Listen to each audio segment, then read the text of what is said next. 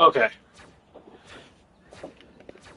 So this stream is going to be me explaining every single team up for every single character in the game for Season 9. Because they have revolutionized the team up system where everyone, I mean every single person in the game has two team ups. So if we go to Hawkeye, A psychic upgrade. he has two team ups, right? And you can see both the team ups in his ability description. And this goes for everyone.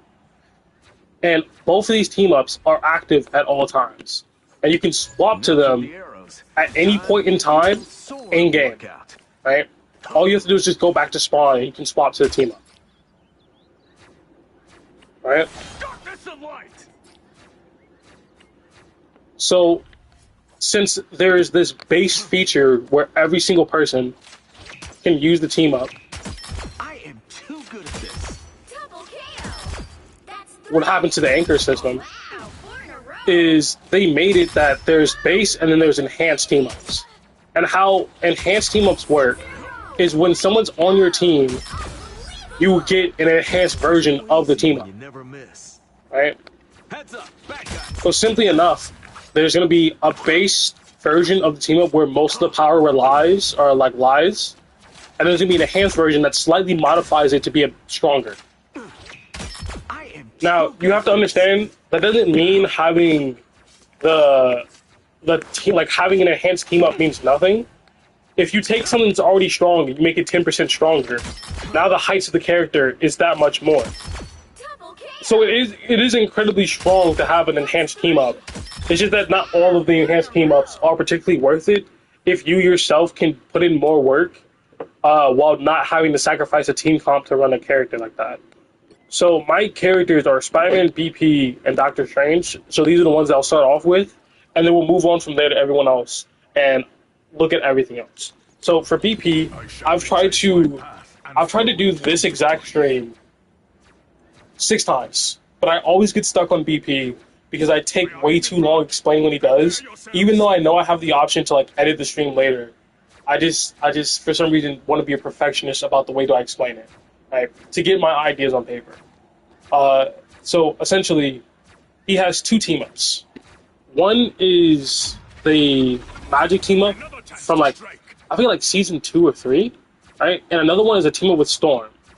So the team up with Storm is an AoE ability that marks enemies. This is really good for BP, and so is the magic one, but we're going to start off with the magic because that's the simpler one to explain. Now, the way the magic one functions is when I press the button, it rewinds time, and then sends out an explosion that marks enemies wherever I come out of. See? And you can see it gives you bonus health. How much bonus health does it give you? You go up to 325. Alright, so you get a bunch of bonus health for being in that state. Actually, no, it's not. You don't get 25. You get 75 bonus health because 25 you should get 300. Or no, you get 50. You get 50 bonus health. There's 3 reasons why this team up's really good. One of them is if you're doing a soft dive where you're not full committing your resources, it's perfect. You start on high ground, you dive down, you make Cloak and Dagger use her bubble. Now she only has 2 defensive cooldowns because Cloak and Dagger got a buff where she has like a cool team up where she has a defensive cooldown. I'll show you later. In fact, I'll just show you now. Fuck it. There's no point not to. So let's say Cloak and Dagger, right? Get ready. She has this team up now where she's immune to all damage and she heals herself to full. Right? So now she has this, which stay buffed to do 50 per second, on top of the 60 flat healing it gives you on contact, and fade, which means if she cycles between these two, it's going to be extremely hard to kill her in the first place. Now, if you're a BP and you know she has this cooldown, you have to do this and rewind. Now pretend I didn't do spin kick, that's bad. The idea is you come down from high ground and you rewind to a safe position and bait out that cooldown by physically going there. Because there was a simple mind game that would happen between BP and support players where BP will go, okay, I have to bait out a cooldown. I have to. If I do this and dash them, that's half their health bar. They're going to use the cooldown. They have to, right? And then the support player would obviously use the cooldown. But BP is now physically down here near the supports in the line of fire, near the team, where he could be CC killed, and it's a risk for him. It's very risky. Right? Double kill. But there's another mental game aspect of, oh, the support is going to start reacting to the spear mark and start using their cooldown immediately to just ignore me. So if I throw a spear, they'll waste their cooldown, and I don't have to put myself in danger to do it. Some supports do not respond to spears. Some. You can quickly force them to respond to spears by dashing them, but then it has a problem of when you do that, you're putting yourself at risk, right? And BP has like these 3 pillars or 4 pillars that really causes him problems. That's all stems for his inflexibility, which we'll get into in a moment. One of those pillars is risk reward, where the risk reward of me doing this and a support who can heal themselves is low because if I don't time it, it's high. Like the reward ratio and risk reward ratio is low in the sense of I won't get much reward for how much risk I'm taking because the support can CC me. The support can just, if they live long enough, just put down something that makes them entirely invulnerable. The other support can just heal them, and then BP cannot get a kill. Right? What this does is you can, from whatever safe position you're at, teleport back to safety and bait out the cooldown, forcing them to pull off the cooldown. They have no choice. Right? Which also means, theoretically, if you're down here being aggressive, and it's like, oh shit, they're all turning to look at me. If you can portal. In fact, you can portal, and while you're portaling, look in the right direction and dash away. Right? It allows you a measure of safety that you wouldn't otherwise be able to get because the team up. Right? Now, another thing that it's really good at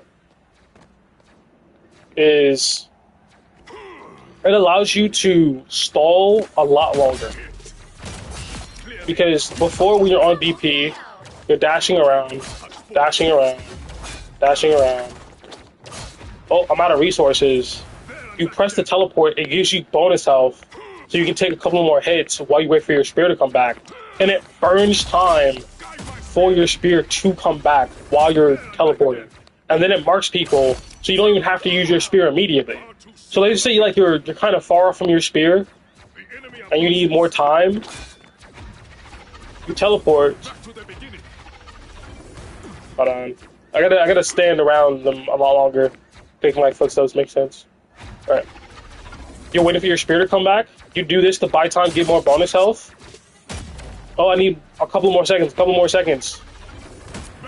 Okay, dash. My spear's back.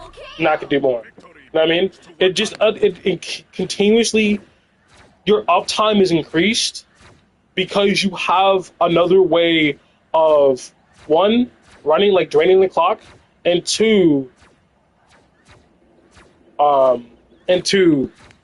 getting your resources back. The bonus health helps a lot, alright? And then 3, another way that this ability helps, like quite a lot, is that it allows you to play into your counters a lot more. Like, a lot more. Alright? Because the way that every single team up in this game is now functioning, in my opinion, is it's functioning as a sort of way... It's functioning almost as like a way to enhance someone's strengths and then compensate their weaknesses. So you can see for BP with this team up, it compensates his squishiness with a move that automatically gives him bonus health and allows him to play into his counters better. Because now I can escape the thing, avoid the damage.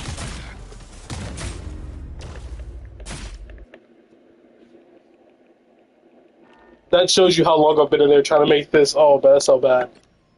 It allows you to escape the damage of... Hold on, let me check my notifications. Since I've been in there so long. Okay, cool. It allows you to escape the damage and buy time for the Thing Slam to go away. Because Thing Slam lasts, if you didn't notice, Thing Slam lasts 5 seconds. It lasts the entire 5 seconds. Right? And his cooldown for it is 10. So if you're able to do math, hopefully you are, you do 5 minus 10, there's a 5-second gap between Thing Slam. So every 5 seconds, the Thing can slam, and if he's playing defensively, like he's playing in his backline, there is nothing you can do to make him leave or use the slam because he's waiting for you. Like, he's waiting specifically on you, so you have to have some sort of, like, choice or counterplay for it. So, like, let's say I'm going in, Thing wants me, blah, blah, blah. Eventually he's gonna fucking dash. There you go. I can disc and drain the clock on it. Does it guarantee me the ability to live? No. Because the entire idea isn't to... The entire idea isn't to essentially allow someone to cheat their counters or basically not have counters or beat their counters with their cooldown. It's a way of giving them an option to deal with or play into their counters.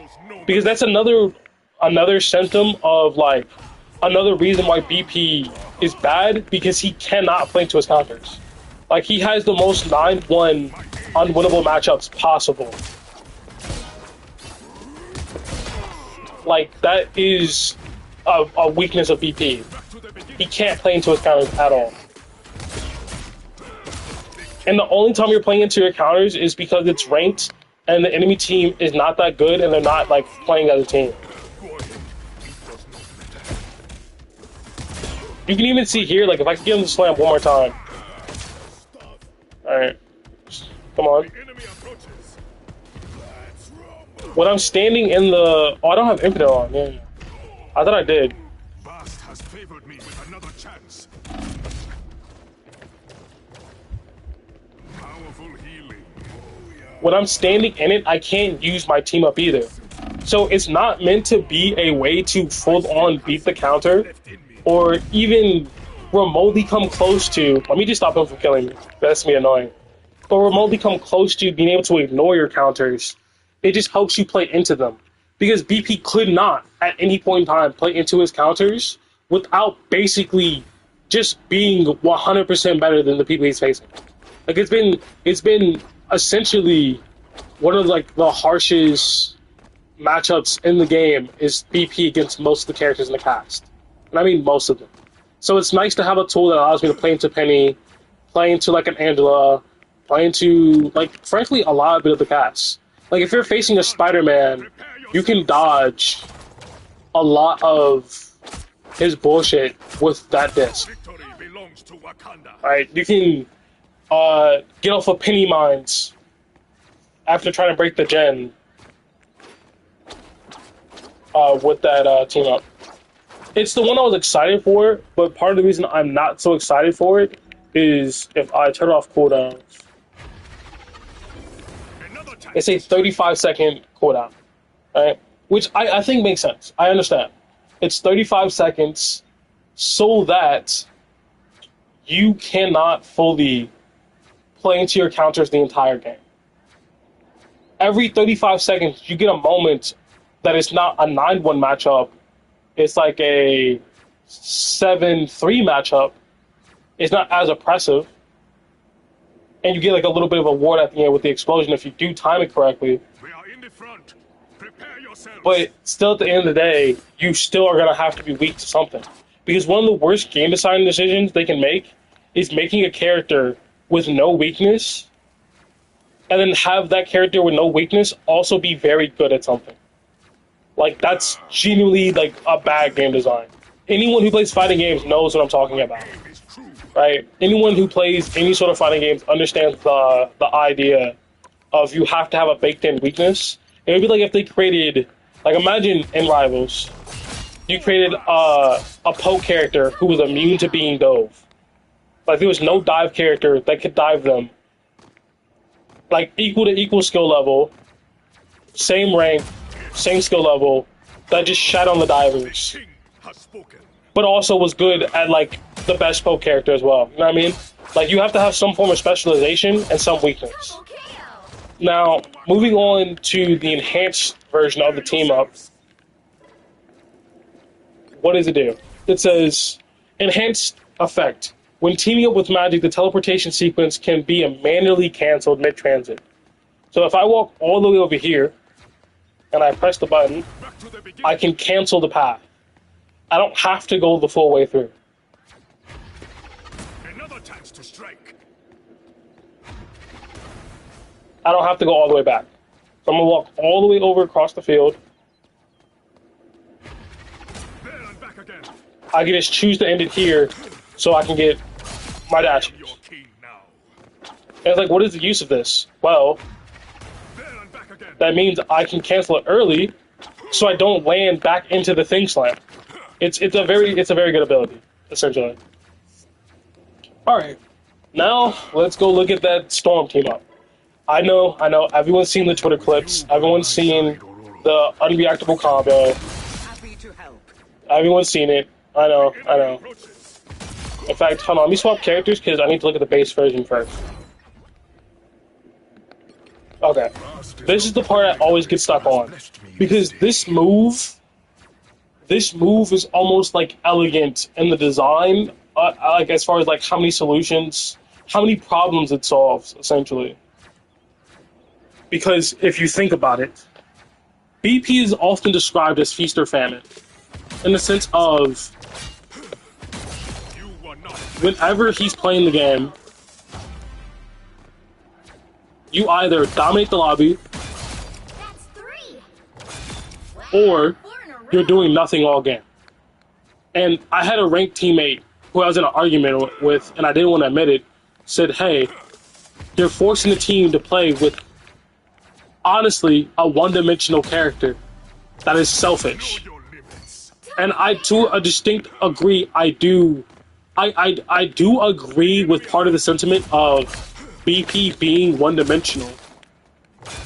Right? Double KO. I honestly give two fucks about that selfish comment. Listen, let's be honest. Let's be honest. Guide my I'm not saying it's not selfish to choose a character who is not the best, right? Because he's honestly, BP might be bottom one character every time he misses a dash. He's the worst character in the game. Because he cannot fight anyone by himself if he doesn't have his dash, right? Double KO. So you're constantly switching between the state of I am a okay character, and I'm talking about last patch, as in for the past year. For the past year, if BP missed the dash, he was the worst character in the game. victory belongs to us. And then when he did have his dash and he was hitting them, he was an okay character at best. At fucking best. Don't listen to any support player tell you that he wasn't an okay character, right? And ask that support player how many games that they fucking won against a BP when he's hitting his dash, or how many games they've won against a BP who like missed one dash at a critical moment. They lived, they pop ult, or they lived to support their team, and his team fucking loses because he's on BP. It's many, it's hundreds, it's thousands. The character was meh at best, C tier at best, and I don't like going to tier lists for the opinions of how strong a character is, because I think it's more nuanced than this character is C tier. Right? I think it's more nuanced than this character is A tier or this character is like, I think the two most unnuanced positions in a tier list is F, as in if your character's F is unplayable, you cannot play this character and win a game. And if you are, you're playing against bots, like you're playing against people who are not remotely close to having any idea what game they're playing. and S is irredeemably this character's broken and needs to be nerfed. And this is what I disagree with every single tier list I fucking see, because they'll have 5 people in S and go, yeah, guys, these are the best characters you got played in this game. It's like, okay, but they're just gonna be nerfed, right? But no, they're never nerfed because they keep putting people who are not S tier in S. So, like, you can't trust a tier list. You can't. We're beyond it being someone's opinion, because you can trust someone's opinion. Beyond it being an opinion, you can't trust tier lists because they overuse S. Frankly. Has there been several S tier characters in the game? Yes, but I feel like there's some characters where it's just like, they're having a good season, we're going to put them in S. That's not how that works. You just put them at the top of A. This is a PSA announcement. S is for broken characters only. Please stop putting characters that are just strong and dominant in S. Please, thank you. Anyway, the whole explanation is that he's a one-dimensional character, and that one dimension is this: one shots. Like, genuinely, if you look back at the patch, like at the patches BP has received, and yes, guys, I understand that he has a one shot for 275s, right? That's very good now. I will explain why this is good later, but I understand that this combo is super strong and it's very good and it's gonna make your lives fucking pain. I understand, but listen, BP's core issues that he had for the past year was being one-dimensional and inflexible, in the sense that he literally can only do, I'm insta-killing you, or you pop a cooldown to save your life, and then you kind of just live, right? When it comes to supports. When it comes to DPS, it's either I'm insta-killing you, actually, the DPS, I feel like the more matchable, like, I feel like facing a DPS versus a support is better on BP, depending on the DPS, obviously. But you get the idea of he either assassinates you or he does nothing, because he cannot reasonably peel against tanks. He can only peel against DPS, and some of them are just not really a good choice to peel against, right? Like, a perfect example is like Venom. You can't do shit about a Venom. You can try to help out with DPSing, but at the same time, you're just wasting your time, and you just need to wait for your cycle. Because, like, essentially, you have to wait to, like, clear the Venom to dive, and you don't do it fast enough and reasonably enough, right? Because you are not frontline pressure, you're backline pressure, you're a diver, but you're also have no peel potential, you have no team utility, you have no longevity, right? The amount of time a BP can stay in your backline is as long as he's hitting dashes. The second he hits dashes, I mean, he misses a dash, it's over. He can't do anything. Daredevil, Black Cat, Iron Fist, Magic can all miss something and keep playing the game afterwards. They don't just instantly explode and die and become the worst character in the game, right? Because they're not one-dimensional, right? And that teammates' argument of you're forcing it to play with a one-dimensional character, although it was correct that BP's one-dimensional, it's idiotic to say, I mean, besides the fact that, like, you're basically saying just play the top characters every single time you can have trouble, right? And secondly, it misses the point that it's not one-dimensionality that makes BP bad. It's not the fact that BP's one-dimensional that makes it that I shouldn't play him, or you shouldn't play him, or he has, like, a tough time. It's his inflexibility. It's his inflexibility, which is like, he is one-dimensional, but it's because he's made to be inflexible. You can make a character like BP non-one-dimensional and have other things to do, but they didn't do it because he was inflexible. He had limited resources, right? He didn't have any sort of utility. He couldn't break any like, he can't break penny mines. He can't break rocket gen. He can't break rocket respawn if it has, like, the penny mine team up now. Like, before it would take too long. He can't shoot squids. He can't break Emma barrier, right? Like, he can't break White Fox barrier. Like, there's so many things that he cannot do. He can't even really break, like, Invis barrier like that. Like, there was no utility that he had, on top of having a weird synergy where the mechanical skill you need to be to play BP at a high level or relatively mid-level is high enough and punishing enough, like the risk reward of it is so high In the front. that you instantly die for any mistake without having much reward. It's genuinely insane. So again, resources like low. He has limited resources, highly punishing, and not good risk reward. Because I can tell you another character who's just as one dimensional as fucking VP Hawkeye, The arrows. Time to where get old the one sword thing Hawkeye does is that. If it's like, hey, how do I solve my problem? On Hawkeye. Oh, I'm being dived by a Psylocke. Have you tried hitting your headshot? And if to you that sounds unreasonable to expect to happen every single game against people who are trying to win, same thing with BP. If I say, oh, just go one shot a healer, that's not how that works. You can't just go one shot a healer. We got company. Like, it's not always going to be an option. Was that That's why my BP arrow? would cap out at like a certain amount of rank. And I'm talking about for the past year. I'm not talking about current patch. Last year, like for the past year, BP, all you would hear people say like, "Oh, BP just needs like he's so busted, he just one shot you," and then you'll have a BP in your game and you're not one shotted.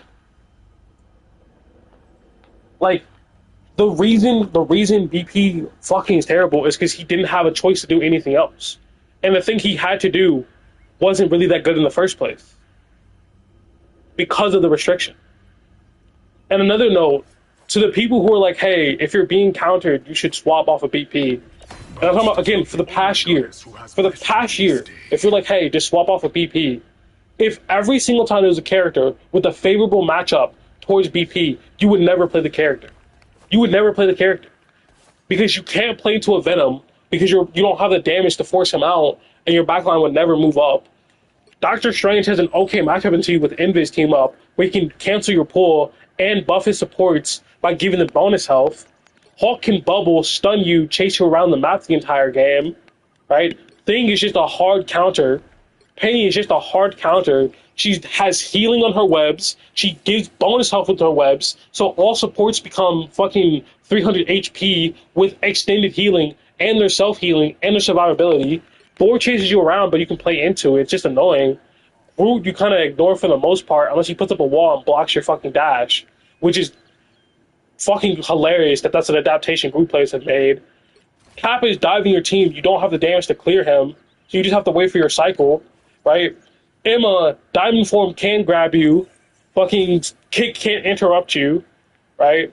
Rogue can chase you around, can CC you all the time, and has the damage to actually 1v1 you, and the health pool, and the movement. Angela literally can chase you around the map forever. She will catch you. The Angela 1v1 isn't as bad as I'm making it seem, but it is still a problem that, like, if you're setting up, Angela can chase you around and stop you from setting up. Alright? Mag Bubble, for himself and his support, the shield to block spear, Dino's barrier, and the ability to grab you, right? Like, it seems like, oh, you're getting caught by a dinosaur? Like, what are you doing, bro? It's not that I'm being caught by the dinosaur. It's that he has a giant fucking hitbox the size of his body for his grab, and his barrier can block spears, which creates a situation where you can indeed be fucked over by a dino. And this is just the tank category. Like, Tank Pool has a gun ult that kills you for existing and missing. So when you try to leave and dash away, or you're trying to do your combos, you end up dying in the process because you take damage from dashing through people, and you take damage from the fucking ults. Like, every 40 seconds you're going to be solo ulted. Every 40 seconds. Genuinely. Hawkeye's a favorable matchup, Storm's a favorable matchup. Spider-Man is purely skill dependent. If you have the skill to land the spear on Spider-Man, right? You can dash him when he does the uppercuts and kill him instantly. Because he's 250. You have the ability to instantly kill him. Instantly. Right? If you have your ults and he tethers to you, like he pulls himself to you, you can ult him with damage reduction and kill him instantly. You can dash away from his, like, pulling himself in, like his bread and butter. You can dash away from it and on the correct timing, and then just pray to get away and buy time to get your stuff back. Other than that, it's kind of a losing scenario. But, like, I'm not going to pretend like you can't play into a Spider-Man. It's just a skill. It's a skill check, right?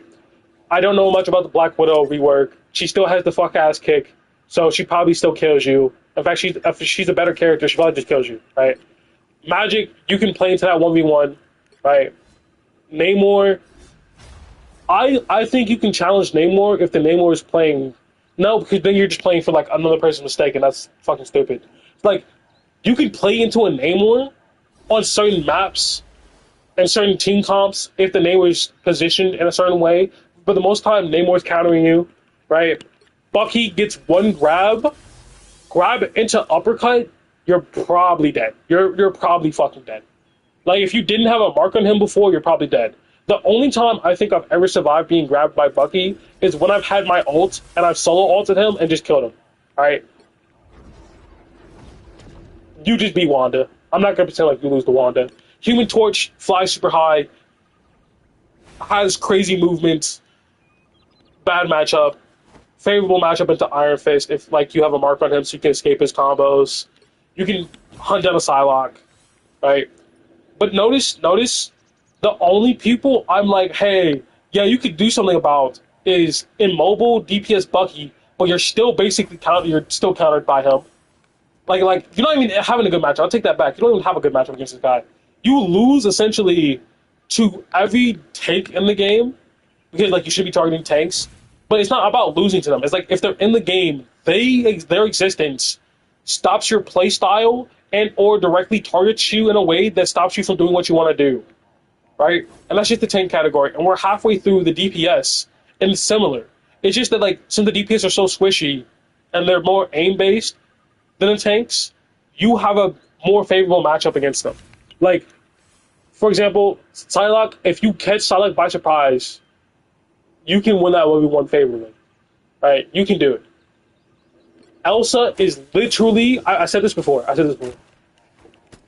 all they had to do to allow themselves to buff BP, right, is they had to introduce a DPS who had some form, a DPS or tank, some character who had some form of anti-speed, like speedster utility that's turn your brain off, place down easy, and that way BP wouldn't be able to go near that team, otherwise he'd be hanging himself.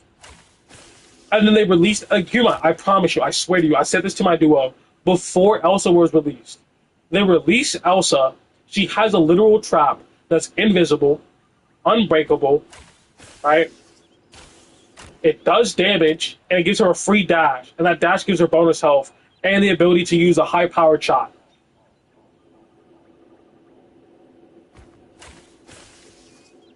That literal description matches that description of placing something down that just fucks over BP was the exact thing, very exact thing I said they needed to do in order to buff BP, and I think they buffed him I want to say like a little bit after, like maybe like a couple, like 2 seasons or a season after they buffed him.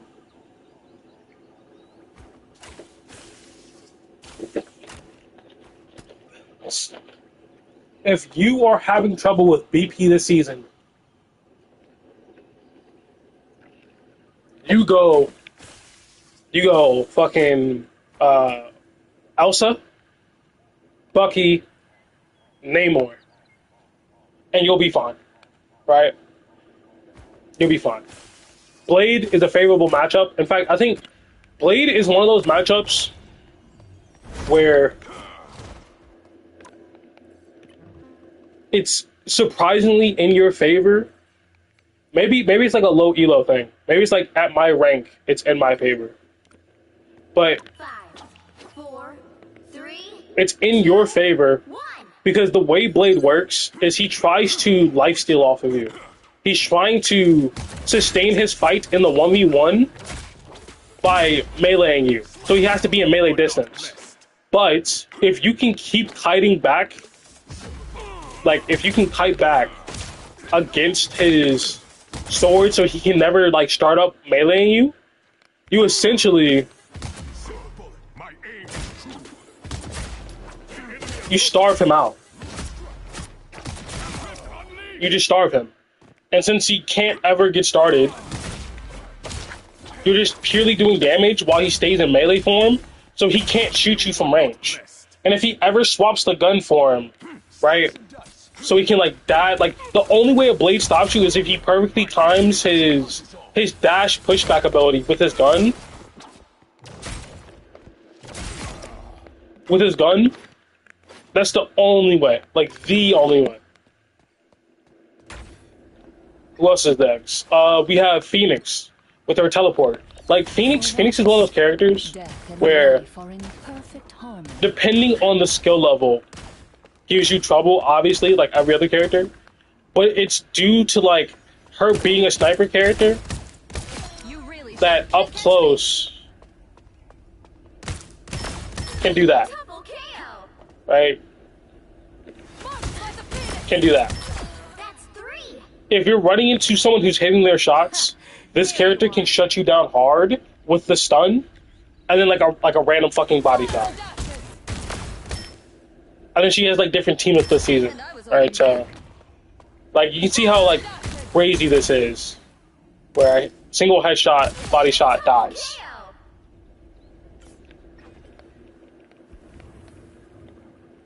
So, Hela's a victim, Punisher's a victim, Black Cat can face you pretty easily, Iron Man's a victim, but people say he's a flyer, so he counters you. And if you don't have the consistent skill to kill a flyer out the air, and you're not saving your ult to kill the flyer out the air, to make him the swap, then he's a counter. But then like that's just like a skill issue at that point.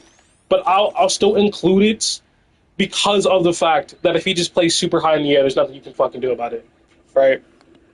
Squirrel Girl gets eaten, Moon Knight gets eaten, Mr. Fantastic is a counter, Wolverine you can't really do nothing about, but if he gets his hands on you, you're fucking dead. Fucking Star-Lord, I'll say the counter. You can play into it, but it's way more in his favor. I fucking hate this cringe-ass character. Of course, the Deadpool has gun ults. He can chase you around pretty easily. And, like, the thing is, consistently damaging BP is one of his worst, like, one of his biggest weaknesses.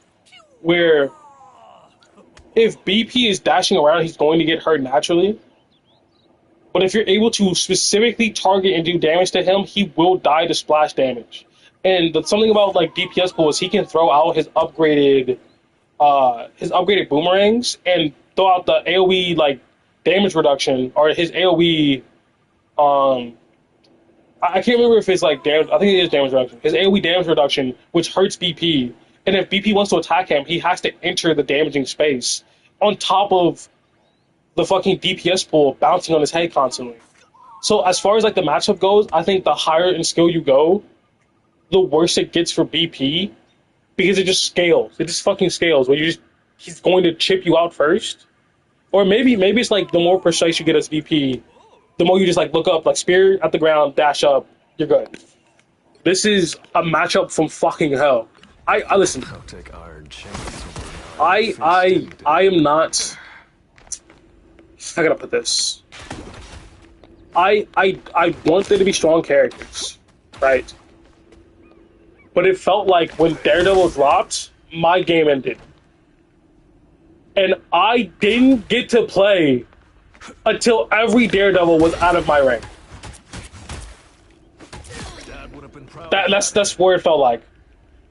All the Daredevils got crazy high ranks, or got ranks above me, or stopped beating my games, stopped seeing them, I got to play the game on BP again. Like, I know that I have an issue of not swapping when I need to. That is indeed something that happens. I understand that. But it felt like no matter what I did, and like I remember I can't remember if it was Slushy. I think it was Slushy. He was like, "Oh yeah, Daredevil isn't a counter to BP," and I was like, "What? First day? That was first day." I literally don't think I've seen a BP win a fight against a Daredevil since. If it wasn't me against some low-level Daredevil, I have not won a fight since. This is one of the hard. This Daredevil, Ultron, and Thing are the 3 hardest counters you will ever find to BP ever. I'll be hard pressed. Like even with Elsa, right? If your team, like, in fact, no, I'm gonna throw Elsa in because that trap is just so crazy. Elsa, Daredevil, fucking Thing, and Ultron and Heal Pool are such hard counters to like Deadpool. I mean to Black Panther that is actually ridiculous. It's genuinely ridiculous. And then I'm not gonna cover the healers because the only ones that I think really matter are like Heal Pool, White Fox. I mean, White Fox is iffy.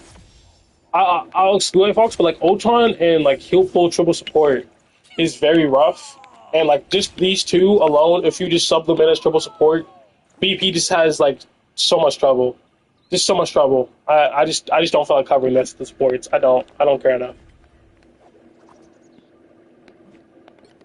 So like Lust is not the only goddess. you would just never be able to play your character. You will never be able to play your character if any of those characters popped on the screen, because all of those characters are very popular and they get played a lot. And even like matchups that you have like okay. Enemy approaches. Hold on.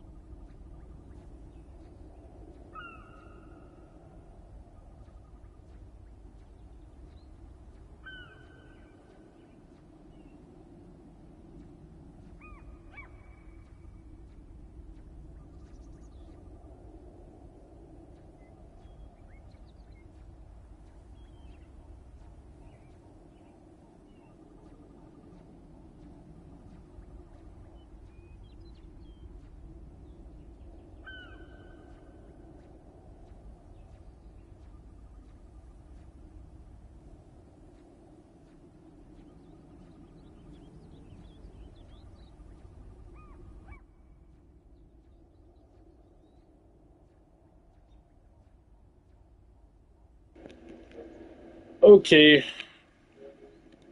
Just joined the party. Screen share. Balance the audio out so I can hit the game better. Okay.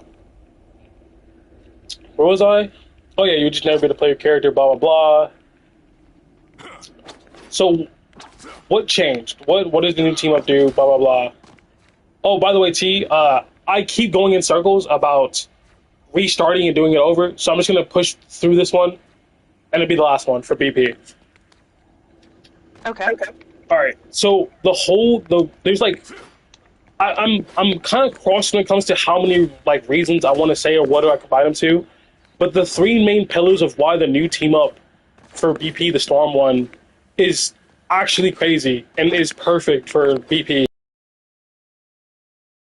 There's 2 sides of every team up. There's the enhance, and then there's the compensate, right? Again, BP's one-dimensional, but he's the only reason one-dimensional characters aren't favorable is because they only do one thing. But like Hawkeye's one-dimensional, but he can still kill through support ults. He can still like we'll just go to the list. Like Hawkeye's one-dimensional, but he still break rocket beacon. He still break shields. He can still, even though his only thing you pick him for is one tapping, he can still peel for his supports. His ult kills through support ults, right? Even though he's a one-dimensional character, he still has options outside of hitting like one taps where he can help his team to compensate. BP doesn't. But this is the only team, like this team up The only goddess allows him to, one, solve his resource problem, because even if I don't have spin kick, even if I don't have all my spears, I could still use one spear, explode, dash, and kill somebody, right? And yes, I understand this is truly unreactable. This is like actually unreactable. I understand that. do our part. But it does solve the issue for him, right? Like his resource dependence was so bad that if you missed a single spear in a 1v1, you might actually just lose because you don't have the resources to keep fighting. Then there's the all too present accuracy issue of, if I miss a spear, like let's say I'm like here, that misses, now we default back to my resource dependence. I don't have it. So I have to be highly accurate, where if I do this, well, hold on, if I do like this and I miss the bot that's going to spawn in, and I hit the wall, I'm dead here. Because now I'm one of the worst characters in the game who cannot fight back. So I have to leave. So you're down a teammate, and I don't have all my resources to go back in. Think about it this way. Every time you missed a dash on BP, you didn't just waste your dash cooldown. You wasted your fucking spin kick cooldown too, which are both around like 8 to 10 seconds. So you're out of the fight for both of them, and you need both of them to be back. So when you're coming back, then you have your spear, and by the time the team fight's over, there's so many times in OT where I fucking lost a game because I killed someone. I killed a DPS, like a Moon Knight who was doing fuck all for his team. But since I double dashed, guess what? Now I'm useless. Now my duo, who's like, oh, I have someone on me, I can't help you. This is the genuine issue with BP.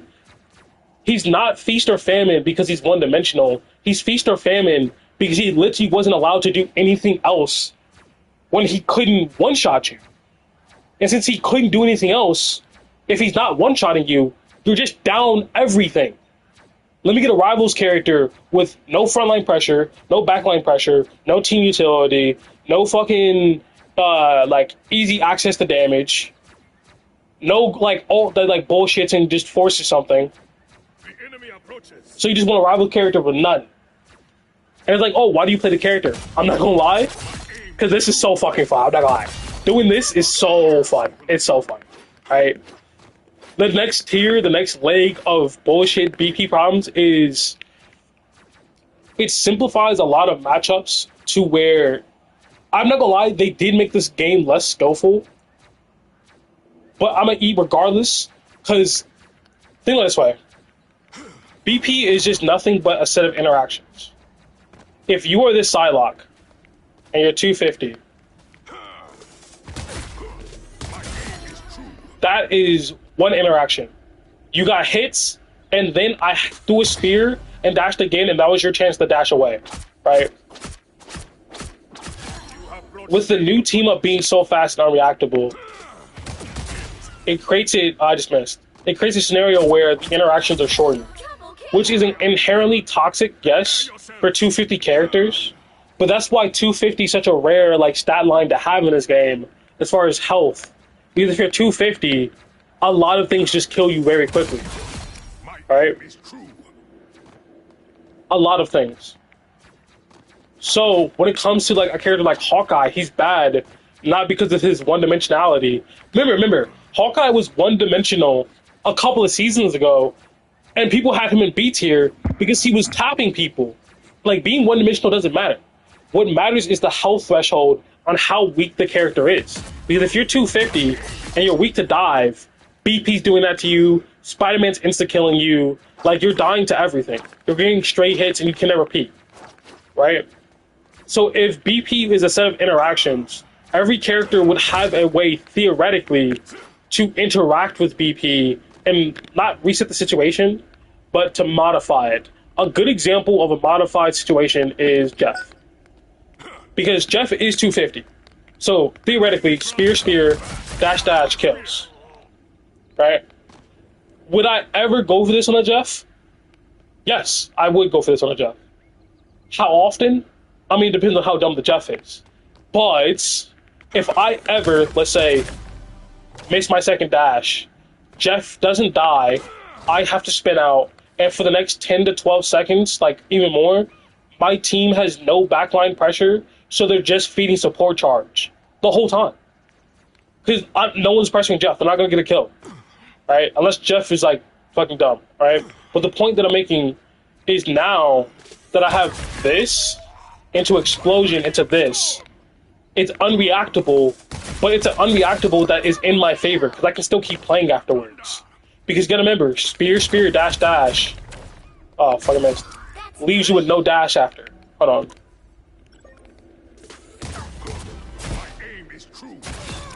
No dash. Right?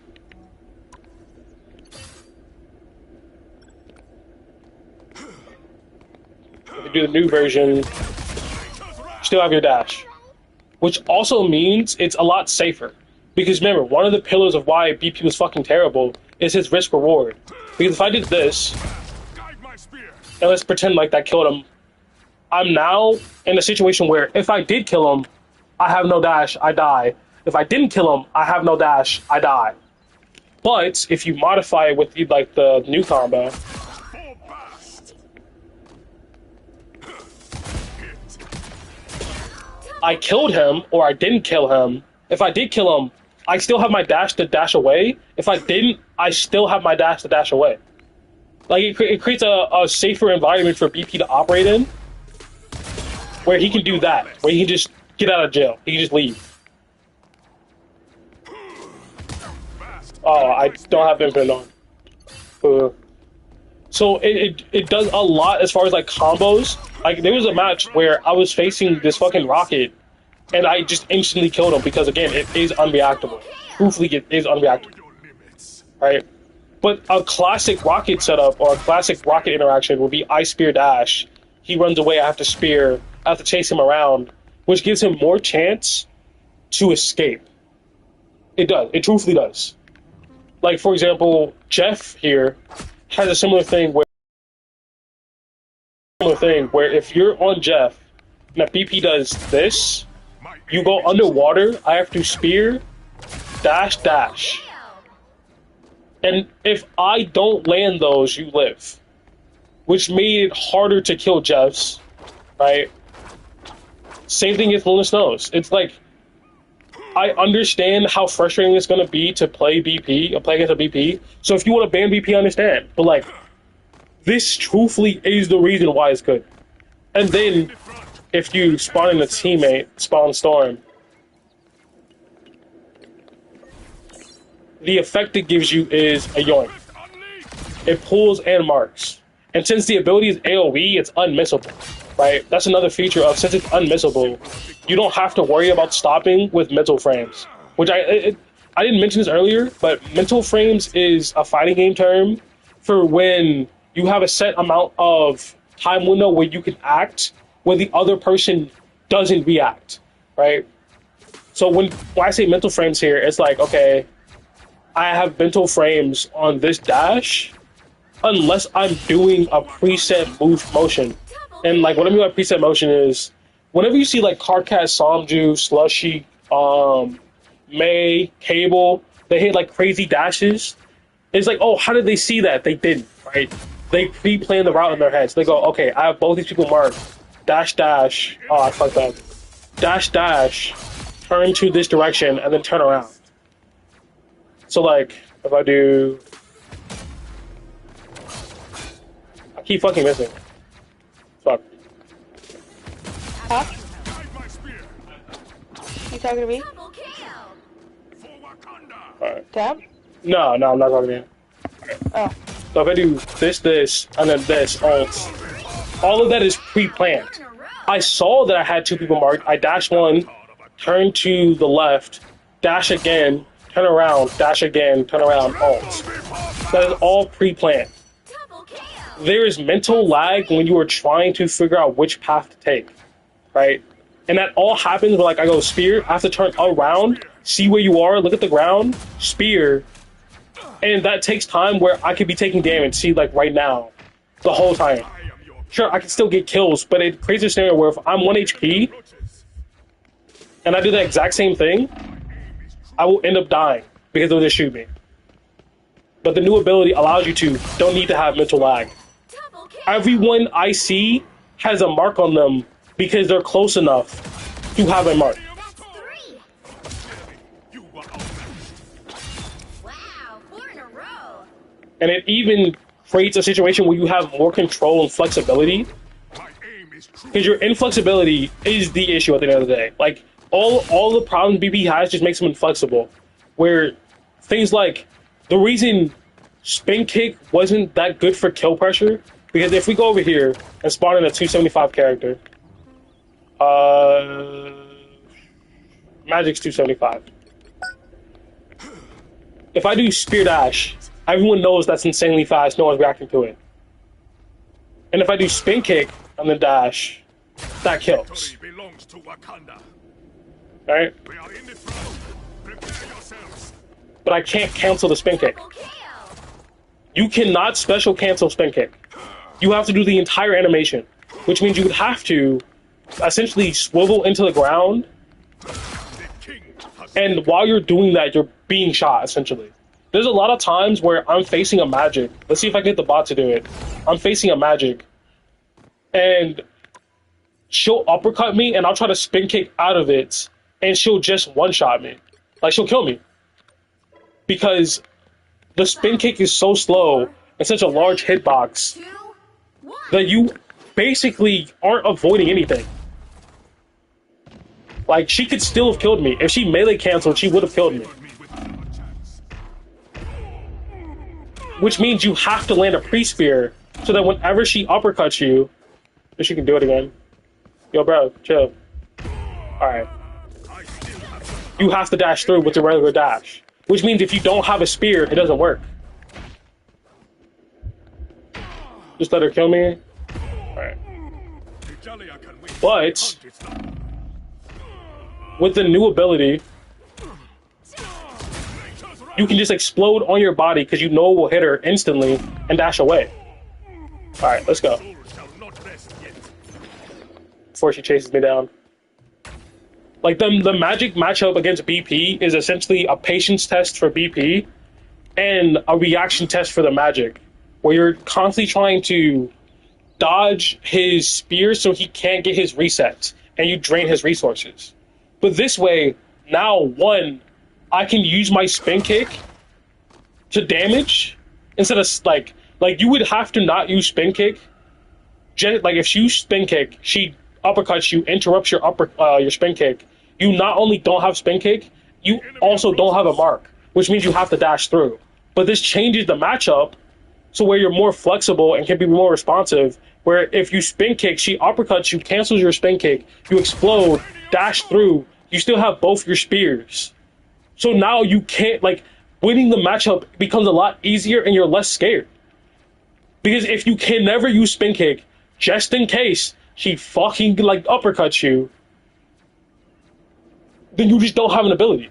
So, like, I'll spear, wait for a disc, dash, spin kick, get uppercutted, dash. I don't have my fucking, like, cooldowns. I'm the worst character in the game, and she has disc, and she has, like, a sword that, like, has a decent far range. Like, I won't be able to win the 1v1 if I miss my dash ever. This just makes it easier for each of those matchups, including Iron Fist, including Magic, maybe even Daredevil. I don't know. The Daredevil matchup I haven't even solved yet. But, like, you get the general idea of, like, it being a non-aim based AoE ability is perfect because now you don't have the mental frame of who did I hit. It's dash, look for a person, dash, right? And it's even good in the sense that it allows you to special cancel your dash, which you have more choice. You have way more choice. So, like, for example, if this was perfect example, Iron Fist. So since the enhanced version has a pull, when you're facing an Iron Fist on the enemy team, you now have a responsibility as the BP. Bait his block. Spear. Oh, he tries to jump away. No, you cancel his jump. He can't leave. If there's a Spider-Man on the enemy team, you now have the responsibility as the BP with the enhanced state to, one, stop him from leaving, and two, you can use it to cancel his attack on you and insta-dash through him. So like, if you have the enhanced team up on BP, Spider-Man players can no longer bully you. Because the second they pull themselves in and you explode, you just dash through them anyway. Right? Because you just stagger them into a dash. Right? If there's a Wanda and if there's a fuck ass Wanda in the air, spin kick up, explosion, drop her to the ground. That's you. Venom trying to leave, explosion, drop him to the ground. He can't leave. Doctor Strange wants to fly up, explosion. Right? There's so many examples of characters with movement. Like, all the Deadpools with their movement, stop them. Right? A Daredevil, stop him. Right? And, like, can Daredevil deflect? Is a good question. Hold on. I want to see if Daredevil can deflect the explosion.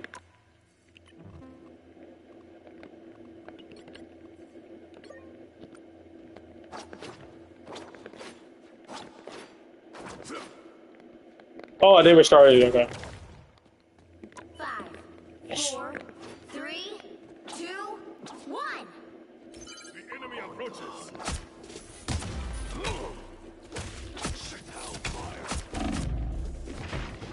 Guide my speed. Wait, I don't think he can.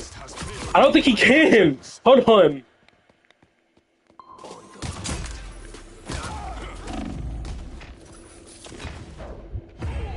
Okay, now he's just fucking bullying me. My aim is true.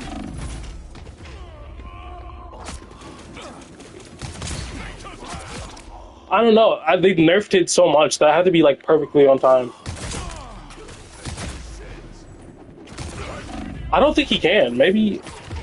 We are only given so many chances to shine. Hold on. Let me try to actually bully him. My aim is true. Oh, he can. He can. All right. They just shortened his parry window down so that it's harder to do. Okay. Enemy approaches. So like, there's a lot of matchups that were made extremely easier, which makes your life easier on BP because of the fact that you have the team up. On top of it, allowing you to have more uptime, which was another major weakness of your resource dependence, that your uptime was fucking terrible. Like there were so many times where you would simply just have to sit here and wait and wait and wait and wait, which is still the case. You can't just like, oh, I have an extra cooldown, I'm just gonna run at people. That's just not how the character works. But now, once you're in there, you can last longer in the fight because you have another ability to reset the situation. So now you have team play, now you have another resource, now you have something that like, even though it's still punishing if you miss, you have another tool that helps you make that process easier to like keep dashing and keep going, right? You're giving some assistance in the process, right? Like it's actually such a good move that it simplifies the flyer situation so much. Where most flyers are 250, by the way, they make them pretty squishy. So normally you would do spear, Guide my spear. like let's say they're near a wall, dash, pretend they missed that, jump kick, dash, and they'll be dead, right? You were not blessed. So let's actually hit it this time instead of missing. All right. Oh shit. Jump, dash, look up, spin kick, jump again to give more time to look. He's dead. And then sometimes the way that I like to do it personally is do spear,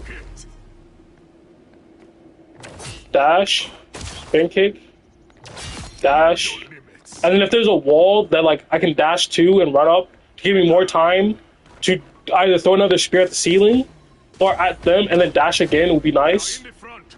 Prepare But now since you can modify your combos with cancels, and I'll show you the cancels after this. You can just do something like that, and they're dead, and you can still keep going afterwards. You can do something like run up wall, spin kick, dash, explosion, find them again, dash. Pretend I didn't miss that dash though. All right, like that's what the double jump is for, to give you more time. So like, what I mean by cancels is, for example, you can cancel your dashes with the explosion, which allows you to do something like that, where you can dash at someone, and it's like simple a victory. it's floor dashing for dummies, if I had to put it somewhere, because floor dashing is you look at the ground to shorten the distance that you go, so you can turn around a melee, and then your spear dash will kill. So the classic combo for 275 would be spear dash, claw swipe, spear dash. Double Right. kill. Victory belongs to Wakanda. But if you just look straight, you're outside of the range for melee. But if you look towards the ground, now you're on top of them. You do a melee spear dash, you kill. Now on besides having the ability to just do that combo and kill 275s, I fucked it up, but Shame upon yourself. besides having the ability to do this, That's 3. you can modify your combos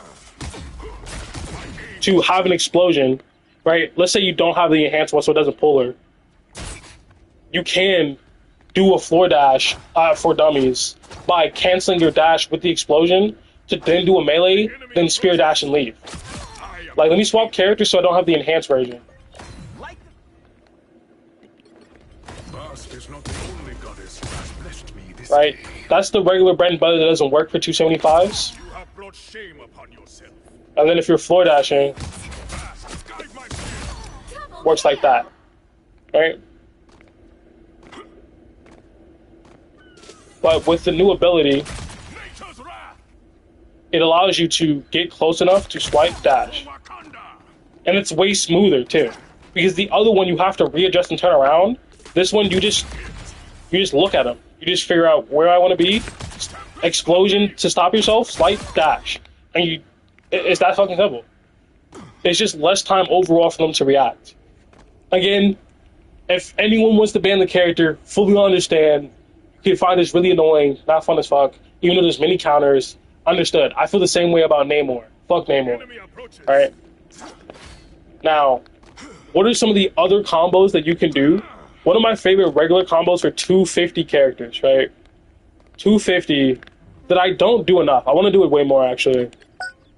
Is spear, dash, dash, turn around spear. That kills. Brought shame upon yourself. What would be the situation you would ever fucking use that? Imagine you're facing a Hawkeye, and if he's spear dashing in front of him, he's going to push you away, and then you have to spear dash, try to get close enough to him again, and he can get a chance to shoot you. You mix up the move order to allow evasiveness and confusion. Oh, I didn't do it right. You do it to basically avoid being shot in the first place. So if this is a Phoenix or a Hela, you run up the wall, they don't know where to look, and they're going to bird or teleport, and like you're not stuck in the middle looking stupid. So like if there's a Hela on the high ground, Phoenix on the high ground, Bast, guide my did spirit. that do both damage? The enemy approaches. Then you can just do that. You were outmatched. Now, what the new team up, like the new ability does, is allows you to do a version of that Double kill. with like where you don't actually have to. So like, let's say you do spear, My aim is dash, dash. far too simple a victory. If you do it correctly, this fucking platform is weird. You can just explode at the end for 250, which is like no, like it's AOE. You don't see them. Blah blah blah. Lack of skill. Blah blah blah. Cool. But what it allows you to do is that, like, you can Double kill. explode them from wherever they move to. So Phoenix would like to teleport, and you could just explode at the end and still kill it, right? Enemy approaches. And if you have the team up, it actually, like the enhanced version, it makes even more matchups easier. So like this generally is my favorite one because I think it just looks cool, even though it burns your cooldown, You were not blessed. right? I think it's cool. But when you have, let's say, the enhanced team up, and you're going against literally anyone 250, literally anyone, let's say Rocket, for example, and you spear dash, he tries to run away, you pull him back in, dash, he's dead. In fact, it's even worse because you can do spear dash, wait for the jump, pull in, melee dash to compensate for his healing. Let's say it's fucking Squirrel Girl. Because Squirrel Girl and Moon Knight are the biggest BP victims because their movement is slow, predictable, and like it gives them way too much airtime. So if I do spear, dash, explosion, Storm. I can cancel her movement and then dash, and like she's in a bad spot, right? You have brought shame upon yourself. But if I do spear dash, spear, she jumps in the air, I gotta look up, people can shoot me, I have to hit the dash, blah blah blah. Right. Is Squirtle 275 now? They made Squirrel 275. Oh wait, maybe she always was. It doesn't really matter to me. So like you can do Spear Dash Explosion. She jumps.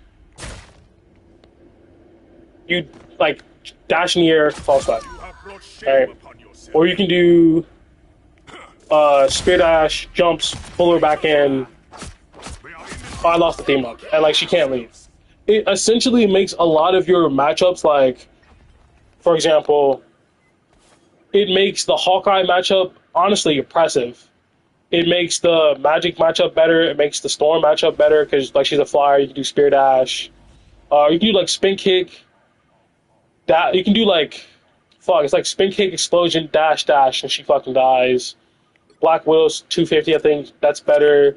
Spider-Man's matchup's better. Namor is the same because he just outranges you, and then you just need to like for the Namor team up. Fuck, I don't want to play Namor. Come on. For the Namor team up, I mean, for the Namor matchup, Has blessed me this day. if the Namor is playing at a distance and you ever sneak up on him, your goal is to Spear Dash, My go over here, wait it out. He's gonna bubble. I am your Do that. friend now. That's essentially it, right? And if you want to include the new team up, The enemy approaches now. Vibranium Right. storm.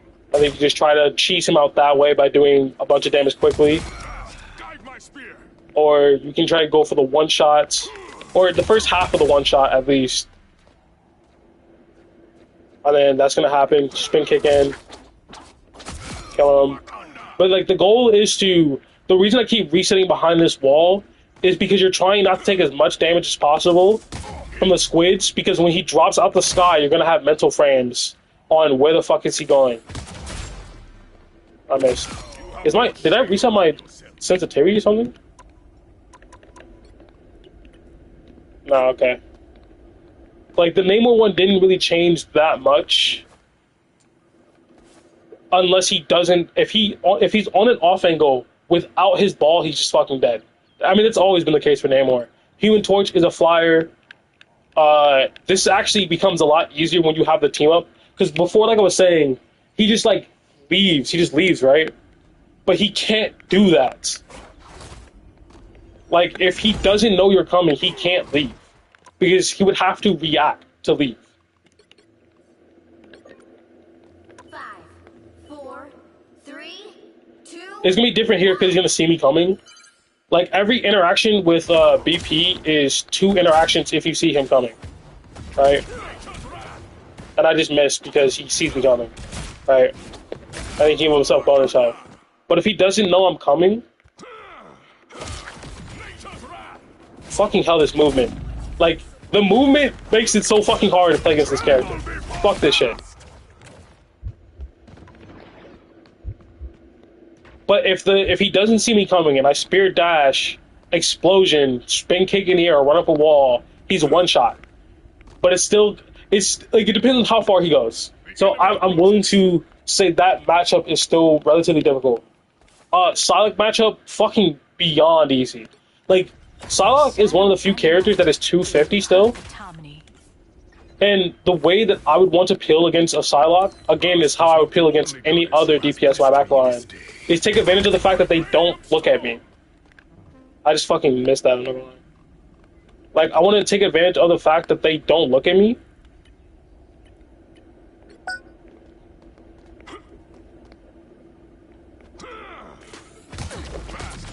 Yo, this fucking platform, not gonna lie. I need to aim higher. It's skill issues. And like, it doesn't matter which position she's in, right? So that means from now on, whatever lane I'm on, she's trying to avoid me. So let's say I was like over here, and I saw, oh, there's a Psylocke over there. And then now she's fucking dead. Which creates a situation where, oh, she's dead? Cool, I'm going to go into her spawn, past her team. Oh, word, Psylocke's going to use both her dashes to get back as fast as possible, so she has no movement. Maybe one-shot her, right? Or if you, like, think she's gonna have her invisibility, and you want to play it safe, you can dash, wait for invisibility, do this, see where she went, and like either spin kick in that direction or dash in that direction. Like it allows you to do so much for yourself, especially if you have the enhanced team up, because you pull her long enough for the mental frames to kick in when she goes, "Where the fuck am I?" and then you just dash her. Like Wolverine, you have more resources to burn down his HP bar and avoid him. Iron Fist, you have more resources to burn down his HP bar and avoid him. Invis, you can pull her out of her invisibility. Also, you can just fucking assassinate her. Mr. Fantastic, you can honestly still the same. Thing is the same. Ultron, he still just they just nerfed Ultron. I'm not sure. Listen, it's unrelated, but I don't know what the fuck they're doing by nerfing Ultron. I don't know what they saw. I don't know what demons they saw when they nerfed Ultron in like the balance patch, bro. Like the most recent emergency patch, it was a day and they nerfed Ultron. Like I don't know. Who else was like Psylocke, Elsa? Elsa. You can kill Elsa quickly, but if she's with her team with the trap down, you're not doing it. Blade is you can fucking ignore Blade. He's terrible. In the 1v1, like fighting 1v1, I think Blade just gets walked down. Phoenix, it's probably still just the same setup. Like she's 250, so you can't just assassinate her. She's not reacting, right? Because like 250, remember, like she's 250, so she's subject to the unreactable combo. Like she's subject to, and I did it again. Okay. Perfect harmony.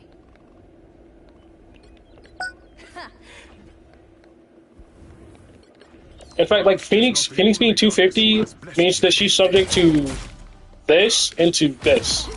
My aim is true. And like that's another reason I like that combo and I should use it more, is because I get to reset my perspective and be like, oh, she's over here, so I don't get lost. But of course, you could just simply do spear, dash, explosion, dash, and she's just fucking dead.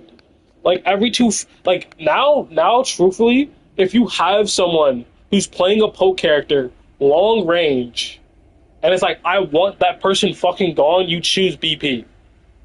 Now when like poke characters are like, all right, who do we ban? We ban Daredevil, we ban BP, and we just see how it goes. Because truthfully, every poke character is like 250 now, except like both Phoenix and Hela have better movement than Hawkeye and do general like better like easier damage. Punisher, free eats. He's always been free eats.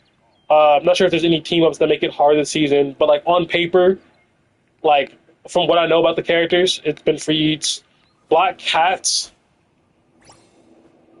I'm still not sure about Black Cat. I'm still not sure. Iron Man's pretty much free eats. You can just fucking do whatever you want to him, unless if he's hitting you with Gamma, I know for a fact with Gamma he's frying you, so you have to be quick. But with the new team up, you can fucking burst him down. Squirrel's free eats. And then all the supports have so many crazy shits and ways to heal themselves. I wouldn't dare call them free eats. Listen, if you have the choice between attacking a support and going to kill a DPS on the side lane, you should choose the DPS. Because you're going to need more than one fucking turn to kill the supports, right? You're going to need one or more fight to kill the supports. And by that time, the other DPS could be farming ult charge and killing your team. So just choose the other DPS. If there's another, the Magic, Psylocke, like Spider-Man on the high ground, and there's a Cloak and Dagger in the back bot healing, you'll have an easier chance killing the fucking Spider-Man than you will have Cloak and Dagger. It's just the way this game has been forever. You just have to get used to it, disable their ability to hurt you, and then go after their healers. Now, that's been a long discussion about BP, and that's the last time I'm ever fucking doing that. We're moving on. Jesus Christ. Alright.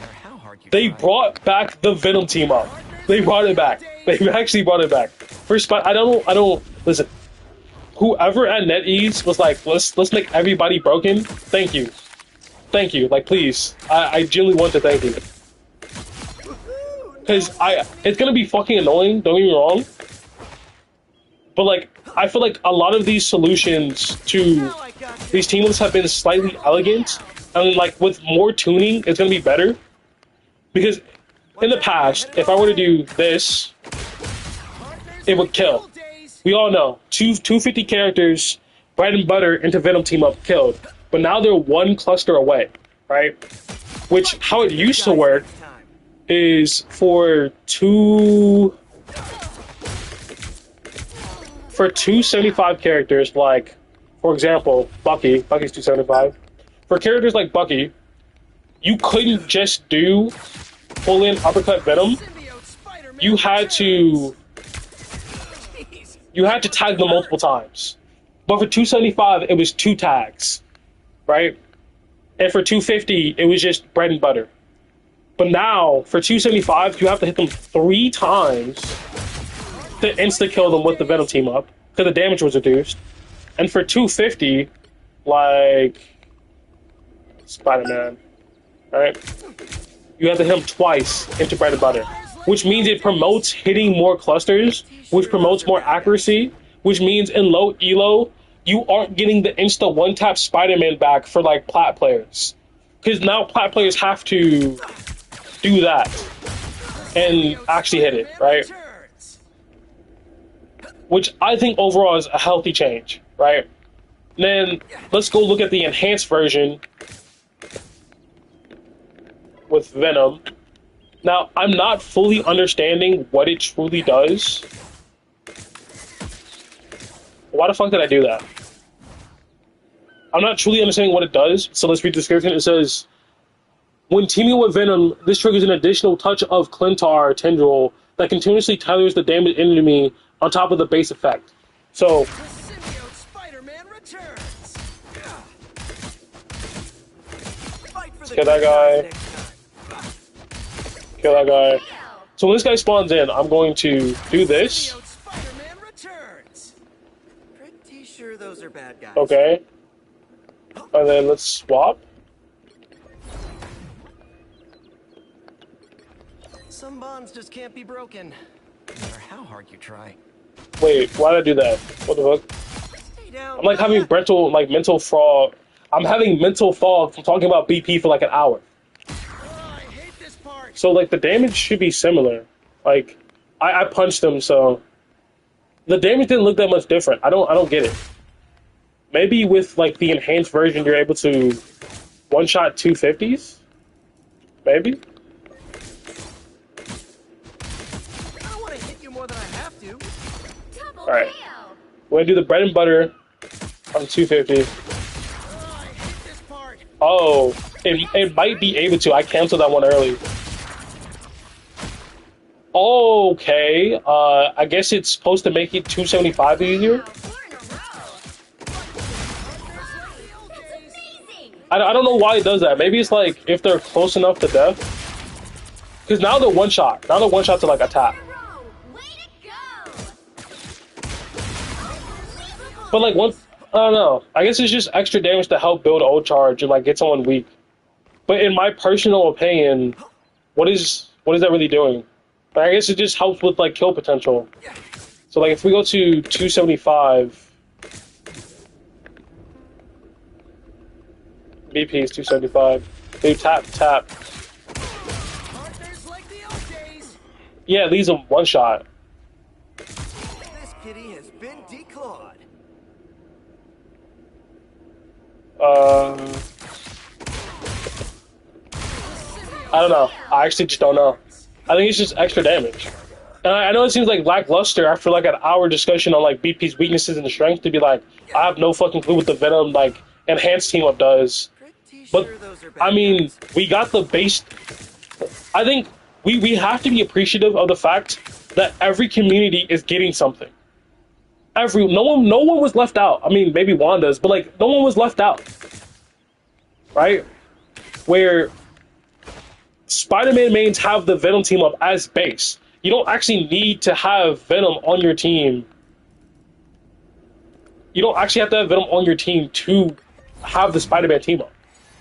I mean, have the Venom team up. I can do it without them, which means every game I have the Venom team up. Every single game. And they're not going to remove team ups anymore. They're not going to add new ones anymore. They're just going to bounce the ones we have. And then like maybe like a couple months down the road, they'll like add a new one for some characters because the old ones weren't good.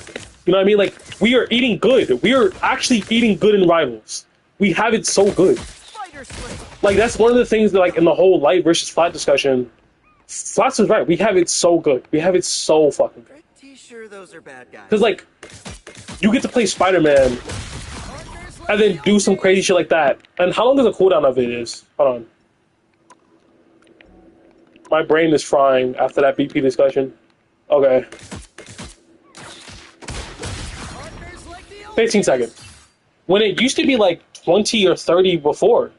So like every 15 seconds, a Spider-Man can go for like a 250 one shot.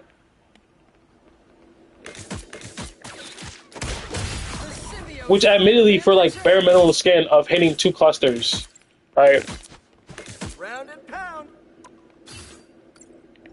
Can I turn it back on? Thank you. And Alright. stay down. Now, something else I want to show is the Penny Parker team up. So many ways this could blow up in my Don't mess with the amazing Yeah, there's a bug. Spider-Man. There's a fucking bug in the game. Watch So, out, they're heading apparently, our way. with the Penny Parker team up and Spider-Man, you can bug out your ults and cancel your ult out, but it still activates and you don't go anywhere. Like, Thanks, Penny. Don't mess with the amazing Spider-Man. there's just a Spider-Man above my head. So the hitbox is beneath you. I mean, the hitbox is like beneath where they think it is. So if I do, Spider Bomb. Don't mess with the amazing I can still be hit down here, Double KO. which means I've seen clips of guys do this. I've seen clips of guys do this. They go, Don't mess with the amazing Spider-Man. it's actually crazy. It's actually crazy. Thanks, Penny. Don't mess with the Oh, I fucked it up, I fucked it up. Spider-Man. So, this actually means absolutely nothing, but Don't mess with the amazing Spider-Man. there's nothing to say about the Penny team up. Oh wait, no. There is. I was actually finna lie to you. Jesus Christ. So there's one very, very cool thing about the Penny team up Crack the whip. that like I genuinely think like the devs had to have been looking at everyone's streams, everyone's opinions, everyone's thoughts. Because now with the Penny team up, right, you have this ability at base. If you spawn her in, if she's on your team, ah shit, I missed. Why am I keep doing that? Stay down. Every time you explode a cluster, you get bonus health. Double KO. I'm 300 HP. Spider-Man is a 250 hero. So to go from 250 to 333 is 80. It's 80 bonus health, and this is every time you explode one. Right? Sure those are So bad if we go over here,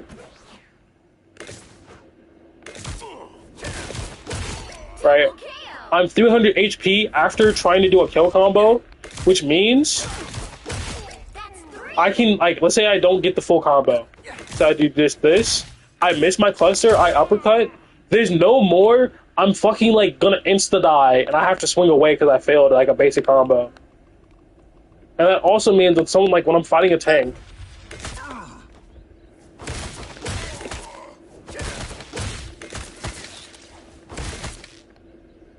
I'm, like, repeatedly healing myself. Like, there's two ideologies with the Spider-Man team up. At least that I think there's two ideologies. And again, it goes to the idea I had about like Fight for the good having- guys next time. Homie City say Watch out, they're headed our way. complementing your weaknesses and enhancing your strengths. One of Spider-Man's strengths is kill potential and movement, right? So they brought back because like the Venom team up was a favorite from the past, right? So like having the ability to like go over here, do all this, and then pop a Venom team up to kill somebody and like combos is one of like Spider-Man's community's biggest feats. Like the Spider-Man community is known for their combos, essentially. So to have Venom team up back after we went through so much work on learning so many different combos, becoming so good at them, like I fucked it up obviously, but like the fact that this combo even exists is amazing. Because then without resources, like important resources, you can kill supports out of their ults. You can pull a cloak and dagger out of her bubble. You can get a cloak and dagger in the air, do this on the way down, kill. I wish I had that clip. I should have saved that clip. I literally pulled a cloak and dagger out of the air, did the first part of the combo. She phased, and on the way down, because I know her phase is gonna end soon, I ulted. It starts to out damage the healer ult, and she dies, and I kill like 3 people. Like, the Spider-Man community has come so far, and I truly, I'd have to say, I really do enjoy BP, but if I could max out any character instantly, it would be Spider-Man. He is just potential, man. This is like, to displace a tank and be brawling out, like, this gives Spider-Man so much, like, brawling ability where he's no longer squishy. Like, the Venom team up with his combos and this team up with the enhancement. And I'm glad that it's with the enhancement and not base, right? When you have to be on your team, right? So you don't have much of a front line. When you have to be on your team, Spider-Man gets to be tankier. Now, I think they're gonna nerf the amount of bonus health that he gets, because this is the same reason like BP got nerfed, because he was 300 HP and he was getting to like 330 with bonus health, which you can't have assassins be that tanky. But for now, we're gonna let it slide for a month. But like, to give any form of like essentially health regen to Spider-Man, like essentially like health regen.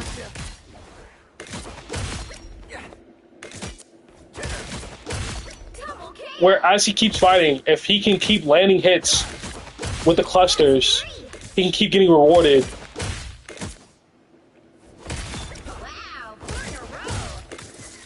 Oh, I aimed too low. He can keep getting rewarded, and in that case, you know,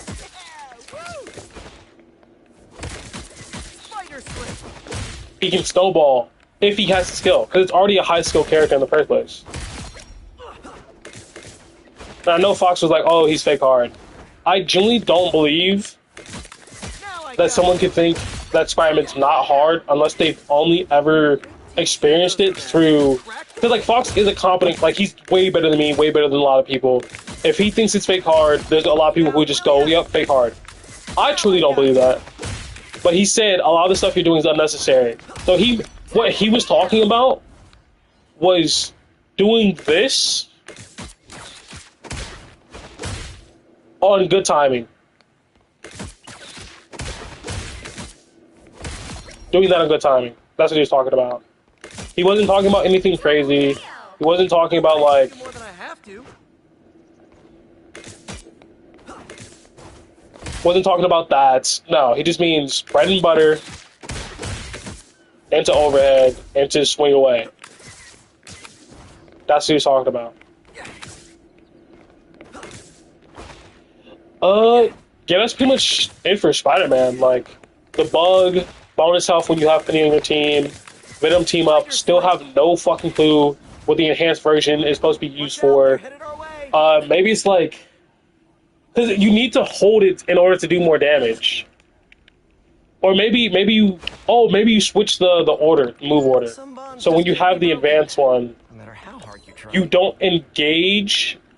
I mean, you don't end the combo with it. You, like, engage. So it's like... Not that one. This one. You know what I mean? Like, you use it to dodge damage and still do damage at the same time. Because if you can do it that way... Kill this one off. Spawn in. Let's say I do this. I push you back. And... What? Do I not have Venom spawn in?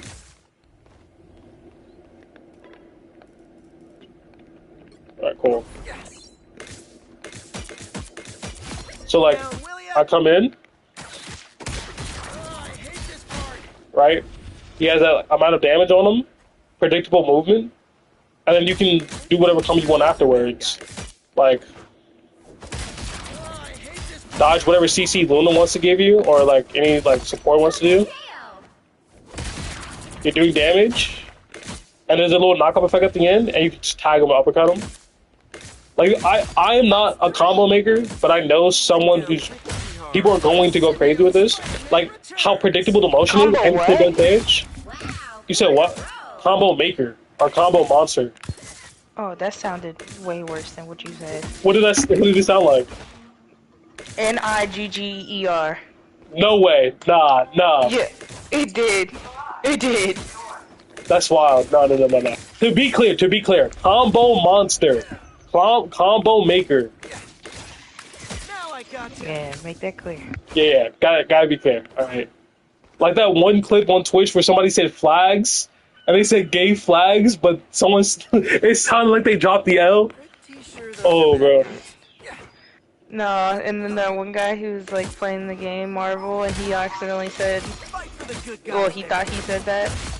He had said something. It was shitters, but it came out to something else. Oh, bro. Spider Sling. It completely took out the shitters part and left the ERS. I'm going to. I'm doing something. No, I'm not. I'm doing something. Spider Sling. Damn. That's him. Go ahead. What do you mean? Okay, sure. Where was I? I can't think of a combo off the top of my head right now. I think one of the core features of this is like the knockup, right? Where you knock them back.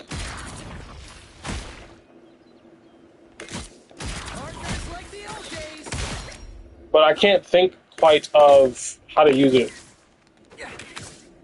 Watch out, they're headed our way. Spider Sling. The symbiote Spider-Man returns. Or I guess that is a way you can use it, like, Crack the whip. Double KO. Spider Sling.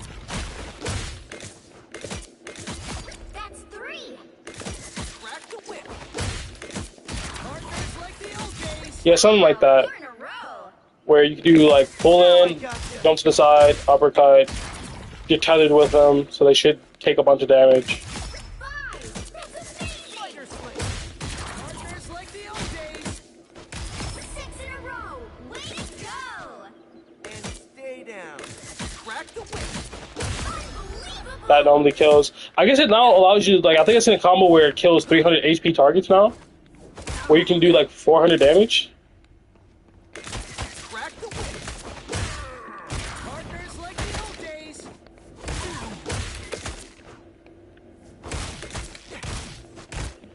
But, of course, that's just up to, like, the people who play Spider-Man to figure out. I haven't played him in a fat fucking minute, but I do have a bunch of time on him. So I'm excited that he finally got it back. I just know it's going to be a pain to deal with. Absolute fucking pain. Another feature of it that they've changed is that it used to be... So, the way it used to work is that the Venom team-up for Spider-Man used to... How do I say this? It used to be invulnerable to damage. I'm just going to say that. Like, you couldn't take damage. But now, when you pop the team up, right, The symbiote Spider-Man you returns. take damage reduction instead. So they've brought the team up back, but they nerfed it in a way to not make it completely overpowered. Is it still extremely strong? I'm just get out the way. Yes, it's still pretty strong.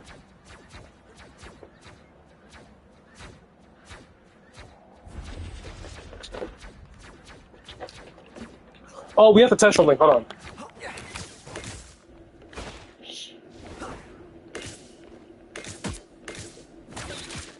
Partners like the old days. Nah, it doesn't knock him out the air. Pretty sure those are Okay. bad.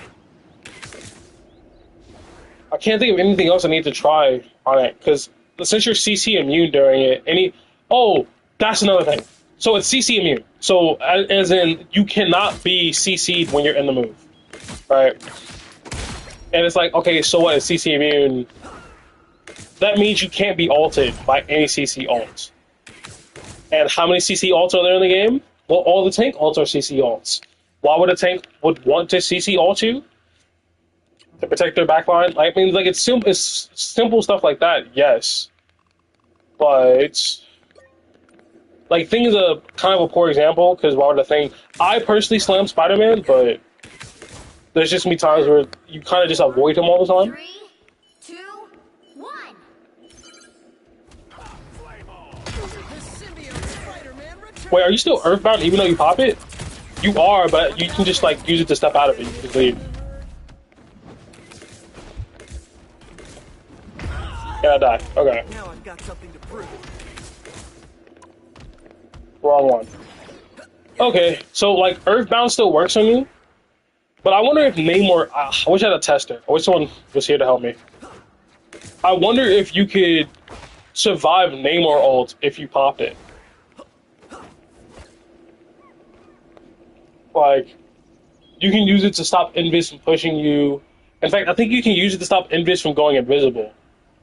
Because if you tether to her, she's constantly taking damage, so Invis can't hide from you. The rocket mashup becomes easier because you're tethered to him, he takes a bunch of damage. So, like, you can... Oh, I got kicked out.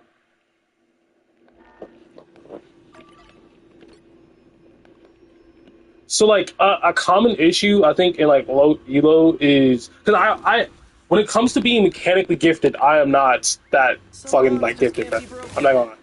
Right? How hard you try.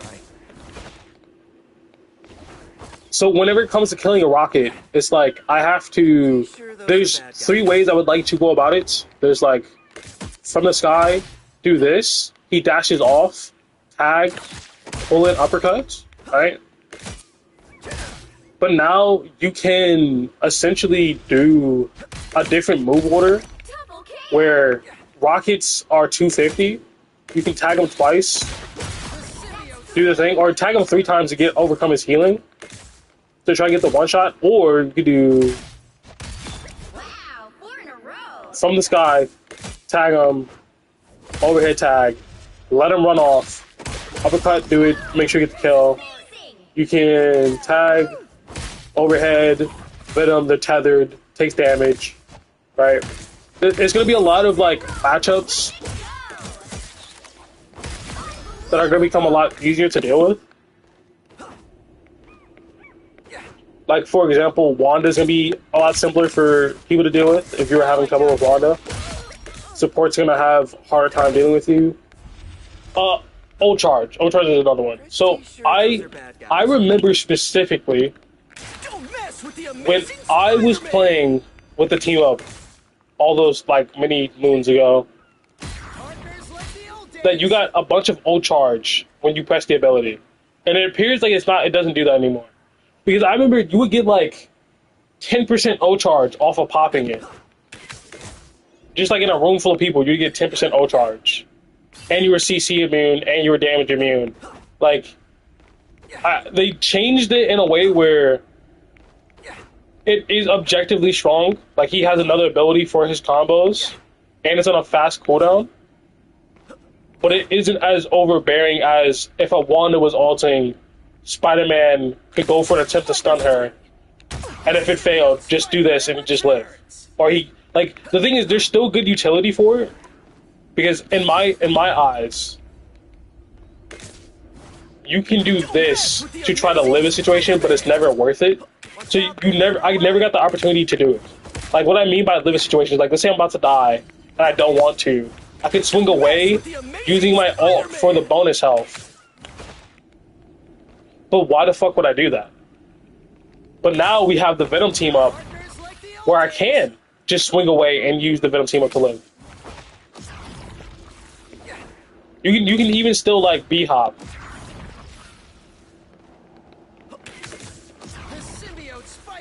Right. So now you can live situations where you would normally get sniped out of the air on. Let's say there's a Wanda on you, and you just go, nope.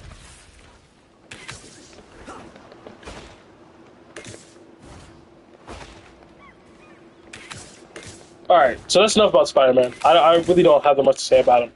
Doctor Strange. Magic and science in perfect unison. Okay. This should be interesting. There's 2 team-ups, Enemy in front of and us. they're both abstract in their sense of value. In the sense of, you don't, like, reading the ability doesn't seem insane. Like, when you read BP has an AoE marking tool that does damage, that can pull and slow people down. It's like, that's objectively good no matter what. That's going to see immediate value. A guy who's played the game for 10 days can press the button and it'll help him out. Strange, on the other hand, is much more abstract of, like, how does that, like, sure, that's helpful, but is that really that good? And it's like, the answer is, like, yeah. So we have Maelstrom and Madness, Gamma, Maelstrom. this dramatically boosts energy charge rates and restores removes the anti-heal curse. So, what does it mean by restore like improved charge rates? So if I go to Envis, 17, Double KO. where's the big guy at? See, like takes a bit time, explode, pulls in, blah blah. If I'm on Hulk, it's charging faster. So I'm gonna swap back and shoot 3 times. 1, 2, 3. I'm at 52, and then if I go Hulk, 1, 2, 3, 57. It's just faster. All right. Is that important? Yes. It's important when you're trying to line up an ult or you're trying to get a pick on someone where you're trying to get to 100 as quick as possible so you can explode and just assassinate them, like just kill them. It's one of Strange's most biggest carry potential to be able to do something like this and take away half of someone's health bar in an instant, and then someone has follow-up, or Strange is the follow-up. Like if a BP ults and then you explode as Strange, you should get a kill. Like BP ult plus Strange ults in the neutral, you should kill through literally everything.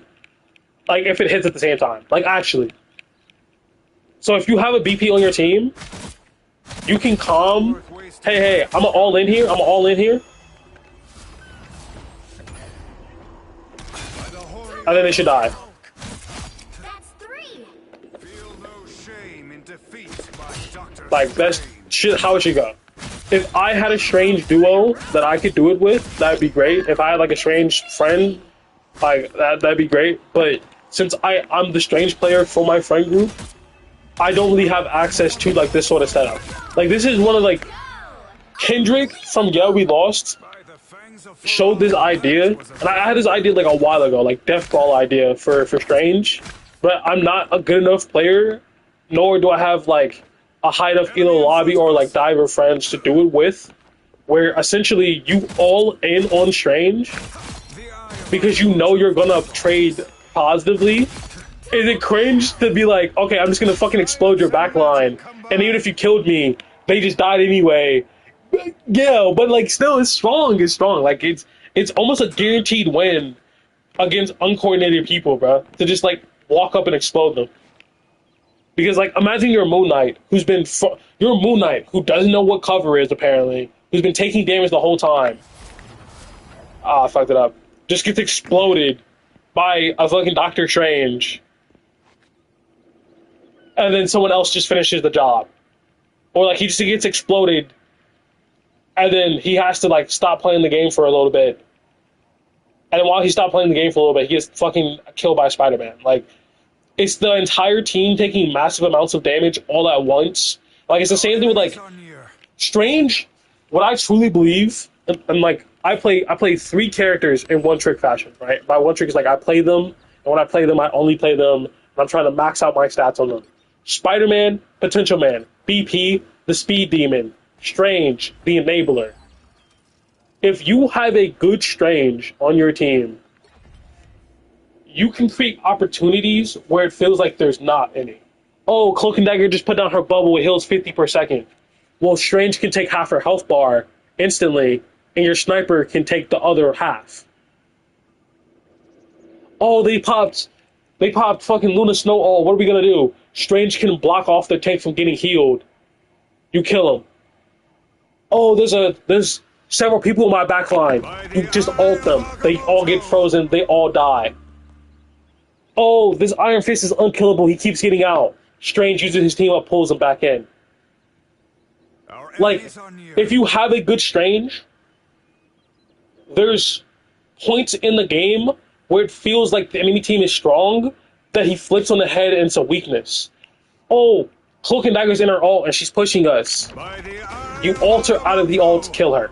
Which can be done on Thing, can be done on other characters, except Strange does 90% of the work of the explosion. Like, when you solo ult Cloak and Dagger as Thing, you have to deal with the issue of how do we get enough damage to burn through this? You have to think about that. That's a genuine thought. which DPS do I have? What healer do I have? Can we focus enough damage? Can we burn through this if we all aim at her? Oftentimes with good players, the answer is yes. If you're not with good players, Strange I said he's the enabler. That's wrong. He's the carry. Like if the Strange is allowed to run rampant, your game sucks. Like there's a random Eye of Agamotto kills you, right?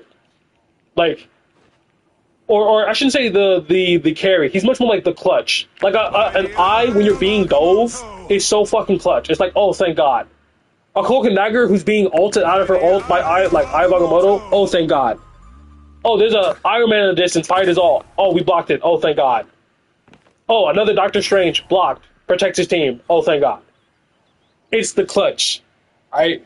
This character, I picked him up in the very beginning, and I haven't put him down since. I have not. There's like other tanks, there's other attributes, but I always found myself at the end of the day going, oh, I'm just going to play Strange.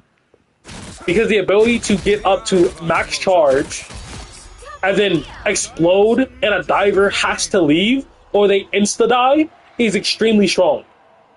And having that same explosion be used to pull him back in is extremely strong. Like, Doctor Strange is the clutch carry, right?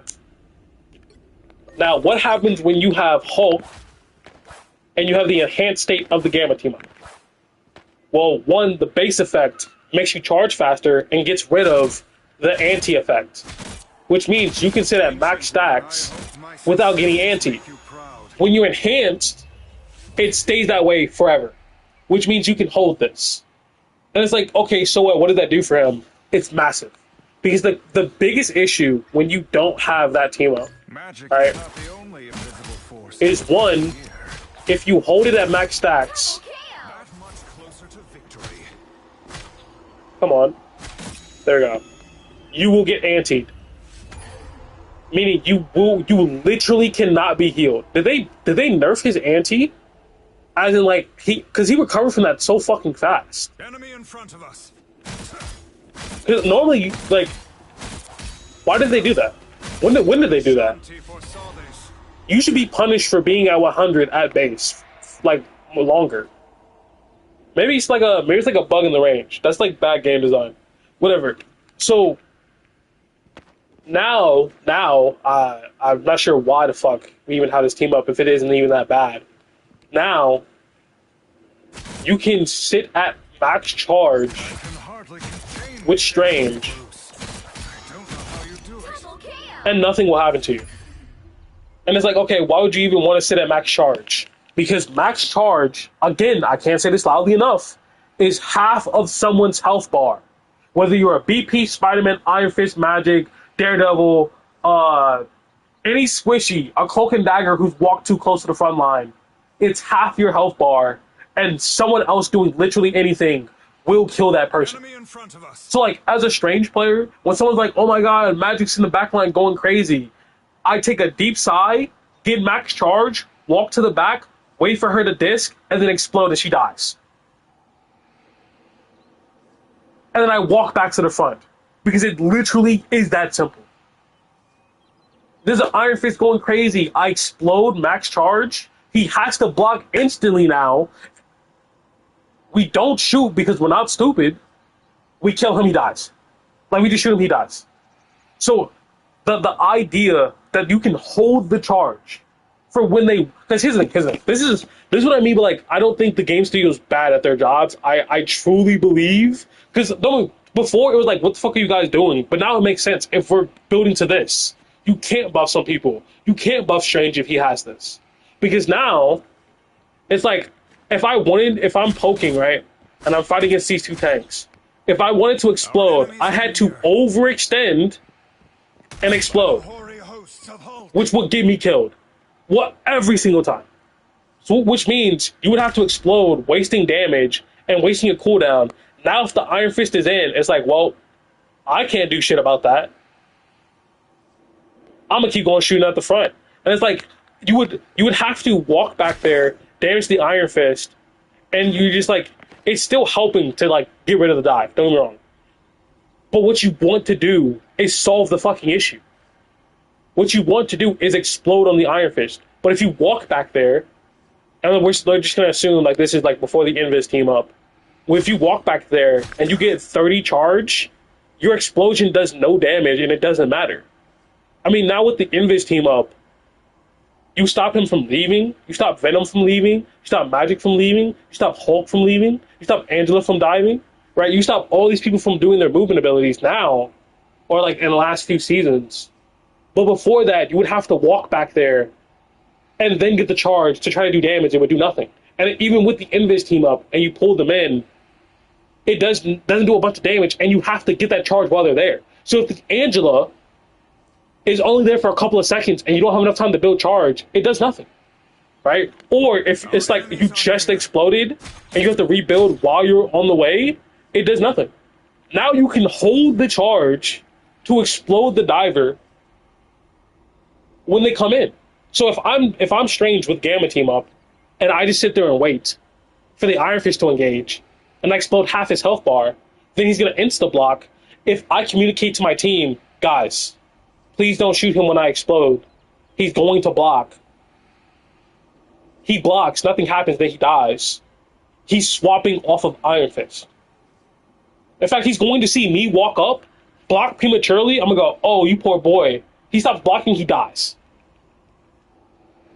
The Strange Gamma team up is to compensate the weakness of the weird portion of his kit where it felt like timing, like, again, it makes everything like better, it makes everything simpler, and it's like lack of skill expression, blah blah blah. I understand.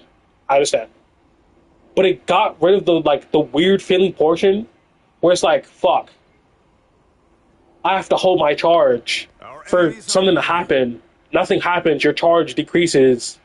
Something happens, you don't have the charge now. It's like, fuck, that's awkward. Or it's like, oh, I need to go explode to give damage, or I'm gonna get antied. But if I overextend, I die. And if I wait too long, I get antied. Fuck, that's terrible. You know what I mean? Like, it's such a like weird grievance of the kit where they made essentially a fucking tank who doesn't have any way of stopping you from walking past him besides putting up a fucking shit of body blocking. But also made him a brawler who wants to be in your face, but gets fucking touched if you're close to him. You know what I mean? It's such a weird conundrum. And the fact that like this gives you the ability to just hold this and go dead is insane. It's actually insane. For reference, this is how much damage it does. And if you're thinking BP can get that in less than a second, Spider-Man can do that in less than a second, Iron Fist can do that in less than a second, Black Cat can do that in less than a second, Daredevil can do that in less than a second, Sala can do that in less than a second, Star-Lord can do that in less than a second, Venom can do that in less than a second, Blade can do that in less than a second, Punisher can do that in less than a second, fucking any of the combination of alts can do that much HP in less than a second. Then when you slot Strange into your team against a team with a healer alts, Strange walks up. You do whatever thing you do that does half their health bar, and Strange just fucking kills them. Thor ult, when it lands plus Strange explosion, kills. Which means now, comfortably, with communication, as a Strange player, the clutch, you can save your build, see someone's ult, and go, I'm going to finish what they started. Spider-Man's going to try to kill through, I'm there. BP's gonna ult into their fucking, like, healer ult for no reason, I'm there. My fucking godforsaken, right? My idiotic DPS, Star-Lord, chose the worst moment to ult, but he's focusing his cloak and dagger. I'll just walk up and explode her, and she dies. You can save your games. It is fully, you can save your games. You just have to be at the right place, in the right time, and the right awareness. And I fucking love this for Strange. This is a beautiful change. I said this when, like, they added the Invis one, where it's like, oh, because, like, whenever I've seen the Invis team up, I was like, they understand something. They truly do understand. They're not lost. They're not, like, hopeless. They're not, like, idiots. There's a reason they didn't do it before, and they just need to be clear about it. Because the Strange team up was an elegant decision that helped Strange out beautifully. Everybody knows the Strange team up with Invis. If you don't, it's when caught in the launch towards you, bro. So, like, when you explode with Maelstrom of Madness, it pulls people towards you, and you gain shields. So what that looks like, The winds of winter. see how he gets yoinked towards me, and then I get some bonus health for... I guess the bonus health is bugged in this mode? That's 3. Weird. Yeah, you gain bonus health for doing this, I think. If you have infinite cooldowns, you can't get it. Oh, okay, thank you. See, this is why you're here, T. This is the research Listen, that's I how may you be, Not worth wasting. I may be watching my show at the same time. I'm still listening. Psionic. Nah, it didn't work, T. Double kill. What? That's 3. Yeah, it didn't work. Feel no shame in defeat by Normally is when you have infinite, like, cooldowns. Wow, 4 in a row. Weird. It doesn't matter. You get bonus health. Hold on, let me read that again. It says, enemies caught and launched towards you. Shield of Seraphim gains increased shield value. Enhanced effect when teaming up with Invis. Any damage dealt by Sonic. Oh, okay, this is it. So the issue isn't that it doesn't give you bonus health, is that that's the enhanced effect. Because last season, when you exploded, it gave you the bonus health. Right? So let me get Invis out here. So, if I were to fly over, see, bonus health. But it's like, okay, so what? It gives you a pull effect. It gives you bonus health. Who fucking cares? That's huge. Like, when this dropped, I was like, huh, this seems okay. And then I thought about it for 2 seconds. Actually, 2 seconds I thought about it and went, wait. When I'm trying to peel at Strange, I can now give my supports bonus health. So Cloak and Dagger, who is 275, can get what, like extra amount of HP against a dive character and break their breakpoints? Yeah, that's fucking great. And wait, I can pull people? So that means I have a displacement that cancels out movement. enemy in And front of us. a lot of characters who are dive have movement-based kits. That's why they're dive, right? And a lot of tanks have movement-based kits so they can get back to their team, right? And a lot of DPS have movement-based kits so that they can survive bad situations, right? And if I can pull people, that means I can pull the person I just made half health closer to me, so it takes them longer to escape, so I have more opportunity to kill them, right? This is fucking busted. This is busted. Like, every situation you would play Strange, the Invis team-up is so fucking dominant. Like, if I had to choose which team-up to use for 90% of the game, it's going to be the Invis team-up, unless I know for a fact that I would like to make sure that my teammate gets a successful ult, or I can time things off of my teammate, and the timing needs to be precise. Alright? Because now you can generally brawl better with your team, and now you can, like, Enemy in front this of is extremely hard to do. It's extremely hard to do, but since you have the ability to disrupt movement, anyone with a movement ability you can cancel, including Wolverine. Because when Wolverine tries to tackle you, you can pull, us. Beyond and sight. if he uses his cooldown, he'll still have the enhance effect, but like, he doesn't tackle you. He doesn't take you away from his team, which means you and your team can bully him more, and or you could just fly away and he can't chase you. I mean, obviously, he has new abilities, blah, blah, blah. The idea is, like, at base, kits, without the modifications of this season, you could theoretically cancel it. That means when Angela was trying to spear somebody, if you were nearby, you could explode and stop the spear. These are things that could happen. Which also sucked whenever, like, you had someone on support who were like, yeah, brothers and Angela, and then they wouldn't go invis to try to pull the Angela out the air or push her, and then you don't get the team up, so you can't do it. Like, you don't understand how aggravating it is to have a support bitch about it, and then go, yo, bro, just go invis and stop her yourself.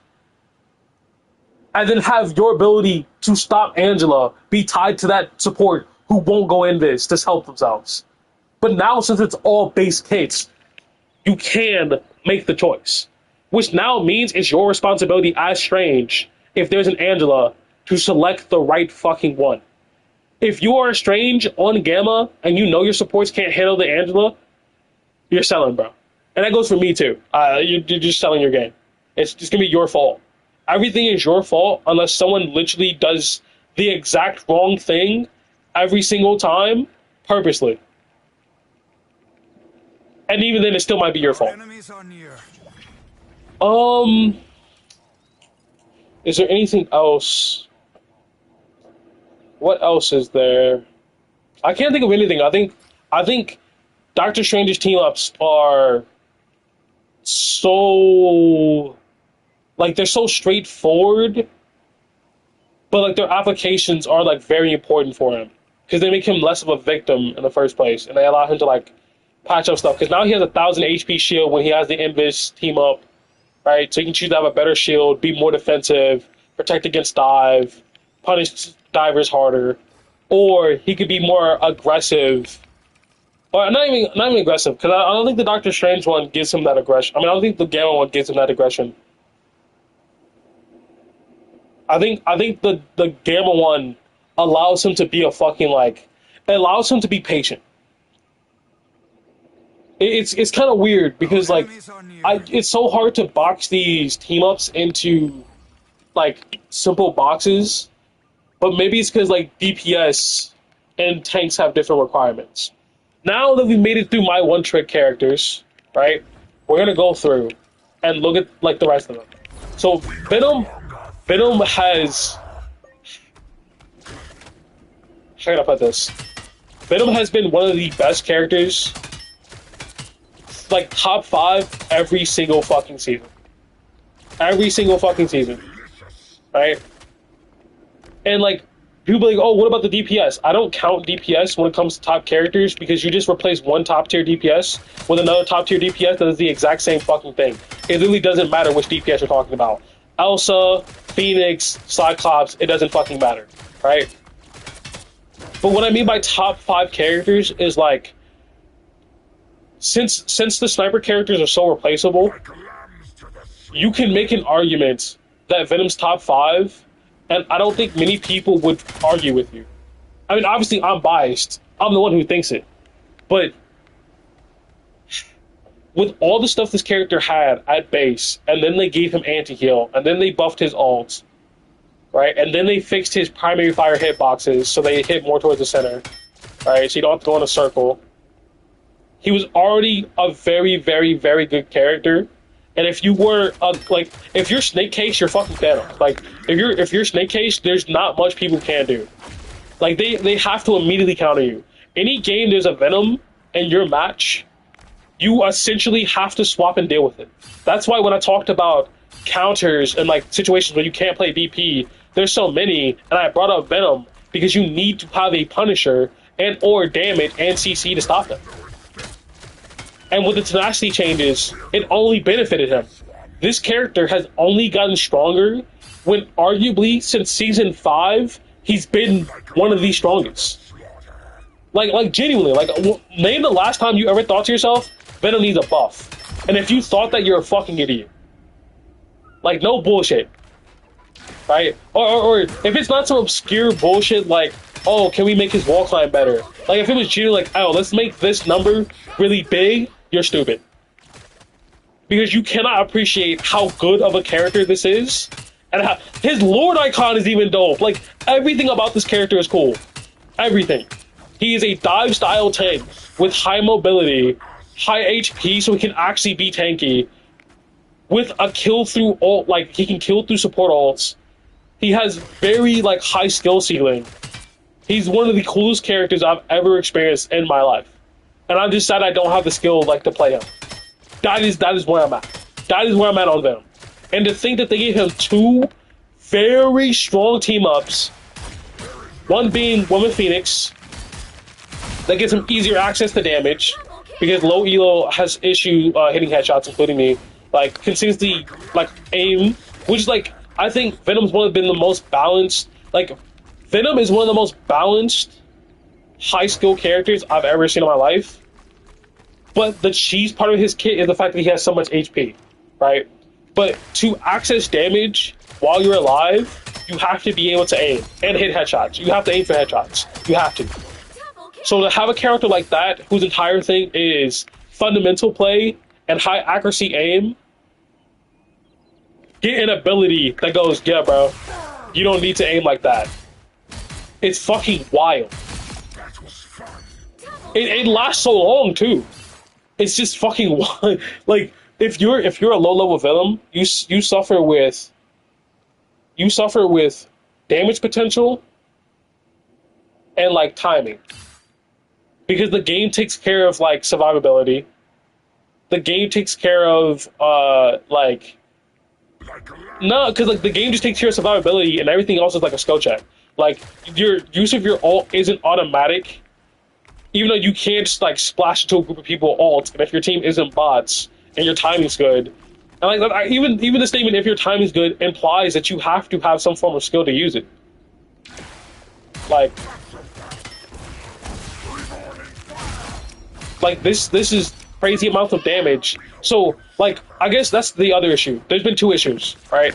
The two skill checks of Venom, in my experience, besides like getting used to the swing and like general wall movement, right, is kill potential, like you being able to do damage, and ult placement, right? And this helps with like kill potential, because like in a sense of if your kill potential is low, like you can't hit headshots, supports ignore you. It's a running joke in my friend group. Oh, that Venom's handless, he can't aim, just walk in a circle. Just throw down a cloak bubble, walk in a circle. You'll be fine. Rocket, just run on the wall, you'll be fine. And then the second you run into a good Venom, it's like, yo, we need a Punisher, we need an Emma, maybe a Rogue, we need like something, maybe go Dino. Stop this at the root. Stop this now. Because it's funny that the dive tanks, the tanks that are allowed to be mobile and have high HP pool, but have generally like high, like their access to damage is really high up on the skill ladder. Like to access their good damage is like you need to have a lot of skill. Are the best ones in the game because they're allowed to be like, they're allowed to interact with the core of the game. They're allowed to go, yeah, I'm going to stop your supports from progressing, which stops you from progressing. And when you try to challenge me and stop me from doing anything to your supports, I can swing out, get healed, and then a couple seconds later, we start the entire cycle over again. Like it's essentially both Cap and Venom do the same thing. Oh, like, you know what I mean? Like, I just get to leave.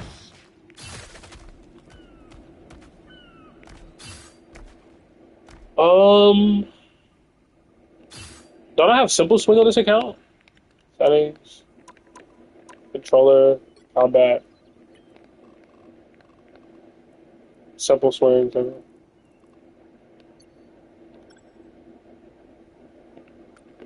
there we go. Alright. So, to read off the description for Phoenix, it says, ignite the symbiote with Phoenix Flames for a duration, replacing Dark Predatation with a sweeping and avian claw frontal slash. Obviously, you seen what it was. It's this. You just smack people, you do damage.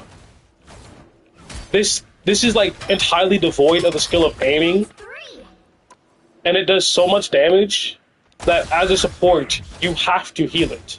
It kills you in 5 hits of a move that's not hard at all to hit. So you have to heal it, which is like, okay, if I'm a Venom, and it's like I'm a dived, once the enemy team has walked forward, I'm gonna distract these supports. Alright, I'm gonna hit the one in the back. Shout out, trust me. Then the other support has to turn in order to heal this one, right? If I can't aim, the other support can just out heal what I'm doing, so they don't have to turn around. So now my team's just down a tank. But with this, now they just have to turn around, because no matter what, no matter if I was a gold level Venom or fucking one above all Venom, I'm going to hit those hits. Thus, she has to turn around. Thus, the enemy team has to deal with me, because they will never get a full push, and then they'll always lose. It's genuinely crazy. They've added a lot of things. Like when I heard that they were adding team ups to like everyone, and it was like, oh, so some of the high tiers aren't gonna get that crazy of team ups, right? No, In fact, they just buffed Cyclops and Phoenix yesterday. Or the other day. They truly want everyone to have crazy shit. They buffed Elsa in a patch that was meant to balance everyone before the shit comes out. Like, truly crazy. It's actually truly insane behavior. So, when you have the team up, alright, and you have Phoenix, so you have the enhance, they explode. You cause mini explosions, right? Now, how good are the explosions? It's enough to spike your damage, which means, imagine you're a support, and a Venom splashes you. He soft engages, right? So let's say he just chills up here. Your cloak bubble runs out. He activates the team up. You're dead, and you can't fade it either. Which means you have to use your little ice team up, right? Where you heal yourself and the other person next to you. Which means you don't move forward. And since you don't move forward, you can't peek the angle to heal your tank. Your tank's getting fucking fried because everyone does so much damage. Like, it genuinely gets to a point where this is insane. And like, if they do not respond to you, they just fucking die. Like, if they don't, let's say they already bait early chomp, activate team up, they just fucking die. They're anti-healed, so when Cloak and Dagger puts a bubble on herself, you just burst through the bubbles. Can I test this? Let me find Cloak and Dagger.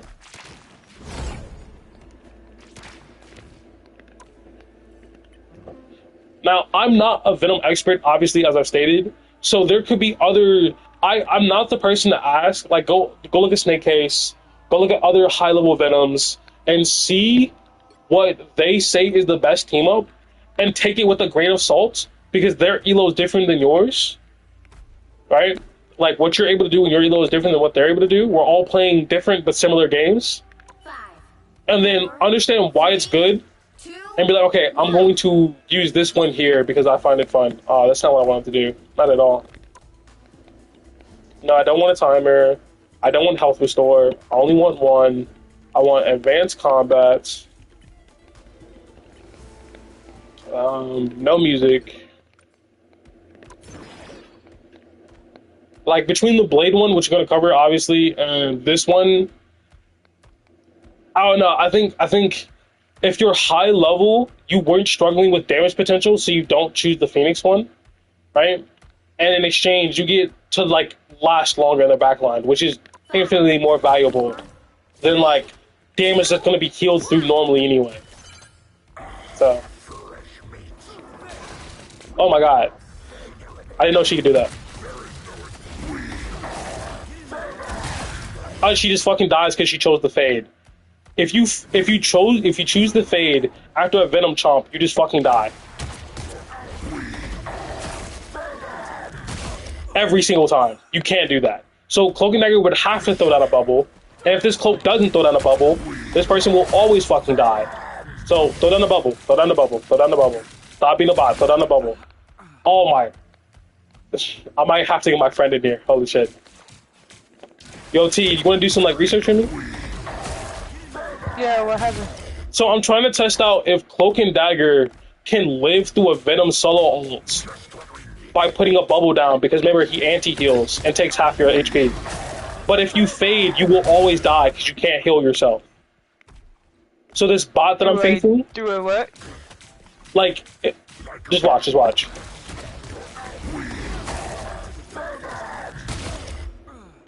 Wow. Yeah, like, you cannot do that. That's not a choice.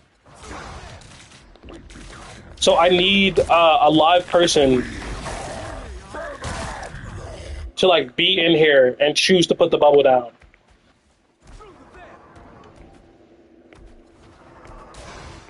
Maybe if I can... Alright, I forced the fade out. Maybe we put the bubble down? Cloak? Cloak? Cloak? Yo, bro, where's the white woman at?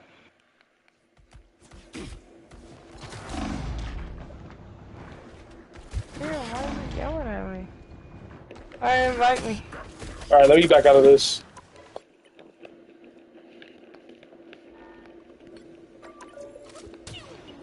Like, I truly don't know why it wouldn't just put the bubble down.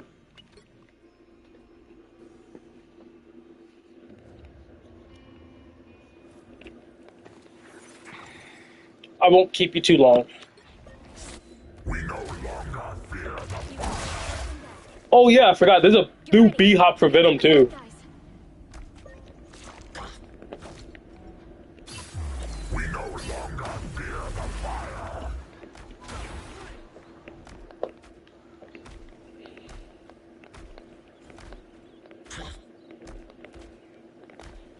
Alright.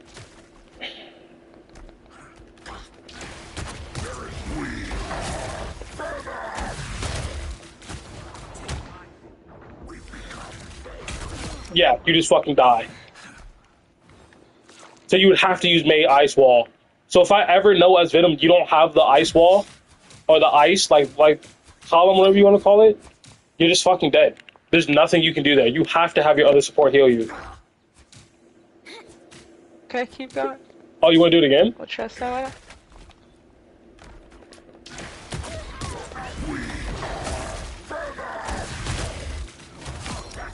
Oh yeah, 100%. Yeah. Didn't even phase. If you phase, you die. Because you aren't healing yourself. And I still hurt you. Hi, Chiquitita.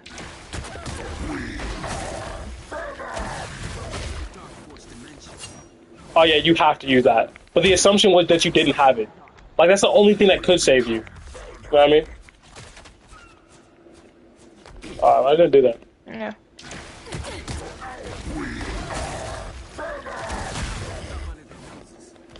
What if I phase away? Yeah. The most mobile tank in the game, mind you. Yeah, I understand that, but at that point, if I phase to my team, then I'm good. No, because I still just out DPS what they're doing. Because the idea theoretically isn't to guarantee the kill on you, even though it looks like it is guaranteed if you're by yourself. So like, I could spawn trap you this way, right?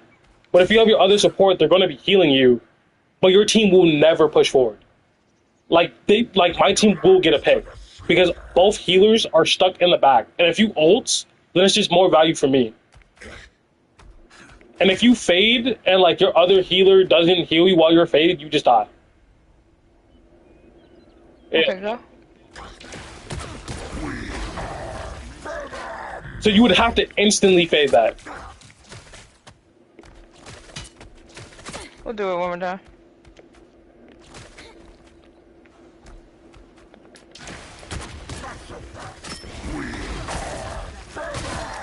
Yeah, you can't phase it.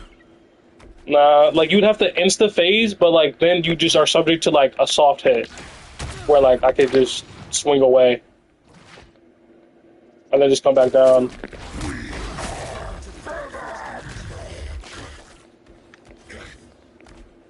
That sort of thing. Yeah, I would have to phase super high. Like really high enough to break it.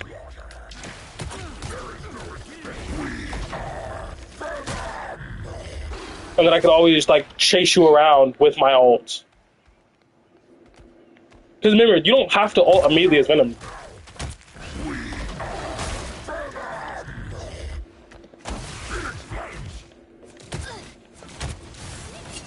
And like the team up with Phoenix, can I see if that can out DPS the bubble purely? So like,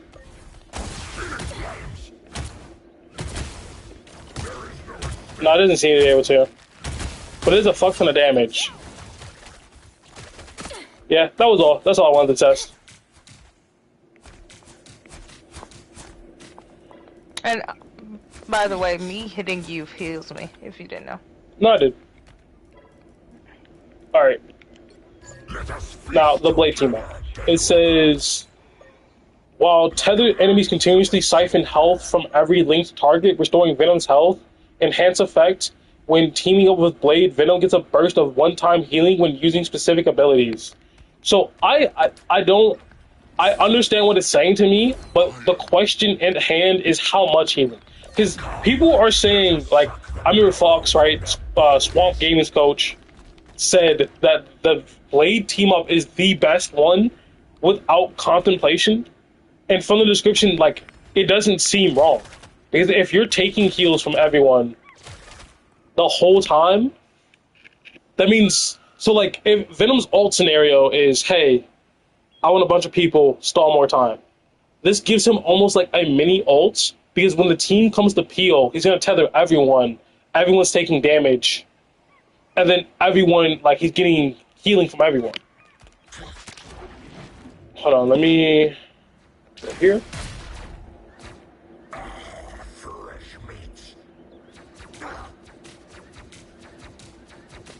So this is gonna take a minute.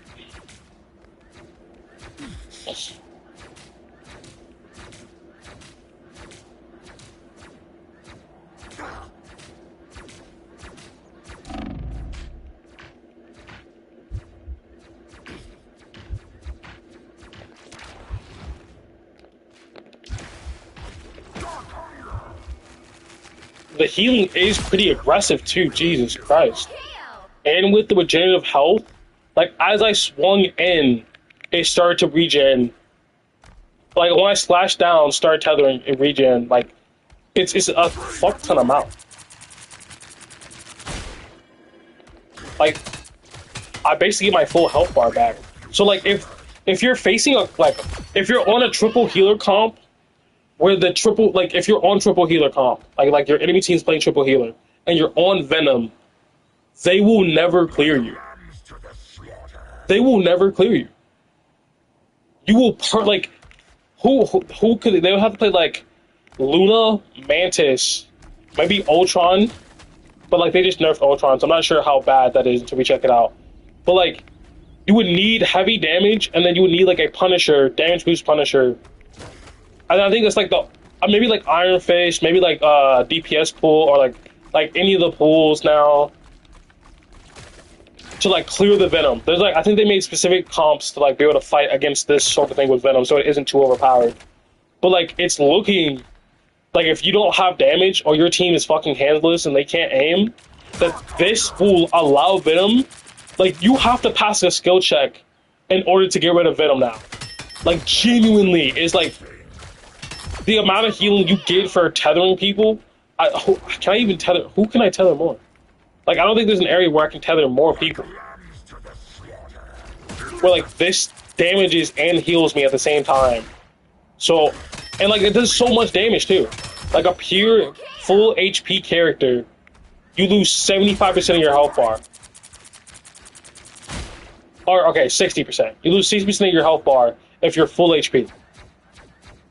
Which means if I lead into a splash after I bait their cooldowns, yeah, like it's just a full. Like they're just giving, like they're giving Venom, they're enhancing his strength, which is survivability, and giving him better access to like easier access to damage, which is just like actually insane. Like, hold on, we're gonna do this one more time. Wait for them to respawn. Flick up. And I missed. Because I didn't look up fast enough. Alright, one more time, one more time.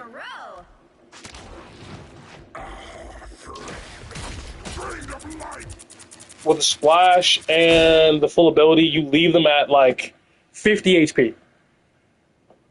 50 HP. So if Cloak and Dagger does not have if Cloak and Dagger doesn't have her ice ability, and you can aim, and she puts down Bubble, you might just negate most of the healing of Bubble, or like match Bubble maybe. I'm not sure. T already left. I'm not gonna call her back. If you fade as Cloak and Dagger, and he's hit you with any amount of shots while you've been tethered, you will die. Like this might actually be overpowered. Like genuinely. Like this is just the base effect. This probably is overpowered. To do this much damage for essentially nothing is overpowered.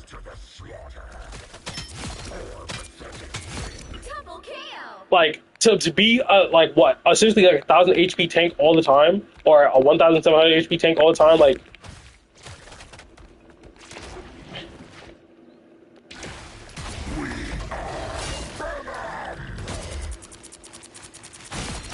I fucked up the order, obviously. Hold on.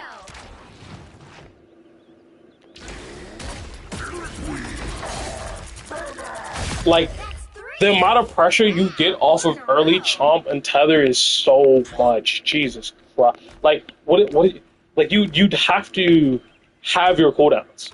I guess this is why every single support has so many, like, crazy cooldowns now. Because of, like, how dangerous Venom is. Like, this... Like, even Cap is doing damage. Like, everyone's going crazy. This is so scary. And then, what's the, like, the enhance says, abilities give healing.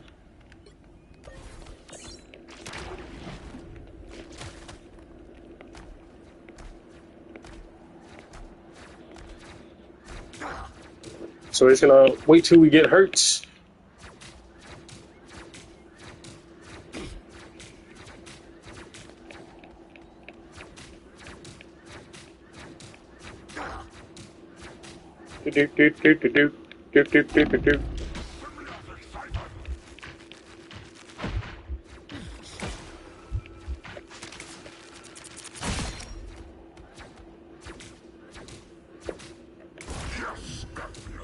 So yeah, okay. So every ability gives you healing. Which means I'm gonna get to 1 HP and I'm gonna go slam in and see how much HP I get off the slam and tether alone.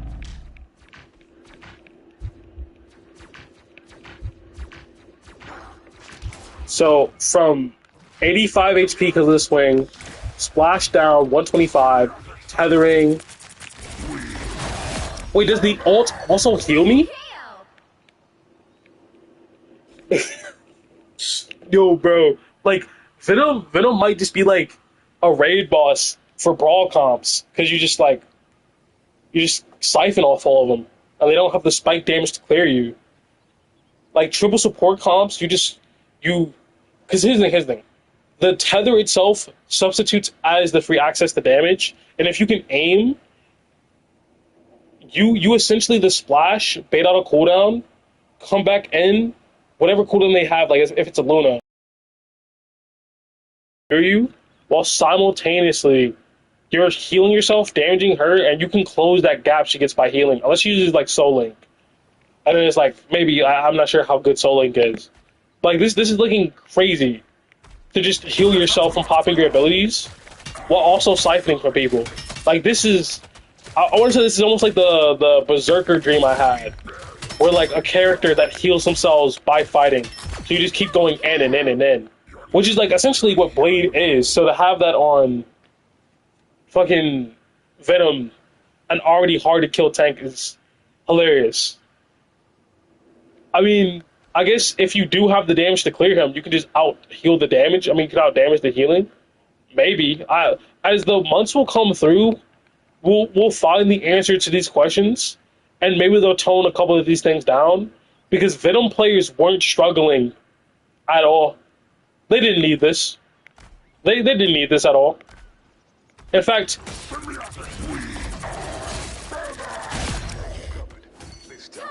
hold on. If I wait, just I'm gonna count to 2. 1, 2, 3. Wow, 4 in a row. That was like lambs to the slaughter. Lucky I was here. Double KO.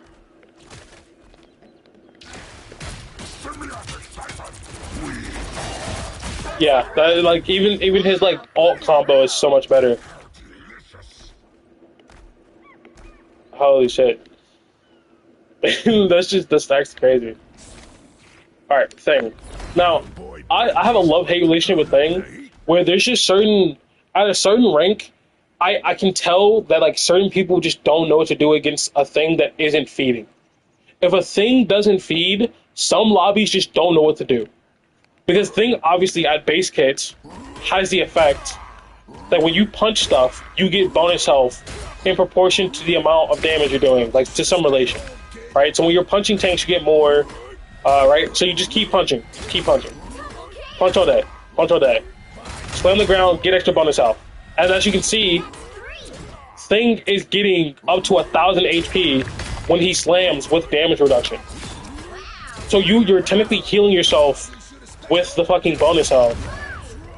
And then you go back to your team to get healed up again, and then do a third of somebody's HP bar with one punch. So I never thought Thing was bad. I thought the way people were playing Thing was bad, or maybe like poke was really strong, so you had to like walk at people and you would die.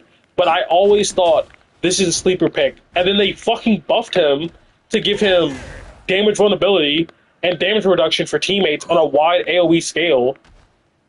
And the ability to go, no, you don't get to leave against Venom, Cap, Cloak and Dagger, anyone who has any sort of movement, which is already strong. So like the way it would work is Cloak would overextend because you're in a shit elo, like me, and she would overextend her ult like a dumbass. You would slam the ground, she can't fade. But if you were unlucky enough that it like bounced her high enough she could fade, but they patched that out. That's not a thing anymore. You can no longer, like, when you get bounced into the air by Thing, you can no longer be high enough that the grounding effect doesn't affect you. So now Cloak and Dagger cannot overextend with a Thing enemy team because you just solo ult her in her ult and then we all focus her, she dies. That's just the thought pattern. And it's like, oh, that's not really realistic. Well, if you have a Doctor Strange in your team and he's like explodes, you can give, I want to say it's 15% vulnerability, maybe even more, 20%, with the jump alone. Which means the entire team can look at this one person and explode them. This is base kit. This is their game design base kit. Thing has always been good. There's some in higher level lobbies maybe where there's high ground, people are playing better, like fucking GM1 Celestial Plus, maybe. But from my experience in GM, people are still losing to a guy who just straight punching you, man. Just straight, yeah, like.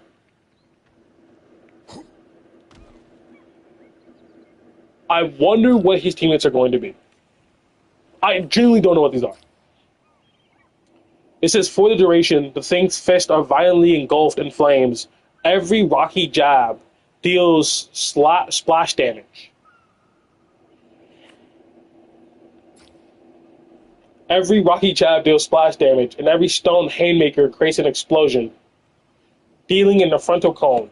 So, Stony Haymaker is his big wind-up punch that generates bonus health, and Rocky Jab is his like right trigger. So Double KO.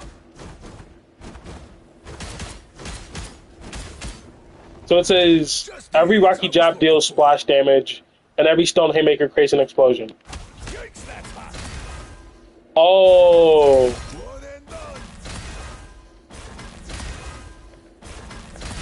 Double KO.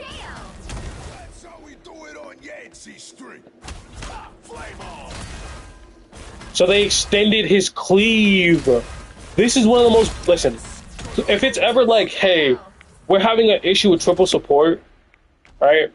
You go either 2 tanks or 3 tanks. Have one of those tanks be the Thing, right?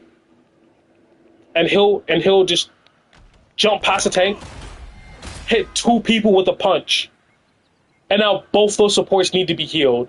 And then when the tanks come to peel, he just runs away to his team, who's probably playing triple support, gets healed up, jumps in, hits 2 people at once. They both need to be healed, and maybe a DPS follows up, right, with the pressure where you can do this because you're full HP, right, where you're making everyone weak, and they have to expend all their resources, and then you can just run back, and then when like their cooldowns, like Cloak and Dagger or whoever, is done, you jump back in, and you hit 3 people at once. And now Cloak and Dagger is running for her life, because when she fades, she's not healing the team. You pressure the other 2 supports at once, they would have to patty cake. It won't matter. You hit them both at once. The tanks come to peel. You run, splash the ground, and if your DPS at that point haven't gotten a pick, or no one, like your healer, your supports, anyone hasn't done enough damage as a group to kill one of those people, I don't know. I don't know. Because Sang was the first example of cleave. I'm brand new to hero shooters, right? Cleave as a word I didn't understand, or like had in my vocabulary, I should say. Now that I understand it, I didn't have it in my vocabulary because I didn't play hero shooters. But when I seen the fact that he could punch multiple people at once without aiming at them, I went, oh, he's just gonna farm everyone, and you can't stand next to each other. You have to spread out. But if you're triple support and you're huddled together because you want to heal each other, and he hits all three of you with a punch, and Cloak and Dagger doesn't have bubble, and Luna Snow has to choose which one to heal, and Mantis is fucking scared and doesn't have sleep, or like you know what I mean? Like Mantis, if it's an Ultron, you knock him out the sky. Like triple support can only deal with Thing if their DPS does enough damage to clear him, and their tanks peel to make sure like there's enough time for it. Like don't get me wrong, you can just die to 3 supports who just back away from you, but you also can kill 3 supports if you catch up. So like they have to play the range game and like the who do we heal game, and if they spread out around you and surround you and just heal the person you're targeting, you lose. But if they're grouped together, because on triple support, if you ever separate from your other supports, you're a target by yourself, and it doesn't matter that you're on triple support, you just get killed.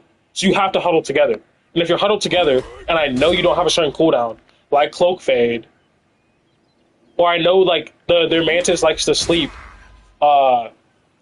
after I jump in, you jump in, punch once, see Mantis slam, or jump in, slam.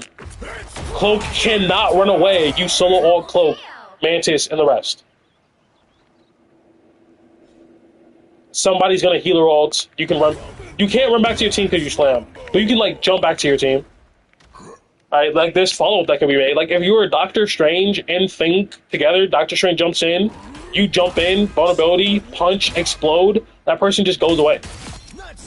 Because like Thing is one of the few characters in the game who can just give vulnerability. And Black Widow used to be able to give it to an entire team vulnerability, but like they changed how she works, so it's like whatever. Right? So to have like, does it amp his damage? Because he was always a 3 tap to kill. So 1, 2, 3, and then there's the last hit. It was like 1 punch. Hold on. 1 punch. 2 punch. Or like jump in 1, 2, punch, and it kills. So the combo for Thing would be jump in, punch, and then so it's like Stone Haymaker with the debuff, Rocky Jab, and a punch. Right, so if that's the combo, imagine you're a support and you don't have bubble, or you don't have like you're a Luna Snow and you don't got your main cooldown. Like you don't have fucking Snowball to stop me. And you're dead. You're fucking gone. You're just gone. There's nothing you can do about it. You're dead. Which means when the tank comes around after I just assassinated you and tries to kill me and I run back to my team, it's like fuck. So like all supports have to monitor each other's HP bars when there's a thing, because he can just walk someone down and then go back to his team. So you need to have the heavy damage to deal with him. Which means when you don't have the damage to get rid of him, he's kind of like a wall that like you kind of can't pass. He will constantly damage debuff you. He'll constantly like make sure his team has damage reduction, and he will literally farm your tanks for survivability, and then scare off whatever DPS you have and kill a support. The only weakness he has is that he has no shields, like in the sense that he has nothing to mitigate damage, while also having to walk at you. Like that's a major weakness in a game full of like good hit scans. I pray that hit scans stay serviceable enough to explode him if he ever steps out of line. Because he's so like Thing has been a sleeper pick for a long time. A long time. Like if teams were more coordinated and ranked, Thing would be way better. In fact, Thing just picking Thing randomly, you kind of can't go wrong, and you could just swap off if it ever like they just counter you. You know what I mean? So what happens if I have the team up? Flame on! Same thing? Yeah, same combo. Whoa, that's like way faster though, no? That's how we Wait, it says Stone Haymaker creates an explosion dealing damage in a frontal cone. And then let me spawn in Johnny.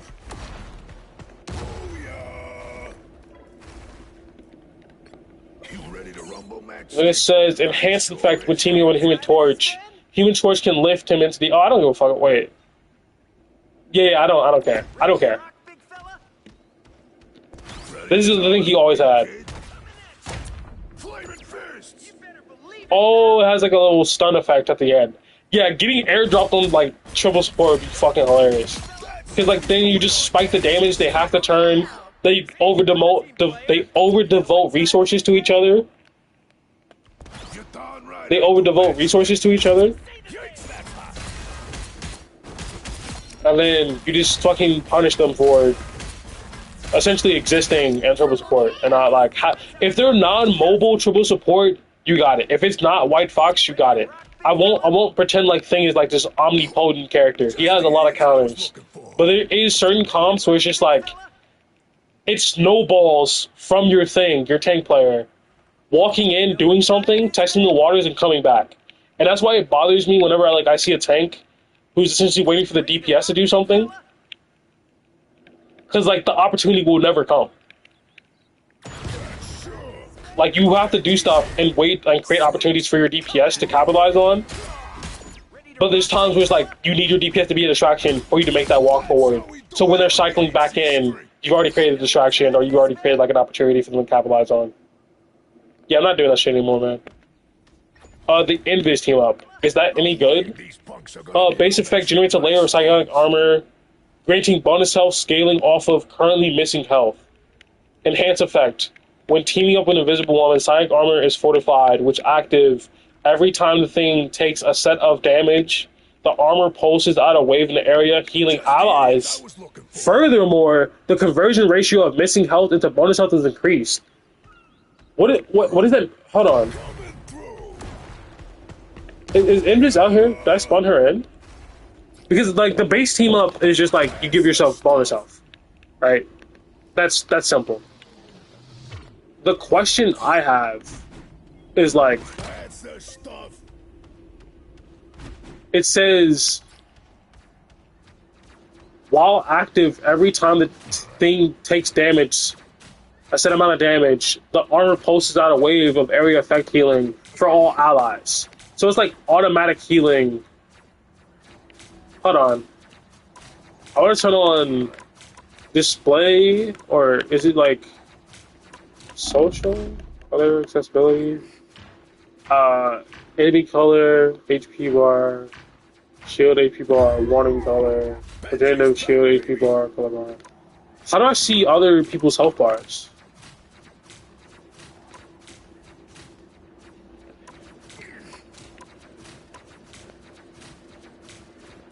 I want to see my teammates' health bars.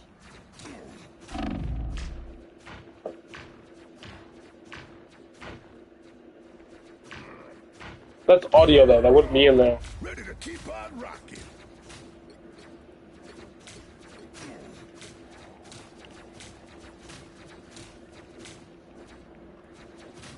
Hub, vertical, hub radio, silence. I guess. Oh wait, no, I saw it. Hold on. It's I was looking It for. was allied health bars. Yeah. On. Perfect. Oh, bro. Like Susie.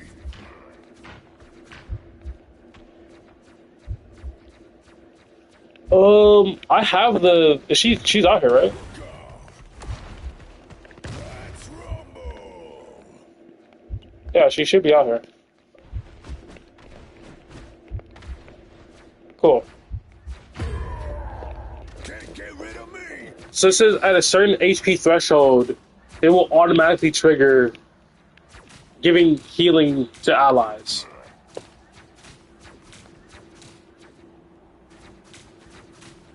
Come on.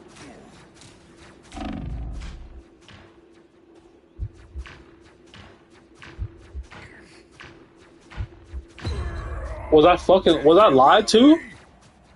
When teaming with Invis Woman, Psionic armor is fortified while active every time the thing takes a set amount of damage. Oh, okay, while active. That's on me. That's on me. Oh, I see. Oh, that's... Yo, it actually is healing. Thanks, Susie. It's healing. Like, the thing can heal.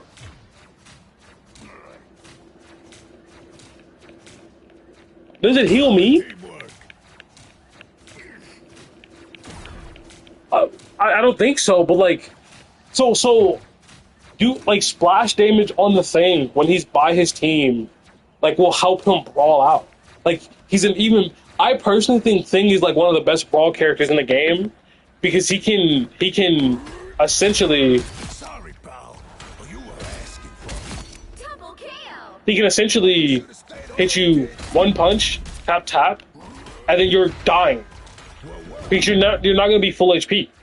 And if you being 1 HP doesn't matter because it's a brawl comp, everyone's right next to you, you're just gonna get fucking punched, right? And he can solve you living by simply jumping to you and then doing the first punch, so you fucking die. Double kill. Like it seems like slow. It seems like, oh, what does it matter? It's like, no, the guy who can chase you, the guy who has the ability to stop you from leaving, like using movement abilities, can also essentially 3-tap you. 3 interactions. Jump, punch, that's 1. Punch, that's 2. Heavy punch, that's 3. And you just fucking die. That's whether you're a support, like that's 250, 235, it doesn't matter. You just fucking die. Like, it's actually genuinely crazy. So like, 4 punch if he's just straight haymaking, 3 punches if, 3 interactions if he's using his debuff, which is built into the K. someone worth clobbering. I'm not sure like how crazy the Human Torch one is. Boy, Benji's about to turn up the heat. Double kill. That's 3. It doesn't seem to be doing any more like spike damage. I think what it does is like it extends the range at which you can play Thing.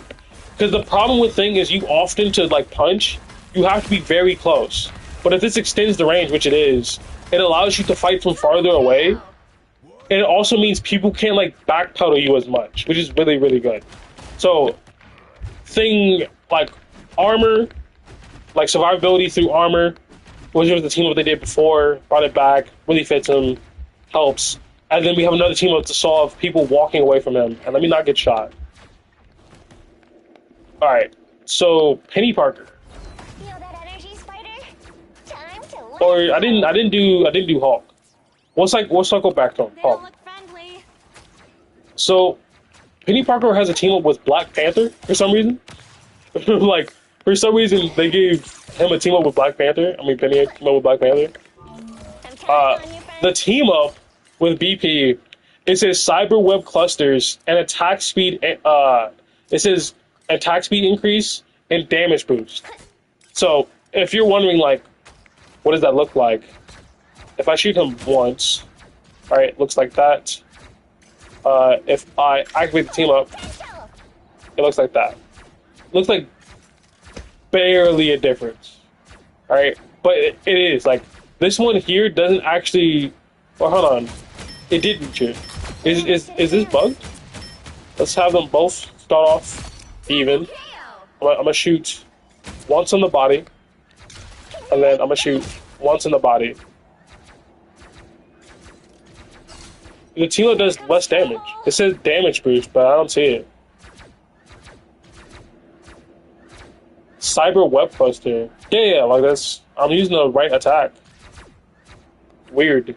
It like doesn't do more damage. I think that's bugged.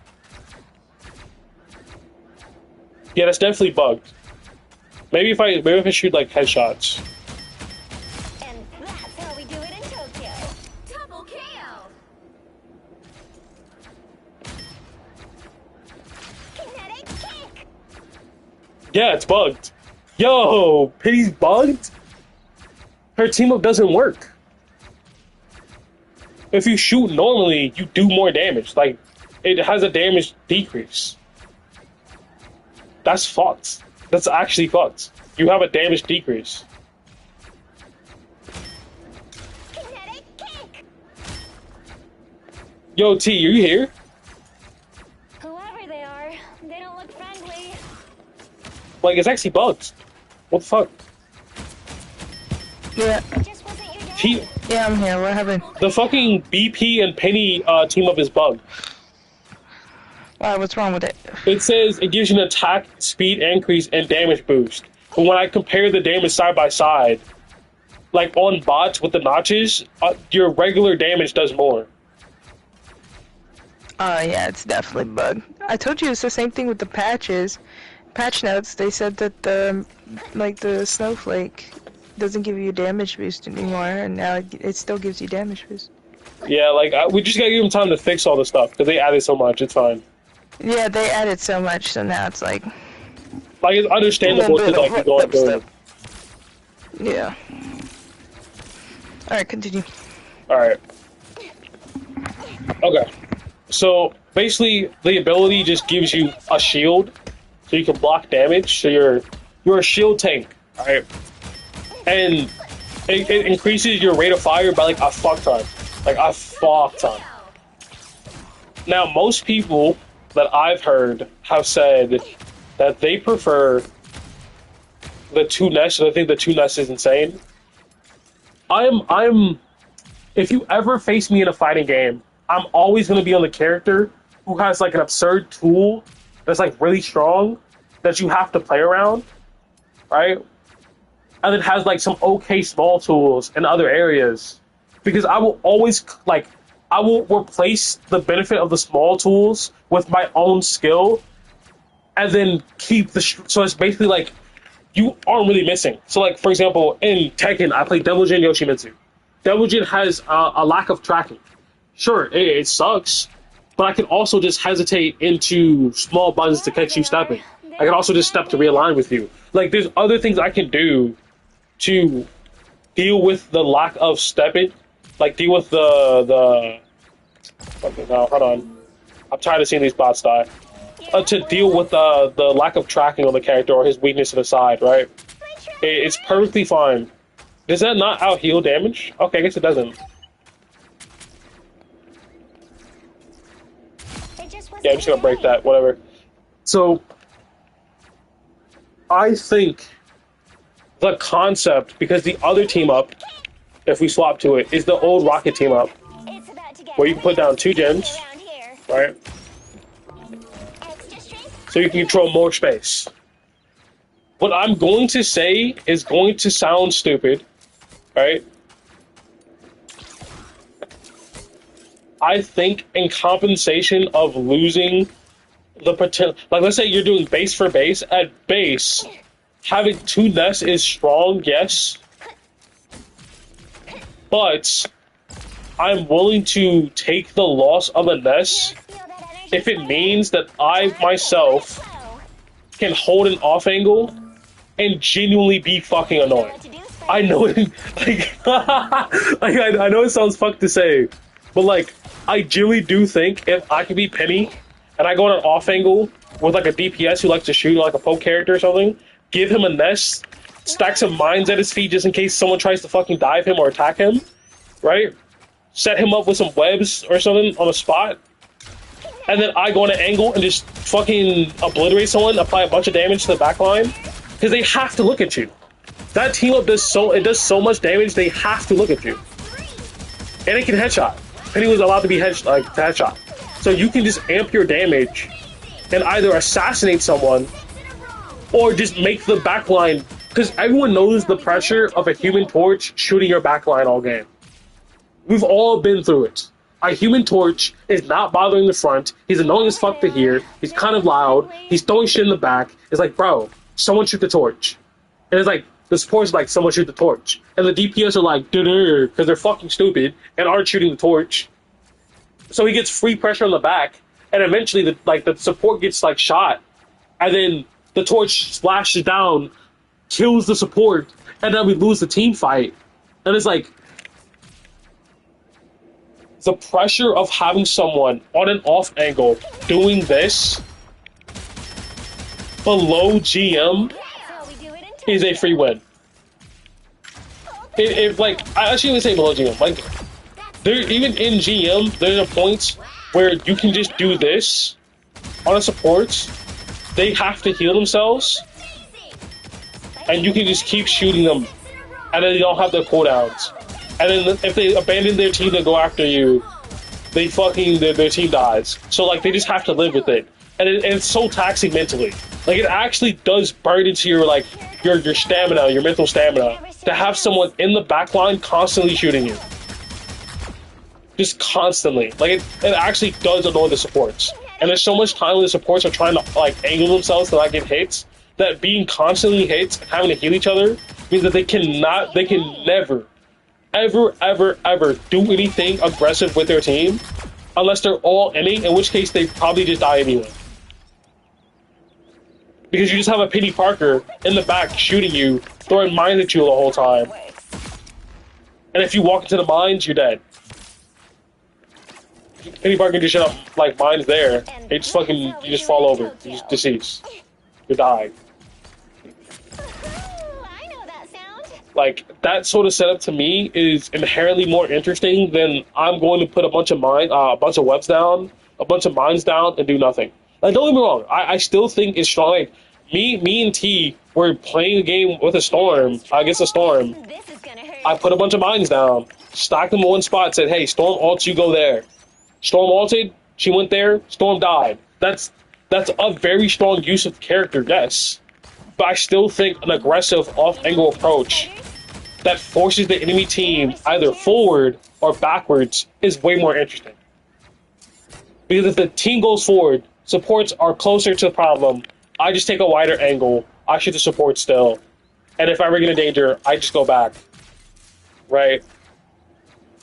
And then my team has easier access to the supports, or the supports back up to where I can't see them, which means I'm probably in like a bad spot, or like the map I'm thinking of, like the Ultron map, where there's like several pits you can be pulled off on by Spider-Man, right? Where you're escorting like a Groot tree, like one of the trees. That map there, if you set up on an off angle near the portal, they can never take the portal because you have binds. So it means they can never be safe. They will always have to be behind you behind a corner, and to cut line of sight with you, they'll have to abandon their team, which means your team gets free pressure. Like, that sort of free pressure is just so good. It's just so good. And to have the damage to actually influence and force that sort of like reaction to people is just too good in my opinion. It's actually too good. Alright. Now, for the enhance effect for BP, it says, when teaming up with Black Panther, activating the ability deploys a frontal vibranium shield while reducing the vibranium energy cost of Cyber Web Cluster. What does it mean, vibranium energy cost? Am I missing something? Maybe the ability isn't broken and I'm missing something? Full potential. Maybe, hold on. Oh wait, no, I can go up here.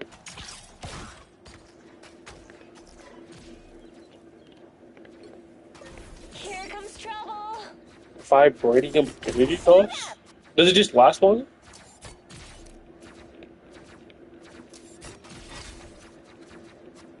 Panther's protection. Wakanda is forever by your side. What does that mean?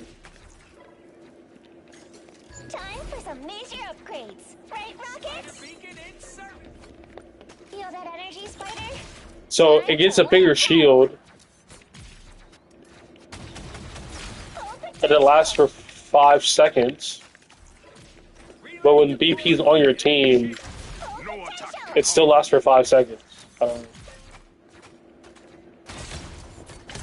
protection. Hold on. It becomes bigger. This is way bigger. This is actually like a giant fucking shield. I don't know why it took me so long to realize. This is fucking massive. Like, this is a frontal shield.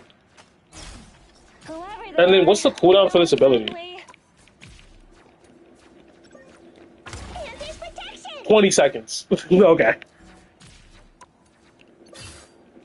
Yeah, I'm not even gonna read the Rocket one. The Rocket one is just fucking like For some major evil incarnate. With Rocket on your team,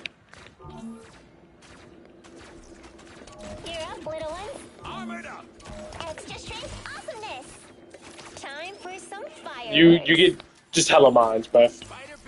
So like it says, the enhanced when teaming with Rocket Raccoon, the armor nest passively regenerates its own health. Rocket BRB generates cyber webs and spawns both spider drones and arachno mines.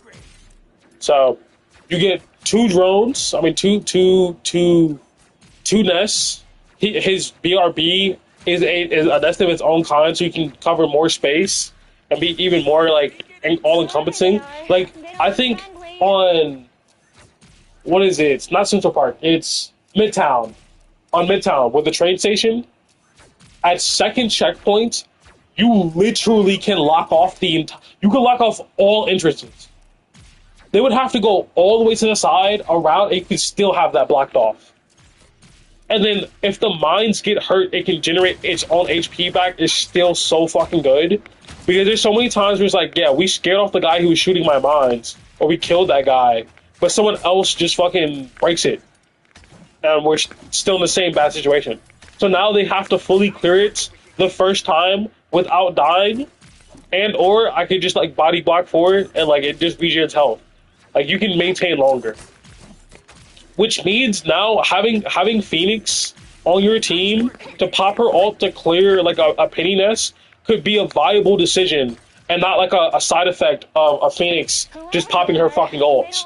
Now it can be more intentional and useful. Alright, now we're gonna go to Thor then Hulk. Now, I've actually looked at the Thor team up with my friend T, and my decision making on which one's best isn't really like it isn't complicated because it's simply either the old revive system from Hela, except you don't need like Hela, or the Angela team up. And I don't personally I don't play enough Thor to have a nuanced take on which one's better, but I can give my best summation. So, base effect, receiving fatal damage prevents immediate death. Thor gains decaying pool of bonus health. If he participates in a KO during this time, he resurrects and recovers a small amount of HP. So, what that means is participating, not being the one to kill. So, let's say, for example, let's say Wanda Maximoff ults, and you're Thor. You do not fucking die. You don't die. But if you do nothing and don't get a kill, you do die. Like, it triggers a second life, like a Wolverine passive. And since it's Wanda and she ulted like a dickhead because it's like whatever, let's say it's like flat. You don't die, you get to push her away. You don't die. And then if you tap her with your hammer because you pushed her and she dies afterwards, you revive instantly. And I want to see how did I get all my health back? Wait, does it heal you to full? Yo, that's so broken. That's so broken. I thought it was just gonna give you like a couple hundred HP and you go back to your team and get healed. They gotta change that. They have to change that. There's no reason it should give you your entire fucking HP bar back. Like, genuinely, it should not give you your entire HP bar back. It gives you... Oh, because it gives you 300, but the other half is regenerative health, so you can just get your entire health bar back. That's so fucking broken. Like, that's so broken. And something else interesting about it that I've seen is when you go into that effect, like that undead state, what I did notice is that your health bar maximum health spikes to 1,000. See, like it's 1,200 and you're anti-healed, so you can't be healed. It might be stupid. It might be a dumb idea. I wonder, can you cleanse that? Can you cleanse the anti-heal from that effect? I feel like, let me write this down or something, man. I feel like there's a lot of questions that I won't be able to do by myself, and I'm not sure if he's here, and I'm not sure if she wants to keep going back and forth. And I don't want to keep leaving, to be honest. So...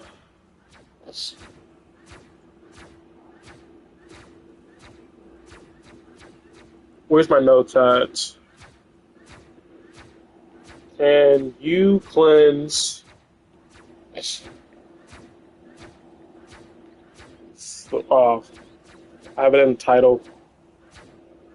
Alright. Can you cleanse Thor Anti from Hela team up? Our adversaries gathered. Alright, there we go. Hela team up. Now, the enhanced effect is when teaming up with Hela, if either of them participate in a KO, Thor instantly revives, restoring health equal to the remaining bonus health and gaining a continuous healing effect. So this is the OG fucking, like, team up from back in the day. Now, regardless of whatever the Angela team up is, this is better.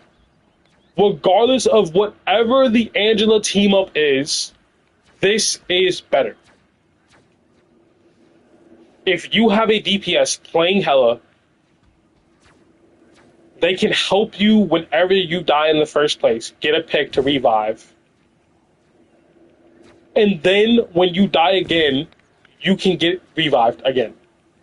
It says if Hela, if either of them participate in a KO. So here's the thing: if Hela shoots somebody one time, and I'm on BP, and I assassinate them a couple seconds later, and she gets credit, Thor is revived. That is insanely broken. That is in contention for one of the most broken team-ups we've ever had, and is still in the game. Because it does not require the Hela to pass a skill check of getting a kill. It's required the Hela to pass a skill check of doing frontline pressure. Can you click button on people consistently enough that if one of those dies and your Thor is dead, he gets revived? That is the test. And it's on, like, if everyone else in the game is crazy and your Hela is okay and she can tap people, your Thor will be actively alive all the time. Obviously, this isn't always going to happen in a sense of it's not going to go down this way, but it's still very interesting in the first place. I think the Hela team might be like A tier, bro. Like S tier, bro. Like because this is how it was in the past, but I still think like in the past space, the game was simple enough that something like that wasn't that big of a deal. It was strong, but I didn't think it was that crazy because Thor was Thor. You could still shoot him. Like him getting revived was people working for it and getting picks, and it was like an interesting thing. Now, maybe it's more balanced now because everybody has like crazy stuff. We'll have to see. I still think it's crazy good. I actually did miss the Thor Loki Hela team up because I would play because we had a Thor player, we had a Hela player, and we had a Loki. Well, I wasn't playing Loki yet, but I would have started. I just know that we like kept removing team ups because people thought they were getting stale, and like there was like 2 revive comps you could do. And like, you know what I mean? Adversaries have the wrath of Asgard. Okay, so base effect: throw a spear that restores Thor force for each enemy struck. Afterwards, Thor can leap to the spear explosion point, dealing a second wave of damage to all enemies within range. So what that looks like is if I turn off infinite cooldowns and I spend all my Thor force, I cancel. I hit 2 people. He gone. He gone. And by the end of it, right, I can... Did I not get all my hammers back? Crazy. I can... throw a spear, go awakening, and it's gonna be ending soon, so I cancel into a leap that does splash damage to whoever I was shooting at. So you can use it as a way to get your hammers back when fighting into a backline, so your cycle is a lot better. Like if you're one of those people who like, oh, you love doing constant Thor awakening, like that's your loop. Like, that's your gameplay cycle, where you're just constantly spamming Thor Awakening, where you do something like, after Awakening, Hammer Toss, Melee, Awakening, into Cancel, Bubble. You know what I mean? Like, you know what I mean? Like, to constantly cycle it over and over again. Like, you're just an Awakening bot. You just like DPSing people down. Like, this is your main way of playing. This works perfectly for you because you can play a more range-based playstyle. Because the thing about like dive/brawl tanks is that they have the inherent weakness of needing to walk at people. But Thor having a built-in range system is beautiful. You know what I mean? Cancel.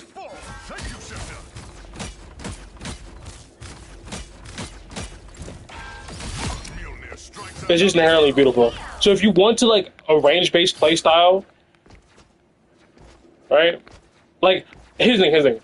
The Hela team up is good when you have a Hela on your team and you don't seed. But the second they have high enough damage and pressure to instantly pop your passive and then fry you for it and like CC chain you, like White Fox, Punisher, Hela, Phoenix, anyone with crazy enough damage in CC, it won't matter that you have a bunch of extra HP if, like, an Emma just fucking chokes you out, slams you against a wall while you're being shot by a DPS, and then she, like, pulls out your soul and, like, does 90% of your health bar. So there's gonna be comps where, like, trying to dive on Thor just won't fucking work. It just won't fucking work. And then to have the flexibility to swap to the other team up and go, okay, I'll play a more range-based play style. They're playing Flyers, sure. They're playing Bunker, sure. Right? If I need access to Quick Awakening, cool. If I need to be the DPS for my team and do a bunch of damage, let's say like they're doing triple tank and I need to be the one DPSing, you swap to this one. Because it wouldn't matter about like living long enough, you need to get shit done. Now, I'm not gonna lie, I wish Ken was here, man. But I have no fucking clue. Like, as far as my takes for Hulk, I don't play Hulk nearly enough to give, like, a very good, educated answer. But from what I've seen, is that people go, like... Like, I've seen people say, like, the Captain America one is, like, better, as far as for, like, bursting people down. But, like, what's the combo? What is it like? Oh, it's a separate leap? Oh, that's actually so crazy. So it's like, let me just kill him real quickly. Too puny. You could do like clap, stun, leap. Banner can't do that. Alright, what about clap, leap? Okay. So it says base effects. If I could fucking read it, please. Base effect. Leap high and smash the ground, dealing damage to enemies and reducing the cooldowns of all other abilities based on remaining health. So, it says based on remaining health. Come on. Yo, can we get an aggressive bot, bro? Can we get a bot that'll be like, with a shotgun, like, give it Punisher, assault rifle, something? They don't have to wait here forever.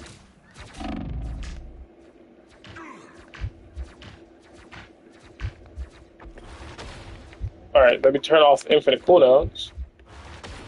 Spin both our claps. And it just gives it back. Hey, wait, does it give it bonus health or? Well, one more stun. One more stun. Oh, I see, I gotta turn on.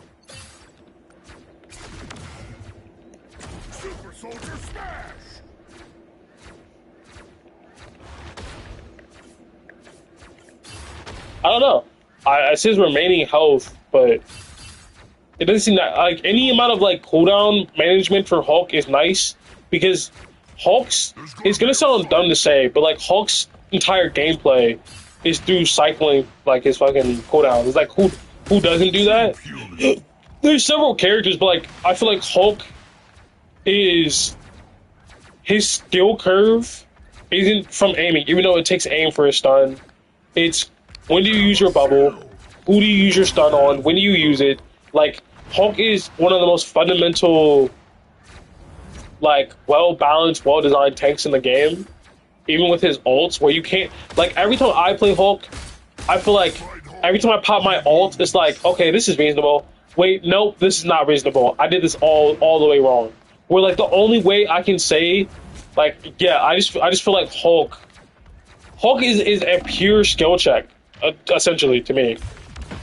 Where it's like, your skill is what matters. Because you could, essentially, pop Monster Hulk, and if you can juggle, which I can't do, you could juggle support infinitely, and they can't fade you. Double kill.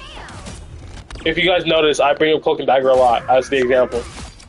Like, I feel like Hulk is such a cool character, a cool, well-designed character, and like, we're basically on an addition to the base game with all these team-ups and how the system and everyone interacts, where like, now everyone needs to figure everything else out again. Enhanced effect. When teaming with Captain America, the ground slam additionally applies vulnerability.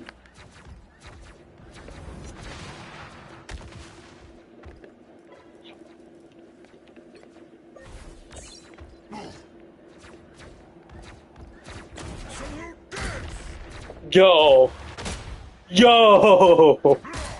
The vulnerability lasts so long too. Hold on. So if we do clap, jump, clap, punch. It's just a massive AoE for the vulnerability. Hold on. So you can vulnerability 2 people.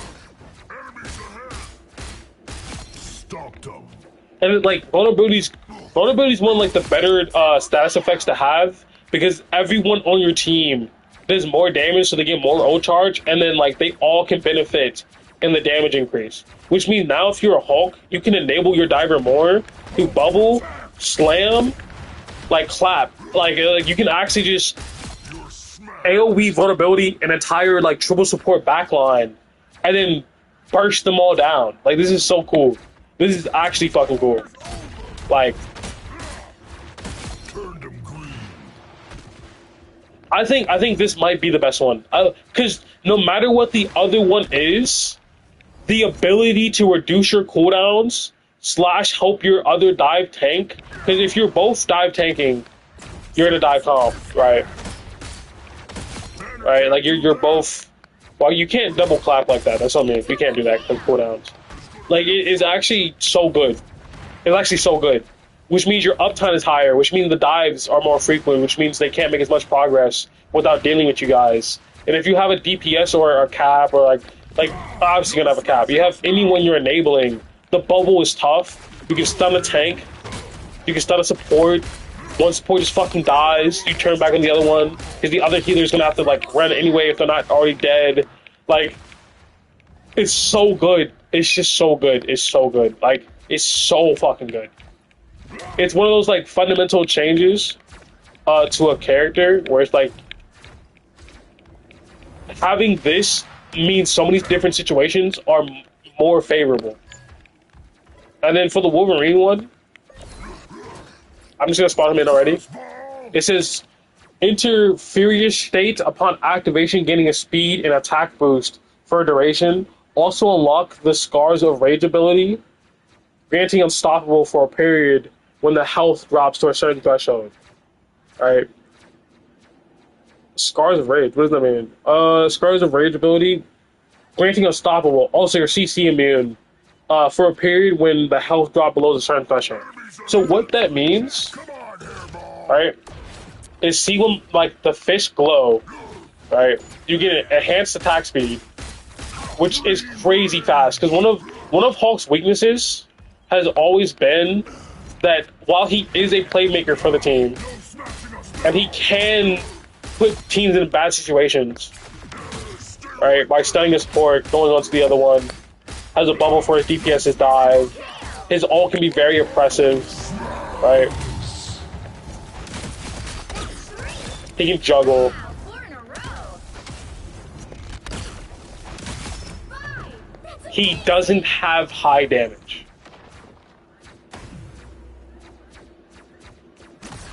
Right? But to give him an attack speed increase means he's able to apply much more damage quickly to actually pressure people. I'm just gonna throw this Wolverine because he's fucking thirsty for it, bro. Like, Jesus Christ.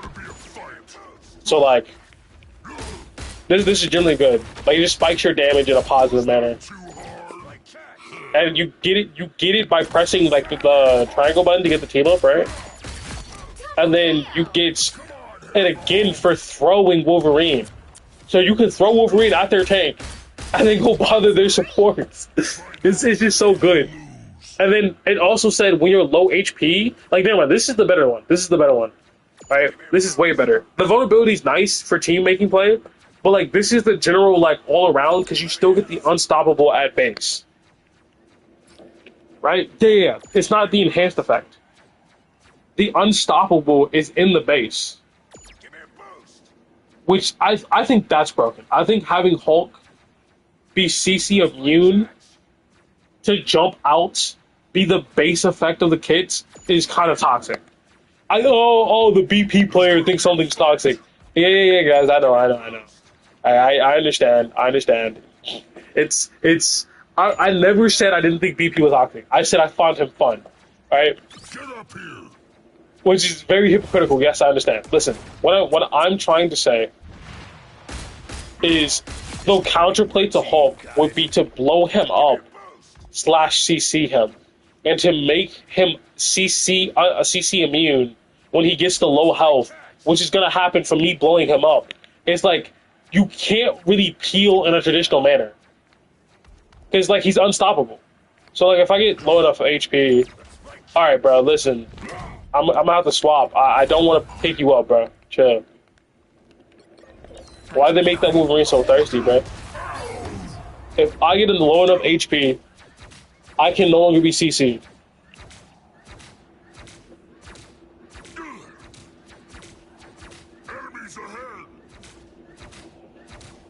Which brings in the question, so... Oh, okay. So, I think what they need to do is make the HP amount in which you're CC immune lower. Because why is it at 300 HP... Hold on, why is it at 300 HP I become CC immune? That's way too high. Like, if it was the last 100... Maybe. Because everyone can do 100 damage. Right?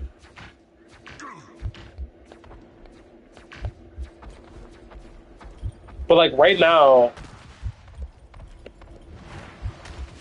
he's, like, CC immune. But then his bonus health kicks in, and he's no longer CC immune. So, like, it's one of those things where it's like, I fighting a Hulk who's CC immune is going to be a fucking pain. But being a Hulk who's CC immune is going to be beautiful. Like, you're going to have to actually do a bunch of fucking damage on the entry to kick him out. Like, there's no more like, oh, we're just gonna stop him from leaving and then we just auto win the fight.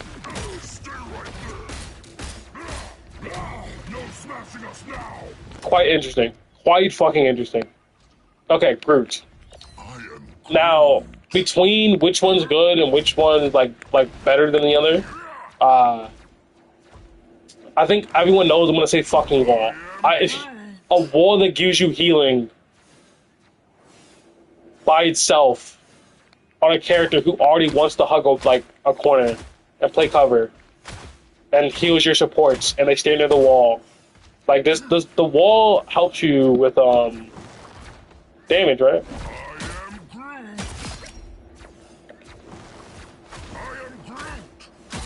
No, it doesn't. It actually, that's actually interesting. So this wall is purely dedicated to healing. Purely. So it's purely like, hey, I'm gonna be in cover, put this near my supports, we just get healed over time. And it is healing over time. So like, it allows you to gain ult charge through healing and supporting your team. Like, you just put this down somewhere, and now some divers combo breakpoints are different. because you just have a fucking inanimate object healing for you on a character who already has a pretty quick ult. You know what I mean? That's 3. And then what's the enhance effect? Enhance effect, when teaming up with Mantis, the Wild Wind walls evolved after providing a certain amount of healing, increasing its healing. They evolve? Yo, like...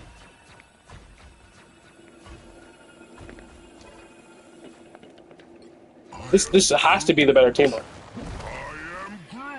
Now I'm confident.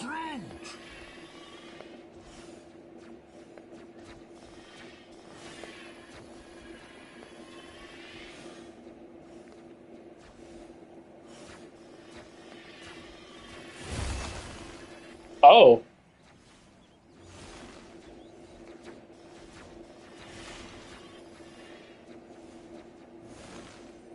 Oh, nice. How much? I mean, this bot does no damage. Hold on. How far did it? Oh, this circle radius here. Cool.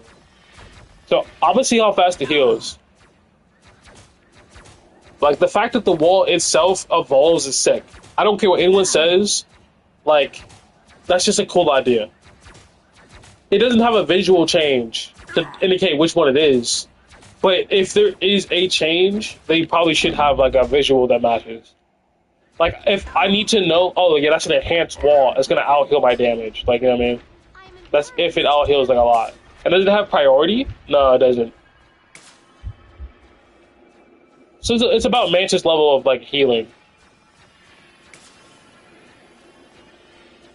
This is like placing this wall next to a DPS would do wonders because it would only target that DPS to heal it up. Like, there's no place for me to put it. There you go. Yeah. Oh, come on. Yeah.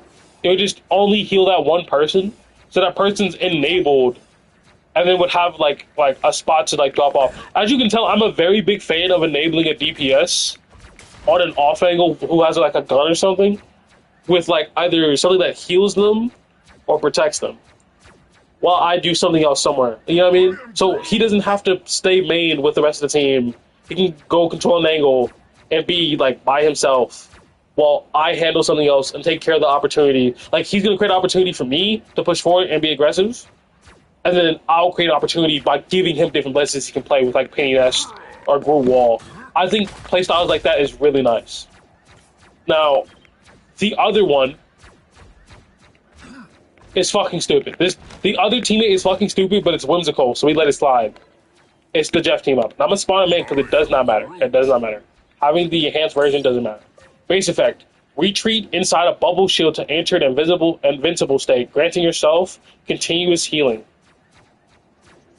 Enhance effect: when teaming with Jeff, the Land Shark, the healing effects inside the bubble is enhanced, and any excess healing converts into bonus health.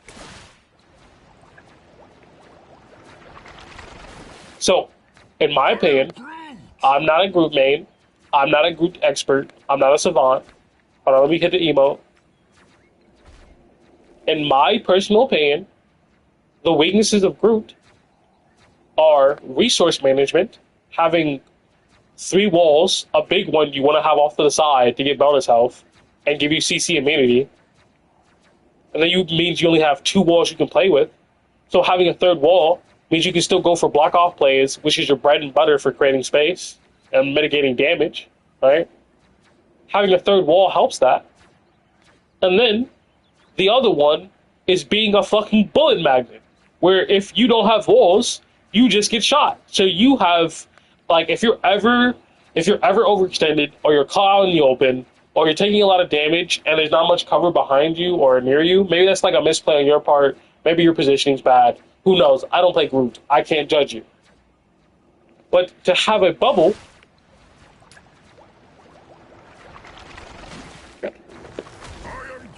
that you can use to reposition is nice. Because since Groot is like, the major issue with Groot is like his resource is also his cover and also his damage tool. because you use these walls to damage, to block damage, and to like take space. So everything's related to these walls, right? So there's a resource problem. And it's not even like really a problem. The character's fine. It's just like a pain point or like something that you have to adjust to and play around, right?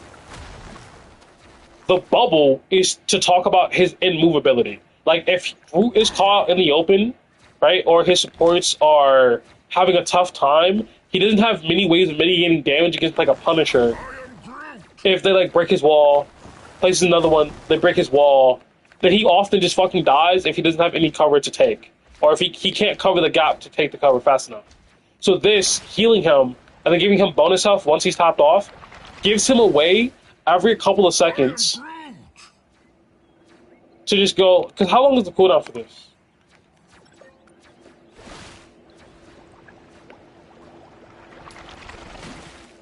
$20 seconds? Okay. They should drop that to like 15 or like, you know what I mean? Like, they should drop that. Because right now it's looking like just use Healing Wall because you have an extra resource to like help you like make plays and you get more ult charge versus a bubble that allows you to contest high ground and like have movement, even though it's like slight movement. Because like they're not fully getting rid of Groot's identity as like a slow front to back tank.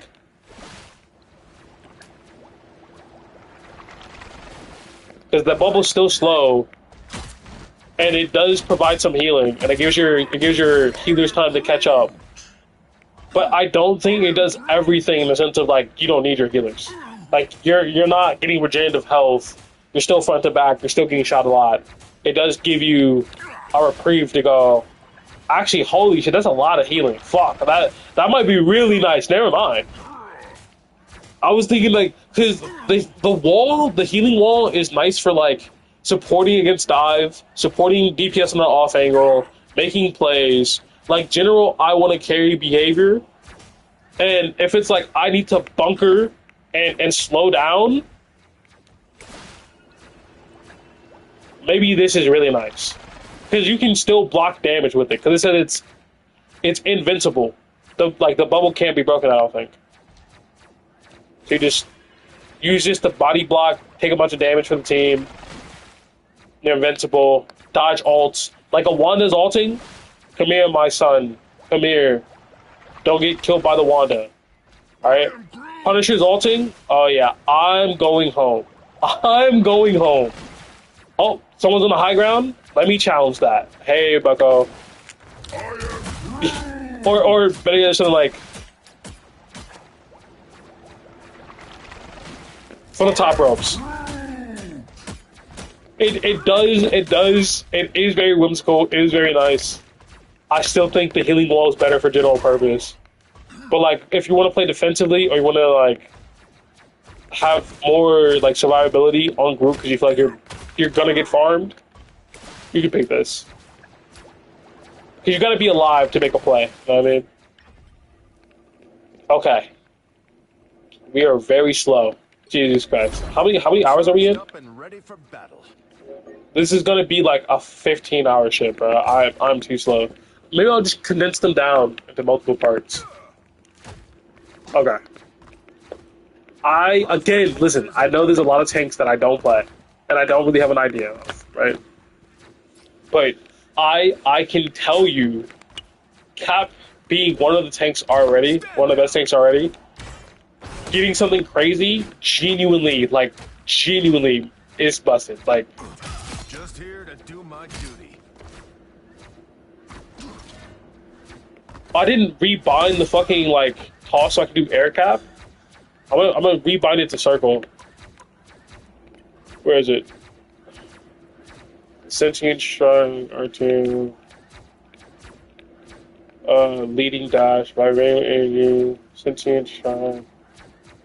Jump on Super Soldier Slam. Circle shot.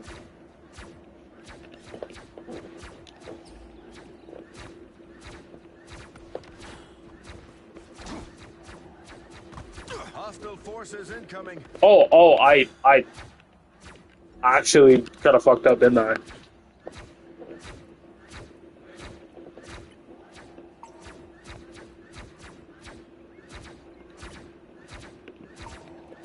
All right, there we go. So if I hit this, I should be able to, yeah, I can do air cap. Good. Okay. Anyway, it says the base effect of the Thor team up, Sentinel strike into a lightning shield projectile. After landing 2 hits, Captain America launches a piercing lightning shield 4 times. What the fuck does that mean? Thor's fury. And stay down. So it's still air cap playstyle. It said piercing though. Lightning strike. Oh, it's like bouncing through. I see. Wrong side. Enemy ahead. Lightning strike. Oh, okay, okay. I see. Let me just kill the guy, and then. That's amazing! And stay down. Lightning strike. Yeah, this is sick. This is nasty. This is so good. Unbelievable! Cause like one of the skill checks for Captain America is the ability to access damage. Like his access to damage, his gate kept behind skill like heavily, right? So for Cap to have this, right, is actually so huge. Where it gives him access to like cleaving on multiple people.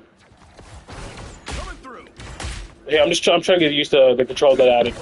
So they allow him to cleave on multiple people, which is really nice. Coming through. Oh, bro. Hostile What's the forces enhancement incoming. fact? When teaming up with Thor, the lightning imbues in the shield intensifies. Each hit from the lightning shield triggers an extra burst of damage in the surrounding area. That doesn't sound broken at all. That doesn't sound like AoE fucking piercing shields that your supports have to. Because the biggest thing that Cap players have to deal with when they're like low level and they're figuring stuff out is how to deal damage and make supports look at them. Because when they don't, right? What the fuck? Double kill! When they aren't capable of that, supports ignore them and can just outkill whatever they're doing, and they're using handless. And like you have to be able to hold attention as Cap, or you have to be able to assassinate as Cap. And if you cannot do both, you're essentially like handless. Can't do anything. Like you're a detriment to your team. You have to be able to do either assassinate. In fact, you have to do both. You have to do both because you can't. Like before, Cap didn't have the damage spike to just walk in and kill someone. Wow! So now with the ability to damage spike and kill someone, or hell even before this patch of season 9, to be able to do so is such a cool ability that it warps his entire kit to the fringe of overpowered, or if not being overpowered. Because you have to think about the fact that like he's been designed around the fact that he doesn't have damage, and then he's been designed where the weakness was his damage, and then they just gave him damage. So like, what is his weakness? What is Captain America's weakness? You know? Sorry, soldier.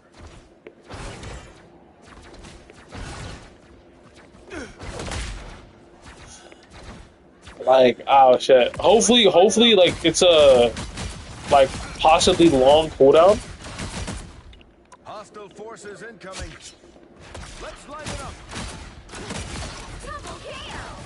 I'm a soldier. This is war. 16? Oh no, you might want to bump that up. Every 16 seconds he's cleaving your backline. I don't know. To be fair, I'm not a Cap player, so advocating for nerfs without the prerequisite knowledge of, hey, this is really strong or not, can be very damaging to a community. You know what I mean? Like, let's fill things out for this month, figure things out. We've already released an emergency patch. Let everything be okay. All right, just let everything happen. Soldier. All right. Next team up with Bucky. Just keep fighting. If you fall, I'll Yeah, this one is definitely not it. But it says base effect: Captain America can lead directly to teammates, providing bonus health to both himself and the ally. So, what that means, off on paper already, is Cap is a dive tank. Dive tanks are often not with their team, enemy ahead. right? They're often in the enemy backline. I've got you. And when you're in the enemy backline, 10 seconds, okay. When you're in the enemy backline, you need to keep your goal is not always to kill, your goal is to keep attention, and that attention is used to make your team have more opportunities to get a pick or get a kill. And then someone has to go back and clear the cap, right? Which is like really hard to do, especially since he's like hyper mobile. Like stuff like this is really hard to track. He has like the air cap playstyle, where you like he's hard to hit and he's killing you at the same time. He's permanent bothering supports. They never have their cooldowns. He has a support ult that he can pop to help any of his fellow divers and keep uptiming your backline and snowball. He has all of these great things, right? But when he's not popping ult, and let's say he just wants to soft dive and he wants to get out, Enemy ahead. he can do something like this, Coming through. Let me help. where he entirely disengages to his backline and protects them from the person you were trying to have on your team make a play. So something like Sorry, soldier. that, and now he's buffing his front line or his back line, depending on who he's aimed for. And it's like, okay, all your playmaking ability gone because you just get a guy a fat stack of bonus health and himself. So he just makes it out. He just makes it out. Stand down. You know what I mean? Like he's just gone. And since he can jump so high and see so far, he can do something like that to get out completely and or cycle back in Coming through. to his diver. I've got you. And the special cancelable. Take this. Yeah, it's very special cancelable. Shield toss, Prepare. I've got splash, how my diver. Shield toss, splash, how my diver. Shield toss, splash, Let me help. how my teammate. It's slow as fuck, so that's why you want to like dash into it, but it's still really strong for healing and offensive tempo. You know what I mean? 'Cause it has to do damage to like anyone who's nearby. And it says the enhanced effect. Oh wait, I didn't finish reading the whole thing. Redirecting a portion to allies and those. A portion of. It says both himself and the ally while redirecting both a portion of the incoming damage to himself. Oh, okay. There's the downside. There's like the monkey's paw. So if the person is like being exploded by fucking shotgun Punisher or Punisher or something like crazy amounts of damage, you can take that damage and fucking die. Possibly. I'm not sure how reliably that transfer is. I'm not sure how big the portion is, but that's still a danger, and I like that they've added that in portion to begin with. Like, hostile forces incoming. I don't want objectively just, yeah, this is like super OP good, like, ability. There has to be like some form of downsides, especially for the already good characters in the game. And you're like, oh, but you're a BP player. And it's like, yeah, BP was fucking dog shit. Through. But I still also think Let me help. just giving him a resource entirely, like the downside of it can be the cooldown, guys. But like, it's hard to create a downside for a character as weak as BP, because then it's just like you're just the ability itself. Because if they here's the thing, the it's not a full 360 or omnidirectional explosion for BP. It's a wave, and if they made that wave shorter, sure that could be like a downside. Like the wave doesn't go that far. It goes like between these spots is where it ends. Sorry, soldier. Like I don't know, because now it just seems I'm because I could be entirely biased. Maybe there is some weakness that both the team-ups could take. How's it going? Forces incoming. I'm on Cap right now, and apparently they gave Cap. If I could run you through it, they gave him a way to give his teammates bonus health that also does crazy movement. Like if you watch my screen. Give me 1 second. I have to charge my fucking my controller.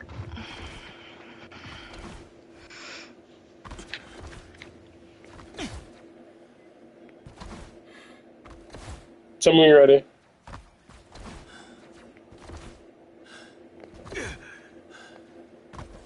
Ah, it says I'm on this fuck ass app. Coming Oh. through. Got kicked out again. Alright. Got kicked out again while I was waiting.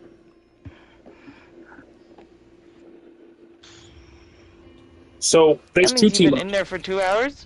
I think it's like 4 hours now. Yeah, I talk a How lot. long have you been doing that? Hostile For the last forces 4 hours. incoming. 5, actually. I'm on cap now. And I that's your don't, second time getting kicked out. yeah. So, what they... Team up with Bucky, remember the one where he like jump and get bonus health? Mhm. They made that he could do it by himself. Supposed to be like a cancel movement, so you can do Coming through. like this. So you can be all the way over there and then immediately come back to your team and support them I've got you. and save them, Mhm. which is like really good. The enhanced effect is when teaming with Winter Soldier, the duo can trigger mutually upon ally confirmation, charge at each other, slamming, bonus health, movement speed, to all nearby allies. The original effect remains, now additionally grants a speed boost to a targeted teammate. So like you can just make people faster, right? And like just help your entire team out. Cool. That is not the team up I give a fuck about. The team up I care about is the one between Thor and him, where if he pops this ability, hits you twice, he gets bouncing explosive shield tosses. That pierces, by the way. That's 3. Oh, I know. So like while you're in the air and you're being fucking exploded by a Cap you can't see because he's fast as fuck. It's crazy. It has a short duration and you have a hidden condition of hitting 2 hits while you do it, but it's still strong because now every like 16 seconds Cap is cleaving your back line and they have to use both their support abilities. And then he can just, after using, like, they have to use both their support abilities, just go boop. You know what I mean? And then, like, now they're just dead. And of course, I'm not a Cap player, so I don't make it look sexy as it can be. Let's light it up. Yeah, Brody already showed it to me. Yeah, this shit's, it looks crazy, but like, it could be one of those things where, Incoming. I don't know. No, it is crazy. I haven't seen high-level Cap gameplay to understand how exactly the flow goes, and I don't play Cap has been getting banned in higher elo. Damn, that's rough.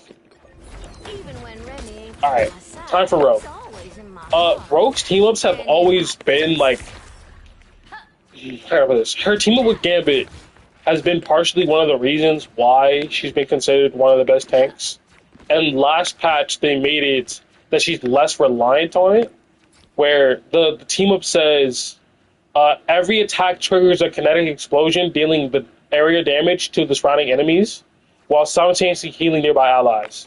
So when you're brawling out, like think like first points on the Wakanda Escort map, where you have to capture it, and it's like there's the main lane, there's the high ground, there's the side route, but it always ends up a fucking brawl on point. If you have this team up, Kinetic kiss. you are doing micro explosions every hit to everyone, so while you're beating up the tank, the support is also being hit. And this is really good, because like you see it's taking like small amounts of damage, sure, but it's really spikes into like a massive brawl where you're healing your other diver or your brawler while you're doing this. Amazing. Next time I won't go It's too bad that I can't hit close enough to actually like test it out, right? So this was nerfed to its current state a couple of seasons because apparently it was even crazier than this. And in exchange, they made her block better at absorbing damage. Right. Now, it says, in the enhanced state, when teaming with Gambit, Rogue remains permanently locked into heart as one state. That is fucking broken. Because now, like, Ken was saying, oh, I kind of want a tank that, like, when I do stuff, I just heal my team. This is that now. I can always when you're just constantly in a I'm going to heal my team and do extra explosive AoE damage on all my fucking hits. Easy on ya. All of them. Even that. Like, it's actually crazy. Grabbing someone, punch, punch, punch, up, alright. Spike them to the ground. Like, it's insane. She even has, like, the fucking Kamehameha energy wave, like, from Dragon Ball Z. Like, the shit's cold. This, Don't come I can back fully down. understand why people think Rogue is the best tank.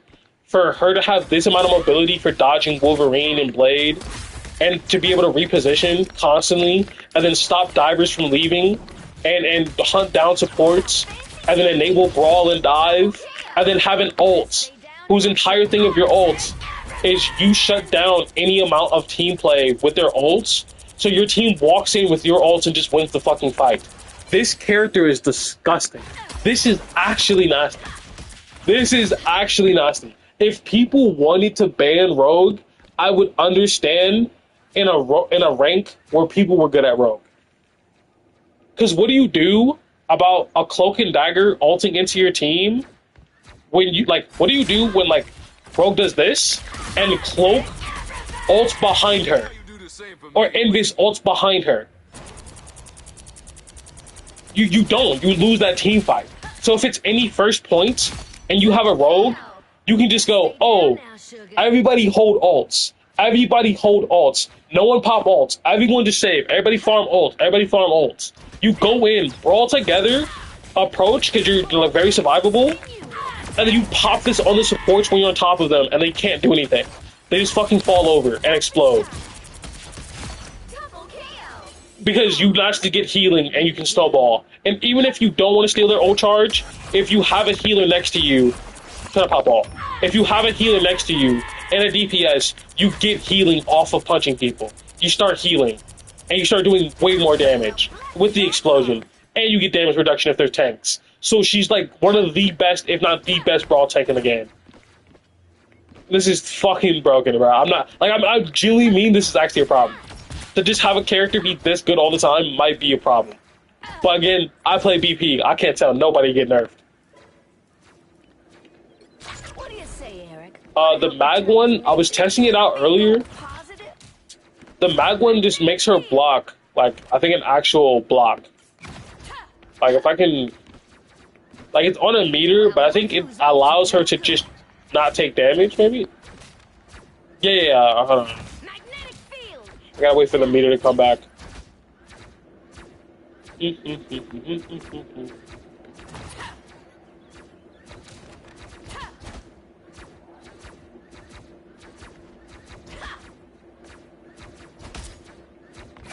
I attractive? Yeah, I think it's just like no damage at all. Because if I swap Gambit, I'm still taking damage. So it says base effect defensive stance is fortified.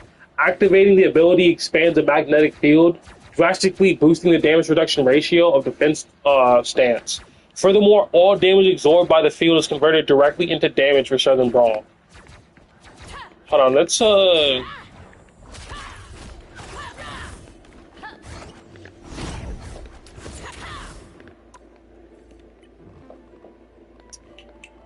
where is a damage DPS? Someone who does damage. Where are you? Punisher. I can't find him. Am I blind? Oh, here it is.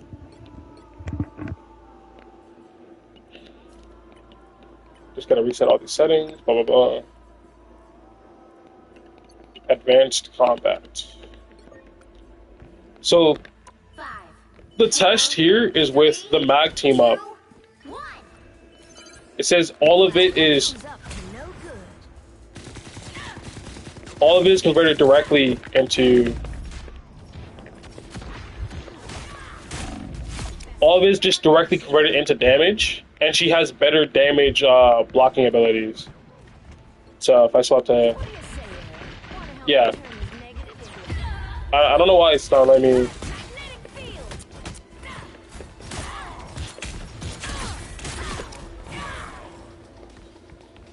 Like, it just says you just block it and then it just gives it to you as... But it feels kind of weird. I don't know. I'm made from stronger stuff than that. Because it says it boosts the damage reduction, so like you take less damage, which can be good for like trying to hold front or like being much more open maps. And it says when teaming with Magneto, Southern Brawl knocks enemies back and extra damage is dealt if they are positioned to a wall, propelled to a wall. Fire away, y'all. Well, look who's up to no good. So if I swap to Magneto, Ain't I attractive? oh, I see it. Expect me to do that again. Okay. Double kill. So this might like spike her damage potential actually. I'm not a rogue player, so Fire away, y'all. like you can bring him to a wall, spike him into that wall. Double kill. Next time I won't go so easy on ya. Ain't I attractive? Like you can just fucking annihilate people. Me to do that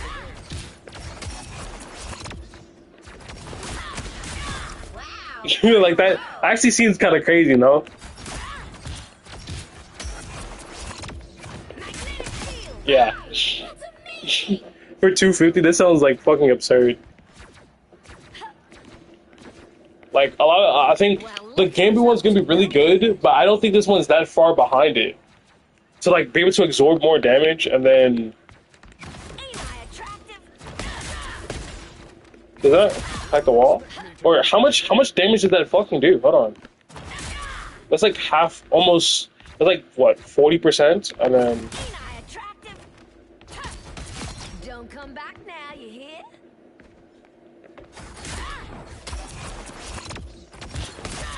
and it just leaves them 1 HP, and they can just punch him again. Kill. So like, punch, kick in the air, grab, punch it to the wall, That's the projectile, Well, wasn't that precious? punch, kick in the air, kick, grab, just dies. We're in a row. And if I swap, Even when I do punch, kick in the air, grab, or I fucked it up, flip it up. So it's like, you want to punch, kick in the air, grab him. So punch, kick in the air, grab. Yeah, it doesn't kill because he doesn't get pushed into the wall. So like, you can just straight up like assassinate people. Your damage potential goes higher. Like, I mean, it's a small difference because you can always just continue. But in the moment where you're trying to clutch up and you're trying to immediately take someone out of the fight, having that like damage spike, especially since you can spike your damage so high with the block now, like it gets higher.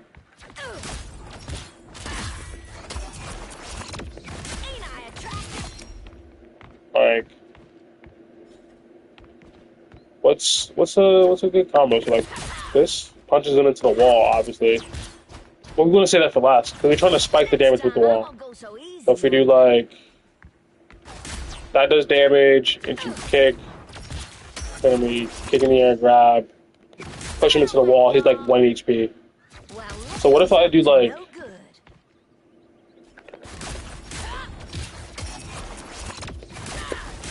Nah, cause like I don't get like the pull in. Maybe I have to activate it midair. Like,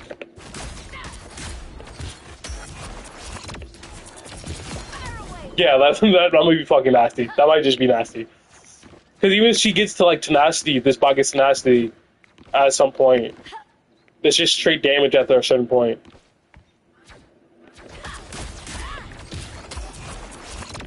I might start playing Rogue. That's like so fucking sick. It might just be like too much of my kit though, to be honest.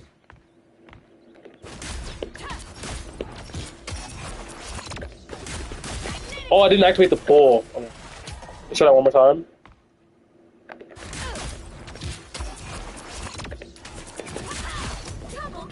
Just in case they get away. Okay, that's sick. That's sick. Do I think like Rogue's a? I feel like this is like regular Rogue stuff. It just makes her do more Rogue stuff. It's still crazy though. I think Rogue is a pretty cool character. I think I need to start practicing Rogue specifically for like brawl and dive setups.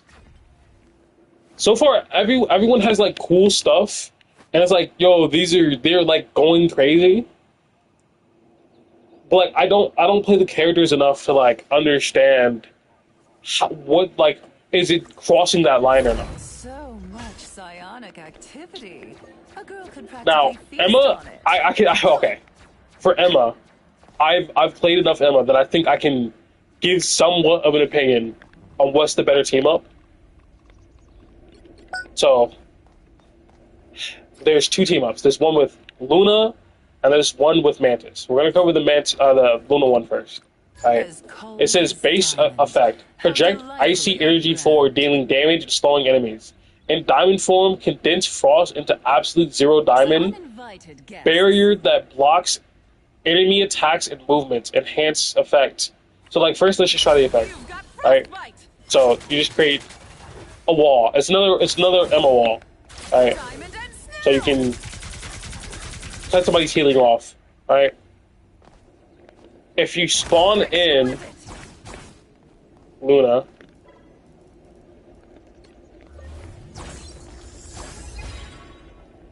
it says the effect it gets is when teaming up with Luna Snow, entering Diamond form imbues all damage abilities with a slow effect.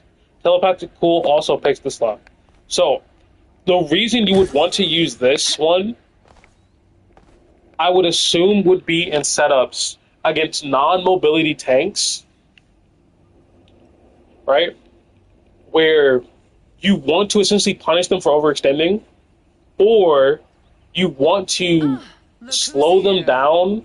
Like, let's say there's like a dive setup, right? Where you want to stop a diver. You can use this in front to back, you can use this against the diver, you can use this in like punishing someone for overextending by making sure that they can't move. Wait, her primary fire slows down too?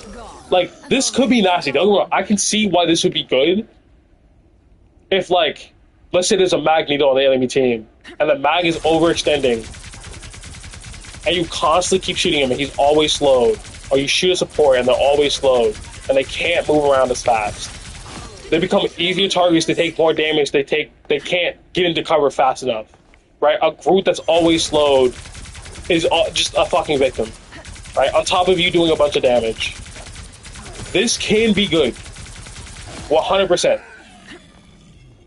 It's just relying on your team to actually be like competent. Like a group to slow everyone on a team is insane. In fact, to like even let's say get a grab on someone and that causes a slow, and then a kick causes a slow, and they can never ramp up their speed because they're constantly slowed by every single one of your abilities, can be really annoying to dive, right? Can be really annoying to like Daredevil, can be really annoying to like Black Cat, everyone involved. And then to have a wall that causes this whole scenario in the first place. Am I not breaking the fucking crystal?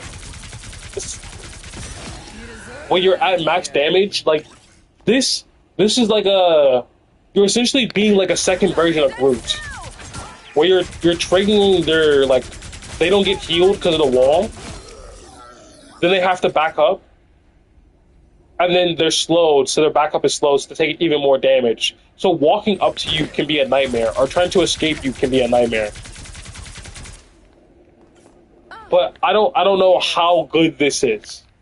I can see how this could be helpful, but I don't know how good it is. So much On the other hand, activity. A girl could practically in the same feast sort of on it. scenario, if you have a Mantis on your team, or like you have the Mantis team up, damaging an enemy sentience directly converts the damage to bonus health. I'm not sure what the conversion ratio is, but we're at 600. We're 600 50 HP like character, right? And we can get to 900. So let me swap so I can be full health, and you can see the numbers. But to me personally, I think this is like the other one is all around guaranteed value entire game. Like you blocking off people, like blocking off healing. So this is how I put it. If you have a diver Some with you uninvited guests. who's distracting the healers, right? or the enemy team is running healers who are like have slower outputs, or like no, the diver example works because if it's like a cloak and dagger, and the diver keeps making the cloak and dagger waste her resources, and you put up the wall behind the fucking dino, the other tank, it creates a scenario where the spike in healing is very low, but the damage hasn't decreased, and you can do a bunch of damage yourself with like the crystal, with like 100 charge meter. You can do a bunch of damage yourself, and then you put up a wall, and then you put up the ice wall, and then after the damage just keeps pressuring, and the guy doesn't get any healing, like major healing resources from his supports, because they're constantly using it for the diver, it will always stack up where that guy has to back up because of the wall. He has to take cover because of the wall, but he's also constantly slowed by Emma into a grab which slows him, into a kick which slows him, and then he fucking dies. It's a snowball scenario. It's not like a general, like, it's one of those ones where if his team isn't, it's like a group scenario. If his team is playing more brawl playstyle, that wall is useless. If it's a more dive playstyle, that wall is useless. The slow effect may be helpful, but if they're still able to just kill your team while they're slow, it doesn't really matter, right? If they're just all around just punching you, like, a slowed thing doesn't fucking matter. Because he's just gonna jump to you and like punch you anyway. Right? It doesn't slow their attack speed, I don't think. But with this one, the sentience, this directly is usable. Like, hold on, I think the sentience is usable like what, every 10 seconds? Well, not even less than that, I'm pretty sure, right? Every 6 seconds, you can give yourself 300 HP. Which can really help against poke scenarios where you're facing up against like tanks, like poke characters who are trying to walk at you, like you're playing cover, a tank is trying to peek that cover. Like, let's say it's like a Jeff. You don't get as much, right? You don't get as much bonus health. But that's because you're using this as a tool against tanks. And Emma does work well against tanks. Like, she's a much more, like, front-to-back heavy character. So, like, against dive, you can use the slow. But against, like, more, like, less divey setups... Because here's the thing. The way that I view the diamond form is, like, a survivability tool. And, like, the crystal as a survivability tool. But you would only ever use this crystal against like obviously squishies you can use it on, but like tanks it has the most benefit. So like in front to back, like we're all looking down the same lane. Like for example, let's say this is, what map is that? Let's say it's like I want to say the Tokyo Spider 99, Spider 2099, and you're up that long stretch, that long hallway, where like you're playing the corner. Doing this on a tank, you have to stay in the open. But now you're getting compensated and damaging them at the same time, right? And let's say we just kill Venom off here, Gone and already forgotten. and I'm not hitting the Venom. How much damage is it actually? It still does half of his HP, and I still get all of mine, like all of the bonus HP, like all of the armor. And I can do this every 6 seconds. Right? Every 6 seconds to keep healing myself. Which also means your 1v1s are incredibly oppressive. Like, if you're ever 1v1ing, let's say, a thing. The thing has no choice but to be near you. So while he's punching you, and you're doing this amount of HP damage to him, right? You're healing yourself, right? He's gonna be healing himself too. But you have the advantage of diamond form, where if I just kill him, every 1v1 you take from now on with that team up is incredibly one-sided, because you get the bonus health and damage reduction, and you're like CC immune, and you have a grab, and you can do more. Like, it's genuinely oppressive to run into an Emma Some uninvited on a guests. tank. Like, if you're strange here, if you're strange, or like Thor, because Thor's gonna be really big this season, right? Let's say it's a Thor. I'm gonna keep cooldowns on, right? Extraction. Mental domination. He fucking dies. So then it triggers his passive. Right? So that triggers his passive. And then let's say Extraction. I grab him instead, kick him to a wall, his passive triggers over there. I still can brawl him and then kick him again, and then begin to shoot him. And when I'm out of shooting him, hit the crystal one more time. Like, you'll have your crystal back by then. Which means you do another fuck ton of damage on top of healing yourself. So it essentially allows you to brawl out. If you hit that during a brawl scenario in diamond form, you're tanky as fuck. Like, you're nearly 1,000 HP. With the damage reduction, you might as well be 1,000 HP. And you get to, like, smack people around. And in poke scenarios, it allows you to absorb more damage.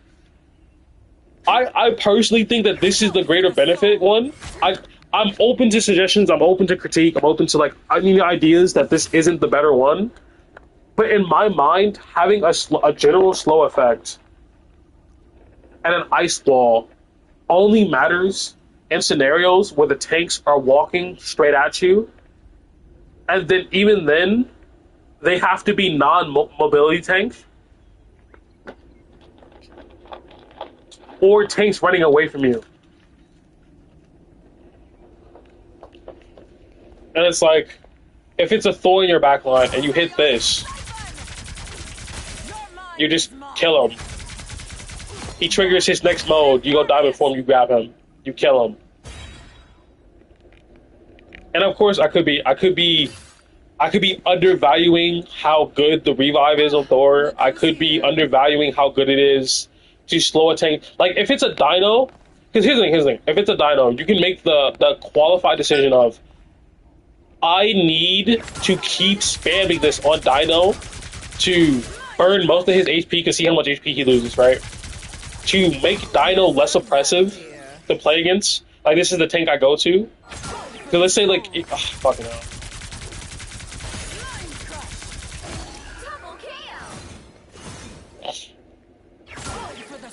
Let's say you don't try to shoot Dino. Oh, fuck, I'm still shooting Dino. Dino's so big, you cannot shoot by. You cannot not shoot Dino.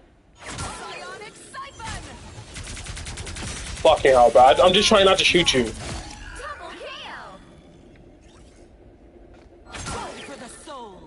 Fuck it, I guess, at this point. Whatever.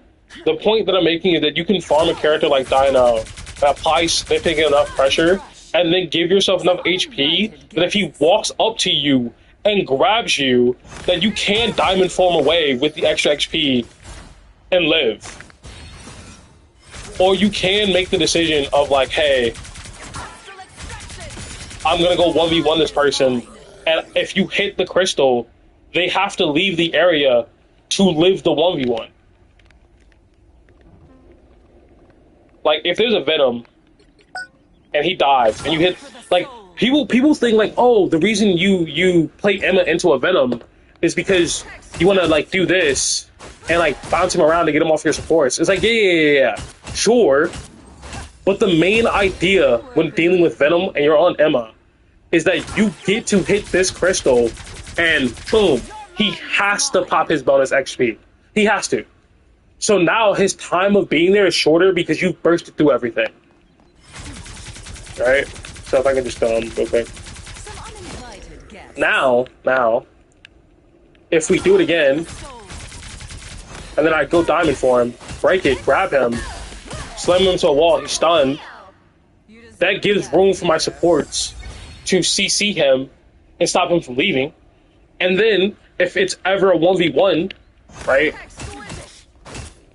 where it's me versus the Venom, for whatever fucking reason, I win.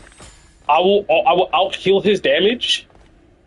Theoretically, I haven't faced high-level Venoms to, like, enough, alright? I've only faced, like, GM levels. So, take everything I say with a grain of salt. Maybe it's different at high level. Maybe slowing someone down is, like, sick nasty, and that's the best you can do in the game. But from my perspective, to increase your HP pool while decreasing your opponent's HP pool, on top of having a damage reduction state that you can use to do both simultaneously, is one of the nastiest shit I've ever seen on a character, especially someone who is as anti-tank as Emma, who has an ult that just goes, "You're not leaving." Right? Which is even nastier now that you think about it, because you can snowball so much heavier. You can snowball so much more heavily if you do this into trigger, into diamond form, right? That tank dies. Whatever tank that is fucking dead. But now, it's much more oppressive if you wanted to all in on your abilities. Because he just fucking dies without the reaction. See if I can do this faster. Yeah, he just fucking dies. Like, what is... He's not making it. The grab gives enough time to break the crystal and sling him into a wall, which kills him. So, like, there's a Venom here. Let's say he's dumb enough, he used his swing. I messed up the combo. That's on there.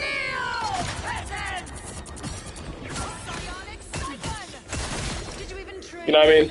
That is always the benefit of having an Emma on your team. And if your Emma is not doing that for you, or your Emma is not creating that much pressure for the Venom, then your Emma's playing it incorrectly and you've lost the game. You better pray you get a Punisher who can aim. I need to use the bathroom. I'll be back.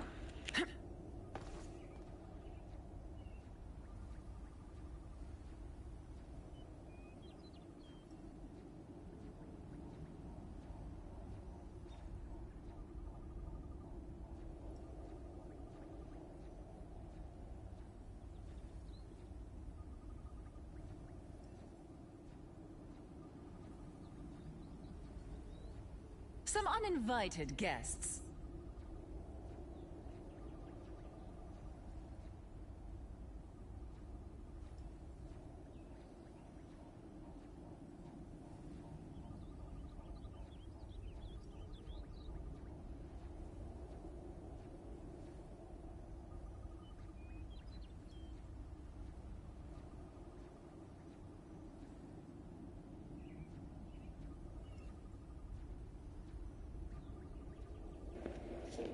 Okay, I'm back. Now, common scenarios in which you would fucking abuse the crystal against a Doctor Strange. He cannot block the crystal damage. Like, he can block it with the shield, in the sense of he can hold his shield up and then walk in front of it, but he can't block the damage he takes from shooting the crystal. So if I do this again...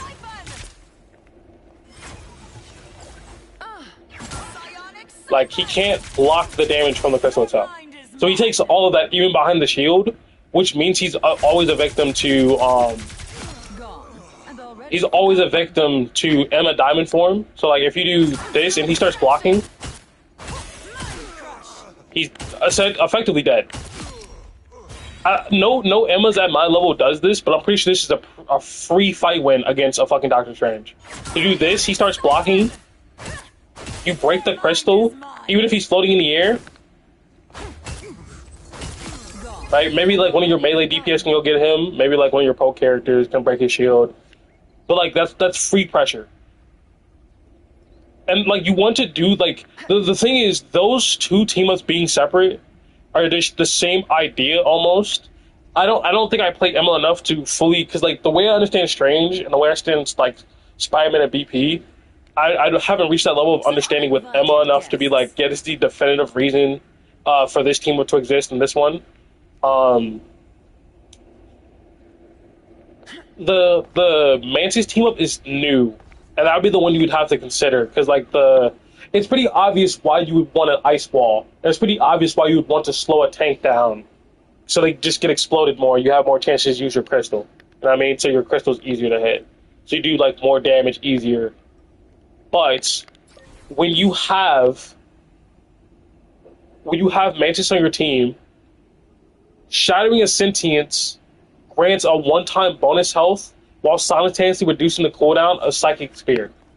And what Psychic Spear is the actual Mind Pulley ability in the first place. So if I shatter this, it is now quicker to get it back. Like, the cooldown is like much shorter. Which means, while the wall is nice, and it does stop them from getting healed, and while slowing them down with any of your abilities, including your primary fire, is cool, you get your highest damaging tool that snowballs the fastest quicker. So if I break this, it's a 5-second cooldown. And if I don't have Mantis on my team, let's say I transit Dino, stand back. Let's say I don't have Mantis on my team. Fuck. It's a 6-second cooldown. Like, hold on. Let me try this again. 6 seconds, right? Let's kill you.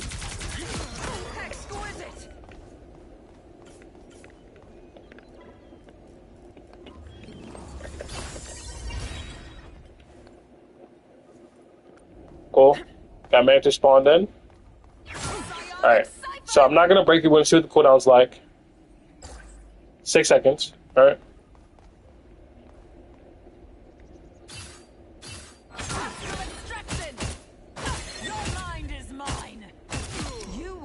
Oh, do I have Infinite on?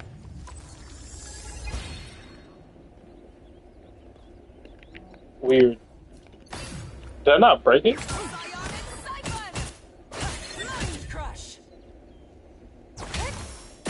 Oh, because I'm still in diamond form. That makes a lot of sense. Okay. I was so confused. I was like, what am I doing?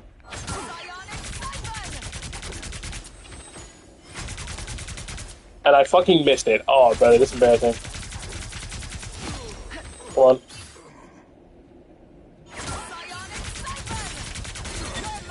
It goes to 4 seconds. So every 4 seconds, if you do not miss breaking a crystal on any tank who bothers to be in your presence, it is 4 seconds. Every 4 seconds, they're getting crystal. Every 4 seconds, you're gaining 400 HP. In fact, casting the ability and then breaking it gives you a bonus. So not only are you getting healed for dealing damage to it, you're getting healed for breaking it, which shortens the cooldown, so you keep getting healed. It's effectively how Emma can generate more of damage mitigation by generating HP over and over again. And you don't get as much bonus, you don't get as much, I don't think you get any ult charge off of bonus health. So if you're constantly generating bonus health, that's less ult charge for the bot DPS on the enemy team who's been farming you for ult all game. It's genuinely very, very good. Another snowball scenario for tanks is if a tank walks too close to you and you do this, they often try to back up, right? But if you hold on. If you do this and you do this, you break it before they can leave. Which does a fuck ton of damage, right? A fuck ton of damage, obviously. Right.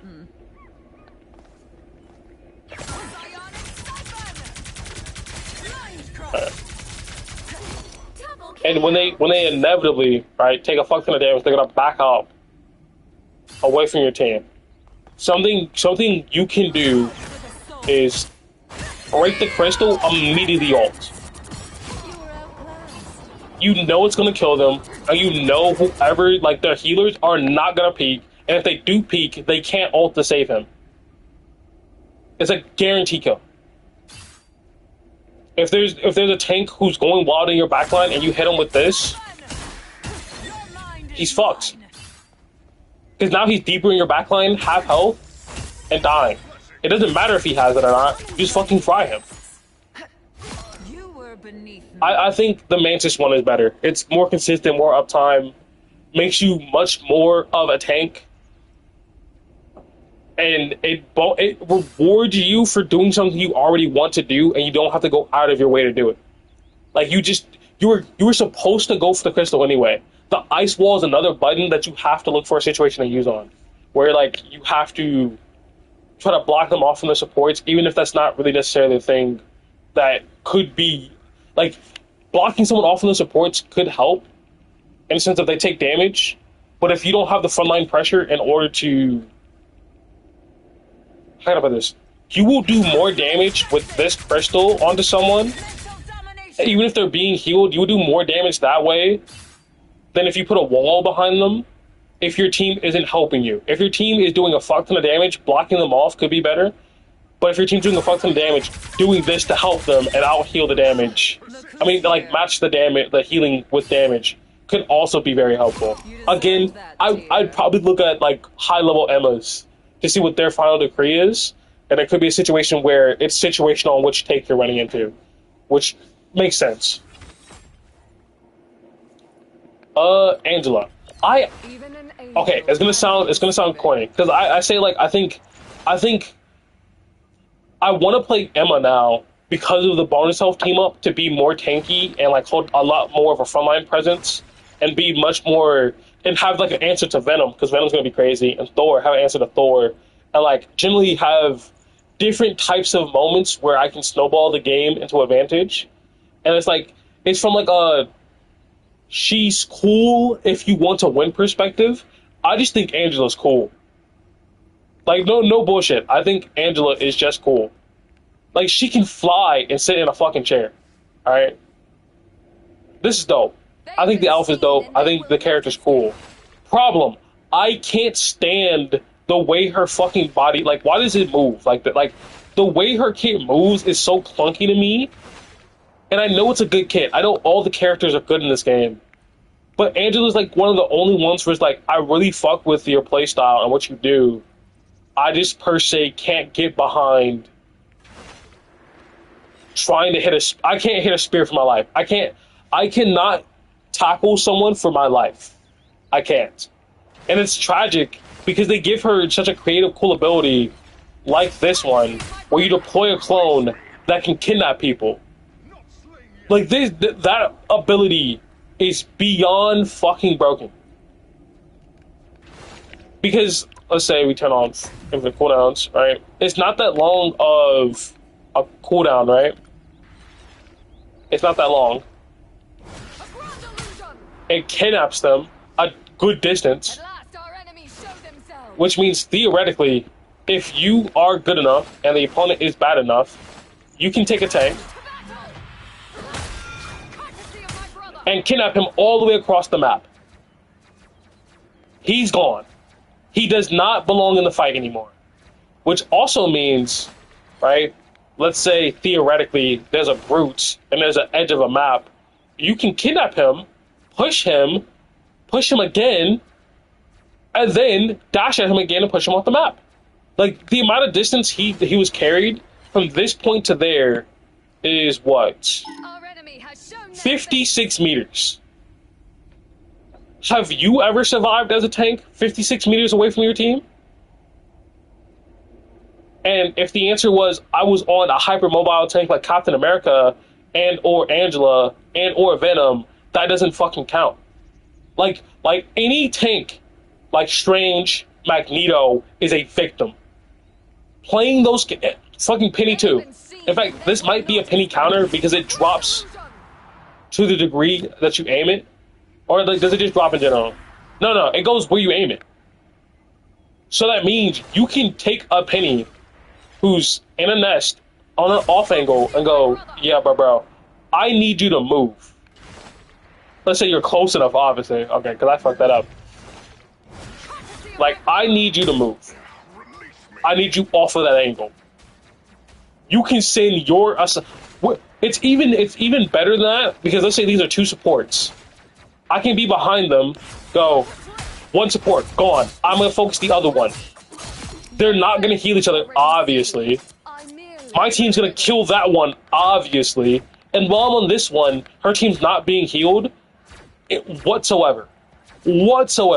So, like, if, let's say, we're in a scenario where we want to attack a support, but one of the supports have ults. Like, one of them has ults. Let's say it's Luna. I missed, obviously, but you get the general idea of, like, removing a support from her team and then chaining her, which works inside healer ults as well. So it's like, if they have a healer ult and you kidnap them away and then you ult them, they can't ult to their team unless it's Cloak and Dagger. If it's Luna, she's just fucking stuck there. Wait, does Luna free herself when she ults, or no, she's still stuck? Go T. Alright, T's gone. Research is down. Alright, so you can do something creative like that. You can separate the healers while you attack one. Right? Or, this is personally what I think is the better solution. You can push one healer away while you take the other. Like, I think Angela's gonna be one of those bans that, like, people are going to start really, really hammering in as the weeks go on.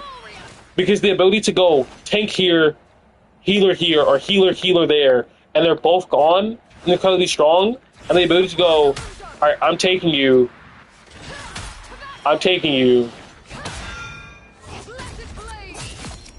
we're gone. Like, this is forever away. Which means Angela might be the best 1v1 ISO taker in the game. Might genuinely be the best ISO taker in the fucking game. And it says, enhanced ability. When teaming up with Loki, the ability gains 2 charges. Like, listen, when I say things are broken, I generally do mean, like, that's a problem, and that's gonna be incredibly toxic, and gonna be hard to deal with. If you see a good Loki, a good team, with an Angela, there is a high probability that Angela could do something along the lines of kidnap you across the entire map. Okay, I just suck. So let's say I don't miss.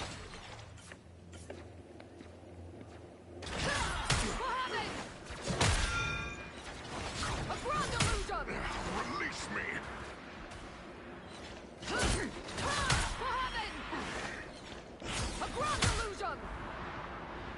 And to prove my point that this is actually possible, right, I'm going to turn off cooldowns. And I'm going to take this bot up here on a joyride.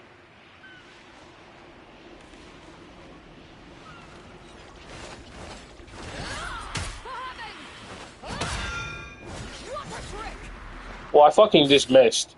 Oh, bro. I'm so bad at this stuff, bro, that, like, missing is going to actually, like, ruin this. Like, here's the thing. I am fully aware that I am not a good Angela. I would like to be a good Angela. Because this would be one of the most... This actually might be broken. Like, I genuinely do believe that this level of displacement is just unfair. This might fully be just unfair. I have my dash again. And then, if I was good enough, take him again. And then I have my dash again. And I take him again. Push him. Spike the ground. 1v1 him. Where are we? That is 93 meters. I took him 93 meters. With a not hard thing to do. On a character who has the ability to just go, I'm not winning the fight anymore. This is broken. There shouldn't be 2 charges. 2 charges is too much. I'm sorry, Angela players. You guys are good, but this is a problem. Like, Cloudy Rio, I know you love Angela, bro. This is too much. This is fucking bro. Like, this is...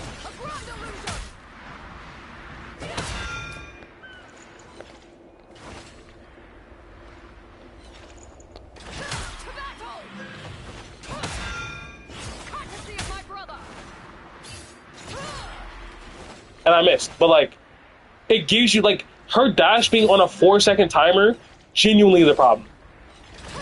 Because it allows you to link this too fucking easily, because you spend most of the time, like, the clone itself does a bunch of carrying during the time, and while you're following behind it, then you have your dash again. Here, I need something that doesn't move because I'm a bot and I can't hit this. But when Angela players get good at the game, right? When they finally understand what's going on, they're going to choose one tank the team cares about, one tank the team respects, and that guy is getting fucking joled, all right?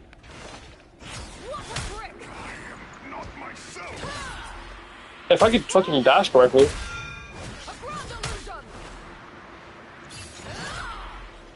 Like, I don't know if I need to lower my sensitivity or what I'm doing wrong. I would love some tips. But like, how do you fight against that?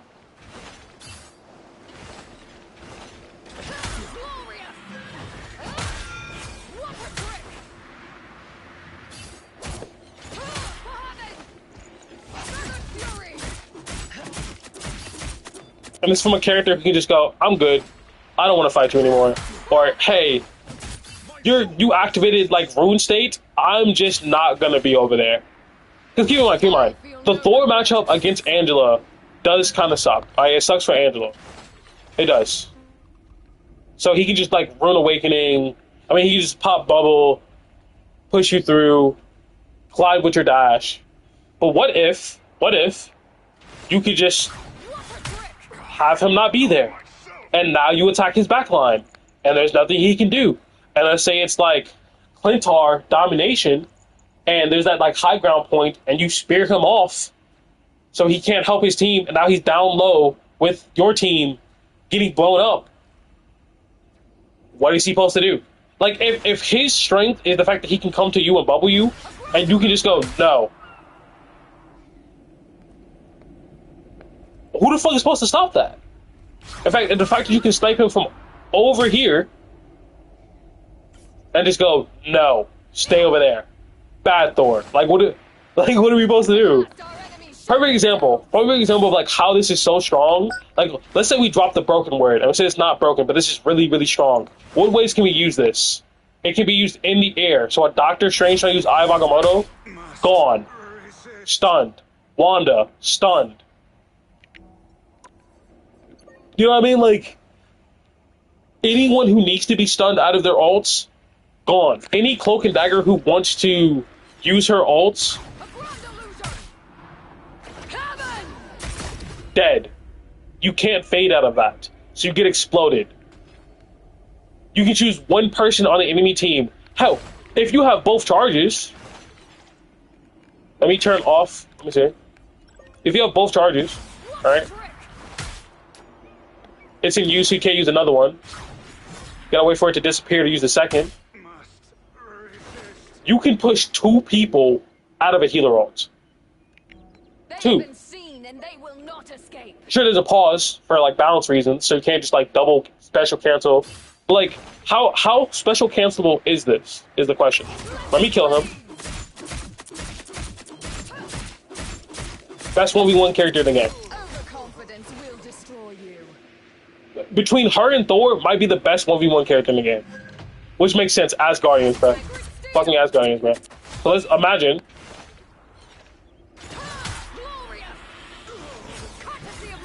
So, like, doing that doesn't seem to work.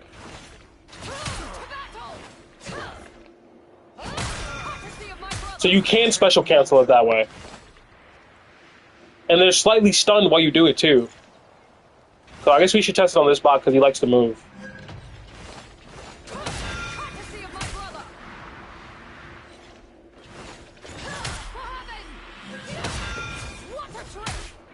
Yeah, that's tough. So imagine, if you will, imagine you are a little BP, a little Black Panther, and you're just trying to get some kills, man. You're just trying to live your life, and then this assaulter comes, attacks you, and kidnaps you across the map. what are you supposed to do, bro? Imagine if you're just a humble Hulk. You're just a humble Hulk. And someone does that to you. And then does that to you.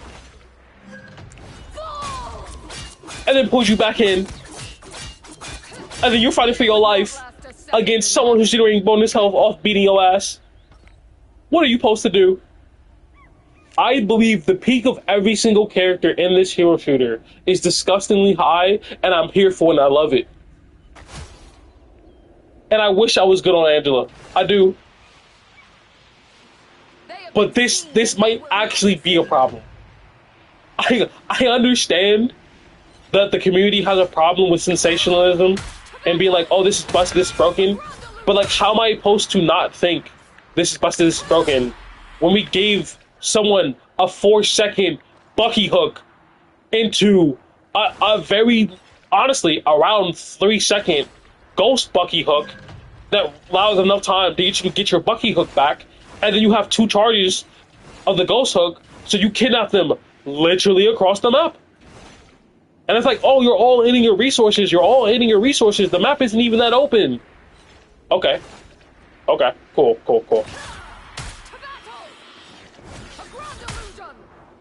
Who gives a fuck? I can fly upwards. I can fly upwards. And if I'm confident enough, I'm pretty sure someone can juggle you off the map with this. This is honestly toxic. It's truly honestly toxic. To have the ability to do this. And I get a bunch of high elo players were already bitching about like kidnaps. And now you have fucking phantom kidnaps? Yeah, you have phantom kidnaps, bro?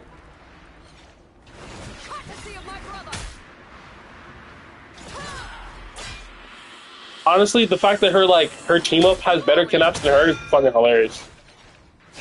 And here's the thing, it's balanced around this like the flight mode, so you can't activate it when you're in your feet, which is cool in the sense of like she doesn't have both. But I wonder if like they swapped it so you had access to kidnaps when you were on the ground. Would that be better? So you wouldn't be able to follow up with your flight. Like if they flopped it, like flished it. Again, not an Android player. Don't know if that's fucking stupid or not. Don't know if that doesn't match her gameplay design. Because right now she's getting hit regs in her flight mode. But then she's also like low-key a terrorist. So I don't want to, like, there has to be an answer. Whatever the devs decide, hopefully it doesn't kill the ability. Like, because it is a cool ability. I think having phantom kidnaps is good because you don't have to physically displace yourself and go for the 1v1. You can go for the, like, oh, my team will handle that guy. I'm gonna go hit the supports. Or we're on, like, let's say, what is it? Heaven's Heaven? Or, like, no. Heaven's... I forget what it's called. Haven's Heaven, right? With that bridge, with that bridge, you can do this. Take someone off. You can hit multiple people. So you can take 2 people off the bridge. It's an automatic fight win because they're down 2. Then they come back. They stagger. This is like top 5 in my list of shit that's broken. Right? The skill level it's going to take to acquire to do this consistently, I'm not sure how high that is. Right? I'm not sure how like high that's going to be able to do, because I'm bad at Angela, so it, like, if I was good at Angela, maybe I'd be like, it's easy. Maybe if you're like a pro player and you play this game 15 hours a day and you're like giga cracked, it's easy and this is super toxic. But like, I wonder how big of a problem this is going to be. Because when fucking diamond level players, like, what other team up could there possibly be to make you choose not this?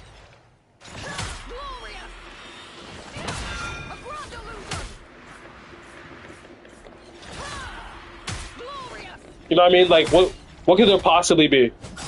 Because if you're support, you're lost. You're gone. But if you're a tank, you're gone. If you're a DPS, you're gone. And no one's winning the 1v1 against Angela. Because if she's losing, she leaves. And if she's winning, well, it's obvious she's probably going to be winning on a character who can kidnap you, hit you with another kidnap ability. Wait, does it do damage? Hold on.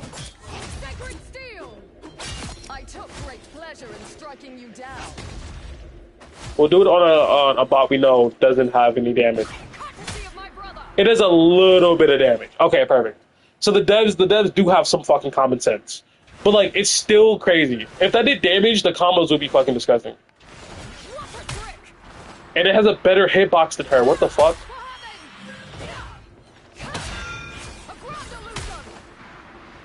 Like, across the map, kidnap 1v1. And it's like, there's no line of sight that long. You're complaining for no reason. Angela can turn corners, you fucking dumbass. Anyone who's gonna say the logic of like, oh, there's not that many straight lines in the game, bro. Like, calm down. It doesn't have to be. It doesn't have to be that many straight lines. I can turn, which means I can kidnap you around a fucking corner into a 1v1, and you're already half health. So I'm going to win the 1v1. And if I'm handless and somehow I'm losing off 550 HP, I leave. I leave. Like, you will never be, like, the tanks to play this season, right? No bullshit, tanks to play. Venom, Angela, Cap. Like, honestly, I think Venom is more saucy than Captain America. I like Venom more than Captain America. Alright? Even though Cap is really strong. So if I had to choose one of those to play, I'd play Venom. If you want to be, like, strongest in the game, probably, I'd say Captain America. Angela. Right? There's no reason not to play all of them. But, like, you can play, like, these three are busted. These, like, they gave damage to Cap. They gave, like, non-skill, non-accuracy-based damage to Venom, and more lifesteal, and a bunch of healing so he can sustain. They gave more damage to Cap. They gave damage to Cap. They gave fucking damage, easy damage to Venom, and sustain to Venom when he already had so much fucking sustain in the first place. They gave easy fucking kidnaps and super long kidnaps to Angela, a kidnap monster, which means she's so versatile now that, like, there's certain people you will not be able to play or get off because she has the Loki team up. Like, imagine trying to take space and the Angela is just taking you. And it's like, Angela, please, I just want to take space. Or imagine, right? Imagine. Wait, hold on. We gotta test something. Because I wonder, what type of displacement is this? So it's just a clone of you, so it might be the regular displacement. So it should not work on Thing. If it works on Thing, the game creators are fucking stupid. No, it just stuns him. Thank God. Thank God. So, like, you can play Thing. You can play Dino. But if you're literally any shield tank, you fucking die. And the funny part is, like, I think playing Angela, Venom, Cap, Emma is very viable. Like, these three are gonna be monsters this season. These things are like, they're gonna be monsters. And, like, I'm saying the Emma one because I really do like the bonus health, and I think that's strong. But, like, even if you want to cut her out, there's like 3 tanks in the game that are like super strong. And you cannot complain if your character get banned. Like, these are characters so strong that if they get banned, it's like, that makes sense. Or it's like, damn, I won. Yeah, that makes sense. It's so strong. Like, this is like, bring a smile to my face levels of strength. And this is like, you can't do anything but laugh. Like, you can't. If you're an Angela main, you're eating good. If you're a Venom main, you're eating good. If you're a Cat main, you're eating good. You're eating good. So if you're in chat and you're losing, like, if you're in a game and you're losing and you're like, damn, my team sucks, it's like, who gives a fuck? Do better. Take a Strange, boop him in the air, and fucking kidnap him. Like, figure out how to do that shit. And then, like, you're just gonna be... If you want to play the game in the sense of, I'm going to win every 1v1 to be had, you can do it.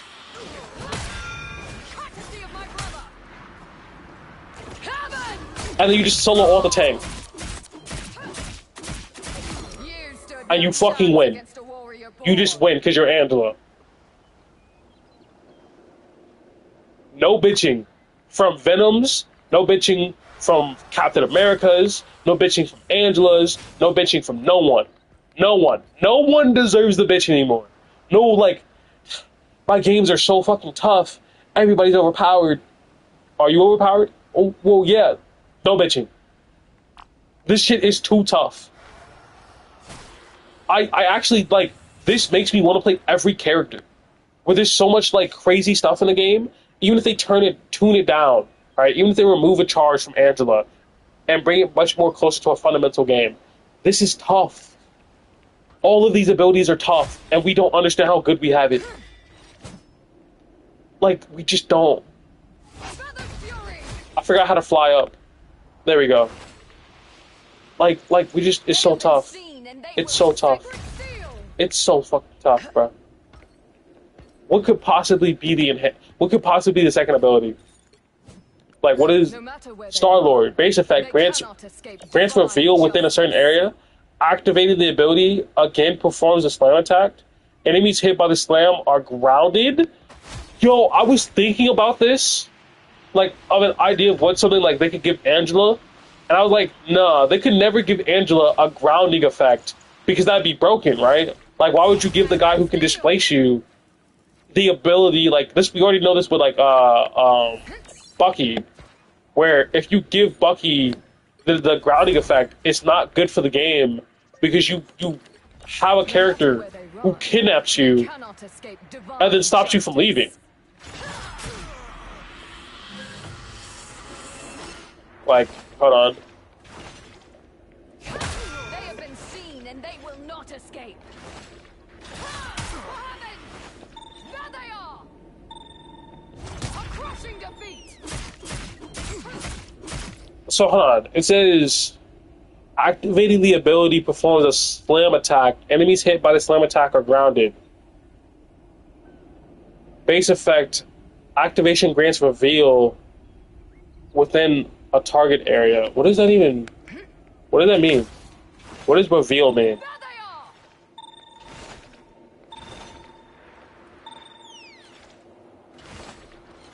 There they are.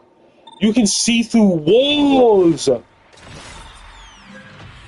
Wait. Hold on. There they are. Yo, this is giga fucking broken. This is giga broken. Giving any diver the ability to see through walls is super fucking broken. Like, if it's a poke character, it's like, it would be annoying that they know I'm about to peek them. But you can like you can compensate their damage. Right? Like, it's annoying, right? You can make it fair. But to have the ability to go, I know where you are, and then have the ability to go, say, did it! Our enemies show themselves. So, okay. If you don't know, Light PK, shout out Light PK, is a pro player, and he made a video where he said, hey, the reason Angela is not good in dive comps is because she has to slam vertically. Wait, was it? No, it was Slushy. It wasn't Light. Slushy said the reason Angela wasn't good in dive comps was because whenever she goes to do her slam, right, she has to be above them and go straight down. So to make her good into dive, you have to give her a diagonal slam. They gave her the diagonal slam. They like how far ahead of the game were they? When did they make this? Because I know they Slushy made that video after they nerfed Daredevil for the last time. So like, how the fuck? Like, when was this designed? How far ahead of the game were they? How did they genuinely understand their game that well? From like a year ago, where they had this in the works, where they went, yeah, Angela has a trouble because of like verticality. We need to give her a diagonal dive, and this dive grounds them. So if there's a cloak and dagger who doesn't have bubble, you can press this button, and guess what? She can't fucking leave. She can't activate it, so she just dies. But now there's a third ability, so you have to bait out both. So it's like everyone, oh, bro, this is like one of the moments where you go, I was wrong about them. Like, they truly do understand. Like, they added so many broken abilities and balancing them each other out because they're all broken. but like they understood the issues with the characters, and they were just like letting it be a problem. So like they just let it be a problem and went, okay, we need to fix this. Let's fix this by adding these team ups that directly fixes the issue. Like Angela's knowledge on like, oh, who's like she can stage better now because she can see through walls, like all the way through walls. It's not as good as Daredevil's, but you don't need to be. You just need to be serviceable. You need to go, okay, there's people here, cool, and then give her the ability to stage and set up for her like dive teammate. This is beautiful. This brings a tear to my fucking eyes. This is actually beautiful. This is like, when I went over to Overwatch and I saw Overwatch perks, I was like, oh, I can see how Gidus could like use this, but these are like very like minimal numbers meant to slightly edge someone, like push someone forward, so like edge them over the edge, like push them over the edge. Like if they have the skill. In Rivals, it's like, we're gonna give you a cool fucking ability. Fuck all that balance shit. Fuck all that, like we want you to enjoy the game. Like, even, like, if you're a pub player and you don't care about balance, this shit is heat, right? If you're a low elo player, this shit is heat. Only the top echelons of players are gonna suffer, and I don't give a fuck because of how fun this is gonna be. Like, and Angela doing this to me is gonna fucking suck. It's gonna suck. The counterplay, 0. This is one to be the most busted characters in the game. With Loki team up and this is so fucking broken. Like, so fucking broken. What does the Enhance do? When teaming with Star-Lord, Angela gains bonus self-scaling with the number of enemies struck by the slam. Yo. Oh, did they make her a brawler? Like, in a sense of...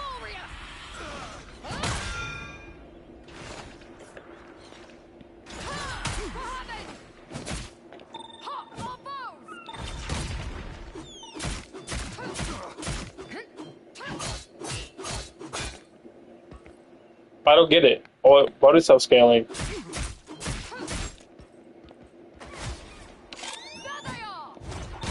Your fate was already sealed. I merely delivered it.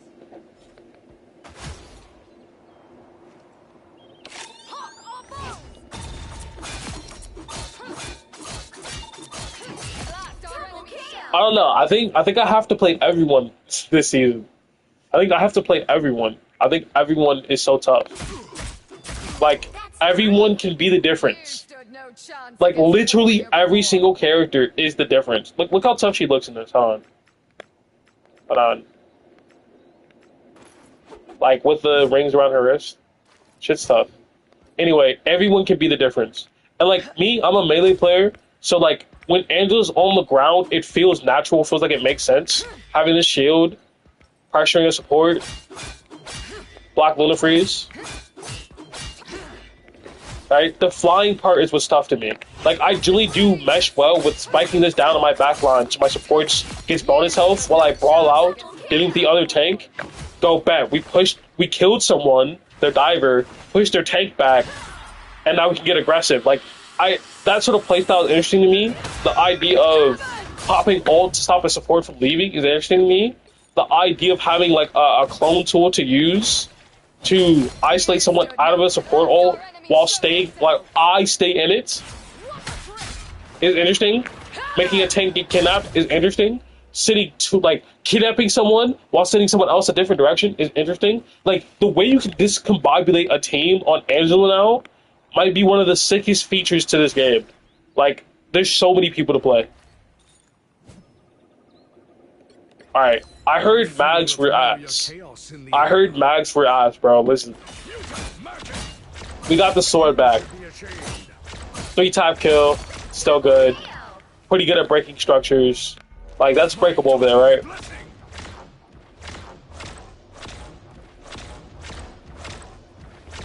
Is it reaching?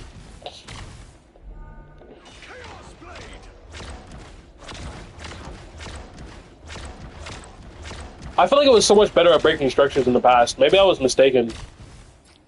Yeah, it's just a sword. And then it says, enhanced effect. When teaming up with Scarlet Witch, Mag transforms into a Mag Cannon transforms into a charged ability that consumes his passive energy bar. For every tick of energy burned, a Chaos Great Sword is fired, damaging enemies. Wait. Hold on. Ah, here they are now.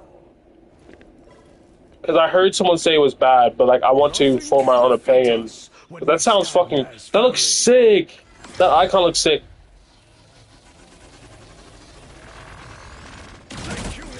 What the fuck? Was that truly your best? What the fuck? Mutant magic!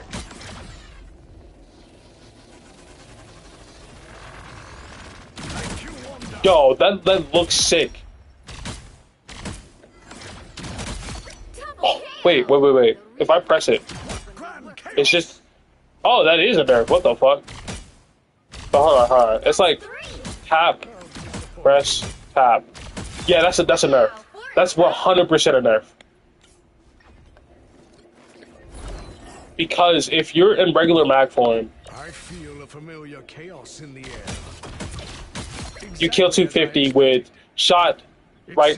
Shot, left bumper, shot. Right.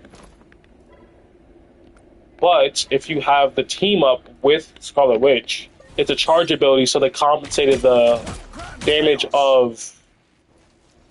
They lowered the base damage to allow for like the peak of it to be higher, which means you can charge it over here right in the corner, peak, da. Chaos. Like, but the issue is like Magneto's fire rate isn't fast enough for this to be like a gotcha where he goes da. Like, hold on, maybe if like you follow it up with like a shot afterwards. Like, that's a fuck ton of damage. That's a fuck ton. For barely any charge, that's a fuck ton of damage. Like, genuinely. Like, it may be a nerf on paper because of the fact that, like, you have to charge it, but, like, the order is changed, where you charge it first, follow it up with a shot, and it's a fuck ton of... Any DPS who gets hit by this is immediately dead. Immediately dead. If they're full health, they live, obviously. But then anyone would follow up, they have to take cover. Like, you lead with the charge. Of the sorceress. Yeah, that's crazy. That's 3. And then, can you pierce with the sword? Like, is it piercing? Mutant magic. No. What a pair we made. It's 1 by 1. Okay. Double KO. How disappointing. Alright. My opinion is it's a reorder. It's a reorder. But if you had the skill to hit the one shot on mag, you would prefer the like one shot on mag. You just can prefer it. Like, it's actually one of those weird situations where the team up makes you not want to have the enhanced version, It seems we have come. and it's kind of like fuck, you know what I mean?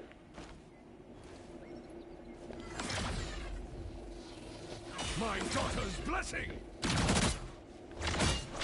What a pair we make. Even with like the sword activated, it's not a one shot. My daughter's So if blessing. you charge, release, and then fire a sword, Double KO. maybe that's fast enough then. And like, what's the cooldown? Like, maybe if they change the cooldowns, it would be better. Oh, he has 2 of them. What a pair He has 2 of them. That's tough. Double KO. How disappointing. Where like, you just wait for, you just firing normally, charging up.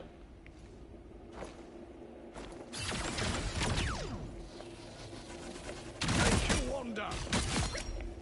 Yeah, like to follow up, because like you can burst so much. The thing is, people were cheesing on Magneto because his left bumper had a stun effect. That's what was happening. Oh, I see what's happening. Because you gotta wait for your rings to come back. Okay, you can't just like fire it to displace people. And if it lost its displacement, Thank you, Wanda. yeah, it did lose its displacement. You shall not be harmed. So since it lost its displacement, and it's a charge effect, and it doesn't lead into a one shot, and you kind of need the other team up to follow it up like quickly. What a pair we make. I mean, like that can be like pretty much almost unreactable to somebody. That can just delete somebody, but it's like it's a lot of commitment of 2 resources for the hope to get a kill. You know what I mean? Poor Wanda. Poor Wanda. Alright. I call on the might of my allies to defeat my foes.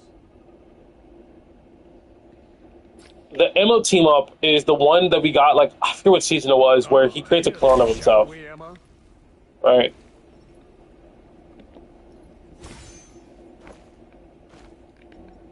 Pretty, like, decent cooldown. And the reason the reason for this team up is damage increase.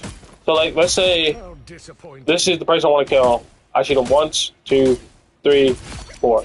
Right, and that's at 15 meters. If I create the clone, A grand it's illusion.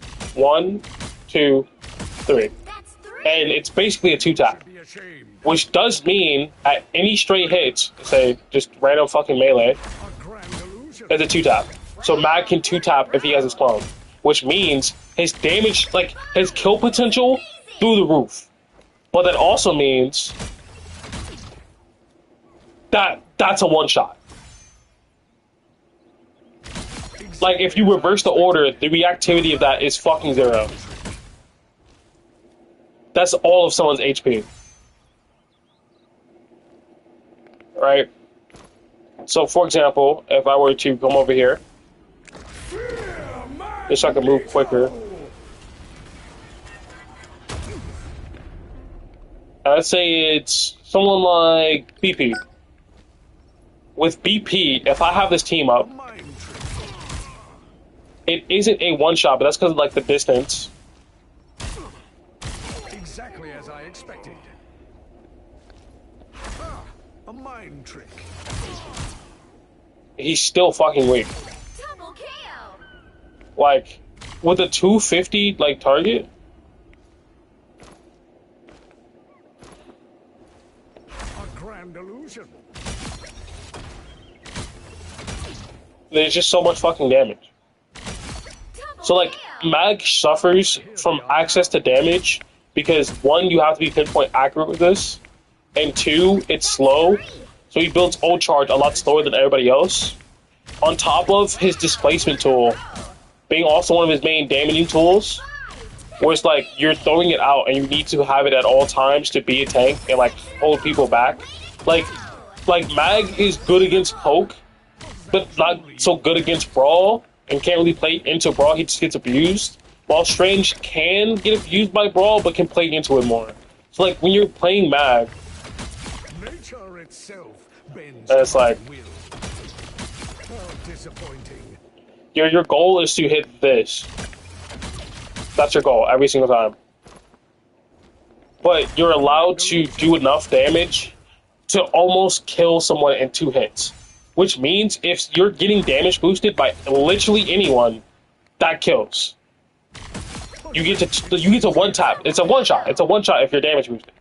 So you get damage boosted and go, yeah, you're dead. You die. You know what I mean? It is possible for Mag to one tap with the team up. Unreactively, you just fucking die. There's nothing you can do about it. It's contingent on him hitting the Mag cannon in the first place, but... And then, I wonder, it doesn't ult with you, but it does shoot for you. Nice. Homo superior reigns supreme. Okay. KO. I think I need to play a lot of characters this season. I need to play everyone. I need to play literally everyone. Like I have to touch literally everyone with everything, and it's just so many crazy things. When the team up is enhanced, the magnetic projection receives a massive health bump and will persist indefinitely until destroyed or manually recalled. Wait a minute. Here you go. need not fear. A protective shield. Perfect. Shall we, Emma?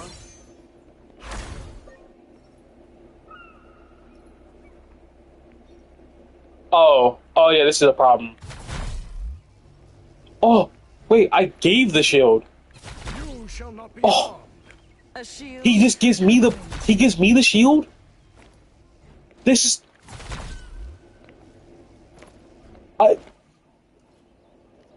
Yo, there's too many. I'm a tank player this season. Like, all the tanks are fucking crazy. Think about it this way. Okay. Mag's main issue is damage output, which correlates to his ult charge progression. We'll tie that together. Right? It's that, and, like, frankly, just that. To be honest. Like, he didn't have a problem with being a team player. His ult is one of the best in the game. Like, I guess you could say mobility, or because they've always made Mag's, like, resource management really nice. So I'm trying to think, what could possibly be a weakness that they were trying to compensate with, like, I think they were trying to, they wanted to bring back the sword team up for Mag, but needed to make it enhanced, and wanted to make it look cool, and then they ended up making something that, maybe if it's damage boosted, it's fucking broken. Like, maybe with, like, Mantis damage boosted one-shots, but from the onset, it kind of looks underwhelming. But I suspect that in the future, Mantis or Ultron, like, their role in making Mag's damage go crazy, or him having one-shots, is going to be exponential. Where, that's the wrong word, not exponential. It's going to be apparent how good he is when you have, like, a Mag who can aim with damage boost with any of these team-ups. Because, again, if we are about here, let me recall them. If we're about here, this is unreactable. Oh, I missed. Exactly as I expected. This is unreactable. Oh, I missed. Double KO. There we go. That's unreactable and would kill. The devs made it specifically not kill if you got hit with that when he had his clone out. But if you have a damage boost, you die. Frankly. Alright? Not only will you die, alright? Then it does more damage. So his kill potential went up. So it doesn't feel like he's doing nothing. He can have more playmaking by assassinating people, just like you die, you get deleted.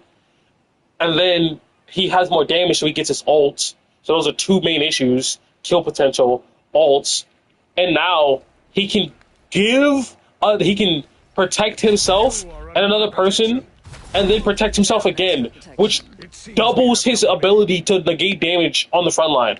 Block, block, block, block, block. Free bubble for my fucking backline because it protects me. Why the fuck not? Bubble for myself.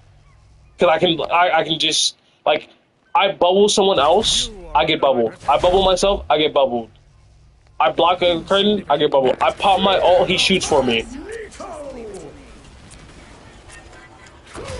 Which creates a scenario. This is gonna sound fucking stupid. It's gonna dive mag. Listen. Dive mag could go crazy.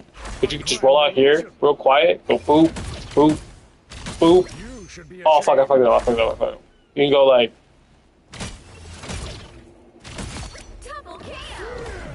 When they won't turn to kill you, just pop your fucking ults in their back. And just fucking kill. Like, yo, bro, that's a real thing, bro. That's actually doable. Because even though the damage isn't high, right? And it would be like a waste of your ults. You could just walk into the back with your clone and go, you're not fighting back. I don't know why you thought you were. Like, if it's not like a cloak who can dodge it or a Luna who can run away, what are they feasibly going to do about that? They can't pop ults. If it's an Ultron, he can't pop ults. If it's an Emma, maybe an Emma can pop ult, but like, you get the idea of like someone who's like, you can now support dive even better because you just pop a clone, go into the back with him, pop mag ult, so like all the projectiles are eaten, no one gets healed. This is holy shit.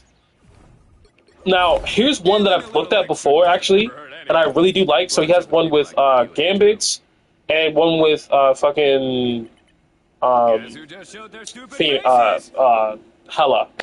I'm gonna do the Gambit one first because I actually don't give a fuck about it. I truly think I don't care. Maybe it's like really useful in certain contexts, right? Alright, maybe it's like really, really cool. Maybe I'm undervaluing how good it is, and I'm just a loser who like doesn't appreciate the gift that is the Gambit team up. Right? Maybe.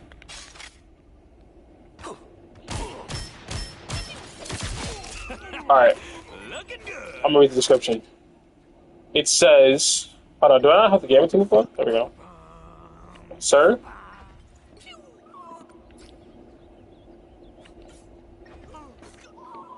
Yo, bro, is it bugged? Is it not gonna let me select the Gambit one?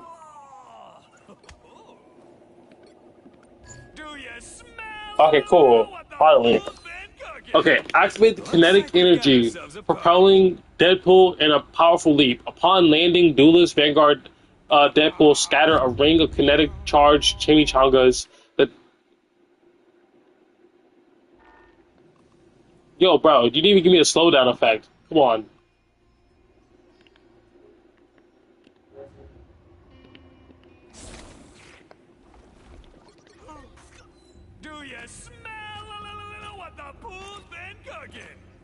Guess who just showed their stupid faces? Alright. It's been 5 hours. I should probably, like, speed up or ramp up. That's true. I mean, I'm just have to edit this anyway. Anyway. Okay, cool. Where was I? It says...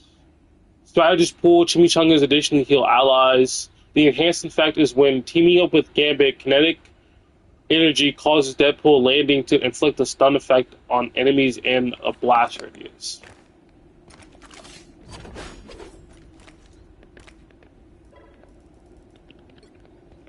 I love the way you make me tingle inside, Remy. I promise I won't tell Rogue. What does that even do? My meter's full. That's gotta be good, right? Chimichangas, agent style. Never got your back. Double KO. It was just business. Order up, losers. Oh, it's just like a micro stun. We got ourselves a party. That's three. Okay. But like, what type of stun is that? I wish I could tell. Like, if I could have someone pop in ults, I wish I had like a test buddy, but I take too long with these to have anyone sit through it with me and just hear me talk.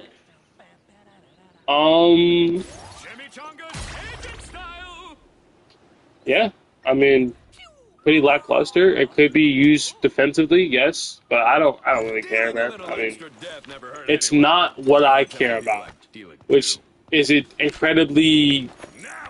It is probably short-sighted or very limited viewed for right now, but I don't care because the Hello one, guaranteed, regardless, is 100% better.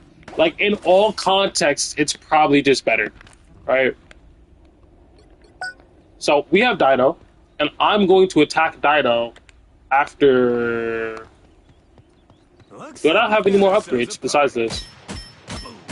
I don't know. I need to get some upgrades. Double KO. That's three. Wow. Alright, cool. In a row. Now, I'm going to upgrade his dash. Already upgraded his sword, good. And his boomerang. So, what's gonna happen is I'm gonna pull out these swords and I'm gonna attack him. I'm gonna just do it with the swords at first.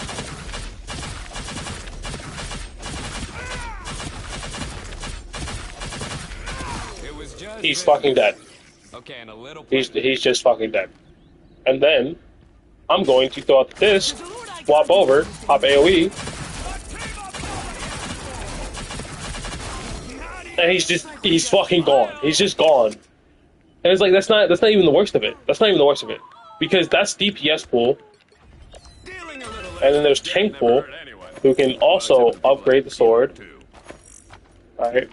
And then no, not the gun. Chill. Upgrade the AoE. And then upgrade the dash. Alright. So I'm going to pop AoE, swap over.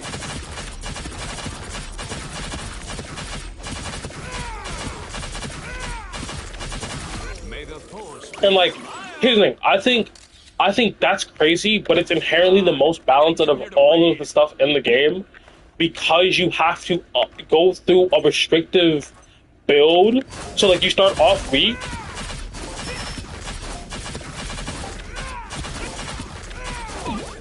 Like, hold on, I have cooldowns off, so that's not an average implementation.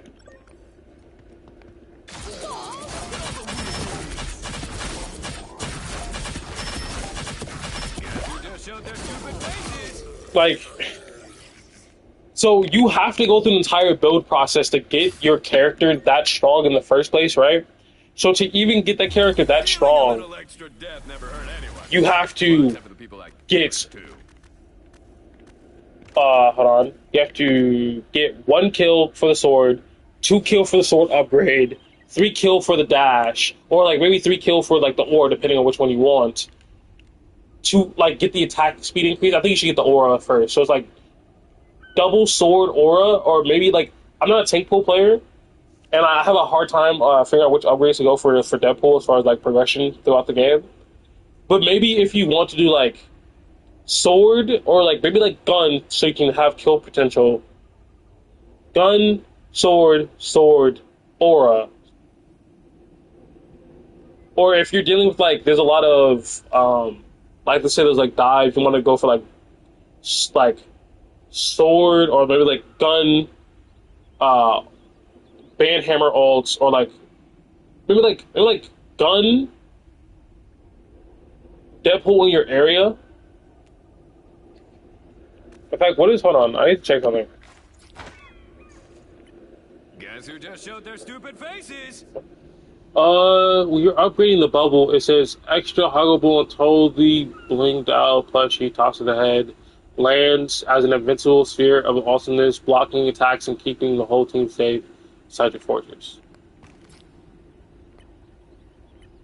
And that's the upgraded version. What does the base version do? It stops every single attack as those throws, giving my team safety bubble. Alright. I think this is inherently the more like balanced one of the game, because one, like obviously you have to go through the whole progression. You have to get kills, take like pictures of the body shots. You have to do damage, farm XP, get your build together. But once you have your build together, I'm not gonna lie, like I don't play tank pool, I don't play DPS pool, I don't play heal pool. But when I first seen the characters in the game, I was like, yeah, these characters are like sick. But I didn't see DPS pool, and I didn't understand heal pool at the time, because those are the two I found interesting, and I thought tank pool wasn't really that cool. It's becoming more and more so that like these characters are cool. They're like modular. Like you build them for what you need to deal with in the match first, and then you have extra stuff that you can do on the side afterwards. Like if you're playing a match out and you get a couple picks as DPS pool or heal pool or tank pool, well, frankly, any of them, suddenly now you're snowballing and you're a massively different character and a massively stronger character. Like it's a lot like harder.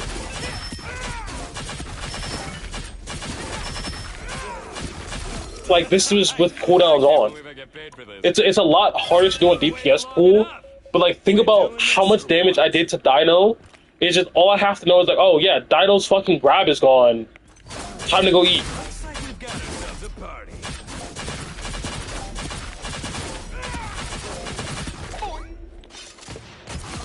You know what I mean? Like time to go feast.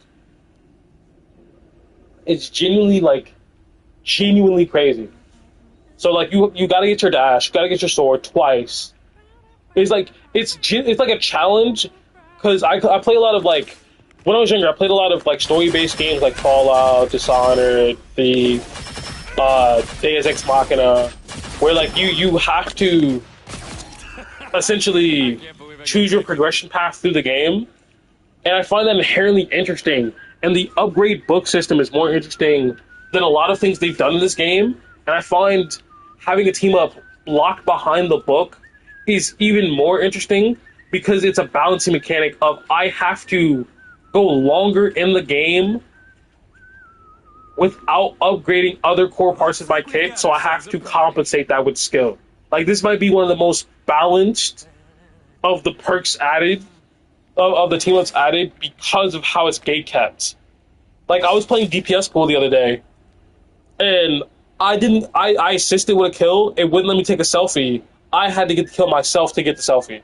So to get a massive spike of the boost, I have to do the work of getting the final hits. And then to get XP, I have to choose whatever helps my team pressure the most, so we can snowball into getting a pick, so I can get XP, or like we can get more time for me to like upgrade essentially. You know what I mean? Like if I'm DPS pool, I'm picking like the triple boomerang first to deal damage and apply pressure to the back line, get XP, create opportunities for my team, and then I'm getting dash so I can start diving and snowballing, right? And then I'm getting gun ults if there's like a diver, or like if there's a diver, maybe I get it sooner if they're struggling. You know what I mean? Like there's choices to be made, and it's inherently balanced. And then as soon as you get to the higher amp states, it's like it feels overpowered. And it's like, yeah, this shit's broken. There's nothing you can do here. But it's like they had to work for it in the first place. Like Deadpool, funny enough, is one of the only characters I truly do believe has to work for it. If it was like, hey, you're a BP player, do you think BP has to work for his damage spikes? It's like, no, not really. He just has to mechanically pass the skill check. But like even when you pass the skill check on like the pulls, you have to deal with the fact. You have to deal with the fact like you're still a victim to just being blown up. Like even if there's like a Wolverine, like you like dash away and it's like, cool, I have this movement, you can still be blown up. Like it's incredibly interesting and like well done in my opinion, all the pool characters. Even if you wouldn't be like, yeah, this is overtuned or this is undertuned or this is slightly not balanced or this is not balanced at all, you still have to admit that like the bones of the character are incredibly interesting. And like you have to respect it. Oh, I didn't even tell you what the team up did because I was just blazing too much. Listen, basically, I'm not even gonna read all that. Essentially, after every 3 hits, you build this little bird meter. After 3 hits, right, it explodes, and it does percent-based damage. As you can see, I'm melting Dino in front of me on the tank version. And it's like, why are you on tank pool? Wouldn't you want to be on DPS pool so you can keep bouncing and stabbing in the air? Yeah, sure, but tank DPS pool, I mean, right? Like, why are you on tank pool? You should be on DPS pool. DPS pool is squishy 1, and 2, tank pool has amp speed. Like, I'm gonna count 3 seconds of just straight stabbing, normal, nothing else, no abilities, right?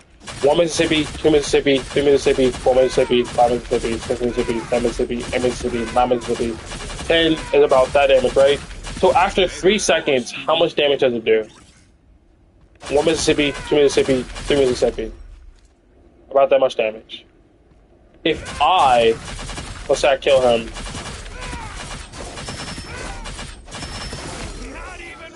Alright, I killed him. Let's say I amp myself. 1 Mississippi, 2 Mississippi, 3 Mississippi. That's way more fucking damage. After 3 seconds, I do way more damage. Like having the attack speed increase on swords that explode off of a number of hits is so huge that like playing tank pool against other tanks or against like someone who's like a high HP threshold, once you get started, feels so good because essentially you're like a fat DPS and you go, no, like I need you to slow down, tank. You're pushing too much. You have utility because in my opinion, one of the weaknesses of tank pool is that he's essentially, you can view it as a weakness or a strength, where when playing tank pool, your greatest strength was going after the back line and just walking people down or challenging a DPS on the off angle, which you can still do now, but now the other tanks have to be fucking worried about you.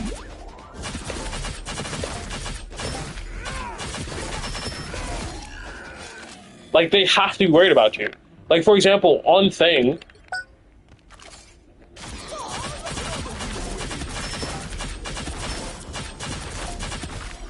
And this is like without applying like the max amount of pressure that I want. Alright, so if I do something like What are you aiming at? oh, I haven't upgraded at all. Hold on. Read. That's my fault.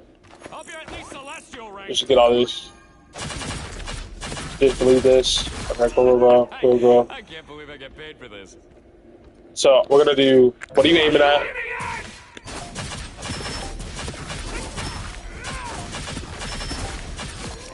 And he just fucking explodes. Like if there's a thing bothering your backline,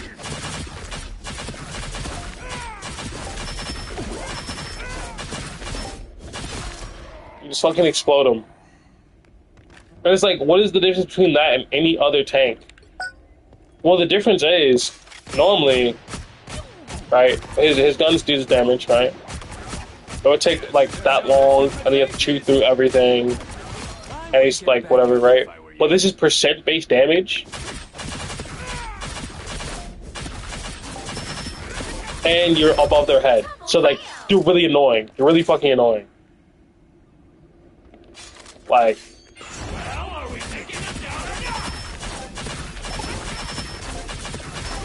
Like, you're just fucking exploding people. And I'm pretty sure one of the upgrades is that you can get headshots.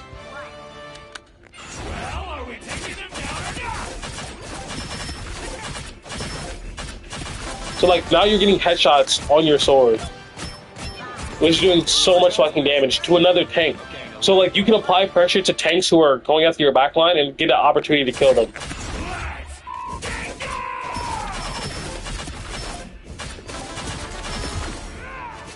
Like, shit's so fucking crazy. And it's like, yeah, you aren't instantly in the game. There's still a tank at the end of the day.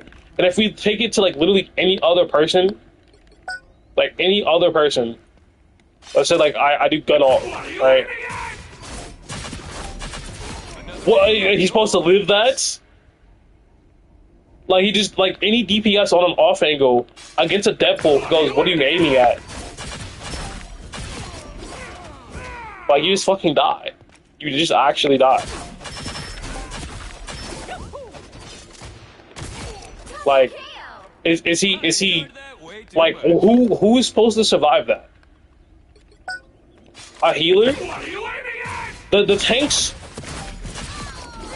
are the like, the healthiest people, strongest people in the game. Of course it should take longer than fucking 3 seconds to delete their entire health bar. Get back up. Of course.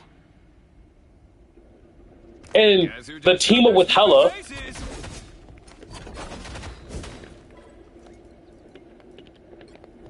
allows you to upgrade everything. Let's get this game show on the road. Hold on, I need to get a go.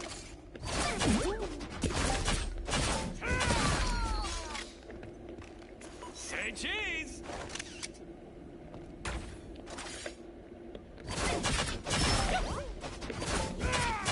I want to get back at working.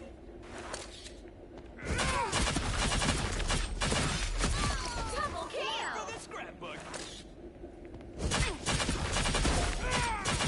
That's 3. Memories. Did the Lord Icon do All on DPS ball, what the fuck? In a row. I was like, why don't I have my upgrades? Goddess of Death, Helen? Consider me most important. Can I actually, why wouldn't it let me upgrade? It might be a bug. The thing is, you're supposed to be able to upgrade. Fuck it, I'll just swap to, like, heal pool. If you're the goddess of Death, Helen, consider me your most devoted disciple. So if you have Hela on your team, it allows you to choose Time to go full hibachi in here. like either the gun ults or the sword ults. And normally, I mean, when you don't have Hela on your team, you can choose both. But if you choose the sword ult, it locks you out of the gun ult, or vice versa. But if you have both Hela and, like, if you have Hela on your team, you can choose both, right? So, like, when I use the gun ult, I have, like, an explosive bird that's, like, Hela's, like, bird, right? And it's auto-tracking. Like, the bird is auto-tracking. So even if I'm missing my shots, the bird will always aim at someone. And if I'm heal version, it's auto aiming my heals. So it's like it's a healing increase. And if I'm DPSing, it's an auto aim bird Got ourselves a party. at whoever I'm trying to DPS. Right? It doesn't do insane damage, but the point is like it's automatic. Like I can't miss this. Right? Thank goodness this book has pictures. More of me than ever. Let's get this game show on the road. Alright, cool. So imagine, right? You're a support, With you. and I roll up. There's a Lord Icon who's Double kill. I'm healing my diver and attacking you at the same time. Like you actually don't have, and then I just randomly bounce in your head once I get you to half health. Does the Lord Icon do bonus damage? Wow. You know what I mean? Like I enjoyed that way too much. which also now means if I'm running into a tank and he's getting too close to my team, I can do all of this and heal my team. You know what I mean?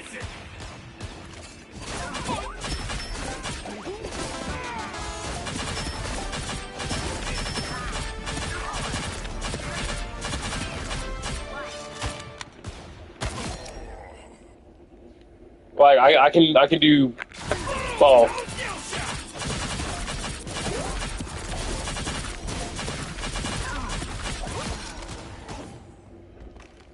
I genuinely think like it's not really a contest. It's hella all the way. Let's not lie to ourselves. All right. How deep are we? How many hours deep? Time to give the old 5 sword a workout. hours 41 minutes. Okay. I gotta speed up. I have to. So there's the Cloak and Dagger team up for Hawkeye, right? Where he applies a debuff, which means he like can do 15% more damage. In fact, every one of his team can do 15% more damage. Right? I think this was good. They dropped this during the season. Like everyone was really fed up with triple support, and like, everyone was fed up with triple support. I think they dropped this like a season before, and that's why I always thought like the devs aren't stupid because they gave us a tool to deal with triple support by making Thing have damage amplification. But I don't think the community is implementing it. But like outside like of pro play, and even then they don't seem to care enough about it, right? Because you can just mitigate it by protecting. So like it's really like a ranked environment sort of thing that they're caring about, and why they added that. So now what they did is with Cloak and Dagger on your team, you have 3 Getsuga Tenchos, right? Which means you can do this. It's like a body shot and kill. So for example, let's say I'm fighting Groot. I don't think it stacks the amplification. That'd be fucking broken, right? But that means you can cleave all the way over there and apply damage amplification. So you can hit an entire team, a front to back team, with a blind, because it does blind them. It's like Cloak and Dagger's debuff from like a sniper's distance away, which is very helpful. If you want to have Cloak and Dagger's blind in a more front to back scenario where Cloak can't peek, you could have your Hawkeye do this downrange, and all the snipers can't see, all the healers can't heal. This objectively to me is really strong, and it cleaves the entire team, giving them, frankly, a good amount of damage. So like a diver can clean that up. Or if a diver is going in at the same time, you can have them go in same time you do this and clean them up, or you like, oh yeah, Cloak's one, and just finish it up. You know what I mean? It's amazing. Like it being able to cleave is really fucking cool. You know what I mean?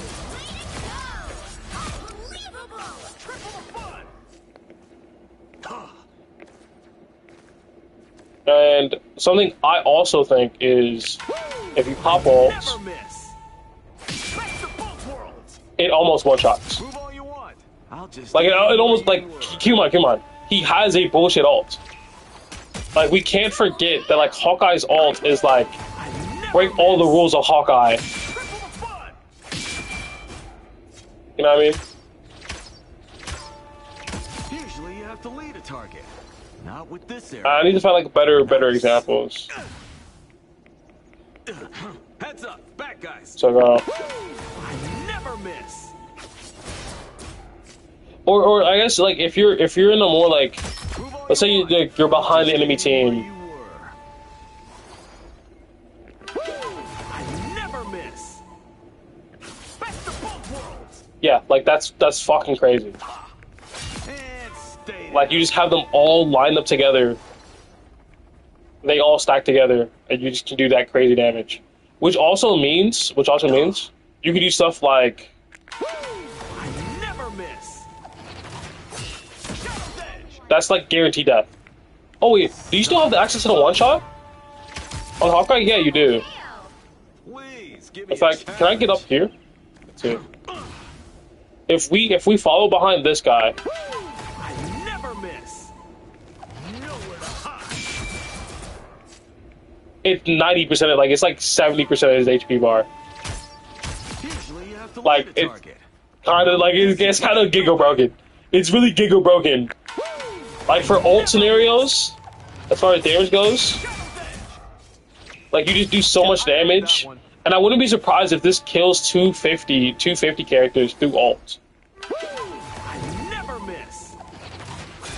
Shadow's Edge. You know what I mean? Usually you have to lead a target. That's 3. Not with this arrow. Nice. Never miss. Best of both worlds. Yeah, because it just does like half their HP. Like I wish there was a way I could like have the bot just ult for me. Knows Like where you've been.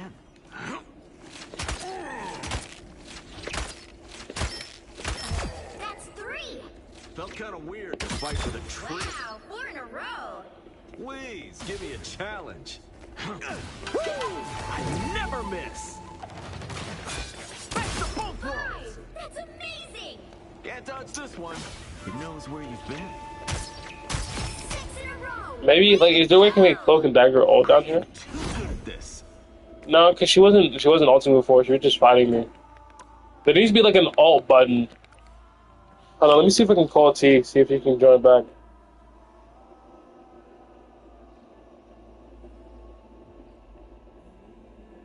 Yo T, can you hear me?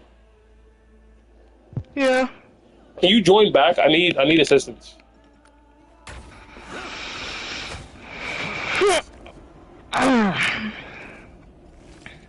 Were you asleep? Back guys. Bye. You seem tired.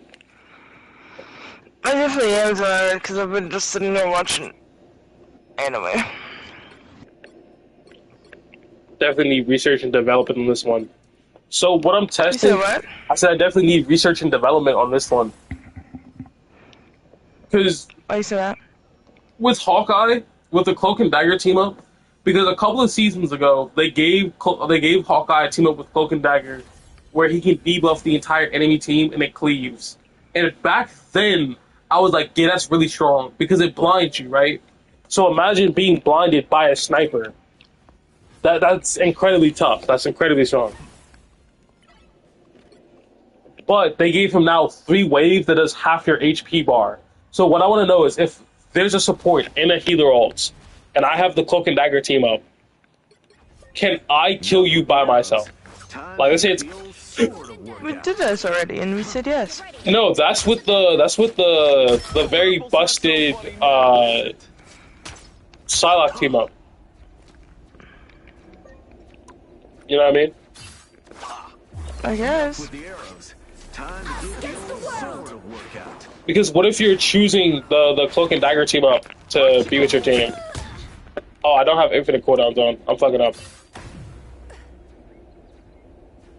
Can you do it again? Ow! Us against the world. Never miss. Double-edged sword. My life force. Usually That doesn't seem to count. Oh, hold on. I have to spawn a I'm messing up. Listen, I have to leave. Alright, give me a second. No, don't melee me. It's chill, chill. World. never miss. No, doesn't seem to be. Maybe if my teammates like focus you down, We got company. or maybe like they're just not. Try Invis. Oh, okay, you can try Luna. Okay. I am ready to put on a show. Never miss. Best of both worlds. But you shoot normally, bro. It knows where you've been.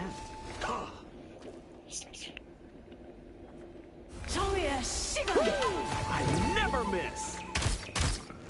Nowhere to hide. It does do a bunch of your health bar, but not enough. So like, I just think the debuff has uses, but it's probably uses for the neutral. And then like, if someone doesn't have an ult, maybe. Disappear. I never miss. Nowhere to hide. My shields are down.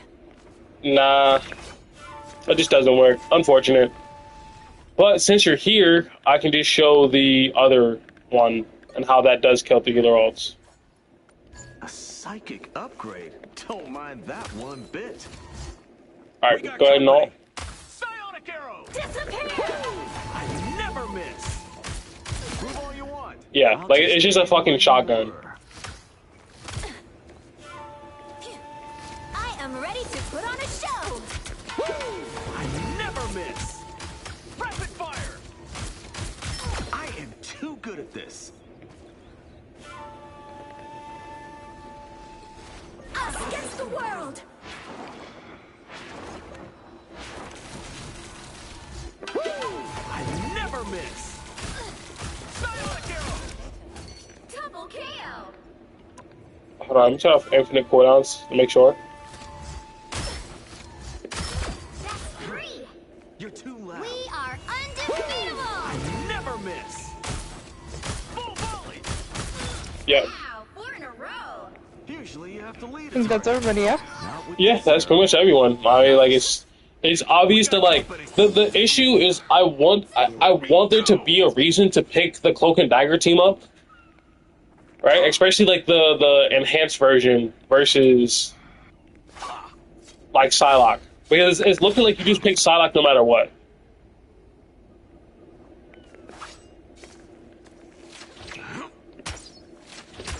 Please give me a chance. I did not mean to do that. Down. Well, that's research and development, everybody. All right.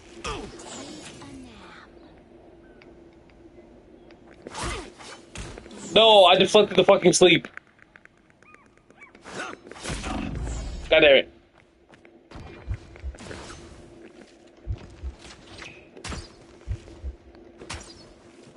Wait, T, have you seen the Angela team up yet? Mm-hmm. I looked at all of them already. Heads up, back guys. I was just waiting for you to explain them. What do you mean? You already know what they do then? Let me go. Yeah, pretty much. I got the general gist of everything. Oh, I okay. figured out Here, at least where you at take now this one out. Take this on, one out. on this list. Oh, I just started Hawkeye. So you're barely getting on DPS. Yeah, pretty much. Courtesy of my brother. Like, if I could. Oh, I have quote on. Hold on.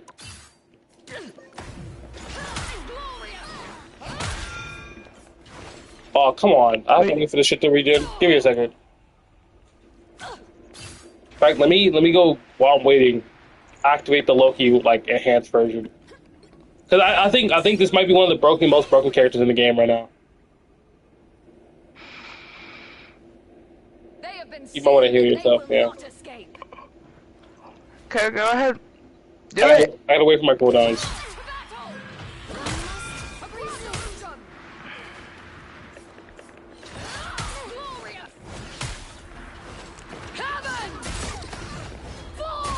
Like, Wait, what the fuck?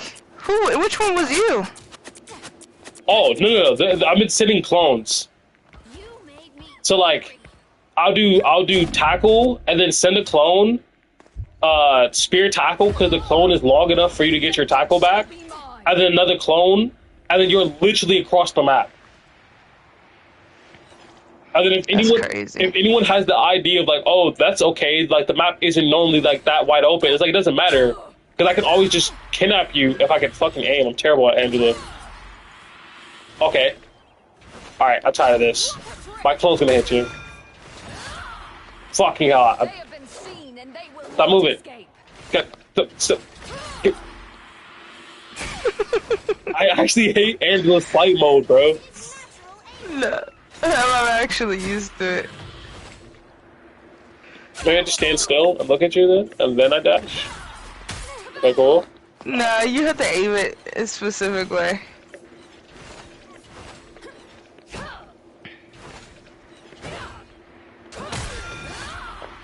Bro, okay. Fuck, the clone missed you.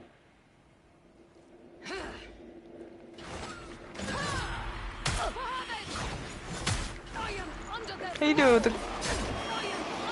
The thing is, like, you can aim the clone any direction you want. So, like, what I was thinking is now you can never challenge Angela, because if you were to challenge her, if she's good enough, she just does that. And it's like, bitch, get out of my face. You know what I mean?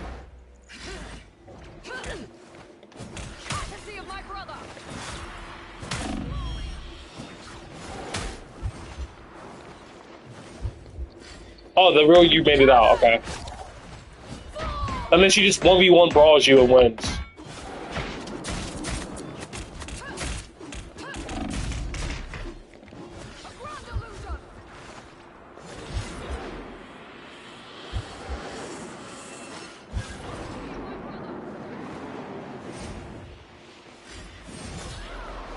That is confusing.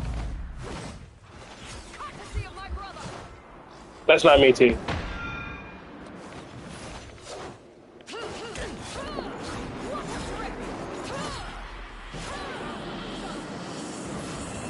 I don't get how people play Angela in the sense of like, boy, that wasn't you.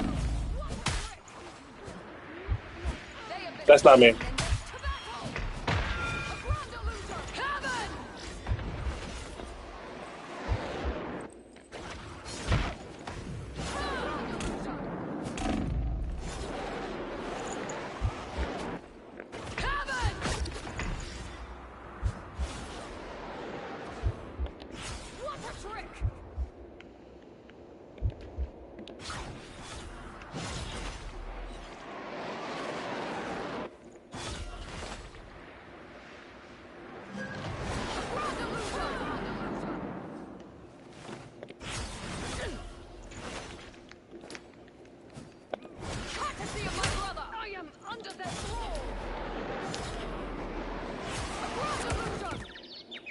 That's my clone, by the way. The fuck? Why did it come out birds? Because when you collide, like, this. Remember old Looney Tunes when people get knocked out and they would have like the birds and like the stars above their head? It's a joke. But the in-game reason is because you collided with someone else doing like a movement move, like a charge forward move. I figured it out. I figured out who's the illusion now. Like, actually, no. Another thing I thought about from actually like playing with you is that this team up is even stronger because if someone hears the charge sound like Invis, they're gonna pull the clone, not you, and then you just go pull them, and like then you just go tackle them. So like this actually is even worse for counterplay because this will make your like the people who are trying to stop you waste cooldowns. Like this is so far like. This is one of the... That wasn't me, by the way. Oh, that also wasn't you. Our clones collided. Wait, what? Our clones collided. I didn't fall to the ground there.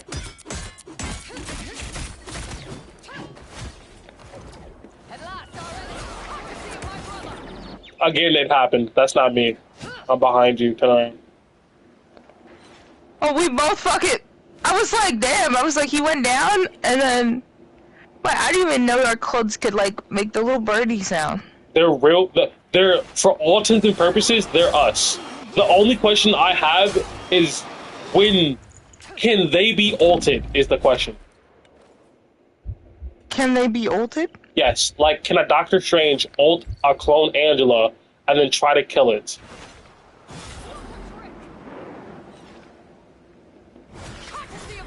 Go ahead and swap. You're touching the ground. Go ahead and swap.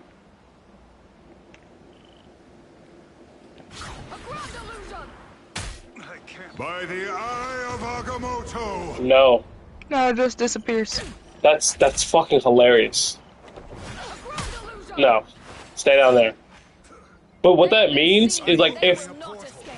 Courtesy of my brother. I don't know what the button is for his flight, and I can't see from this angle.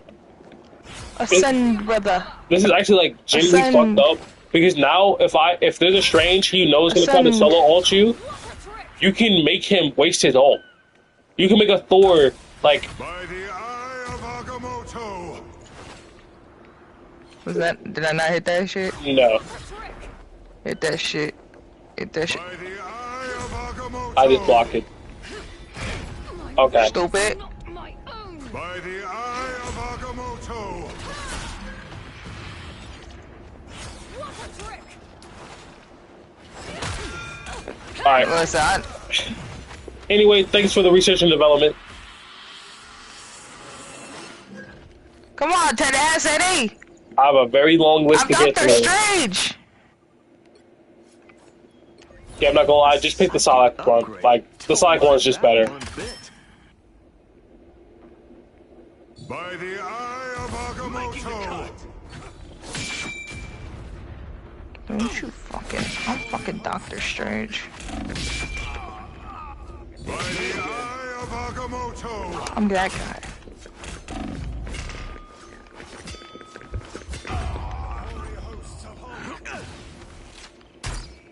What are you gonna do? Hit through a shield? By the You can't. eye of Agamotto! I can though. Nobody's puppet.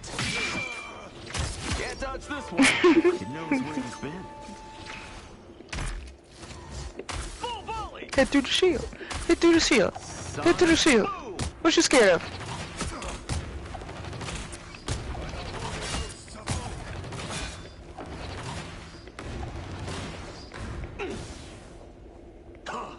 We got company. Where the fuck did you go? By the eye Oh, of shit. Agamotto! Try this again. I am Doctor Strange. I have the doctor suit. Never miss. My butt moves like I have a BBL. Usually you have to God leave damn a it. target. Not with this arrow. BBL Strange. BBL Strange. Double KO. That's just really great. Done with you.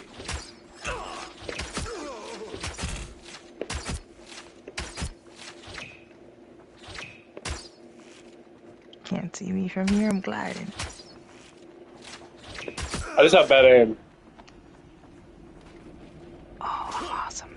The Star-Lord team up with Angela allows her to see through walls and ground people. You said what? The Star-Lord team up with Angela allows her to ground people. The forecast calls for No, thunder. you're not diving me on BP. Get the fuck away. What happened? I have a long I list see that. to get through, T. You missed. I got infinites on. The fuck? Shoot me.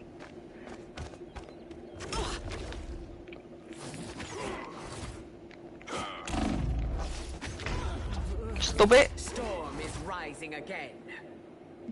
I'm fucking BP.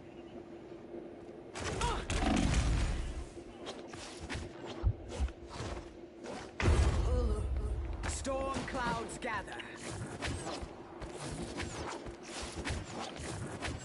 Speed is everything.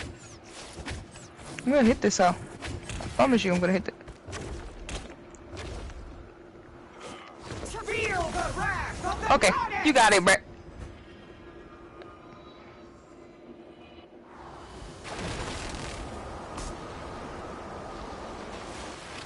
Okay, so can I continue with my list? I have Okay, let's end this.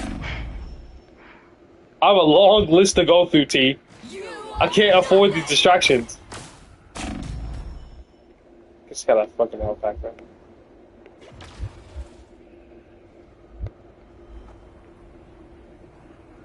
Can't catch me.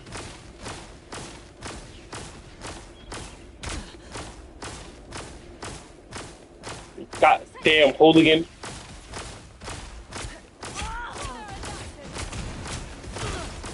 Feel the thunder. Thunderbolt. Alright. Storm is rising again. I'm fucking Phoenix. You lucky I'm not good at hit scan.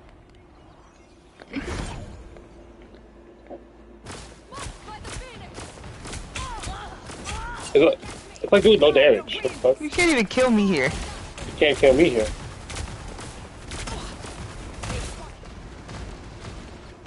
A psychic upgrade. Don't mind that one.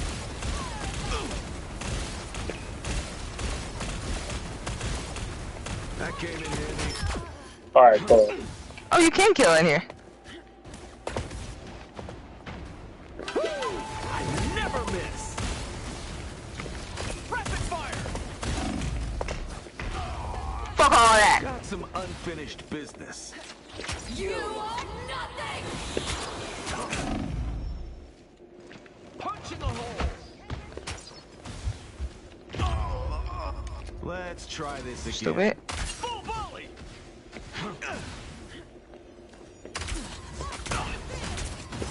You had Imagine if she moved like that. How pissed would you be? That's what people wanted her to be, like fast moving. They wanted her to basically be Elsa before Elsa dropped. rapid fire. You said they wanted you. Yeah, before we had Elsa, they wanted Phoenix to be like dashing all over the place like Elsa was when she dropped. You are nothing!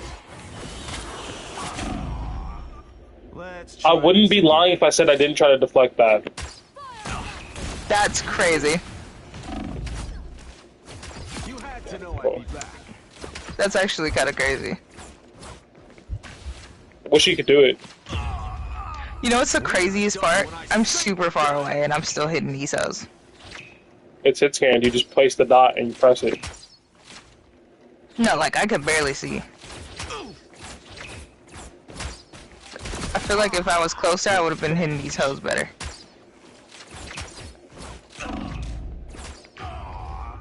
Still breathing. It's actually straining my eyes.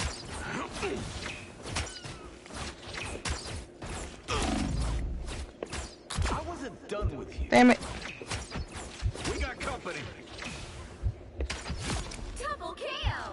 I I am too good at this. Got some unfinished business.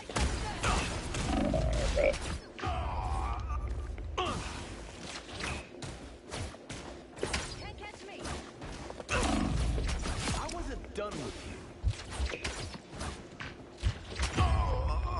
Still breathing. And this is why Hawkeye loses this matchup. You just spam shots, and I have to fucking charge this on an aim.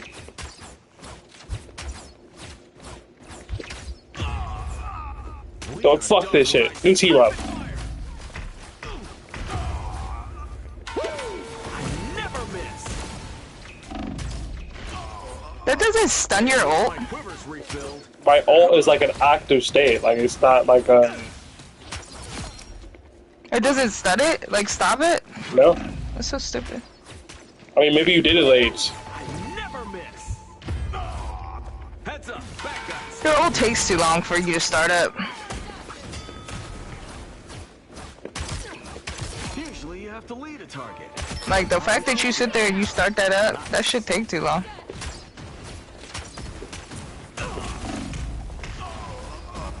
Punch in the hole.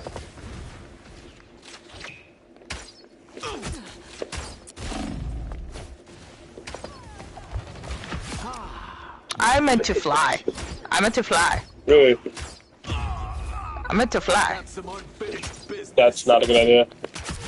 Double Yeah, let's see if you can shit Please, give me a chance. like this. Why you backing up? Making the cut. Well, I hate you. What the fuck? It's me again. Sometimes you need to be up at people's faces. It's not to your. It's not to your And benefit. see if I've literally hit these shots. I don't know why you. Heads up, back guys. you sir you what? I've been hitting these shots. I don't know why you're. Rapid fire. Not a place. Twisted my shit. What do you mean?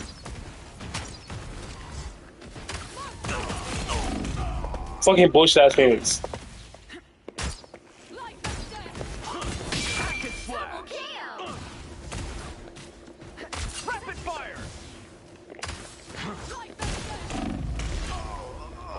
Got some unfinished business. This will never. This is gonna be like a 10-hour fucking stream if you don't let me finish this shit, man. Oh god. I'm already a Oh, slow that slash was talker. good. Shut your bitch ass up. My shoulder. Sonic boom. Why are you in the air? Fucking stun. It's me again. Sniper characters shouldn't have stuns. Making the cut. We got company. Just tell your YouTubers it's a quick break. It's not. You know? It's not a break. I'm being assaulted. Let's try this again. By one of the most OP characters in the game. I actually don't think she's OP anymore. I don't get why they like buffed her, but Huh? I don't think she's that OP, bro. Not anymore. She's 100%. I think she can be contested by a lot of people now. I think there's so many characters who can contest her in their space and do it efficiently. Come on, I'm not fucking. Come on, man, heal me.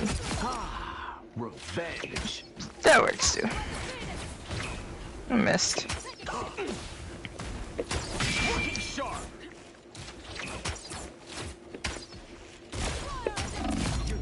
Oh, that shit just needed a hit. We got company.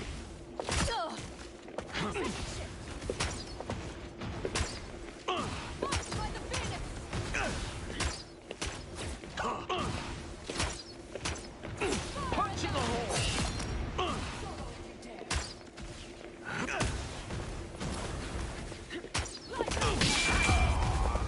Think I twisted my shoulder. Rapid fire. That's just rude. You was hella trying to come up to me while I was getting the health pack. Nowhere to hide. Why aren't you using the team up? I was there. Huh? I was. Double kill. You what? I was. Which team up are you using? The Sonic one. Oh, this one's awful.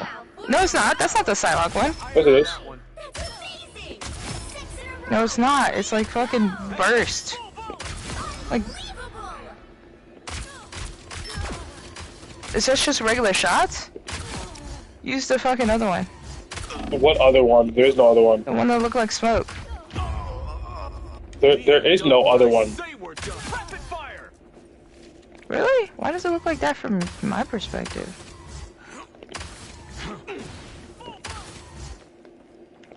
Wait, hold on. Oh. Wait, what?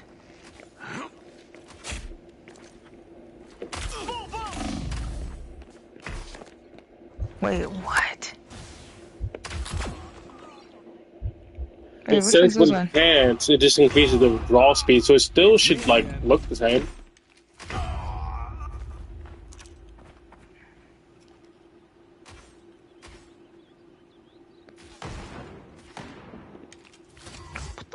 Maybe it's because I have the skin on. Bad guys.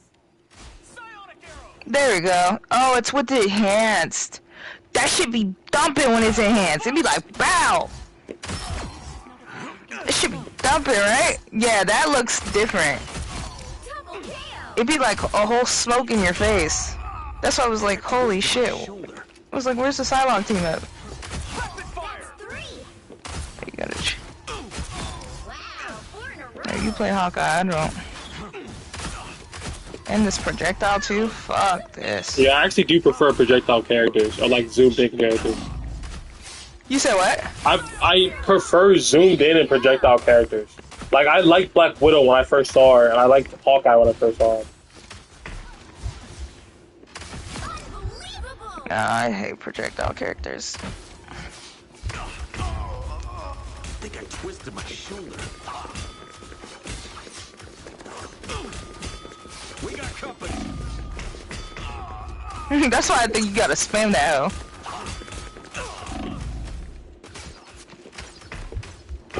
Alright, those should have hit. Some unfinished business. You got infinite of it. No, why? I'm not adjusting enough. Hold on. There we go. Glad to know I'd be back. Oh, I got a swap! Ah! That didn't kill. Oh, there we go.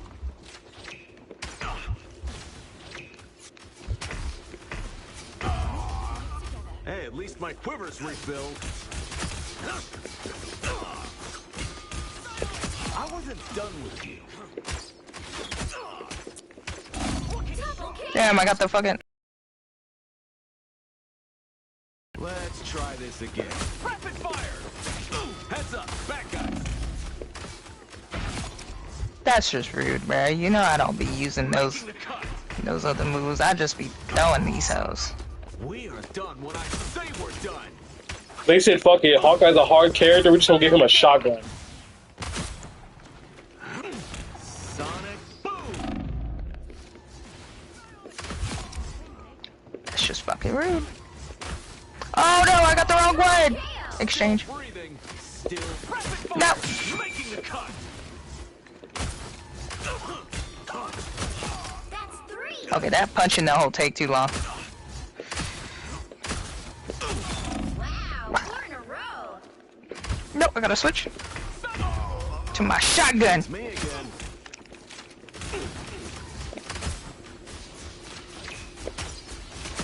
Shotgun it. Shotgun it. How you deflecting? Like that? Melee, yeah. Heads up, back guys. Full volley. No, not that one, melee, like your right stick. Yeah. See? Looking sharp. What? That is so much fucking damage. Rapid fire. Double KO. Like, I want to see Argy stream, bro. Because Argy is like a monster Hawkeye. He's a monster, like one of the craziest Hawkeyes I've ever seen. Right? Like, Moxie, Argy, like, those guys, when you watch them play Hawkeye, it's like they have aimbot. I want to see what they do with it. Because I want to see specialists when they have, like, crazy tools given to them. I'm really, like, I love seeing one tricks who, like, are good one tricks. Not like, I'm stuck in Diamond on VP one tricks, you know what I mean? Making the cut. How do you deflect again? Fuck. It's me again. Wait, Rapid fire. you can like do a melee right after the shots.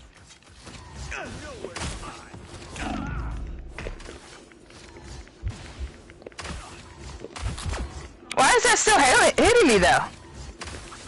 Because you're not doing it at the right time. Let's try this again. That's doing too much. Double KO. Revenge. I got some unfinished business.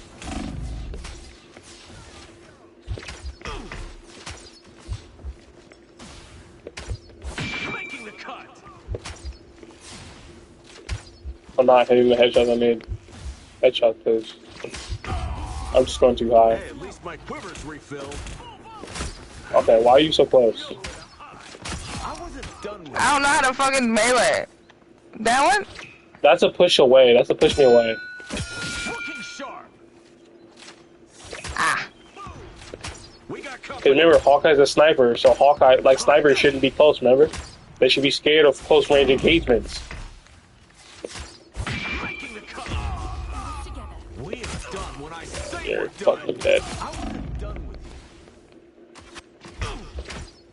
you. Watch. Yeah, dead. 3, 2, 1. Punch in the hole. Oh. Okay, that's how you get through that.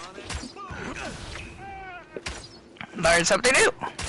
Looking sharp. Full volley. That's just fucking rude. Oh, I got that. Got some unfinished business. Looking sharp. I wasn't done Oh. with you. Double KO. Heads up. Shooting niggas as soon as they fucking get out is just rude. That's 3. You're too loud.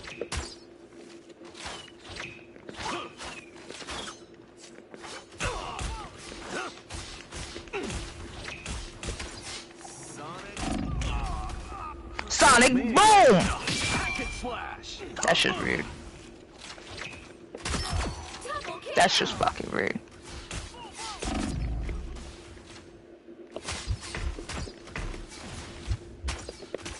Punch in the hole. You had to know I'd be. Ah! I jumped. I got some unfinished business. Not a bad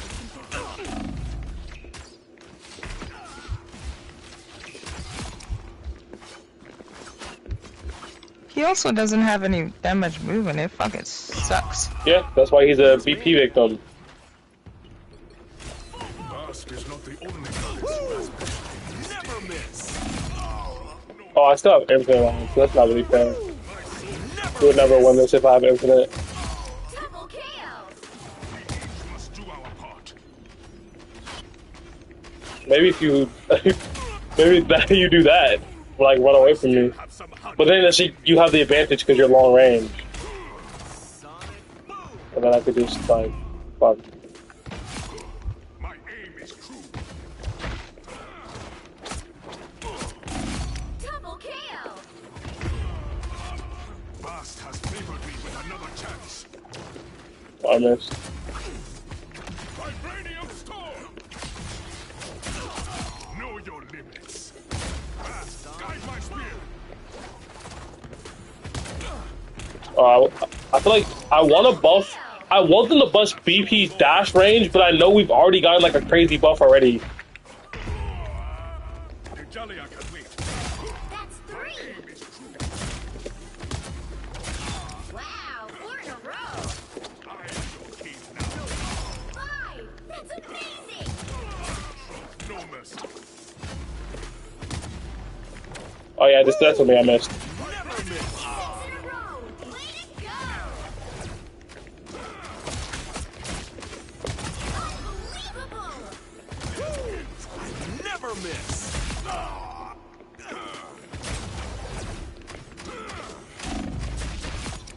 Ah! I just hit one! I have returned. Never miss. Bast shows no mercy.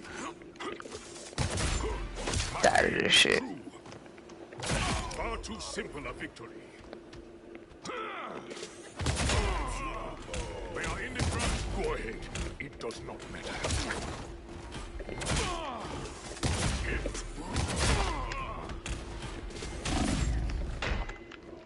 Oh, you just spamming it. The Jolly I can wait. The hunt is not over.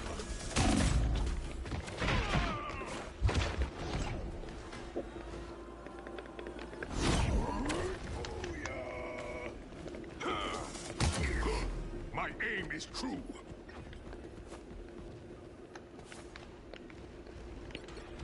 The forecast calls. Feel the wrath of the goddess. They couldn't weather the storm.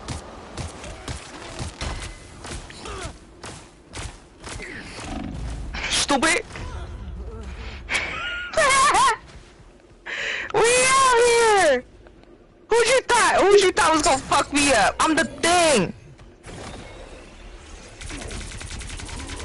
Okay, that one might fuck me up.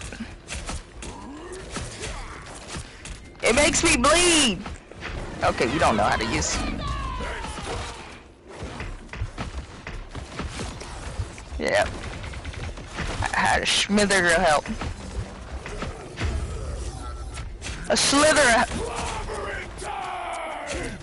Stupid.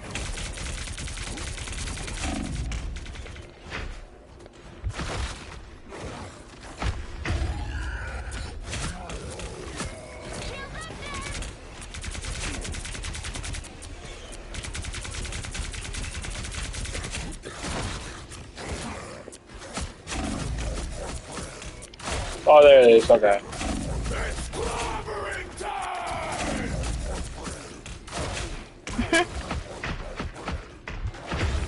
How the fuck you keep generating health?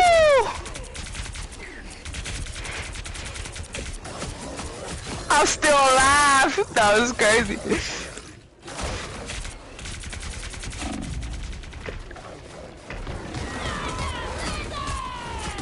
You better use your ult.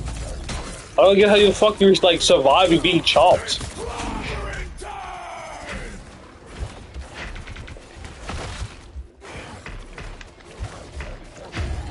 Stupid. I'm the thing. That doesn't even make sense. It doesn't. I don't even know I can win this 1v1. Not gonna cap. So much psionic.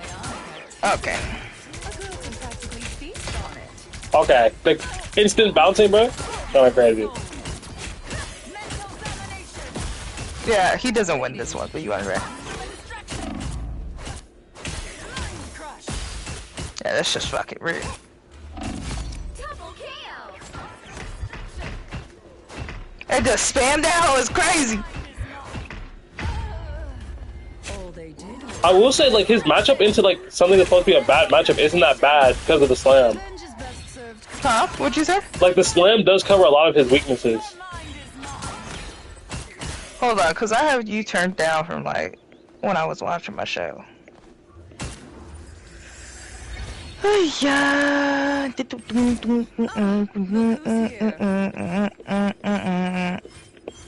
Okay, go ahead. Like the things, like supposedly the thing into like Dino is supposed to be bad, but like you have the slam so he can never grab you. You know what I mean? Pretty much. And that's what I don't understand. Well, it's just cause I think it's cause it's consistently bleeding and stuff like that. So you can't like shield yourself.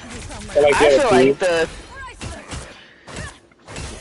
I think yeah, if it's like you have a team, they not looking at you, everybody else is fucking shooting at you. Yeah, it's not fun. You know who's a good team with them two? Groot and Dino. Groot and Dino is disgusting. Mental domination. That's always a good team up. Nah, I think that's Dino- overrated. 'Cause you have two, I feel you like have two like heal hogs where you can't look away from Dino or he explodes. You can't look away from Groot. And then like you just have two front to back tanks. It's like you might as well like choose. Like if you would have slot in something like maybe Thor, so you can just push them in the back. You have something else you can do. You can slot in something like Emma, who can like chomp out the person, make sure they don't leave. Because the thing is, like once you grab someone on Dino, if your team is able to confirm that kill, you win the fight every time. This queen's reign is mind crush. I don't know how you missed that grab. I didn't. You slammed. I couldn't grab you. You can't be rid of me. Mental Well, now that I know that works.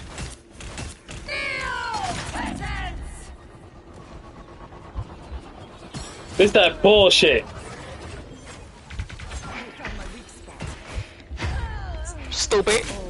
This is like the one tank that broke the shit I said earlier, bruh.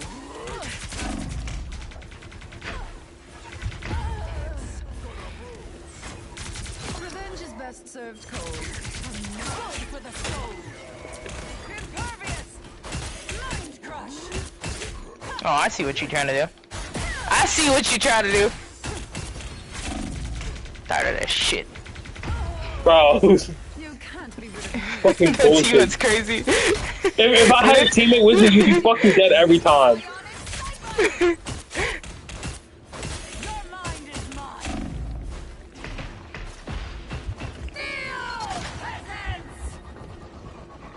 How are you healing?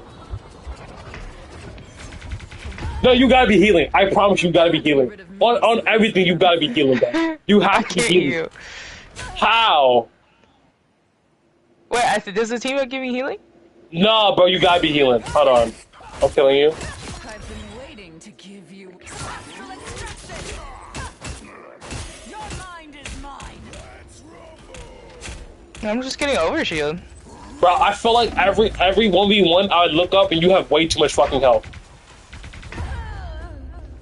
I'm just super. And now there's hellfire to pay. Going for the soul.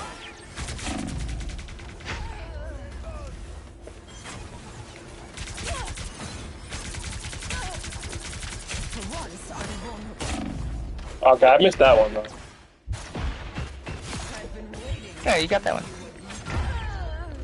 All they did was make me angrier. Double KO.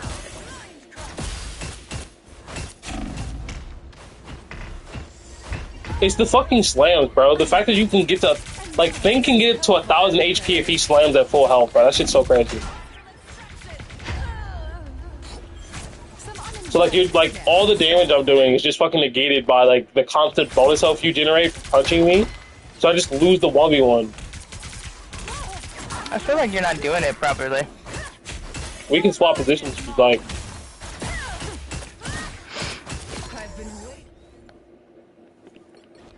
Your boy Benji's about to turn up the heat.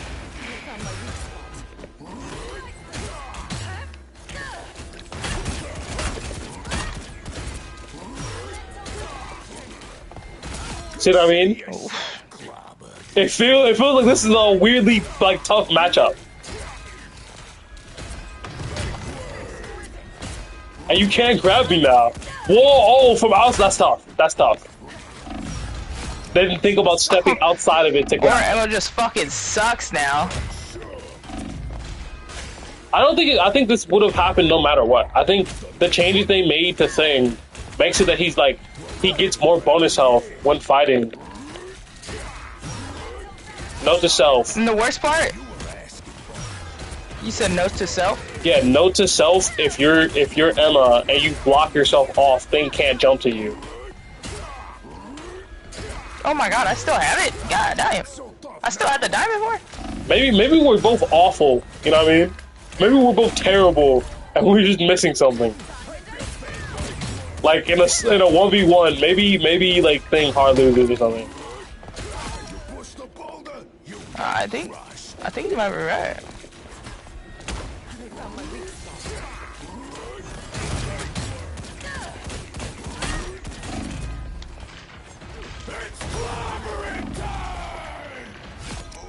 Oh!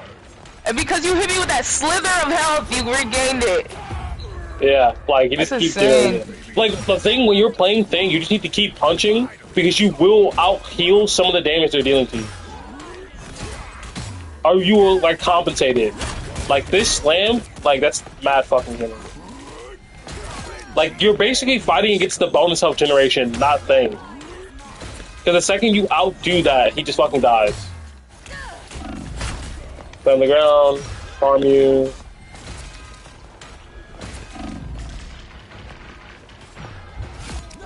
I should have put the shield back.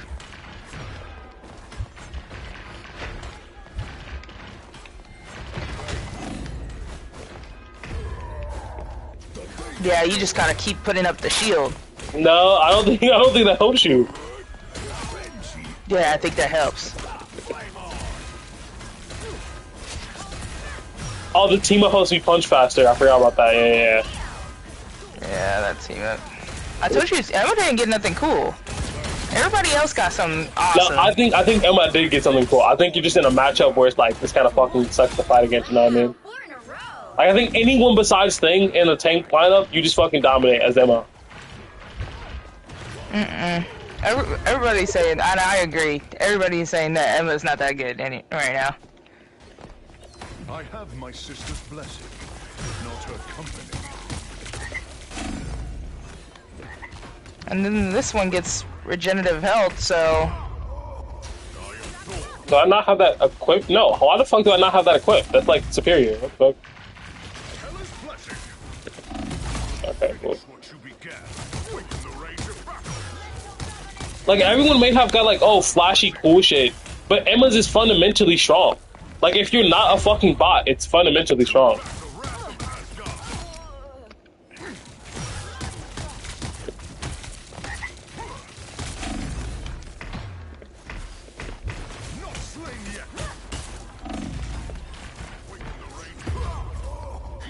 Maybe I'm not pushing enough. Yeah, it's my fault. I should have pushed sooner. We're better have to go.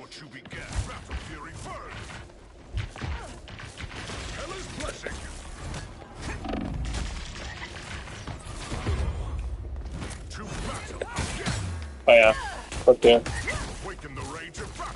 I think the adaptation I need to make is when I know when Emma's gonna go diamond form, just fucking solo ult it, bro. You said solo ult? Yeah, because you're CC immune. Never mind. This game sucks. I tried to on-reaction fucking throw ult is bullshit.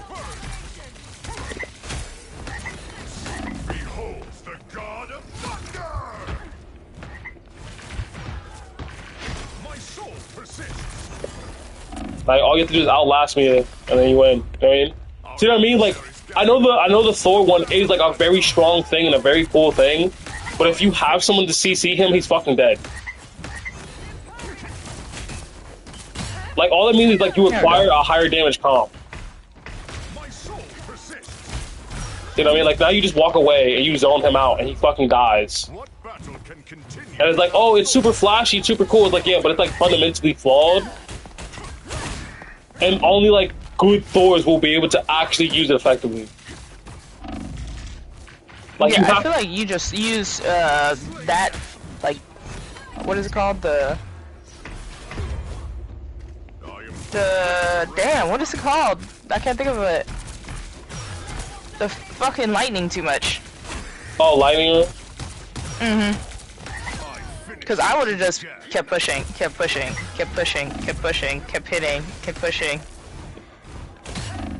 Until she grabbed me. And then that's when I fucking... That's the... Oh, shit. I don't even know. Why do I still have it? Because you have infinite cooldown on? Yeah, it's definitely lasting that long.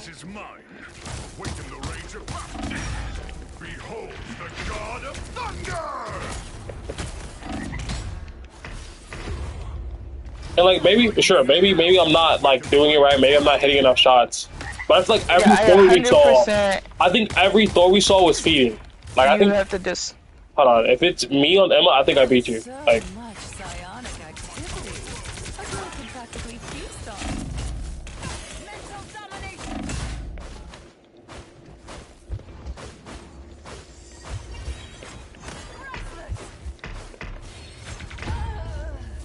This queen's reign isn't over. You have to bait that out. You know how like fucking what's his name Brody be. Oh no, it was too far. It was too fucking far. That was a clutch play though. You have to aim it at the ground though. You have to aim it at the ground. Emma Frost never surrenders. Mental domination. Are you trying to zone me out? Okay. Okay. And then you come back in, fucking off. I see what you're saying. You're trying to like run away from me. And now there's hellfire to pay. That's what you tell Brody to do. Literally. Yeah. Like, I understand that. Yes, I understand that. But and normally, that's why I do it and then I back up. Like I push you, and then I back up. You see me? To do that, and then you use the ruins. oh, yeah.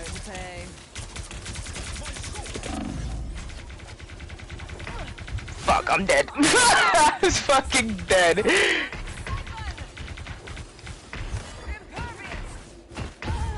You just missed there. You'll have my revenge for that. It's like nice. I'm gonna figure it out. Hold on. Emma Frost exquisite. I'll figure it out. You took. Oh, you getting it right in the middle of the fight is kind of crazy though. Don't you think? I have no clue what you're talking about. Fuck this, I want to live. Aw, damn it, I didn't do it in time. Double KO. What the fuck? What the fuck? Yo, what was that? What? I don't know, I just insta-died.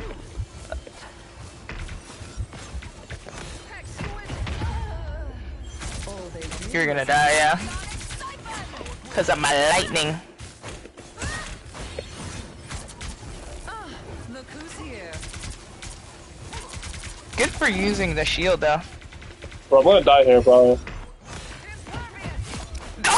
shield saved your fucking life! Me so easily, I'm afraid.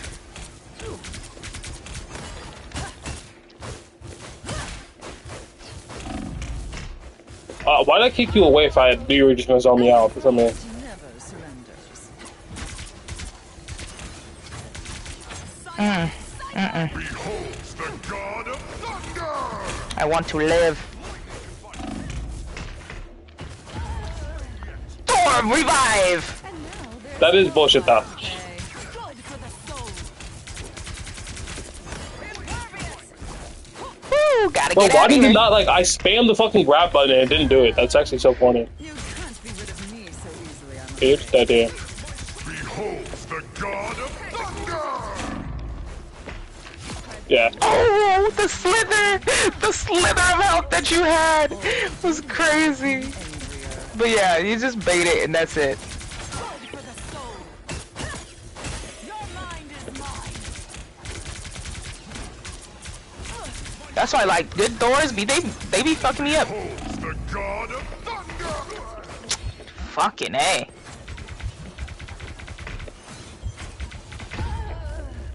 You can't be rid of me so easily, I'm afraid. Oh yeah, you got it. You got it.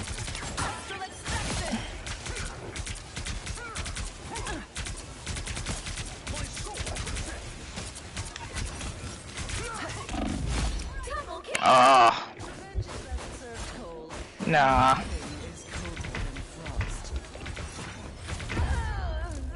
This queen's reign isn't over. Exquisite. I freaking missed my map again. Some uninvited guests.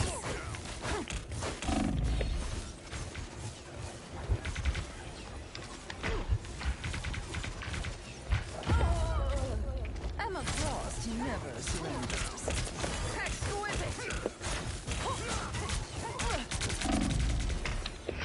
Oh, so you actually just have 1 HP? Oh! What you've done. You said what? I will have my revenge for the soul. Mind crush. Oh shit, I didn't think he was gonna do that. Oh, Guy's good. learning. The god of thunder! Fucking bullshit. If I can hit the fucking fuck all crystal. Frost never surrenders. Got to go.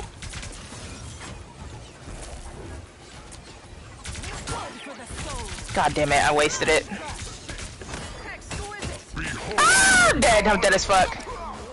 Yeah, you actually cannot ult when you have that on you. Yeah, I realized that. I will have my revenge. Fucking bullshit, dude.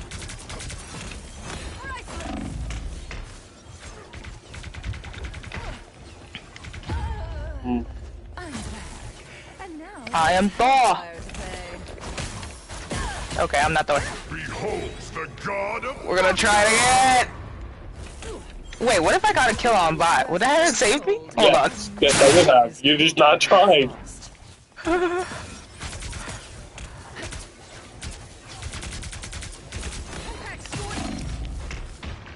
Oh, you realize my tactics.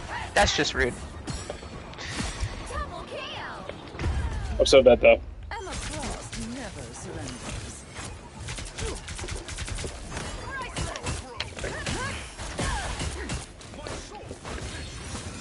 Oh yeah, I'm dead as fuck. Some uninvited guests. It's the fact that I just die. Like it's like you see it full health, and then you're like, no. I will have my revenge. It's because I'm not landing the crystal and breaking it.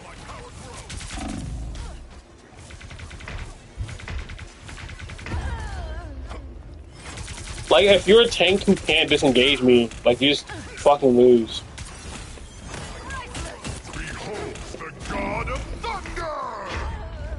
I did not place that correctly. Reign isn't over. Beholds the god of thunder!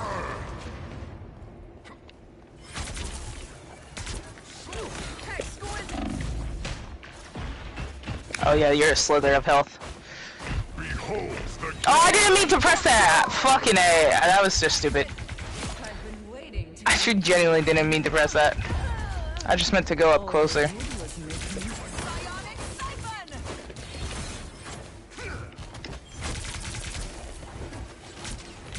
Psionic Siphon!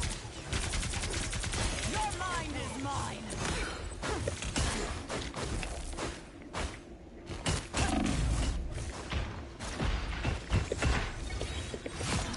Oh, you're just one little boop. You know, like that. Can't be rid of me so easily. Mental domination. That's rough.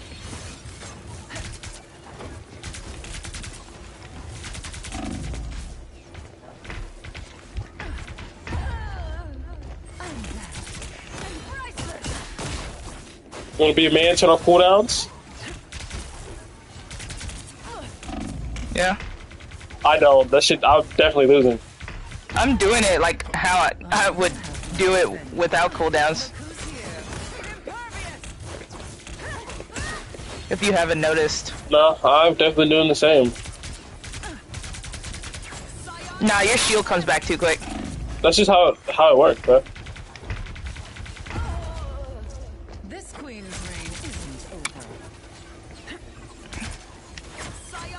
And your diamond form comes back way too quick. It's like 12 seconds.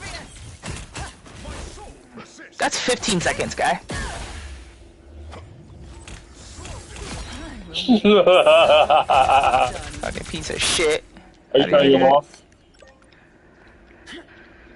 Well, let me get a health pack since you didn't beat me up, bro. I could go for a pick-me-up. Don't you have regenerative health? Unless you want to hit me with the crystal, I'll hit you with the crystal, bro. Hit you with the smacker.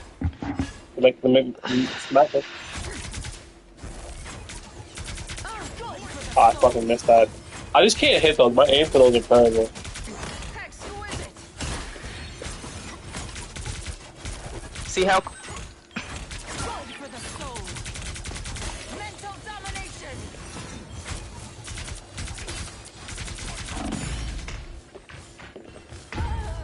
The thing is, like, with the Mantis team up, like, you get it back, like, so quickly, the diamond, not the diamond, the full.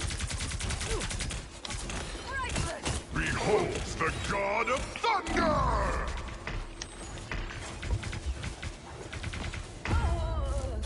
I will have my revenge for that. Impervious. Fuck! I didn't hit my bubble! Astral extraction. Fuck! I needed to catch you in that fucking bubble. Now you're playing my bubble, you stupid.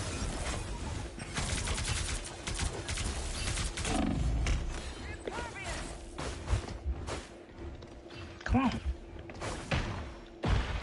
Ain't no way you still have that bitch. Astral extraction. Oh, brother. The problem is I'm never hitting this fucking crystal. Like, if you said have the what? accuracy to hit the crystal, you just win. Yeah, you need to hit that crystal 100%.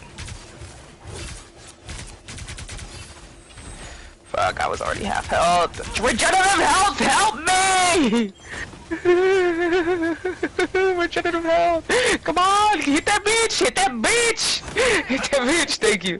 Oh my god, I started off. That's just rude.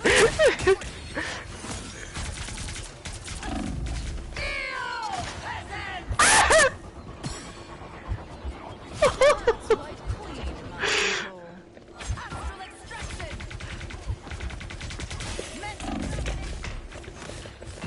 Fuck. Some uninvited guests. Ooh, can't get near that grab because I know you got it. Can't get near that bitch. Okay.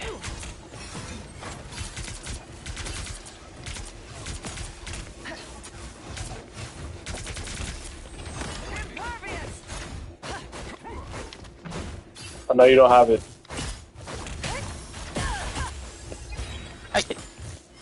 Sir, I'm stuck. Am I though? Astral extraction. Mental domination.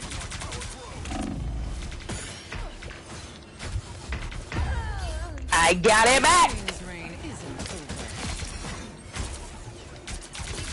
Psionic Siphon! No!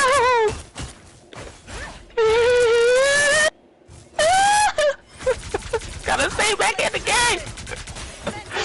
Oh, I'm going to lose it again! Block this out! Okay. Who's here? Astral extraction! Mental domination! Oh, hell no.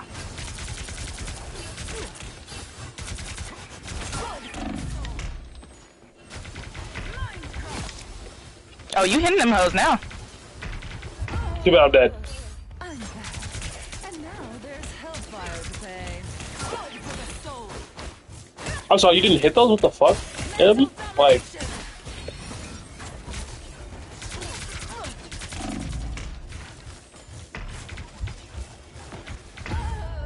I swear to God, if I didn't win that, I was gonna be pissed. Pissed! Get up here, it takes you a while. You gonna hit me when a nigga is down? You just fucking rude!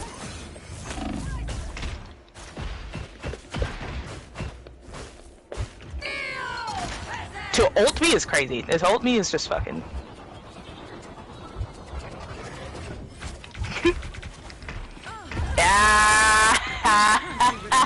I'm Thor! Exquisite!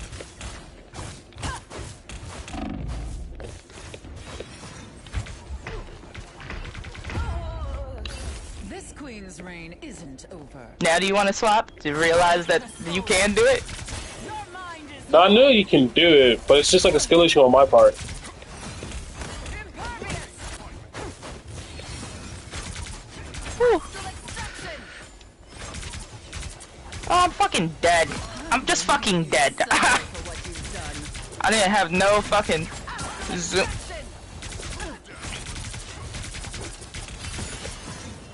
Who is he? Oh yeah. Spin. Fuck that. You're not using that crystal. Fuck that. Queen's reign. Look who's here. Astral extraction!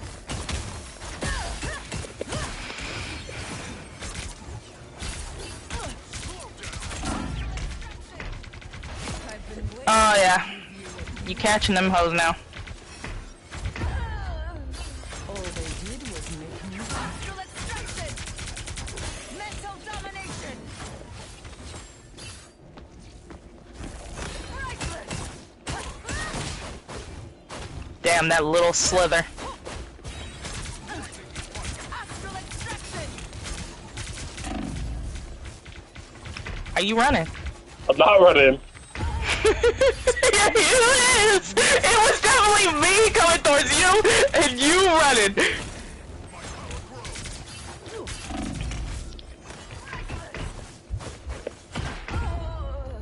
Emma, astral extraction! Beholds the god of thunder! I'm dead. I will make you so You just watching me is just assholey. mental domination!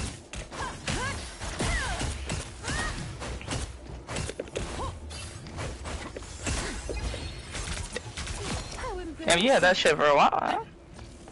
astral extraction!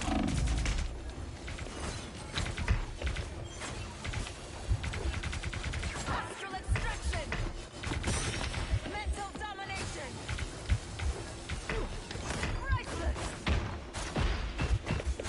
No, you stood up, you bitch. Queen's reign isn't I just slapped you. I slapped you with it. extraction.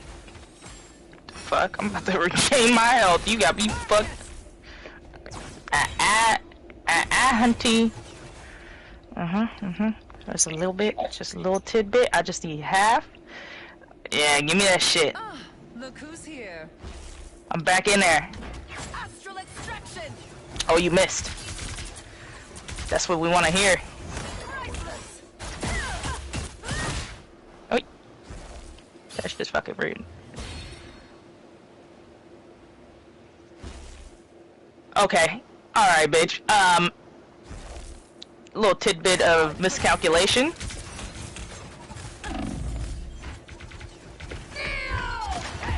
Fuck all that. Have my revenge. We just leave. We just fucking leave. You wanna do all that? We just fucking leave.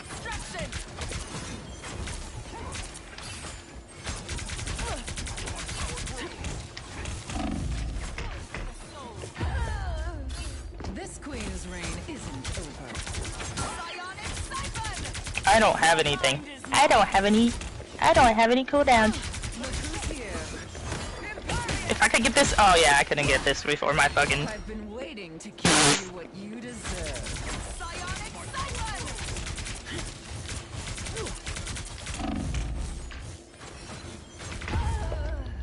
Emma Frost never surrenders.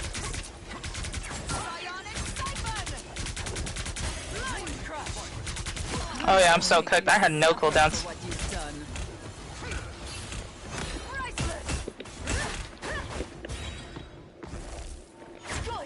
Gotta be careful where you put me. No clue what you mean. Or where you hit me at. All they did was Damn, I forgot that reach. Miscalculated. Missed a little calculation. Fuck all that. The god of thunder!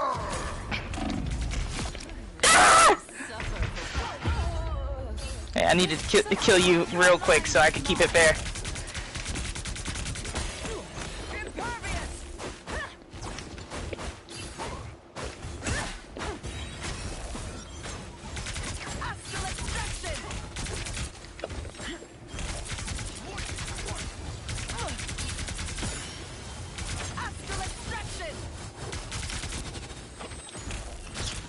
I'll cast shield.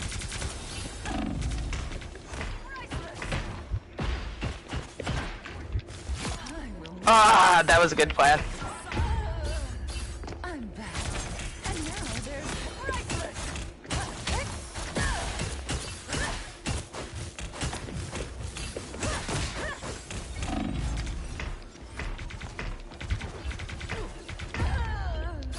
You can't be rid of Just me gotta push you at that shield. The god of thunder!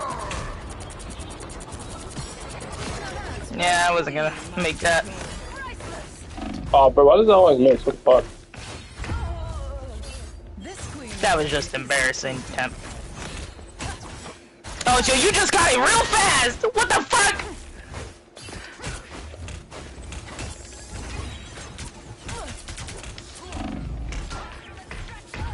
Where's your shield? Play in your shield. Revenge for that.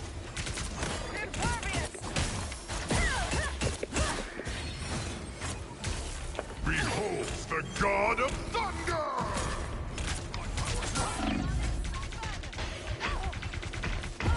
You know you don't win that because I have that team up. Uh-huh. Psionic Siphon!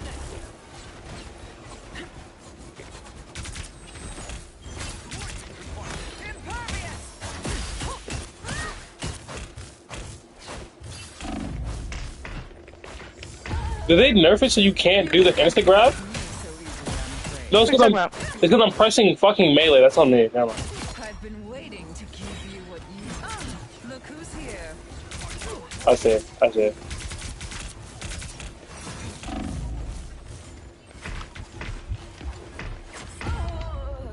I'm back. And now there's hellfire to pay. Impervious!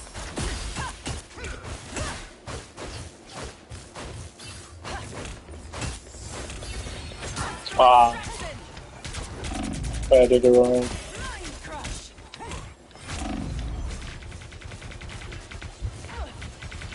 Astral extraction! All they did was make me angrier.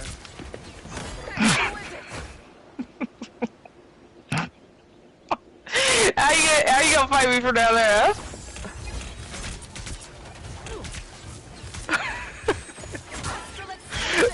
You forgot Thor could actually Domination! bully you down here, huh? Bully is a strong word. Exquisite! Okay, you got it. Revenge is best served cold, and nothing is colder than frost.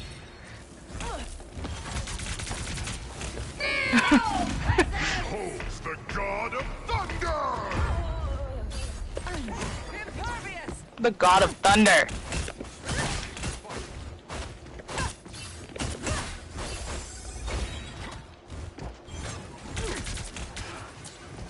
It's like we changed the scenery. It's actually pretty cool.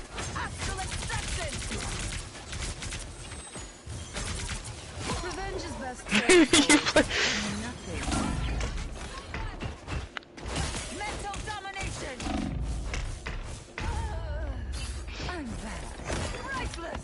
I really want to push you off. Like, I can't. That's it. Barely had to lift a finger. I hope you just stay stuck there too. Well, You just look I'ma get fucking out. stupid. I'm gonna get out. Yeah, let me see you. Let me see you get out. Priceless!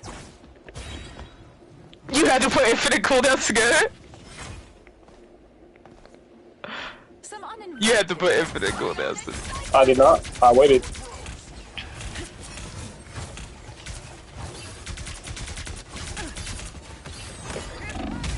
That's just fucking rude. But you missed the wall. Are they actually making it impossible to get 2 grabs? will have my Yes, you can get 2 grabs. Okay. See? They just like fucking instant. Yeah, you can get 2 grabs. Bionic Siphon! Your mind is mine!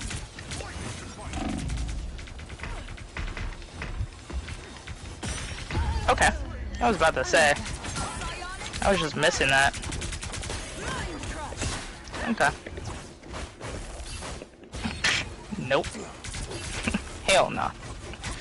Hell nah. You don't want to deal with the Emma? Hell nah. Hell nah.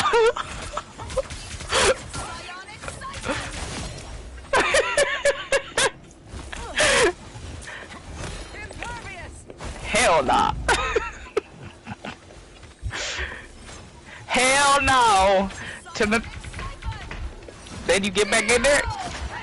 You put belt. And you just walk at it. You missed. Hell no. To the no.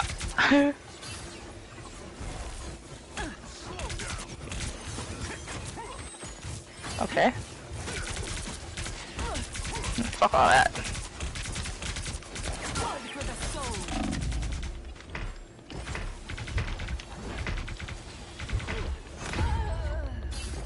Hard to hit that hoe when you fucking got. I'll just go melee form then. What are we talking about? No cool Okay. downs. Okay. Good for the soul! Oh, you missed. Cool.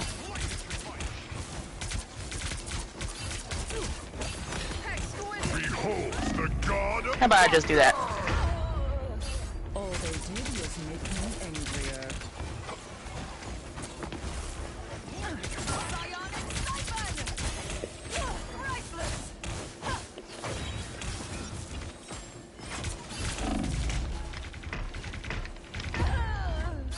I will have my revenge for that.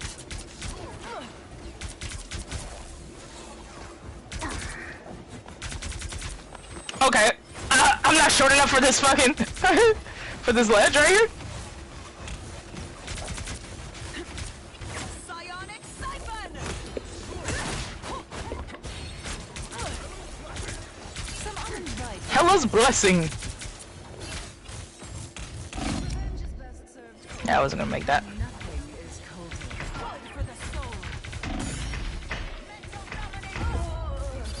I will have my revenge for that. I already know you about to be on some bullshit. Astral extraction. Damn it, I got near a wall.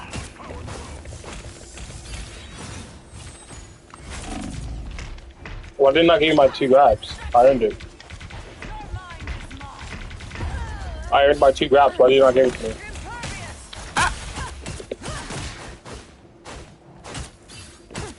You know, once you do the slam, right? You don't get the grab again. What the fuck do you mean I don't get the grab again? Yeah, look. Here. Do it. Do the slammy slams. I have 7 seconds. Ah. So now we're just looking at That's each other. bullshit, though. I swear, I just did 2 grabs. Like, Hit me on the wall. Hit me on the wall. no, that doesn't make any sense, dude. Oh my god. Stay still. Alright? You don't get another grab. You can't be rid of me so That doesn't make any sense. That's how it works. That Once is- you do the slammy slammy, the kicky kick, That's not, you don't that's get not how we- another grab. that's Once not- you do the kicky kick, it's gone.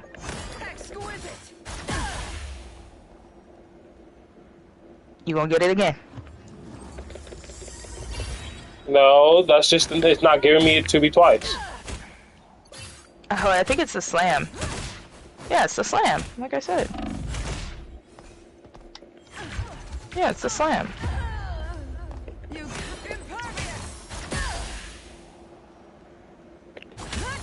Oh, that's because I have infinite. Yeah, it's it. Oh.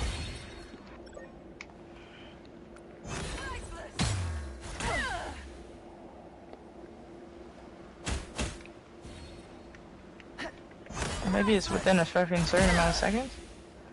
Now you got me fucking confused now. How do I get that fucking second? The second. How do I get the fucking second?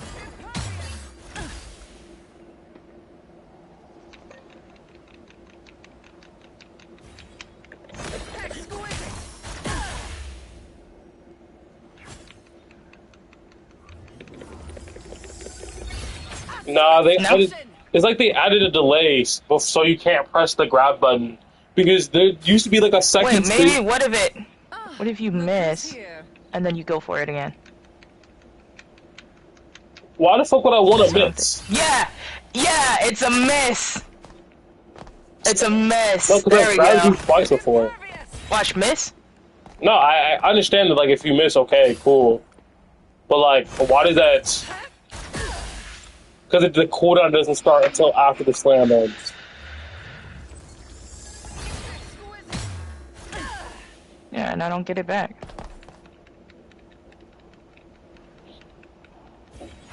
Or maybe... wait. Okay, I'm gonna try a different way. Hold on. I didn't mean to do all that. I didn't mean to do all And now there's Let me try this. headlines to pay. that. Maybe I have to go through... and then... Oh, I fucked up. I pressed it wrong. Maybe I have to go through the whole sequence and I get it again? Try it.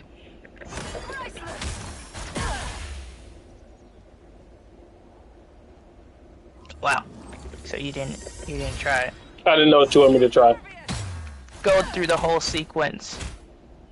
No, it doesn't. It shouldn't matter. It shouldn't matter. All right, because there's 2 cooldowns. There's a cooldown for the slam, right? And then there's a cooldown for the slam. That's all that matters. You need to have the slam before the diamond form runs out.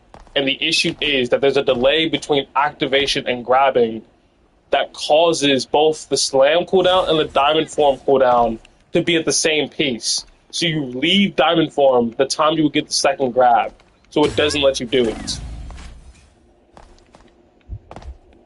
It's actually impossible. Like, if you get the grab, the slam itself takes a second, and then it goes on cooldown. It waits till you complete the slam to go on cooldown. Some uninvited guests.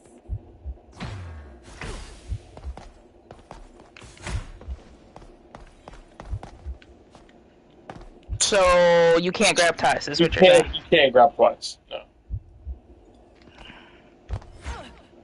So then, how'd you do it earlier? I had infinite On cooldown infinite? going. Yeah. That's what I was saying. I was like, I think you're able to grab multiple. His reign like times or whatever. Like go for a grab, I guess. Yeah, you can go for a grab multiple times, but you cannot grab multiple times. Yeah. So if you miss, don't just let that bitch go. Keep holding that diamond for him, I guess. No, because every time I miss, you just back away because I'm in diamond form. So I have to stop it or I get zoned out. I'm just saying, like in game, like say if there's a motherfucker in your back line, like Iron Fist or something, go diamond for him, right? You miss. Well, I didn't mean to do that. Say you missed, and then you fucking go for it again.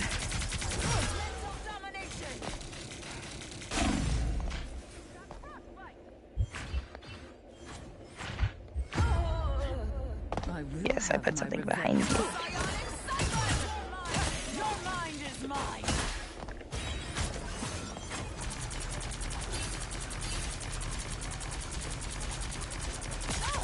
Psionic Siphon!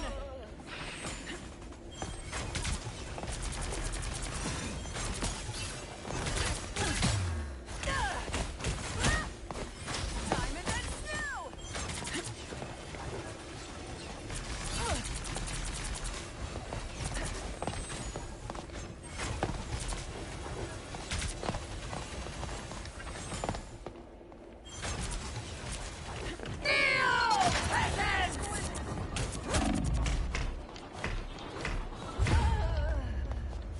Some uninvited guests. Good for the soul.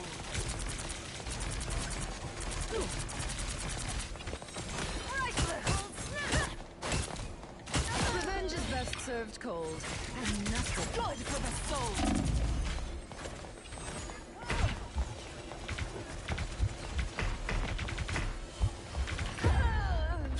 All they did was make me angry. Psionic Siphon!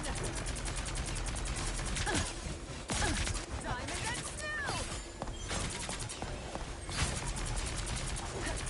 Priceless! Impervious!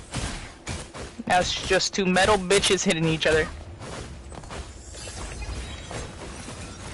Psionic Siphon!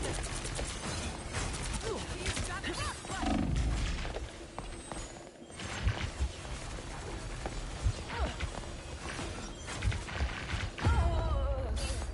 Psionic Siphon!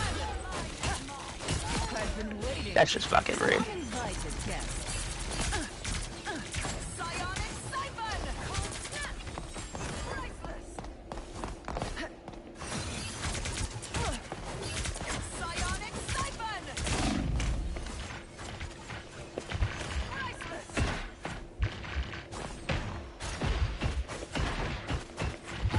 You knew you were dead. I will have my revenge for that.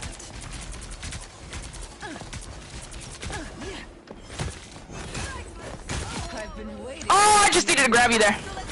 Oh, I didn't mean to use that. Now we're here. Why would you get in a corner during that? I tried to That was not, actually I crazy. tried not to be in the corner. I was trying to back up, not from that. Priceless! Cold snap!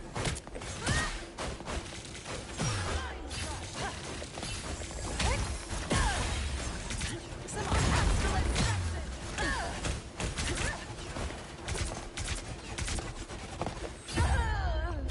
Emma Frost never surrenders. Damn. What? Damn, what the fuck? I just didn't want to be over there anymore. That's too bad. Come here. Fight their control.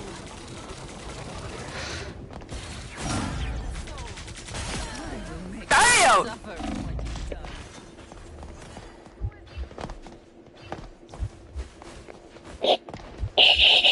You're such a piece of shit. You're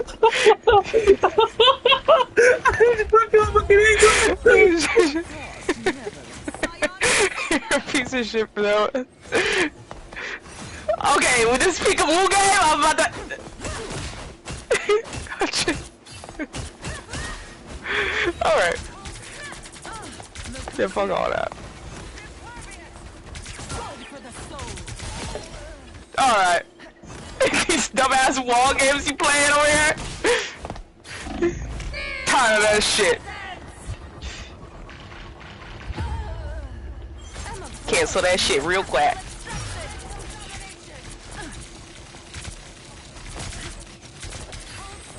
Okay. Stupid.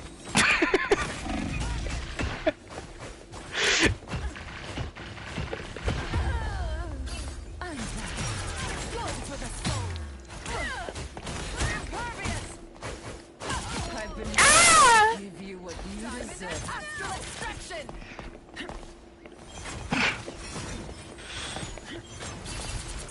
Not us both going to our shield. We're stupid as shit.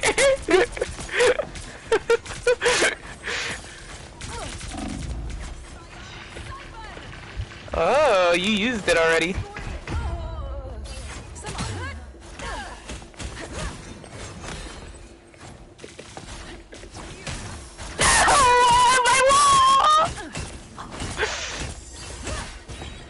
Oh, thanks. Oh, I did have my shield. Good for the soul.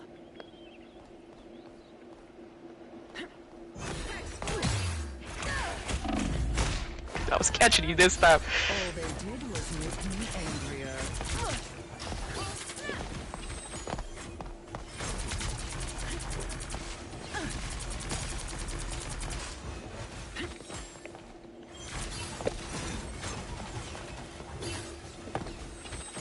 Good for the soul. Exquisite. You've got that right. Ain't no fucking way she'd still catch me.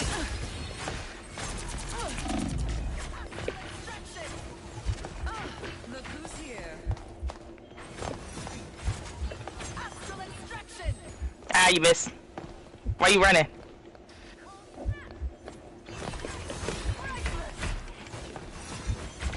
Good for the soul. Yeah, I realized I wasn't gonna catch you in that.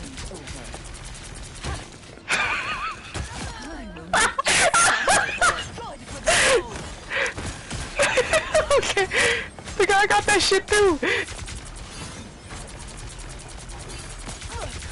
Psionic siphon.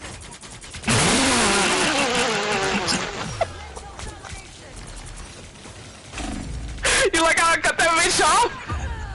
That's that bullshit, bro. Hellfire pay. Oh, I thought your timer went out. Fuck.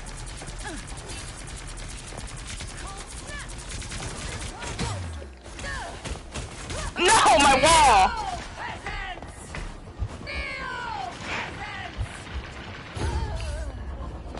You thought that CC from my ult? I'm being controlled. You're mistaken.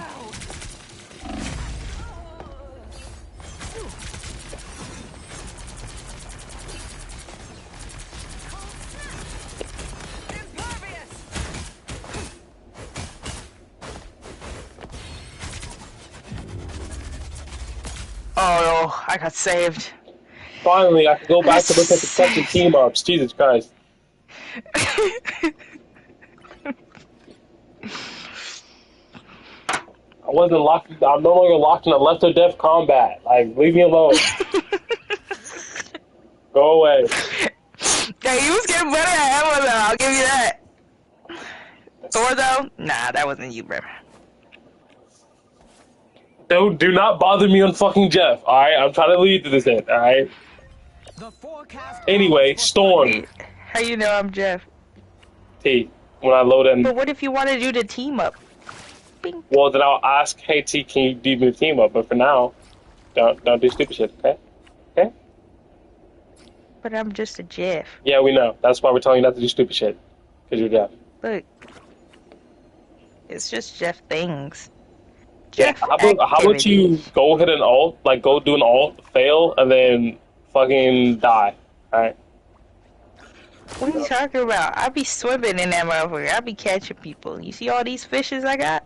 There's literally no fish. Catching. There's fishes in here. You just can't see. You're fucking blind. You know? I be working for real. Hey, fish just dropped. You should probably pick those up. You know what? How about you just forget about this and take a little dance? Yeah. I see that. Vibing. Let's vibe. We're here So, for vibes. I'm gonna go over here. Wait, don't go. Anyway, so there's two team ups with Storm. Fucking one with Thor and one with fucking stupid ass Jeff over there. Alright, I'm gonna do the fucking Thor one first. Cause fuck Jeff. Alright, it says lightning beam that detonate upon striking a target, enhance effect. When teaming up with Thor, bolt rushes become chain lightning. Bolt rush. Oh, this is like the old OG team up. Yeah. So this one changes between people, right? Am I right? Like, it changed between people, right? Am I reading this wrong? Bolt rush becomes chain lightning, allowing it to bounce from people to people. How close do they have to be for it to fucking work? Lightning strike. I'm gonna need you to go get hurt. All right, can you go stand near those enemy bots? I need to go see this. The forecast calls for thunder. You got it. Can you go over those bots?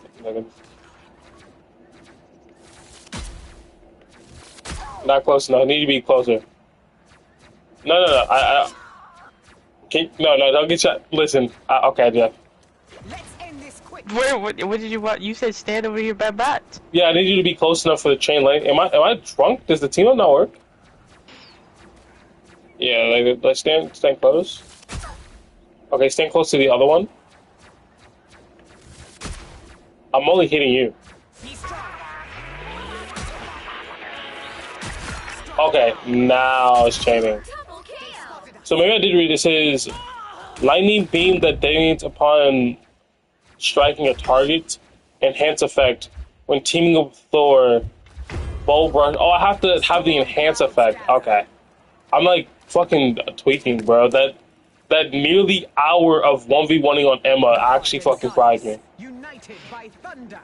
I wreak battle. Oh, that's actually really tough. Double kill. That's 3. Wow. That's fucking rude. Amazing. So like, not only does she become a hit scan with like an AoE, Now I am satisfied. how much damage does it do to the body? And like she can headshot too. Triple strike. So Storm might actually like really be tough this season. Because she's a 3-tap headshot, hit scan. Instead of her like piercing, but she can still do piercing if she chooses a different team up. So like she still has the option.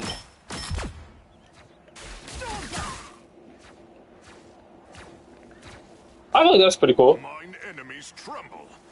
There's not really much to say because Storm has always had the issue of how to put this. Like she's in my opinion, I think Storm's major issues is that she's super team dependent. But as like basically like a supportive DPS, you're going to be team dependent. On top of the fact of like she kind of didn't do anything. Like she just kind of like shot at people and hoped they fell over and damn boosted her team and hoped that they did something. I mean, this isn't like a complete fix to all of her problems, and it isn't what exactly I would have done. Are you cycling through all the Jeff skins? Why do you say that? Because I'm looking at you cycle through all the Jeff skins. I see them. No. Goddess. But I don't know. I think there's like people float the idea of having Storm actually control the weather, which I think is pretty cool.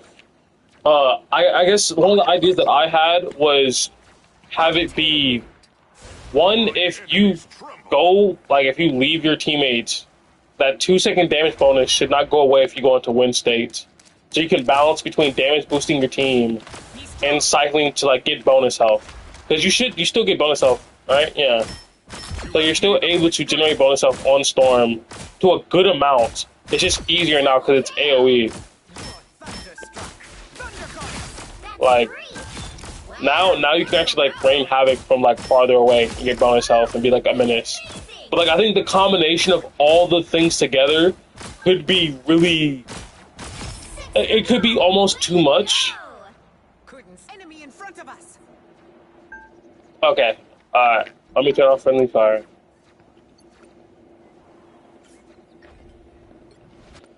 There's a Jeff team up. Bless us and heal us. And the Jeff team up says, unleash a torrent of downpour that continuously heals both yourself and your allies. So, this is what I mean by, like, Storm should be a supportive DPS where she has the ability to help her team out. Whether it be healing, damage boosting, or movement speed. But I think the base movement speed from her AoE here should be a lot faster to help her and her team kite ultimates. Like, if you need to kite ultimates like Gambit ult, it should be Storm. You should pick Storm, and then she speeds herself up and just slows the enemy down so they can't bum rush you. And then her lightning strike should chain between people to punish people for like grouping together. Enemy in front of us. Nature renews. How much does this heal? Can you get hurt?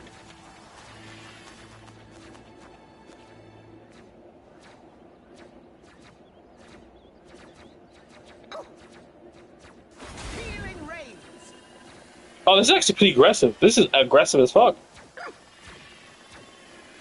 This is mad aggressive. And then what is the...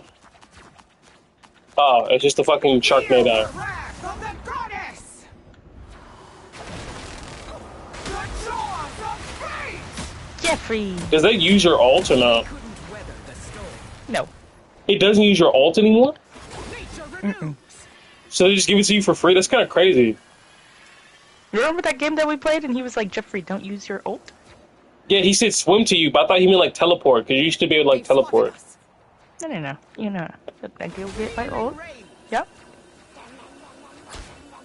Watch this. Okay, you use your ult. Feel the Wow. wrath of The ult thing was right there. The jaws of fate. I'm Jeffrey. Jefferson. Jeffy Jeff. Double KO. And It made an impact. Jeffrey. I mean, I guess you don't have infinite on, so. No, I don't. Alright, cool. And I saved my teammates. Yep. Storm's pretty cool. Healing rains. I didn't save my teammates. You did not. You did not fucking go with your ones. Yeah, I think Storm's cool because like if they lean more into like the enabler of her team aspect, Shielding never hurts. like having the like I always thought Storm's piercing the enemy team to apply pressure is cool, Good hunt. and then I always thought like damage boost was cool. I see. But if they keep expanding on the options of like, hey, you can support your team by one, choosing the Jeff team up to heal your team, like in a sense of imagine trying to dive when Storm is in lightning states and she has the rain out and then she fucking lightning strikes you. Look at these waters rain. It's raining. Look, Jeff can make it rain too. Yeah, I don't know about my R&D. She must have took like a codeine or something. She's out her fucking mind. Alright, who's next? Look, Jeff can make it rain too. I think we should make a like point to actually like whenever we get dove, like we should try slotting in Storm.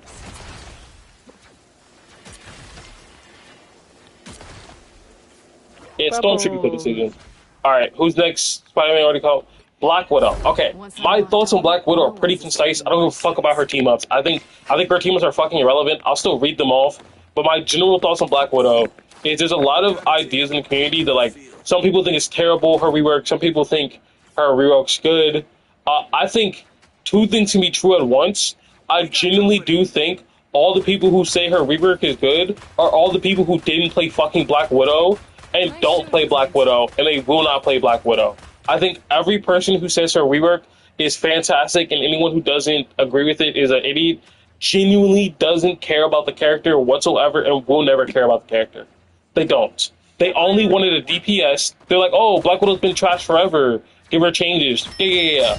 But those changes didn't make her Black Widow. It just changed her to a totally different character with generically good buttons, right, and generically good team-ups, and stuff like that, where she can be predominant, right? And it's like, okay, what's wrong with that?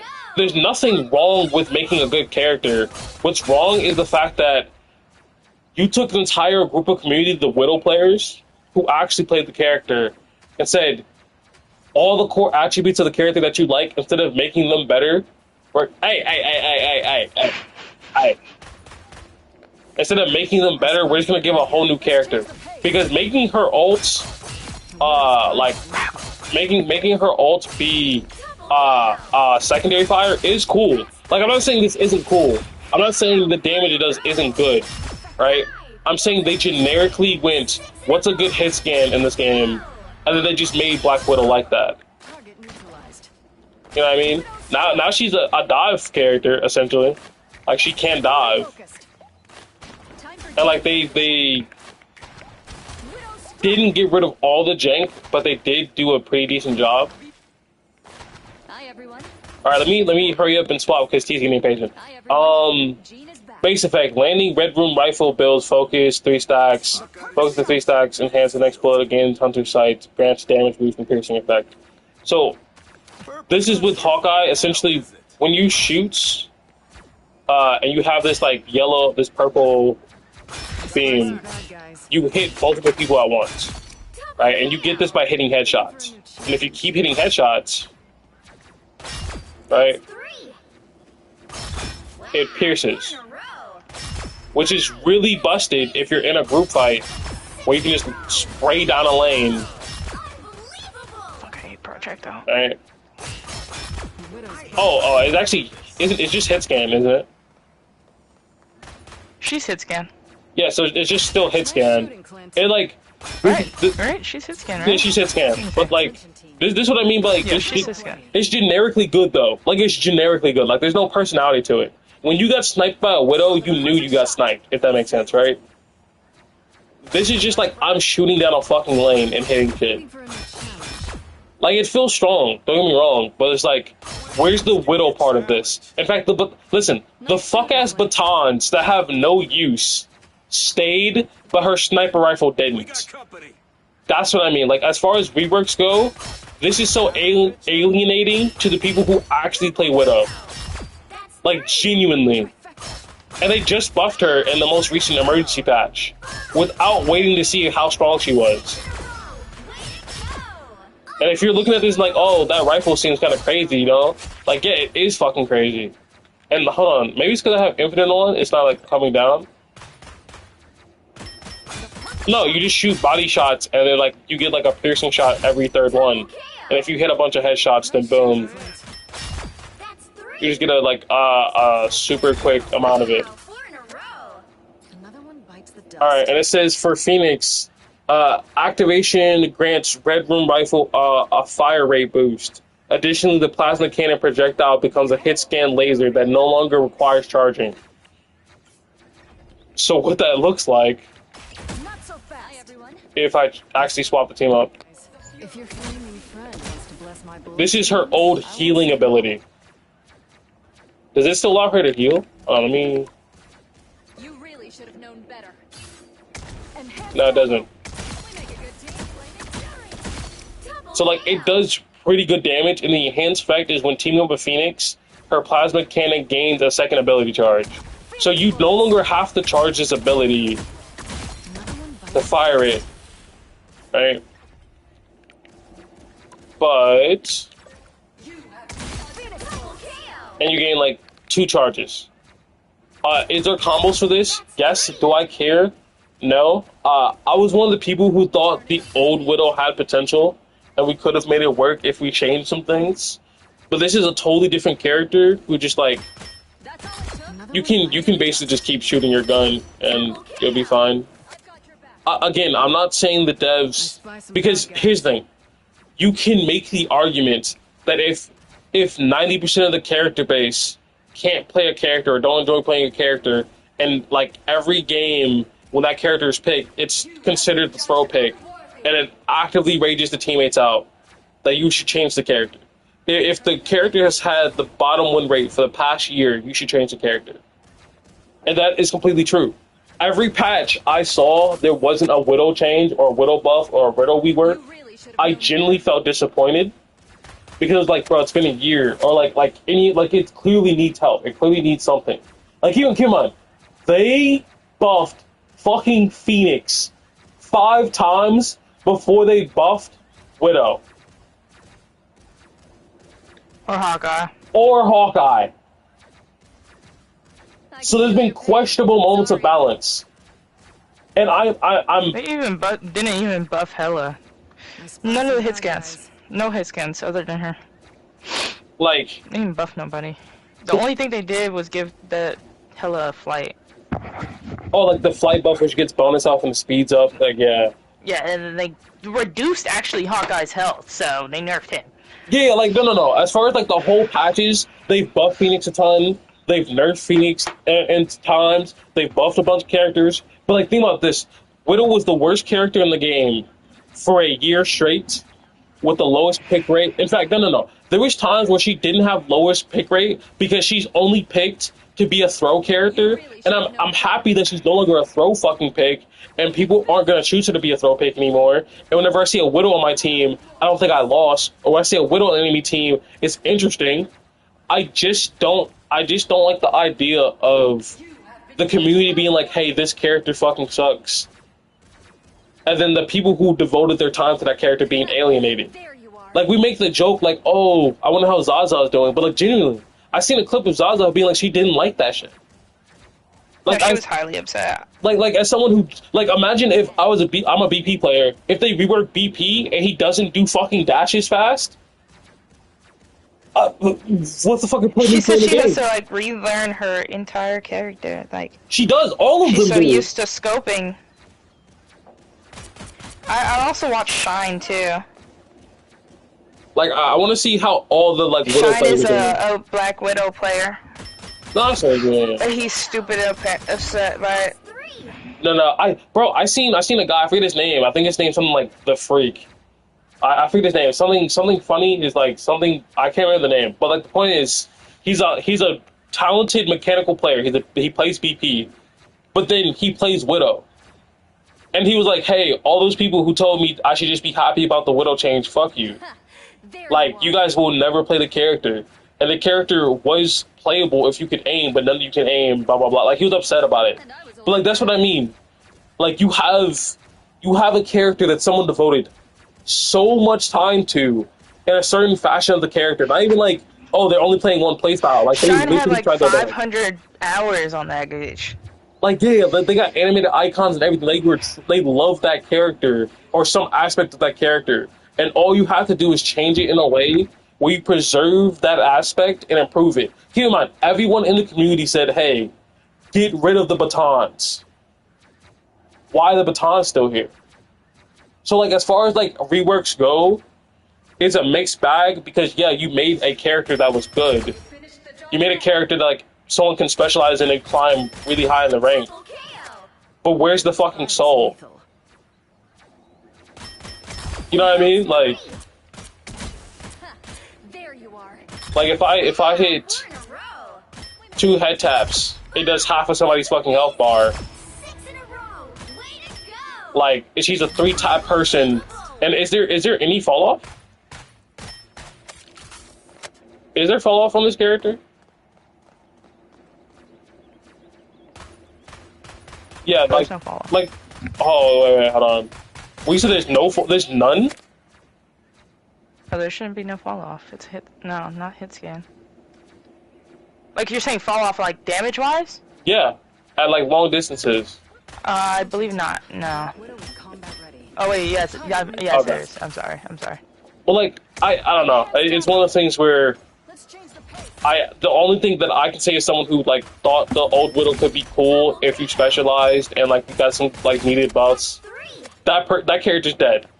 That character's fucking dead, and we still have the fucking batons for some reason. It could have just been part of the fucking skin. Listen, I get it. You're a developer. You made the batons be part of skins, several fucking skins, and you designed them. Just leave them in, and we'll just never use them. Just literally remove the button from us, so we can't use batons. But like, keep making skins where the batons are in, and it's like, we'll just deal with it, bro. It'll be fine. It'll be like a cool callback to how you saved the character. But like, removing the entire sniper is kind of rough. I'm excited to see what like some of the Widow players have to say and what they want to do, or because to be honest, if a Widow player told me that they were quitting the game because like Black Widow isn't Black Widow, I'd understand completely. Limbo's demons Well, will deliver oblivion. Magic has 2 team-ups. This A Doctor Strange team-up and one with the Hood who isn't even released yet. So Strange team-up you already know is like the Chains. Listen to this real quick. To get the fuck out. Okay? Adam, Angela, Black Cat, Black Panther, Black Widow, Blade, Bruce. Hey, don't forget Cap, Cloak, Cyclops, Daredevil, Deadpool, Devil Dinosaur. Those are all the bands that people name. Oh yeah, Somebody yeah, said, yeah. "Bro, name the No whole bullshit. roster." That actually is an entire list of bands. Look here, listen. He's gonna go on a tangent. Fuck out. Okay? Adam, Angela, Black Cat, Black Panther, Black Widow, Blade, Bruce. Hey, don't forget Cap, Cloak, Cyclops, Daredevil, Deadpool, Devil Dinosaur, Doctor Strange. Don't forget Elsa now. Don't forget Elsa, Emma, Gambit for sure, Groot immediately. Did I say Namor? Fucking Namor. Hawkeye, Hela, Human Torch, Invis, Iron Fist, for sure Iron Fist. Fuck him. Iron Man, coming in fast. absolutely. Jeff, absolutely. He just names the whole roster. Yeah, bro. Like no bullshit. Like I really do feel like how can I put this? Even though it's even though it's still Blair too. He on bullshit. like bro. No, but on his real shit, he's actually said ban BP, Iron Fist, and Hulk. That's what he thinks. But everybody's saying BP, by the way. So good luck. I'm not gonna be able to play my character this season, and it's okay. I'm gonna let people figure it out. And I'm gonna explore literally everything else, and it's okay. I'm just based off of like the high elo, you know, people that have a whole bunch of, you know, followers. They've all been saying ban BP. There has not been one I haven't seen that says don't ban BP. So good luck. I'm gonna finish this fucking video and go cry to fill up. Anyway, Magic team up with Strange. It's pretty simple. Pulls them together. But the active variant of the teammate allows you to pull in everyone. When I mean everyone, I mean everyone. So like it's not possible, I don't think, to show. Oh, it is. Okay. So they all get pulled together, and it has a mad fucking range. So it's like, what's the benefit of that? Well, your slash pierces. In fact, fuck that. You have a Strange. If your Strange has Eye of Agamotto and you like tether everyone, they're all dead. If your Strange explodes, it's like someone said it's a mini group all, and I have to agree. I have to. Like for example, let's wait for that bot to die down there. If he respawns in and I chain, go in, put Demon down, they just all fucking die. They all die. They just take all the damage in the world. And they all get slowed too. So imagine like you have a Wanda chained together, they're all dead. You have a Moon Knight chained together, they're all dead. There's a Moon Knight Onk on the ground, you chain them, they can't leave the Onk. Like there's so many ways of getting potentially free kills, especially since Magic is such a brawl hero, that you could chain a tank to the other tank to stop them from diving your backline. It essentially just gives free utility to Magic. And it's like such a big benefit, especially when she has Strange on her team. Like it was already good before, and Magic like specialists were making use of it. I can't. Does it ground you? No, it doesn't. I think it just slows you and like you can't walk away. The other team up is for Hood. He's not in the game yet, but it doesn't particularly matter because you just press a button, and every time you disc, you spawn in a demon. You can have 3. I'm not a Magic specialist. I'm not going to pretend like I understand fully how revolutionary this is for the character. Or even like Magic's like problems. But what I do know is that if you are in a healer ult and you don't have ults, you can gain it easily like 20% ult charge from regular demon. From regular demon on like a tank who doesn't think about what's hitting me because he doesn't care he's in the healer ult.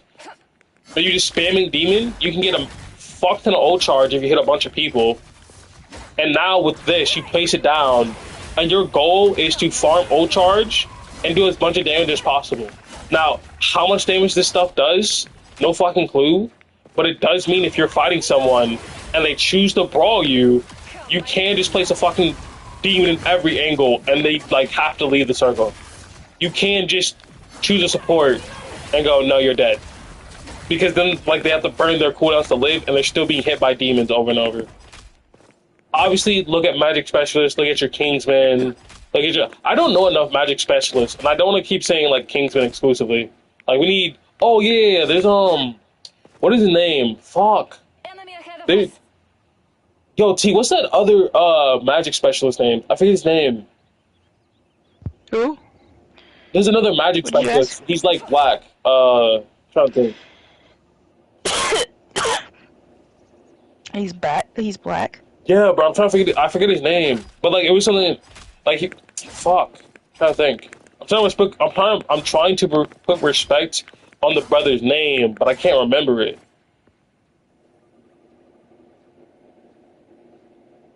Pick and roll. It's fucking pick and roll. Pick and roll is also a magic specialist, bro. High elo magic specialist. Go check out his content if you want to know anything about magic. Because, listen, I'm trying to give out as many shout-outs of creators of who you should go watch. Not because, like, I want, like, respect or anything. I'm literally telling you that you should go look at One Tricks if you want to know what's good about a character. Like, don't listen to some random dickhead like me who's put in, like, what, max 30 hours into Magic.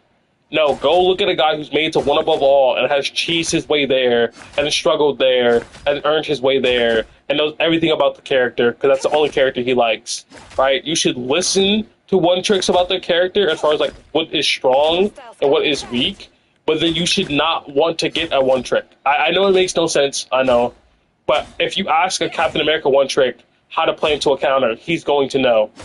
He's going to. And if the answer is don't do it, you should never fucking run into that counter. Like, you should never run it. Because even if a One Trick gives up, then it's impossible.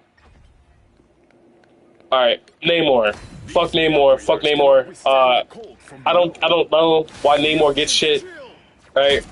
But, for example, don't give me the team up yet. Don't do it. Don't do it. Oh, don't give you the team. I want to see the difference. So, like, it says, gaining ability of Frost, Tie, blah, blah, blah. The wave damage pushes back and inflicts a slow on enemies. So, this seems like, oh, that's not that big of a deal. I don't know how to describe this without being a dick. Have you ever ran into a Namor and you went, oh, this guy's a pussy? Yeah, this is like, like, bro, I feel like Namors are the biggest cowards in the community, but like, it's just their kit, bro. Like, I try not to hate Namor mains, but it's just their kit. It's just the way you need to play their kit. They're a sniper character who's anti-dive, so it makes sense for them to have, like, safety tools against dive, right? So imagine if you are a tank, and you are diving a backline, and you get slowed and pushed away by Namor, right? See how far that takes you? That resets all of your progress. Which means if you're like an Iron Fist in a backline, this saves his backline. The closer he is, obviously, pushes farther. It just completely saves. And also, if you're trying to push him, and he goes, fuck everything in this direction, you get hit anyway. And since it's a predictable motion, it allows him to get an easy lineup for a follow-up shot. So, as a sniper character, to have like a tool that pushes you away when you're really close is really good, especially on Namor, who can spike his damage while sending you away. Like, the distance is reset so he has more time. The more time, the more damage he does with squids. It's pretty much that simple. Alright, you can give me the team up if you want.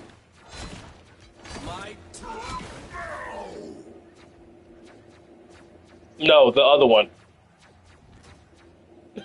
God damn it, dude. I'm right here. So, it says when you enhance, you gain an extra charge. And it says Another hit from dealing this. area damage and slowing enemies caught near the end point. So not only do you like push away the opponents, I gotta wait for the bot to spawn. You have an area effect at the end that slows them. And it's like, okay, this seems pretty mundane. Namor didn't really get anything good. Like, Gamma Squid has to be better. You are, like, it actually genuinely, listen, I know Gamma Squid's probably better in some aspects, but this isn't bad either, because you have a tool you can use to hand deliver people into your ult. You have a tool now, a displacement tool, which is so big for peeling, it's so big for self-protection, and more importantly, it's big for really fucking over people you don't like, aka Cloak and Daggers who overextended their ults, where you push them out of their ult if you're close enough. Like, you just wait, push them out of it. They can't leave, they die. You get a guaranteed kill. Oh, there's a tank in my face? Away. Die. It makes landing the ult a lot easier. A hell of a lot easier. So, like, for example,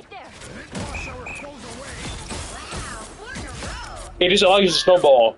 And it even, like, it makes flank Namor stronger too. Because let's say this is their backline, I'm flanking. Stand right behind them, push them into my front line, they all die. Namor is one of the most undervalued fucking characters in the game, and everyone pretends like Namor isn't a top 10 character, like a top 10 DPS. Everyone does. They'll mention every other hit scan, but won't mention the guy who can throw 2 squids, hit you once, and you fucking die. Who has an instant place grounding ult that can one-shot you through healer ults. Like, this shit's actually crazy. Who can also 2-tap headshot, mind you, from across the map. So if we go over here, I missed. Gotta aim above for this projectile.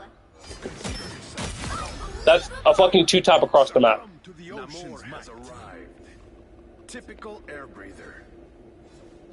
Hey, I'm finna turn on friendly fire. Can you turn the Daredevil?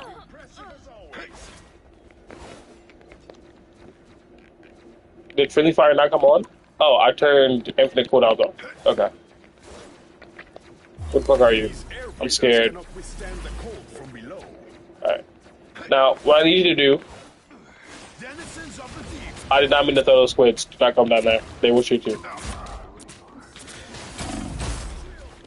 Can you deflect? Like, just press the deflect button. Okay. Like, block. It still pushes you, doesn't it? I don't know how to start to begin. Hold on. Let me take off. Okay, go ahead. Block in 3, 2, 1. Okay, so you can. But I can still just do it again, and you're gone. Alright. I was like, oh, but he came up and, like, it doesn't matter. You're dead. Like, that's essentially just a free kill. So while that happens, he's gonna eventually reach-out me because he's thirsty, and then boom. Like, this is very oppressive against a fucking diver. They gave the anti-dive guy a way to deal with divers. Again. Again. Besides just solo ulting himself. Besides just throwing, like, a little push away if he times it correctly. And one question I have is, what happens when... Well, I didn't mean to do that. But since I accidentally did that, you're probably gonna die. Oh, you ran away. Okay, cool. If I float up, can I cancel it into the button? No, I have to be on the ground. Okay. Now, everyone's going to glaze Gamma Squid, and the reason I'm not going to do that is because I truthfully think having a squid you throw up that beams someone that can be broken is not as strong as a displacement tool that slows. You know what I mean? Like, sure, I'm dying, but if this is a Thor and not a literal, like, fucking Daredevil, like I can buy time to throw more squids. Right. He dies, right? Throw squid. Get away from me. Like, a better Namor player than me is going to dominate yet again. the character who was already top tier is now even more top tier. Thank fucking God, right? And he has 2 of these pushes, which means the closer Daredevil gets to me, the worse the push is. Yeah, okay. Now, okay, I'm gonna swap to the Hawk team up, and everyone knows what the Hawk team up does. It's just a fucking laser squid, alright?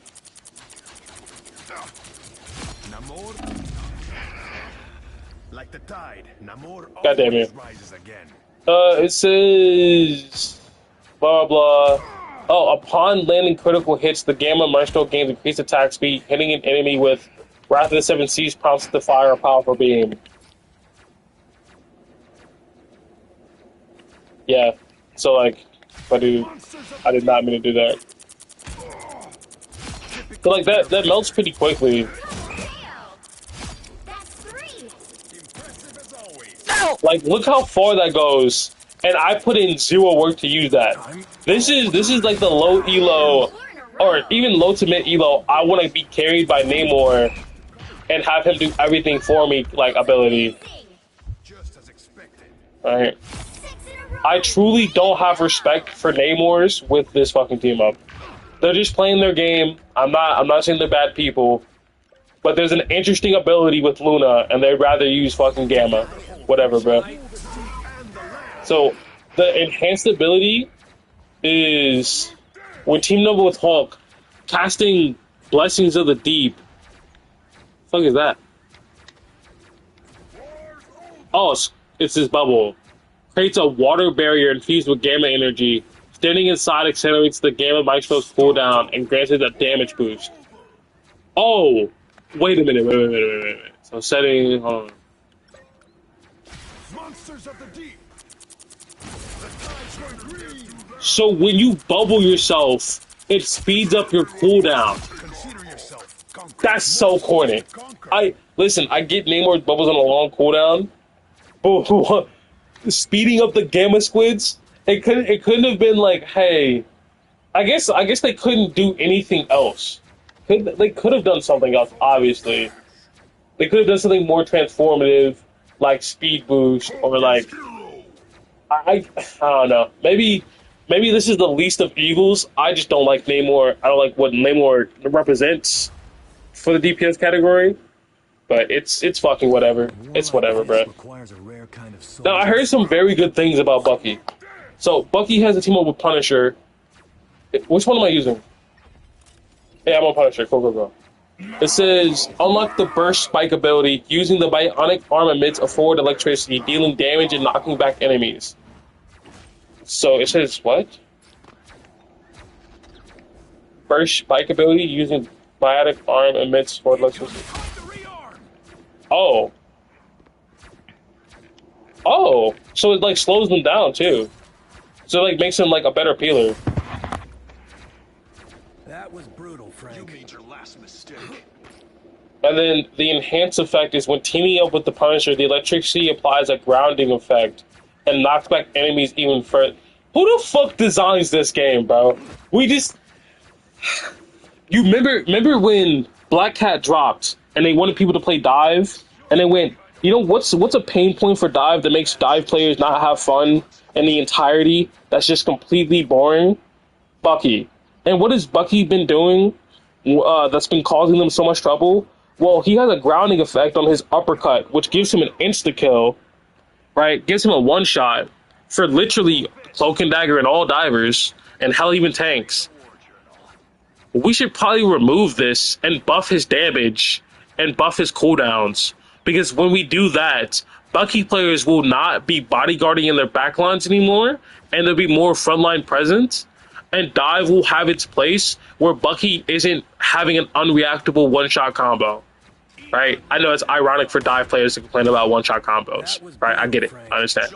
But the point is, even when you weren't doing one-shot combos, it was, did I get hit by Bucky hook? Yes, I died. There was no counterplay. There was no putting a bubble on ourselves. There was no baiting it out. They would just hold it and we'd fucking die, regardless of the strength of the character. So why in the fuck have we returned back to the ideology of I want to be fucking grounding people on Bucky if we just buffed his damage to compensate that he doesn't ground people. It doesn't make, it's like, oh, but there's a pushback. The pushback literally doesn't matter if it fucking grounds you.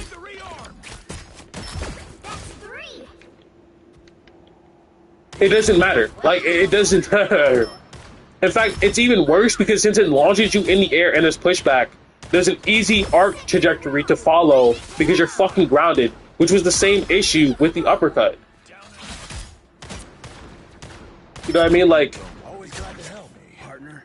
Find the rearm. Eat unlimited. Not today. and it's like, okay, for me to be like, what about healers? A lot of people are gonna be like, oh, you're a dive man. You don't care about healers. I do. I don't want healers' gameplay to be one-sided. No one wants to just beat up on bots. If I did, I'd just go play against bots, right? If you have no choice and no way of fighting back, it's just not fun. But like, Have you gone to Punisher? Punisher? No, not yet. Oh, okay. I think something's wrong, bruh. You don't want to be. Okay. I guess the general idea is that having Bucky, who has so much displacement, slow in CC, giving him his grounding effect back, and thinking giving the pushback forwards is gonna make it balance. It's not, because he still just fucking shoots you. Like, if you play Bucky and you have the aim and you're used to the effect, it's fucking trivial to just hit a shot. Like, hit a... Oh, fuck, okay. Push, follow-up shot, right? Because the arc is the same every time. Double KO. And, like, I'm over-accounting for them dropping. Right? Wow, 4 in a row. The funny thing is, I have heard no one mention Bucky's ability to do this. Because he has another ability that reloads for him. The fucking wall keeps bouncing him. Another ability that reloads for him. That gives him bonus health. I guess I heard the Elsa team up was crazy, so all the attention's on the Elsa team up, and no one but like dive and tank players care about the grounding effect. Which is ironic that like some people would challenge me and say, oh, you're a dive player, you don't care about like the game state or people's like feelings. But I promise you, dive players and tank players understand the pain of dealing with a fucking Bucky more than any support does, because those are the people who have to interact with him all the time, and that interaction was never like, was always one-sided when you had that. So I hope that the grounding effect on this is truthfully not that long and I'm like overreading. Like, if it's as long as the electricity stays, then it's still like long enough to die. Like, if my aim is beautiful, right? If I had nasty aim, like, that fucking kills. That's 3. Wow, 4 in a row. 5. That's amazing. Yeah, my aim is just not good though. Unfortunate. 6 in a row. Way to go. Unbelievable. And if you're grounded too as well, like having this into pull, into uppercut, into fucking alt, like, it's actually unescapable. It's actually unescapable.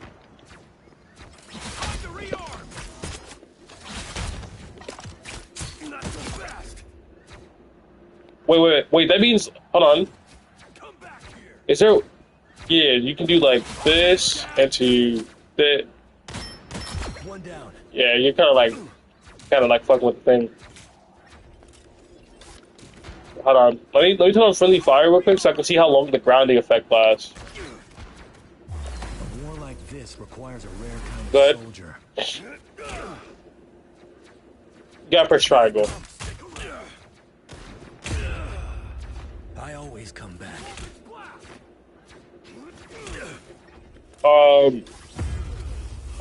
Did it even ground me? What the fuck?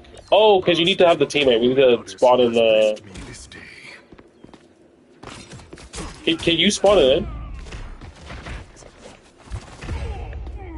My soul shall not rest yet.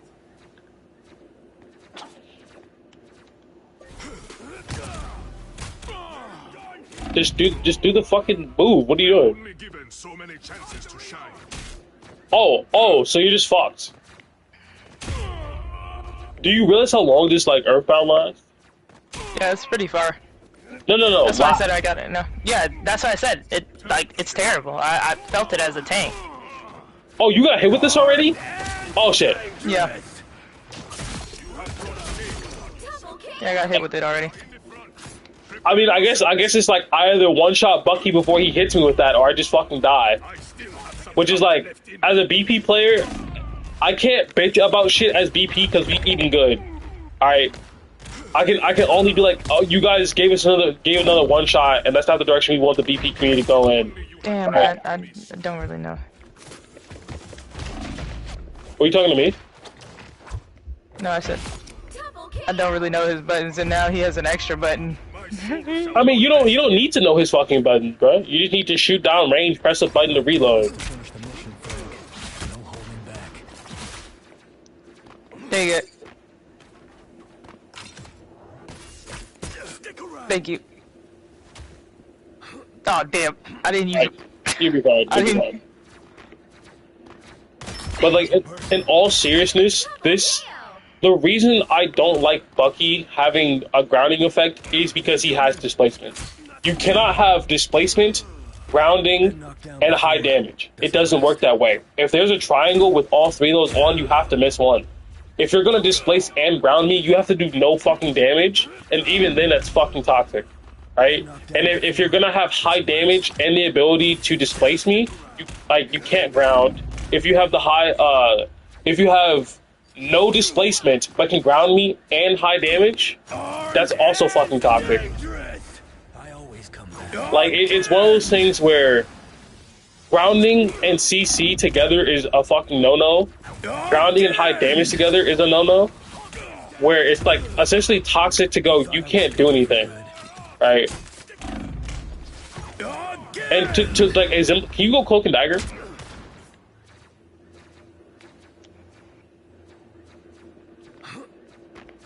No, I want you to stand over here near Punisher. Incoming. The point that I'm trying to prove, and which I always talk about when I'm talking about Bucky, is what is the counterplay for Cloak and Dagger when I do this? Let's pop back up under their noses. You know what I mean? Like, what's the counterplay for that? Because, of course, this Cloak fucking just, like, it's like, oh, she just faded. Yeah, she faded. But that was after I literally just didn't do anything. If I'm good at aiming, and or my team is paying attention, if I grab Cloak and Dagger, or anyone else, because I can grab multiple people, they are fucking dead. They have no choice in the matter of saving their lives. It doesn't matter how, like, it just doesn't matter. Of course, we let Cloak live. She just fucking gets to phase away. But we don't have to do that.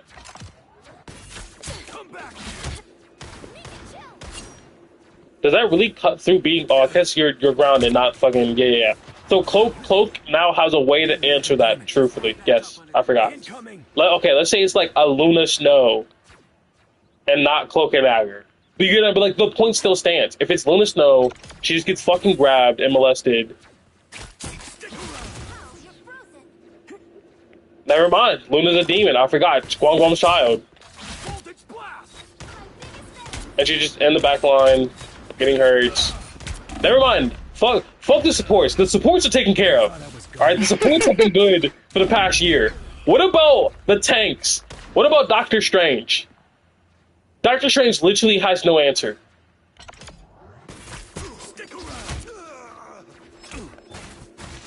I tried to predict the time you would float up and like uppercut you out of it. But it's one of those things where, in fact, I think I'm even doing the combo wrong, where I should do it like this.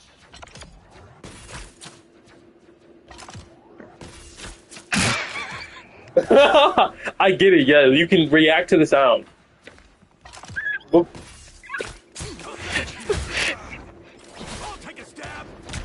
you know what, fuck it, maybe I'm wrong. I'm dropping my opinion. Fuck it. You know what? If you're a tank, never get fucking snatched. If you get snatched, it's your fault, you deserve to die.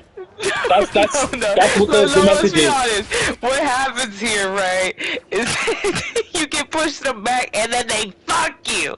You just They'll die. be an Emma, and then they'll fuck you in the back. They'll take you, and then they'll just. Yep, it's over. It's over. Emma will literally grab you. You have a Thor that's consistently pushing you back there, and then guess what? You got one flight. They say, nah, you stay in here. In fact, go ahead and fly. Go ahead and fly. Well, it was on cooldown, but okay. It, like, you know what I mean? Oh yeah, shit. I have to take cooldowns. My bad. That was one. Like, I can actually just knock you out the air if I aim it correctly. You're not going anywhere. And I'm here. Yeah. And I just get fucked. Yeah, like, any And the tank butt. that can be displaced, if he gets touched by Bucky into his team, deserve to die, And right? let's be honest, right? Strange's shield is just gonna consistently get touched, right? And by the time and a good Bucky, which a good Bucky always does, is wait till that shield's broke. They hear that shit crack. Minka, out of here. Bye, Strange. Where am I supposed to go? Oh no, I'm slow. Let me try to get the fuck out of here. Pull me back. I know it's coming. Somebody Like, gonna it's fucking not even sit about being pulled back. It's like, I hit you with 3 fucking CCs back to back to back, and then I can hit you, like, float in the air, but don't hold up your shield. Oh. I swear to God, if somebody pull me, well, next time, if I'm ever on Strange and I get a motherfucker that, go ahead, pull me. Go ahead, pull me. Awesome. CC immune. Oh my God. Oh, okay. All right, y'all won. Yeah. CC immune. See what I mean? Listen, Bucky's gonna fly underneath the radar with this team up, and it's gonna be like, oh, this is just the anti-dive team up. This is like the we don't want Venom to leave team up because it lasts so fucking long.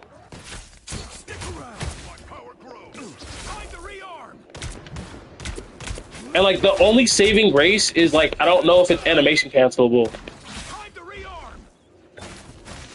No, I don't think you can animation cancel it, which is the saving grace, because the problem with this is that you could cancel it. Oh, I did it too soon. The issue is that you can animation cancel it, so the fact that it's not is better, but it still means that there's going to be situations where a Bucky just walks up and does this. Oh, Or this person gets fucked. you can actually push people off the map with it. Like, look how far I am away from that person. Temp, you know I can't fuck. Hold on. Never mind. Hold on. If I would have grabbed you and pushed you off the map, that would have been funny. Like, imagine, right? You're a tank, and you're in someone's backline. This Venom's in my backline. Go the fuck home. I can't fucking fly, so now I can't swing. That's so ass. Yeah, it's like, oh, Venom's low. You're not leaving. Been knocked down before.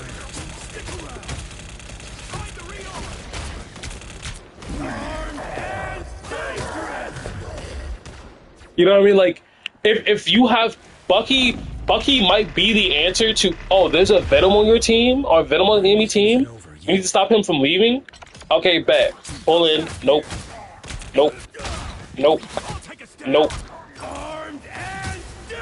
He's stuck here. We just kill him. Bucky has the damage to help.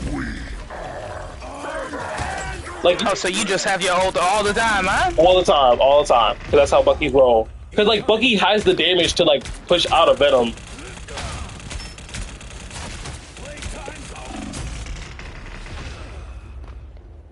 Assuming I'm getting fucking healed, by the way. Assuming. Like, 1v1 is not good. 100%. If you're getting healed back there, which normally Bucky's are when they fucking help, he's winning this fight. Yeah. And it's like the goal isn't to fucking win. The goal is to burn your health down so you want to leave. Like, which you can see I'm doing through headshots. And then just go, no, you can't leave. Like, wait, can I boop you at the air? Oh, bro, I just thought about the fact that, like, maybe I could boop you while you're in the air if I do it right. Nah, Can you aim up? It's too high. Like, you're doing it too quickly and it's too high, and then if you start splashing, I can't boop you. But you get the idea of, like, I can essentially Hold on, hold on. Like, come down. Stay still. So I can hit my headshots.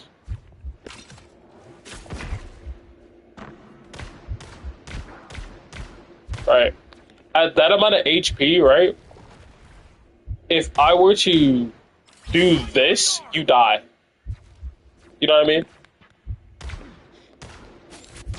Target neutralized. Because you're low enough HP that when I pull you into my team and do this, you're too low to make it out. And it lasts too long. So Venom fucking is gonna have to deal with that. Been knocked down before. I mean, like, honestly, fuck it. It's a necessary evil. With the thought of Venom, Cap, and Angela, fuck it. I don't care anymore. Fuck those characters. Rearm.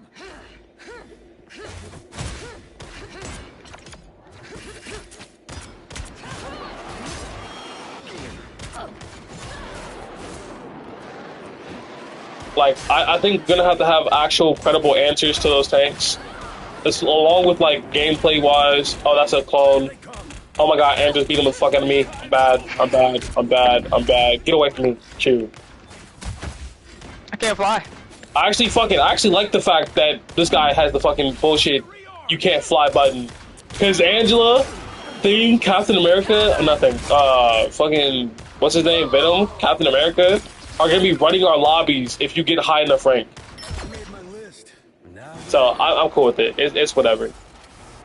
Now, the one everyone talks about armed and dangerous. that I've heard the most about is the Angela one. I mean, not Angela, the fucking... What's her name? Elsa one. So go ahead and kill me. So it says, securing or participating in a KO grants a stack of culling instinct. Been knocked down Each before. stack reduces the cooldown of Winter Soldier's other abilities. Stacks are lost upon death. Okay. It's all about the unit. If you don't know, Bucky's entire thing, besides being a bonus health merchant, is if I keep shooting and do use an ability, I shoot again, and I gain bonus health and it reloads my gun. The reason this is fucking broken, in my honest opinion, well, I should say broken. Broken is an over-exaggeration. I don't think it's broken. I think what it is hyper consistent, where he just keeps shooting. Like, it just makes Bucky do what he already wanted to do. He just wanted to keep fucking shooting. He just wants to keep shooting and shooting and shooting and shooting and shooting and shooting. And it makes his cooldowns very, very low. For example, if I turn off infinite cooldowns and I use my uppercut, it's 7 seconds. If I use my pull, it's 12 seconds. And it seems like nothing, like, oh, like 12 seconds, that's pretty decently long. One, I think it's like used to be 15. Here they come. Secondly, this is a character who doesn't stop shooting.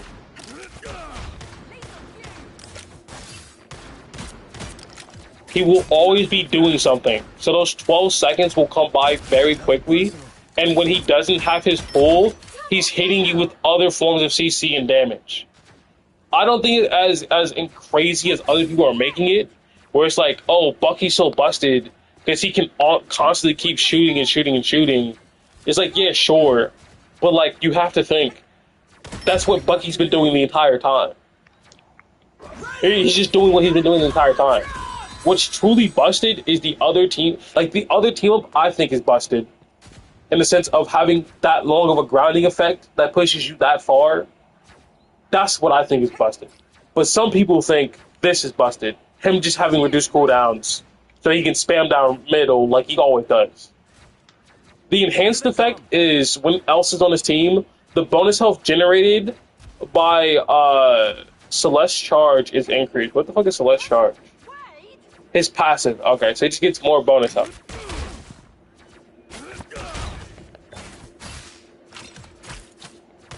I mean, doesn't it just caps out at 425, which is what it already does. So he just generates it faster.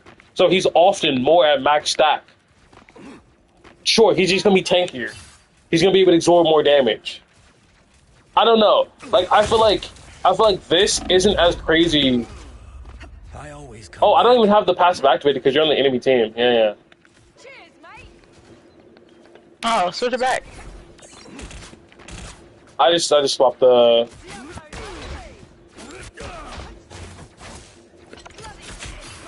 Okay, you fucking shot me, you dickhead. What are you talking about? I'm trying to test the bonus health. Okay, go ahead. Now I need to die. Can you shoot me?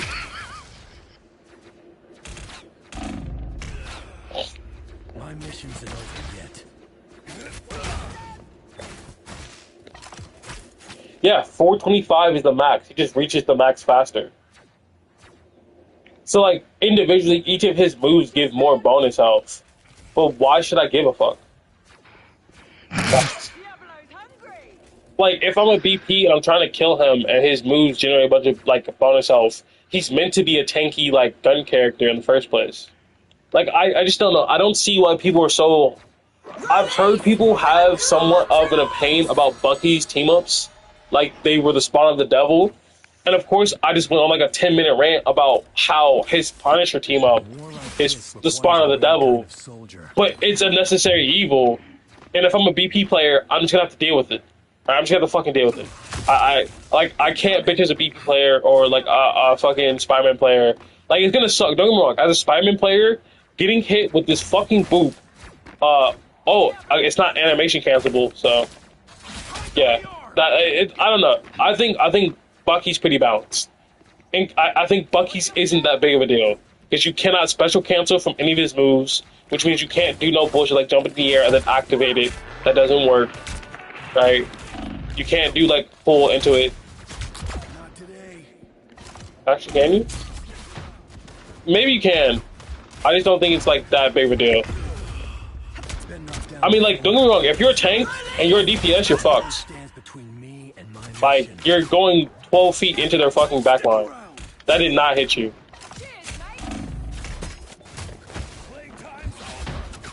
Like, now you're literally, like, you're in his team. I can't lose this. Please don't let me lose this. Lord Jesus, thank you. Ah, fuck. You thought I was gone for Anyway, next character. Wanda. This is actually, I'm excited for Wanda's. So people said Wanda's was fucking dog shit, that she missed out on everything and she didn't get anything. And I'm not happy for Wanda. I'm not happy for Wanda to, like, be shit on. I just want people to be wrong.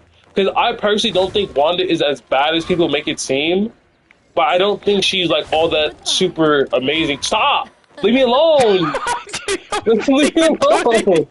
The funny part is, You're touching me! I was just walking with you. No, bro. What you thought I was gonna do, bro? Anyway, they I'm just did afraid. something actually fucking cool. This is what I think is cool. Any person who plays Wanda 100% thinks this is cool. They made the fucking team up permanent. There's no meter. Hold on, is there infinite cooldowns? Hold on. There's no fucking meter. It's like you sucking builds up. Like they replace her missiles with the team up. So instead of having like splash damage missiles, you use the suction to build a middle meter that you just use to have this team up forever. This is fucking cool. So now you have the damage that you like everyone wanted you to use for like they don't wait, hold on. Is this because I have the strange team up? Yeah, so you can still play with the basic Wanda with like the missiles. But like if By the eye of Agamotto. Damn it, I couldn't tell where you was at. By the eye of Agamotto. Which one are you at? Ancient secrets revealed.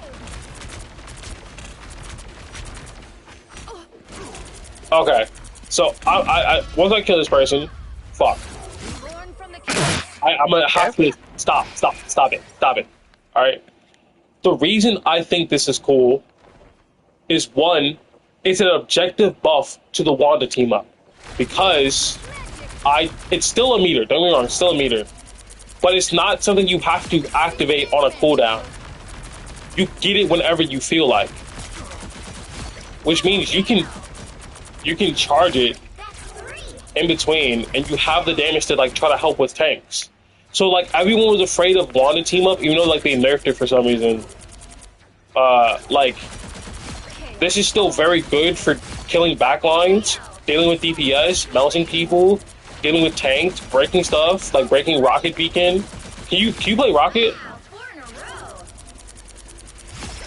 Because I think having a character who can deal with certain stuff like that is very. Are you here? Oh, you're over there. I go ahead and place it. Foes have found us. Like yeah, oh, I fucking hate you, bro. So you can melt the beacon by yourself. So if it's like, oh, so Rocket melts you first. one of the worst fucking feelings is like being a tank or being a melee DPS, and it's like, oh, there's a rocket fucking beacon. I can't break that, and I need my team to help me break it with me if I'm going to try. 100%. But instead, you can just have my bad. Instead, you can just have your Wanda, who's not gonna kill through the fucking ult anyway unless she has ult. Just fuck. Oh, she has rocket team up. I'm trying to get through it, bro. It's been like 6 hours, Chief. Let me finish. Okay. I want to go to sleep. Leave me alone, man. Back away from me. Okay, you going to sleep? They can leave. Get on the game. Sorcerer Supreme. Like, honestly, I'm not gonna lie. I wasn't going to today. I was dedicating this to this. I was trying to get it out the way because I want to get this done, and you keep bothering me, man. I can watch you play. I can watch you play Tekken afterwards. Fucking leaving. Nah, don't do that. Don't. It's gonna take me longer. Anyway, like I feel like there was a core issue with Wanda where if you play BP, you're sacrificing frontline pressure for backline pressure, as far as like getting like assassinations, getting out resources. And if you have a character who's responsible for like the front line, they're also kind of like generally responsible for peeling. Like you generally wouldn't ask your BP to peel, even though he should. You would go to whoever you like. If it's BP Wanda, you're asking the Wanda to peel, right? Oh, you did leave. Fuck, bro. That's crazy work. I thought I could actually use the help finishing this up, but like cool, whatever. You no. You got it, bro. You know I what? want to play a quick match, bro. That's fine. Go ahead, play a quick match.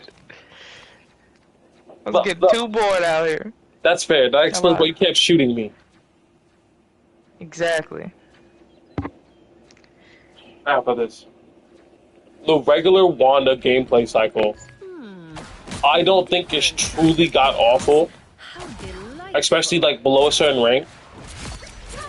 I think it's a genuine question of you aren't frontline pressure whatsoever. Like I don't think I've ever been pressured by a Wanda without the Strange team up. Like as far as like being a tank, the only like the stun bubble is at most helpful, right? So when there's like a cap, people are like, oh, you can play cap. So when you're playing Captain America, like she's just constantly doing damage. But other people who can aim can also do damage and have better utility. It's one of those things where it's like Let's see if I can remember the that team up solves the damage issue.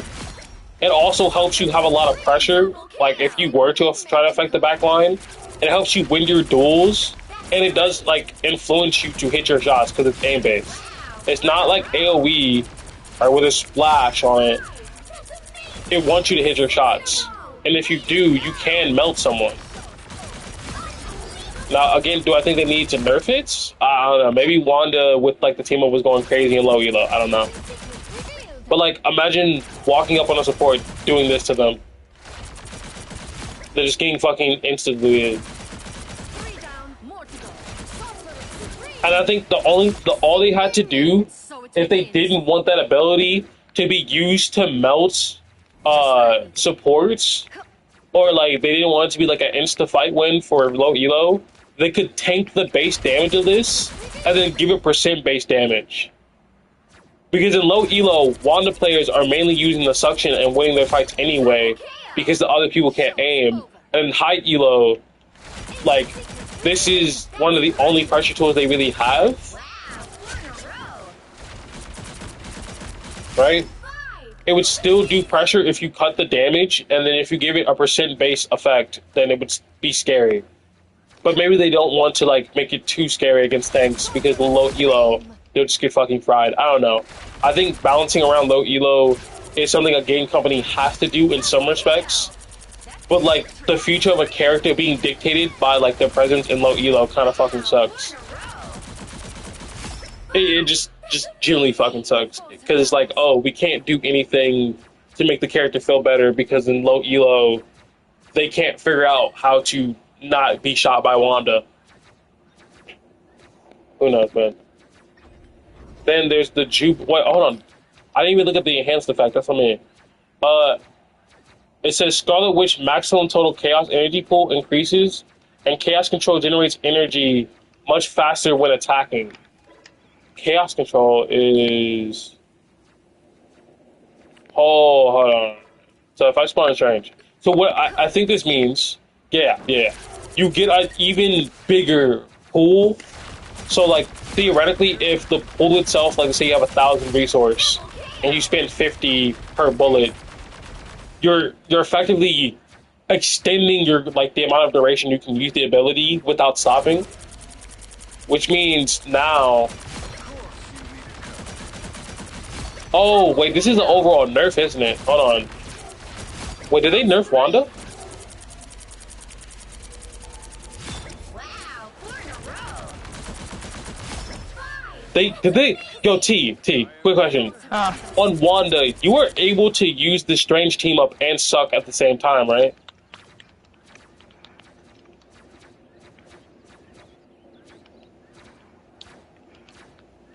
What was the question again?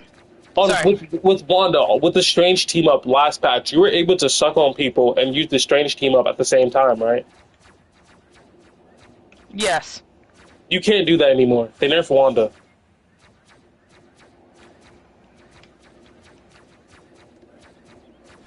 They made it you can only use the missiles and then suck separately. Which maybe is because like you have so much uptime on the ability, they want to compensate the damage output. And like don't want to like have it be too bursty because it is melting these 250 bots pretty quickly. 6 in a row. Way to go. Maybe that's Yeah, why. you were able. Wait, you were able to do the team up and do missiles at the same time. Yeah, you were. It would stop it. It would pause it for a second, and then you would No. just press I mean the like thing again. you would suck people's souls and do the missiles at the same time, like the like tornado turret ones, like the one that was like a minigun that like opened up portals. That one. Yeah, were you You able could- to do the? Yeah, it was at the same time. Yeah, you can't do that anymore. So is it just missiles only? It's just missiles, then you have to pause to like get more energy to shoot more missiles.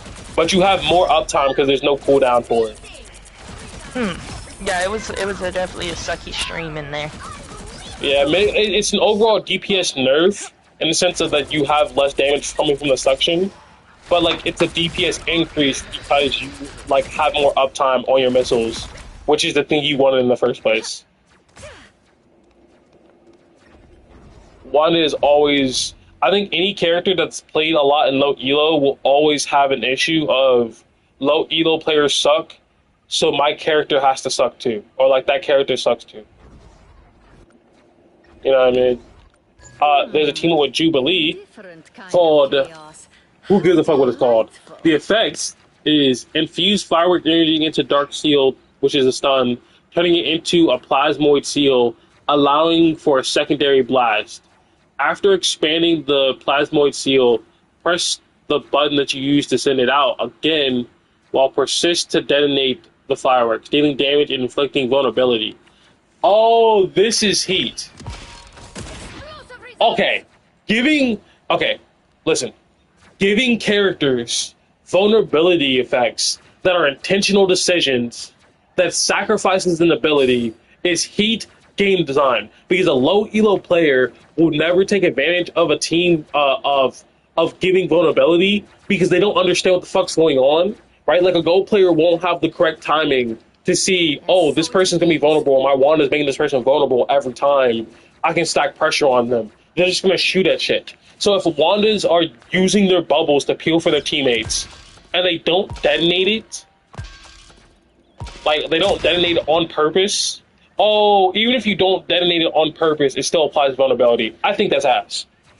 I think if you want to go the direction of making Wanda scale into the higher ranks, make it intentional. Make Wanda very intentional because she's a very lazy character, and low elo, but you need to make all of it purposeful and skillful. Make it, I'm throwing the bubble out for a free stun, and then I'm gonna detonate it on the fucking, like, Captain America or whoever is there, so we can DPS him down quicker. You know what I mean? In fact, fuck all that. Make the vulnerability base kits. Make it base kit. Give her an actual interesting team up. I don't care. I don't care what a gold player says. I don't care what a plat player says. I don't care what a fucking diamond player says. Alright? Make that shit base kits. Make the Dark Seal apply vulnerability on explosion, a manual detonation, base kit, and then give her something very interesting as far as a team up with Jubilee. Because something intentional like that would be perfect. I mean, I guess all the team ups are base kit, but you know what I mean. You know what I fucking mean. Like, just give her something else that she can use, and then have that be something that's just part of her core abilities. Because having a bubble where you can apply vulnerability, which I would assume would be 15%, because that's like the lowest they normally go for vulnerability, right? Having a 15% vulnerability on literally anyone is nice. Like, for example, your Doctor Strange is gonna solo ult a Cloak and Dagger, but you don't have ults yet, so you can't combo it. And even if you did, it would be a waste. You can do this, pop it gives vulnerability, he's able to kill through Cloak and Dagger ult and kill 275s. Which is inherently helpful. You can throw a stun all the way in the background, in the back line, to help your diver out. And just have the explosion pop of anyone nearby gets vulnerability. Right? Which means you can do very insane kill combos. Your Black Cat is going after someone, pop it. Your Hulk's going after someone, pop it. So there's an Iron Man who's really fucking annoying, throw the bubble, like, hold on, let me put on infinite cooldowns. Throw the bubble where you think he's going to be, stop it midair, pop it. It's such a skillful, intentional design for an ability that's so minuscule that a gold player won't understand how strong that is. He just won't. From like a long range stun that you can toss and it like does its own thing. How far does this go? This goes forever. This goes until it hits something. So I can snipe while playing high ground someone's back line with a stun bubble. Once it hits, detonates it and calm out that it's going to be detonated to my diver. I can enable my sniper by applying vulnerability to a tank. These are all very intentional, good ideas you can do that I wish were base kit for Wanda, and I wish were there earlier in the seasons, so people didn't look at Wanda with such disgust of like being a bad character. Right? Every season she's rated a bad character, and maybe these team ups are going to change that. But I don't think your team up should help you with the problem you have. But I don't think your team up should be so like. I want to say almost bare bones, but that's unfair because like Emma just gets bonus health and like Ice Wall, but I still think that's good. I don't know. Maybe I'm just being greedy. Maybe I want too much for fucking Scarlet. Because I do think Scarlet's cool. I do think her abilities are cool. And now she can throw like her bubble and phase, I heard, right? Or is that with a different like team up? Yo, I could have swore I heard Scarlet could throw bubble and fucking phase. Did they change that? What? What was the question? I could have swore Scarlet could have throw bubble while phase. Like, did they change that? She can't throw a bubble off Ace.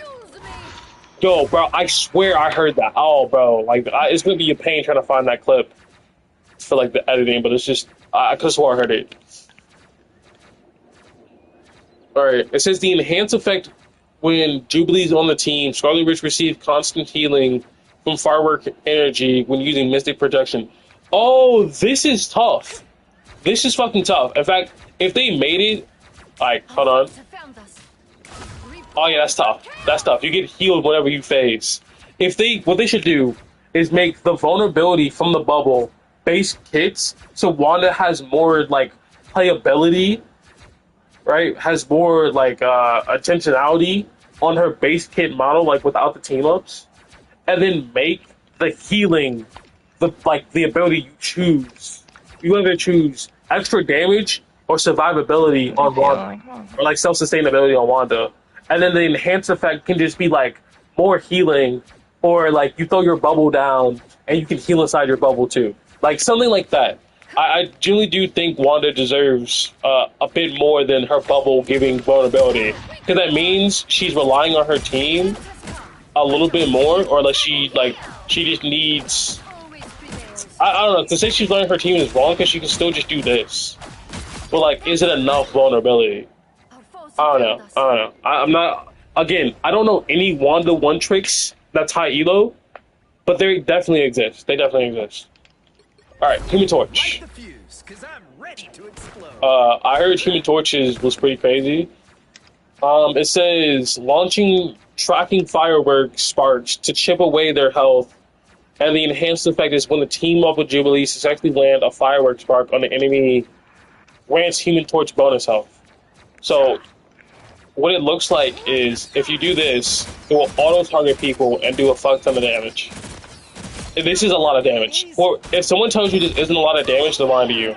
This is the same amount of damage as Human Torch. I mean, as Venom. Like the Venom team up does. Oh no, never mind. The Venom team up does more. But the point is, it's still a good amount of damage. It's still a large amount of damage because the Venom team up does way too much. The Venom team up does like 60 to 70%.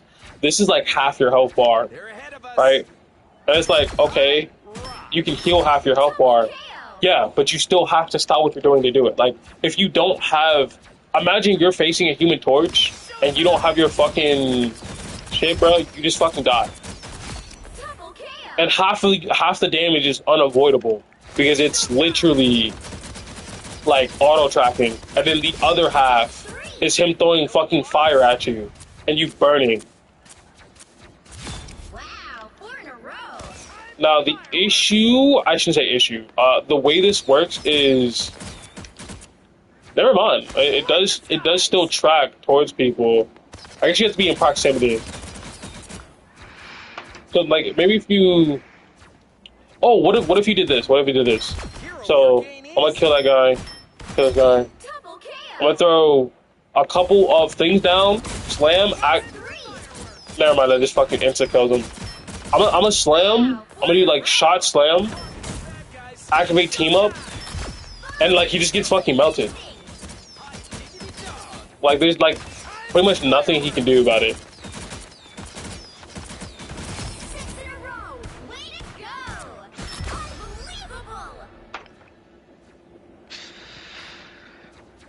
Like shot slam team up, he just gets fucking fried automatically. It's just too much damage to heal through. And then I want to see the Jubilee team up because I want to know how much bonus health he gets. Because earlier I said BP into Human Torch isn't that bad if you sneak the Human Torch, but if the Human Torch can just do this... I'm sorry, did I not spawn in the fucking team up? Excuse me? Alright, there we go. If Human Torch can just do this, yeah. Human Torch 300 HP is in... Yo, no. Like, listen. Human Torch 300 HP on a character who does shit like this, and it keeps generating. It's like auto-targeting, like oh, bro. Your local Human Torch one trick mic above you. Oh, I shouldn't say one trick. That's disrespectful. He's not a one trick. He's not. But his special... Fuck it, I'm gonna call him a one trick anyway. Even though it's disrespectful. Like, I don't view one trick disrespectfully. I know Mike has played almost every character at a high level. I don't give a fuck. I'm gonna call him a one trick. Because when I think Torch, I think him. He is the Torch one trick. I think, like, Torch having this AoE ability while he still has crazy movement right now, right? Where he can be evasive and he can still have so much damage on head taps, makes this character genuinely, like 70% of your, like, think about it this way, your 250 HP character, 70% of your health bar is gone if he shoots you in the head once. Fucking once. and then that character has auto aim ability to take half your like health. So if he does like this, like you just don't live it, bro. Just don't live it. I think I have to play Human Torch this season too. Like fucking hell, there's just too many. There's too many. Next DPS is Storm. Oh, this is just gonna be like the NATO shit, right? It says unleash a storm-driven blaze of fire torch, generate a persisting fire vortex upon impact that continuously damages and pull enemies in. So how do I fly? Oh, it's like a flame like orb. This is like heavy area denial. Oh yeah, this is gonna go crazy. Yeah, like human torch area denial is gonna be crazy because now you can't ignore the Human Torch's damage because he's just gonna put it on your fucking supports. And they're just gonna die. Like you just. It's like, oh, they're just gonna step out of it. Your supports will not step out of it. Your supports will not. Your supports literally. Okay, I'm actually being disrespectful to supports. All right, I'm gonna chill out. I'm gonna chill out. Listen, your supports are going to 100% have a situation where they will ignore the trap on the floor, and they'll be annoyed about it. Maybe they'll walk out of it and be like, okay, I'll just ignore the Human Torch shooting me. All right, but their supports will not be able to ignore a giant fireball that's placed on top of them, along with this other shit that will one-shot them. They will not be able to. Like, that actually kills. So, like, throwing this on the ground, vortex to pull him back in, you're flying up, go away. The reason I'm so disrespectful when it comes to, like, Human Torch and supports is because like, the damage you get by shooting the backline is so high. Like, the value, I guess I should say, is so high. Because, like, a lot of supports will stand mid lane and just get farmed. And there's a lot of DPS and a lot of tanks too. But, like, your tanks can survive the Human Torch bullshit from 50 miles away. But, like, you can't. You fucking can't. So, like, you need to pick an angle. And if your DPS aren't picking off the flanking Human Torch, that's on them. If they aren't tracking him down, that's on them.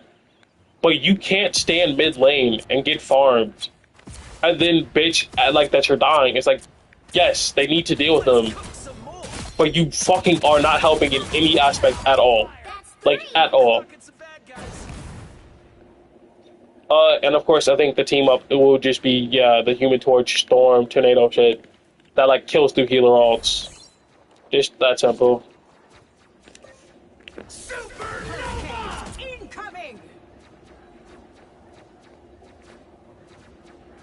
Just, The wings are ablaze. yeah. It's just the same stuff. Between this and the Jubilee team up, if you can find a good, I think most people are gonna walk out of the ball. I'm just a little salty from every time I have a Human Torch in my game. No one deals with him. I think they'll just walk out of the ball. I think they'll just walk out of the traps. I think they'll play cover, and then against the Jubilee one, I think he just starts fucking brawling you, bro. I think he actually becomes a dive hero when he has this fucking Jubilee team up. I got kicked out again. Oh, brother.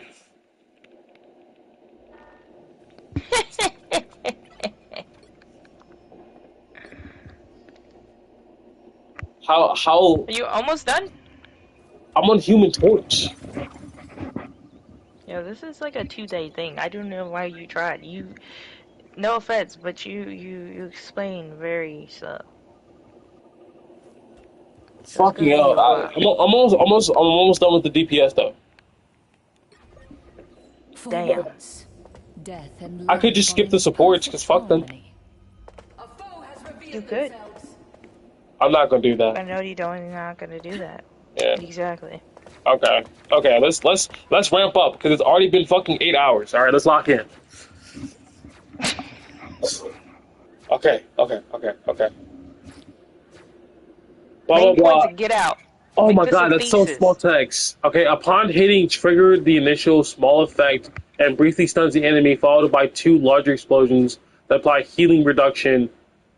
Wait, what the fuck are we talking about? Marked by the Phoenix. They gave anti-heal a feat? Oh my... Oh. They buffed a character they gave anti-heal to. You really should have known better. Why? Why? Why are we giving... It stuns them, yeah. Okay, it does additional marks. Yeah, it does additional marks, it does additional explosion. And it fucking does anti-heal. It does anti-heal. Why would it do anti-heal? It says every single blast inflicts sparks onto the enemy. It says the enhanced version, when teamed up with Hela, every blast is in the sequence applies multiple stacks of sparking to enemies caught within... Wait. So, you're telling me with the Hela team up, the Namor Hela team up, it was Hela giving Namor anti-heal, and Namor giving Hela the squids last season. Okay. We are part of the same cycle, Hela. Without death, there can be no rebirth. I'm sorry, maybe I'm bugging. Sorry. Double KO. A fitting end. Come on. Oh, I don't have infinite on. Okay, go. Marked by the Phoenix. So you lose half your HP to a fucking stun and you're anti-healed? Who designed this shit? We want to make everyone viable in season 9 to give everyone cool team ups, right? But instead of making it that all like the low tier characters got crazy team ups, and then like everyone else would get like fundamental ones, we're giving Phoenix anti-heal and a stun that does 50% of your health. Fuck that. Fuck, because you can even make the argument, hey, everyone needs to have cool team ups. Cool. Why do we need another season where Phoenix might be the best fucking DPS in the game? Or like, why do we need a season where, like, if I get hit with her stun, I just fucking die?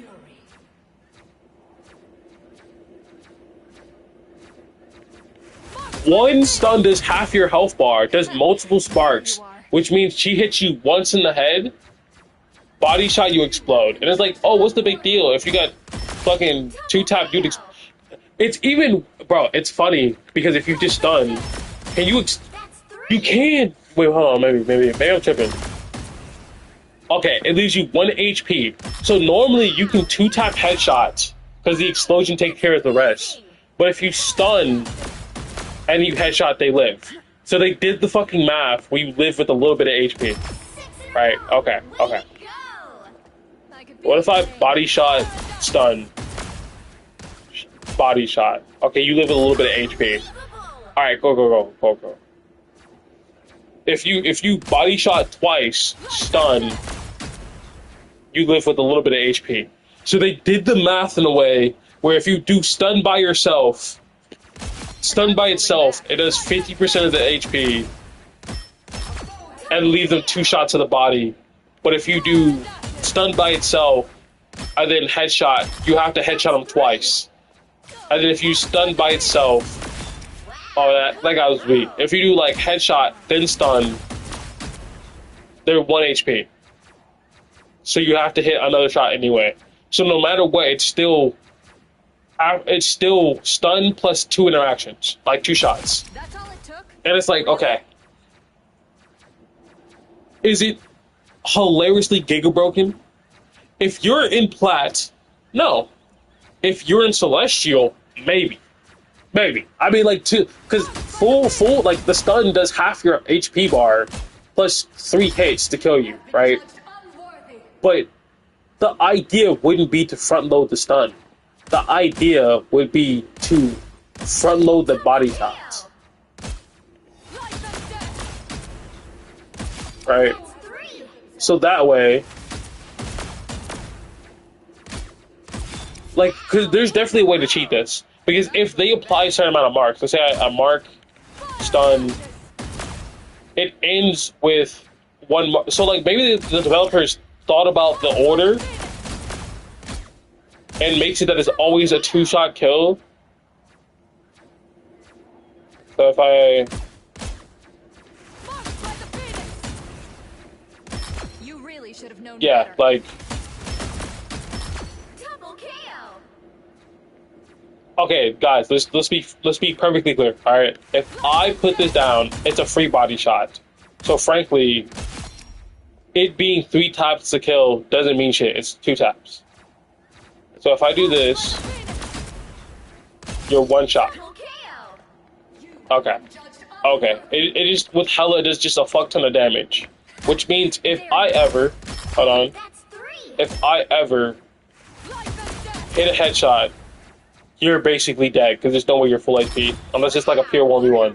Which means imagine you're facing like Really? literally anyone, and you hit them with a stun, and you hit them with a body shot. You're supposed to win that. You're just supposed to. Is it insanely broken? I don't know. I think if you can aim, it's not. I don't think it's broken. I don't think it's broken. I take it back. I don't think it's broken because of how the developers balanced it out with maybe like 3 shots to kill. But I do think all of that damage on a stun is fucking crazy. It's like on the cusp of being broken. Like if it gave you a free kill in the neutral, that would be fucking broken. But like it's still extremely strong. It's a 12-second cooldown There you are. that does half your health bar if you're 250.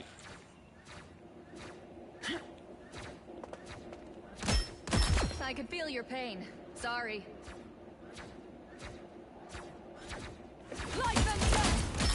Double KO. That's 3. Wow. Hold on. 4 in a row. You really should have known better. 5. That's amazing.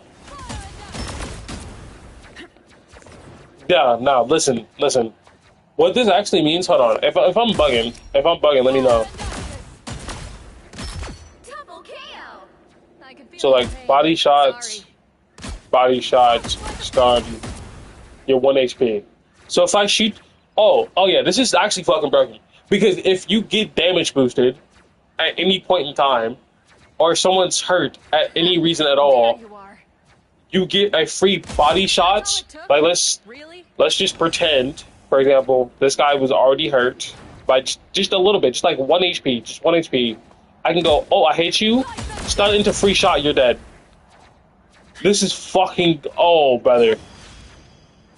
And like the reason I'm bothered by this, by before I would be like, hey, Phoenix isn't that bad anymore, guys. We have so many options.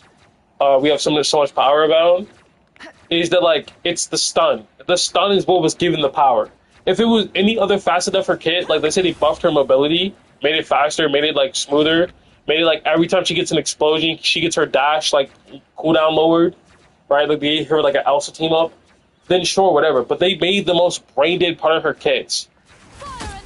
Even if you're like, oh, it has a delay, it's not even that quick, it's reactable. Like, yeah, it doesn't matter. Like, it's the most brain dead part of her kits, where she just presses one button and now it does half your health bar, half your fuck, which technically means, oh my god, if there's a Phoenix mirror, and you have a Loki, and your Loki copies that Phoenix, right, and you and the Loki who's copied Phoenix both hit a stun on someone at the same time, that person dies.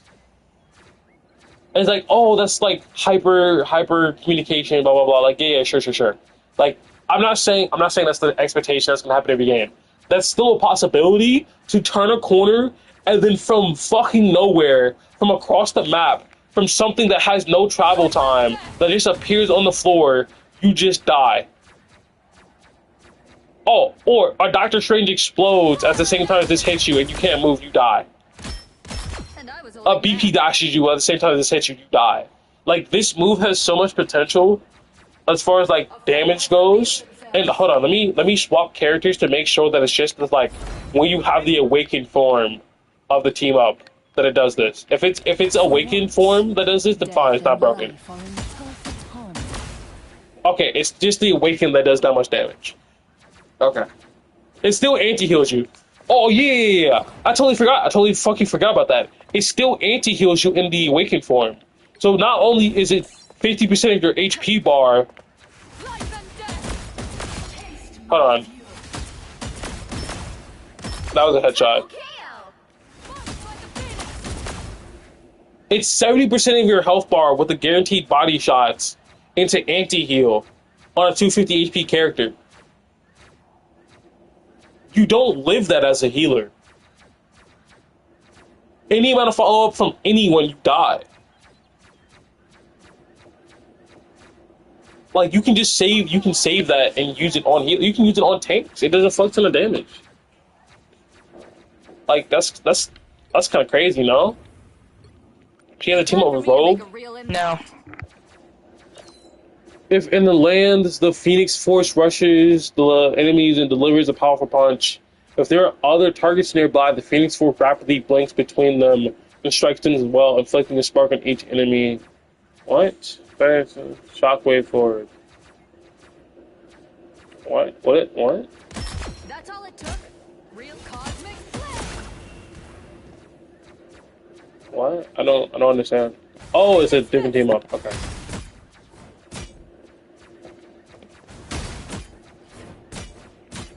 Oh. Flaming fury. Oh, it's just like a fire bug. That's interesting. Flaming fury. And just applying spark. There you are. Okay. You really should have Interesting. done better. Double kill. And then of course if you hit them with your stun. Cosmic flame. Okay.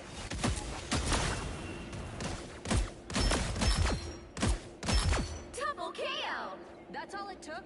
Really? I was trying to cheat the system, but of course that's not how that works. Phoenix fist. Yeah, you can just spread the explosions around. Okay, I mean that was obvious. You need to check. How far does this go? Fury. Okay, good. Oh wait, no, they didn't have a range limit. It does go across the map. That's all it took. Fuck. Like, oh, brother, that's so fucking annoying. So her stun and her firebug goes across the map. A foe has revealed themselves. Double kill. Yeah, that's definitely not gonna be fucking annoying, you know?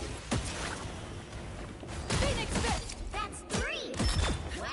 Yeah, I think this one's like, in addition, if they made this a team up last season, I don't think it'd be that crazy. I don't think it'd be that crazy. What's the enhanced do? It says an additional spark stack gain more healing and increases the maximum number of strikes. Oh, that's the broken part. Okay, I see. My fault. Naive me for thinking it couldn't get worse. Flaming fury. Oh, now the firebug just gives you full stacks. So now you can spread across an entire group of people that you did not see. Max stacks, and you shoot one person and they fucking explode. Foe has revealed. Or you can use your stun to give an entire room full of people max stacks. Spread the firebug, they all explode. Phoenix fist. Let's do that again sometime. Wait, oh, when you're inflicting a spark on each person, it heals Phoenix. I didn't read that. I didn't understand that. I didn't process that. Going rogue. It's a lot. It's a fucking lot. Yo, wait. Okay, from 75, I'm just gonna get brand new bots, Really should have known better. and I'm gonna throw the spark out. We're gonna see how much it heals. Phoenix fist. It went from fucking 75 to 205. Is it like it's first person hit? Obviously, it has to be. 'Cause it happened after it hit the other person, which means the more people that are grouped up together, the more Phoenix can heal on the fucking off angle. Flaming fury. I healed from damn near dead to full. Bro. Oh my. Oh, oh. Okay. I want to say fuck Hella team up. Because, like, this is so broken. Like, this is legit. This is actually broken.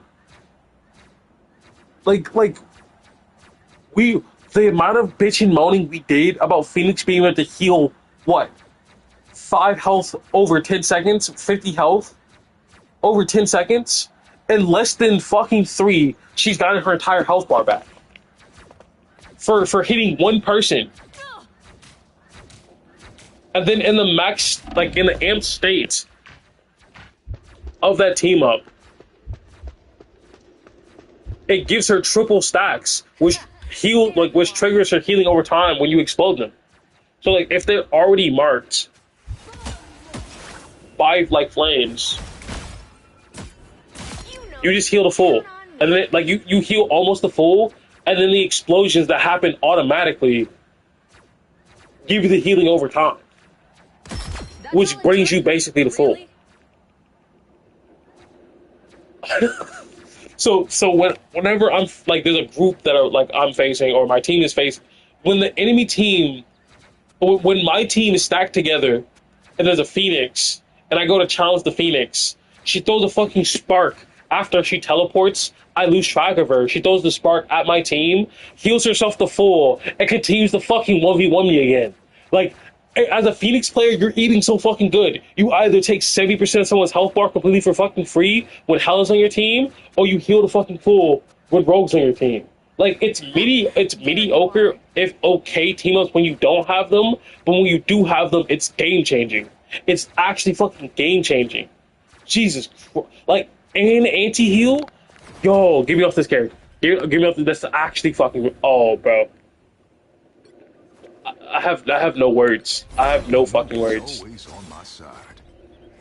I've seen Blade ones. I'm actually not that impressed with Blade ones. That's a lie. I forget which one it was. It was Moon Knight's that I was not that impressed with.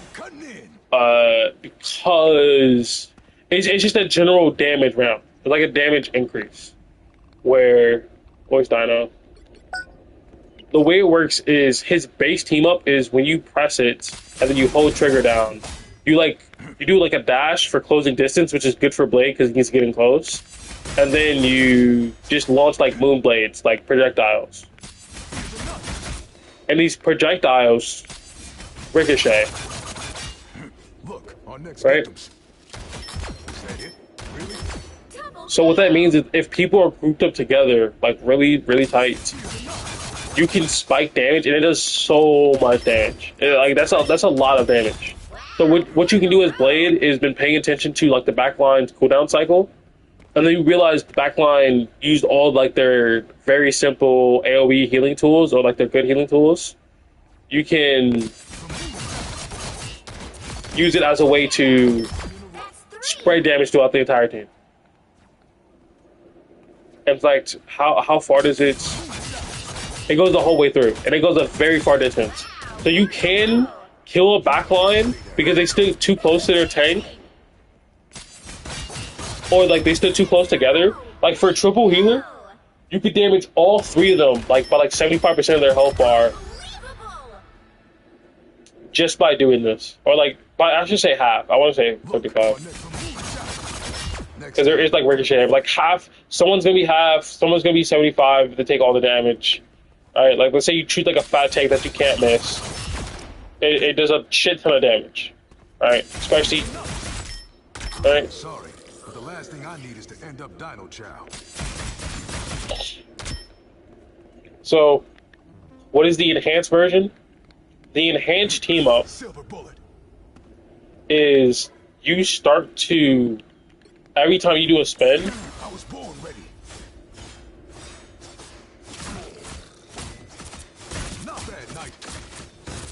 you see those marks that are appearing on the wall? That's the wind blade being like spawned in, which also works. You know what I mean? So like you're essentially just increase in damage. It's an increase in damage. Now the question is, does that blade also ricochet? Yes, it does. So like against triple support comps, you're gonna be damaging all of them and anti-healing all of them, including all of them.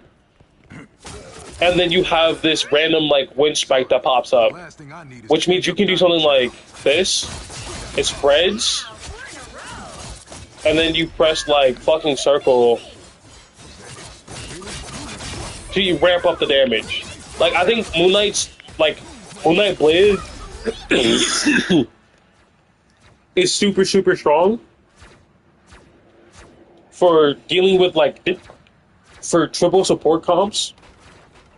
Because they won't have the damage to remove you, and unless they go stun characters, you probably won't die. As long as you just keep moving and maneuvering, you can abuse a tank. Keep cycling in that cooldown.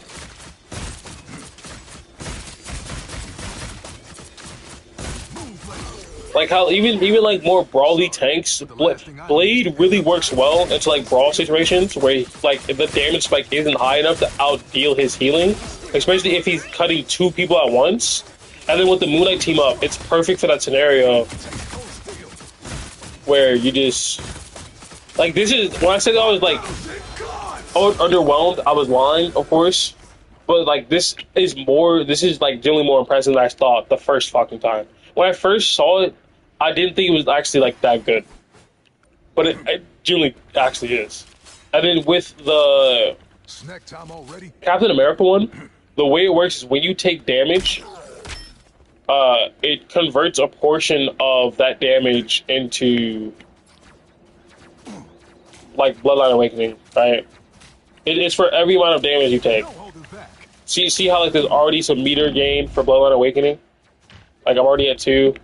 That's because as you take damage, it begins to like build it for you, which is good for like. How can I put this? It's good for ramp up where you taking damage increases the Bloodline Awakening's like progression speed, where you get it faster. Right? Because another thing about Blade, like a weakness of his, is like his ramp up of like getting started. So, like while you're fighting, they do a certain amount of damage to you, obviously, and it's just like you gain a stack out of nowhere, which helps you get to 10 quicker. Now, when you have Captain America on your team,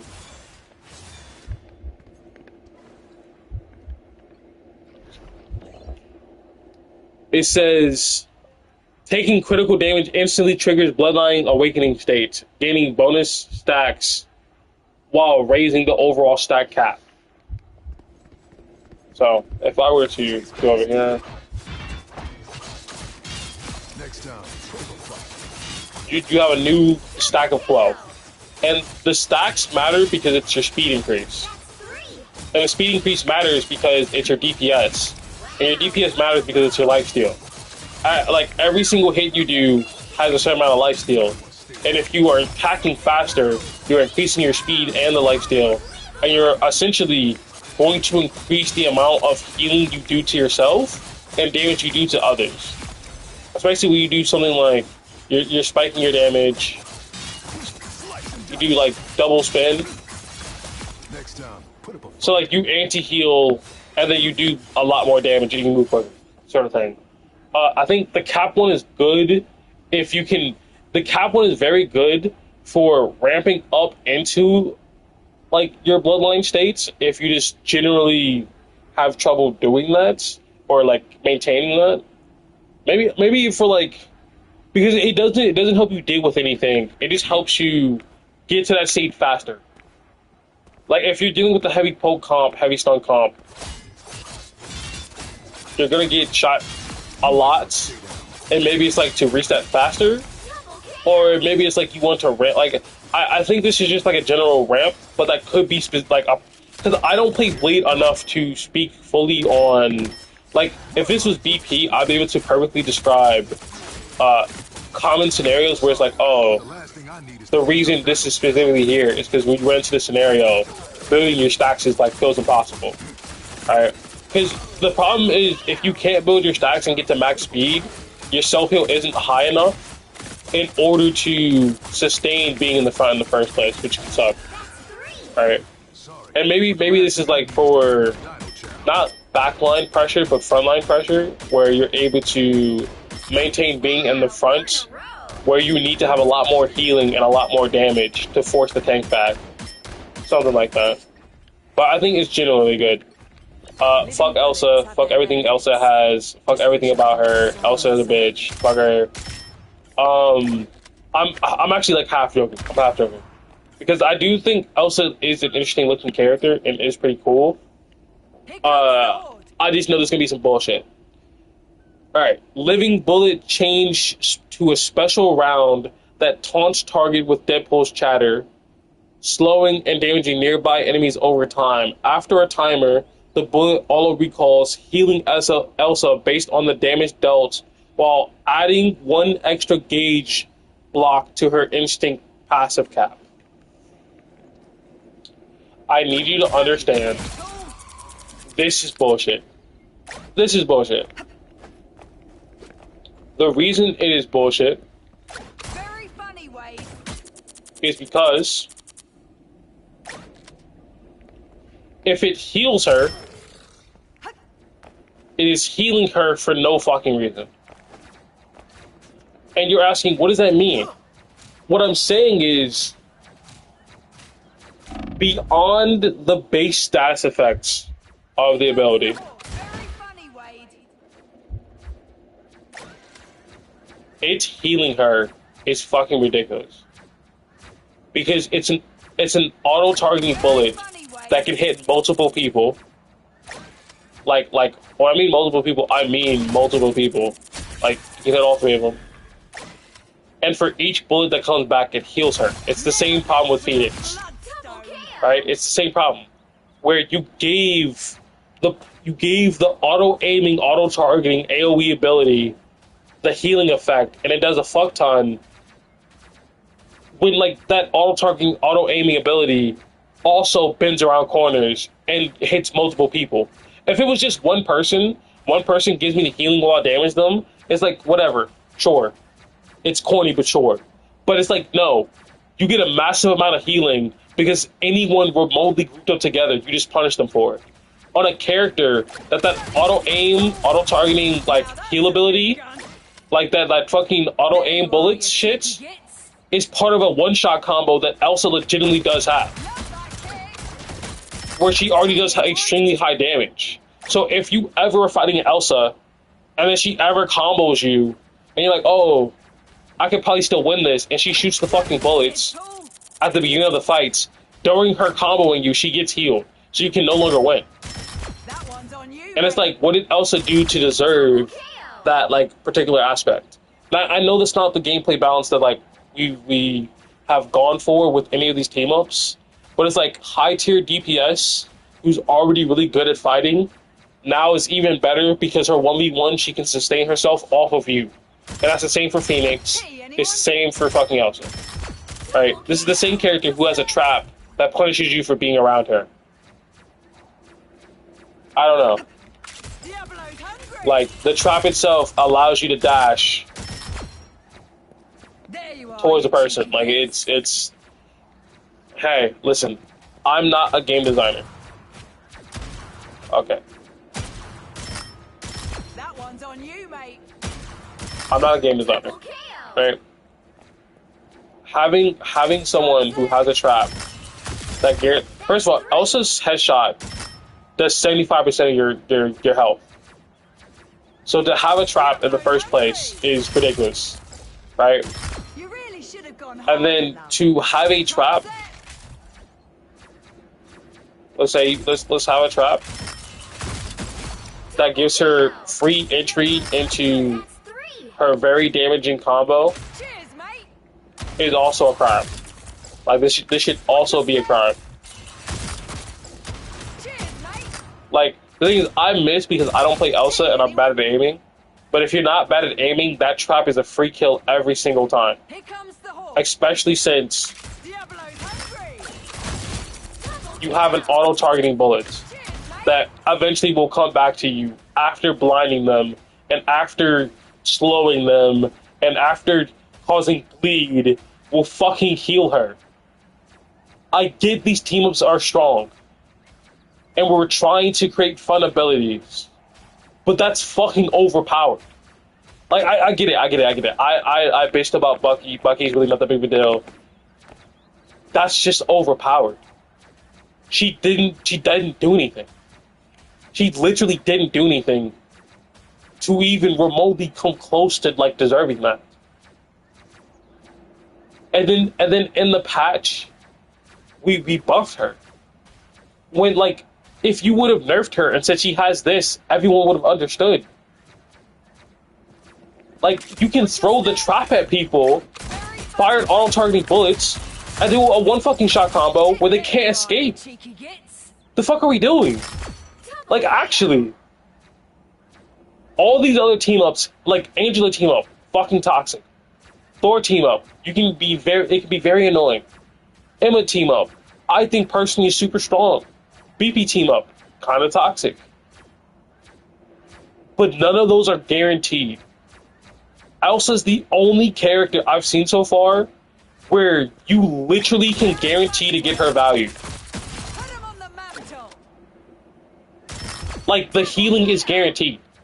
Phoenix's healing is guaranteed. This is fucking... whatever, bro. Whatever. What is the enhance effect do? When teaming up with Deadpool, Deadpool breaks the fourth wall, significantly boosting instinct or acquisition rate. Oh, okay, that's fine. That's fine, that's whatever. She just gets to do, like, her more fun dash playstyle sooner. If she has, like, a Deadpool on her team. Like, her ramp up for it isn't a problem. Okay. I think they need to... Because the healing, the self-healing, means that she's more reliable on an off angle, but she's also already unchallengeable on an off angle. Her trap existence means you can't dive her. And if you can't dive her because of her trap, and then she has an auto-targeting bullet that does... By the way, the auto-targeting bullets... Hold on, let me kill this guy. I need you to understand. This bullet that is auto-targeting, you cannot miss it, and gives her a damage bonus, and also heals her, and does bleed to you, and hits multiple people, does 30% of your health bar. On a character with one headshot, does 70%. So if this person who hits this auto-targeting bullet is capable of hitting consistent headshots, you just die. If they're able to hit the combo, you just die. If there's a trap you fall into that gives them the combo for free, you just die. If there's any carry DPS in the game, it's fucking Elsa Bloodstone, bro. Because her ult is still a fucking ridiculous ult. And you still have a fucking trap if you just don't kill them.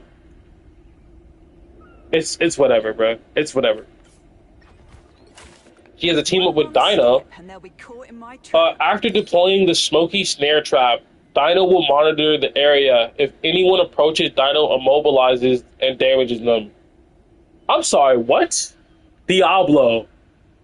Oh, I see. Yeah. So this shit here, I was on BP, and I was like, yeah, I'm being fucking, like, trapped by Wi-Fi. That's because the trap has an extended range now that doesn't match the trapped position. So I'm like, oh, this is like fucking bugged. No, the game developers just want the fucking Elsa player base to drool over themselves. Like, this is the most dog shit game design I've seen from a season where they're supposed to make everyone overpowered. Who is this supposed to feel good for? Like you can make the argument that BP's really fucking annoying to everyone involved, but he still has his counters.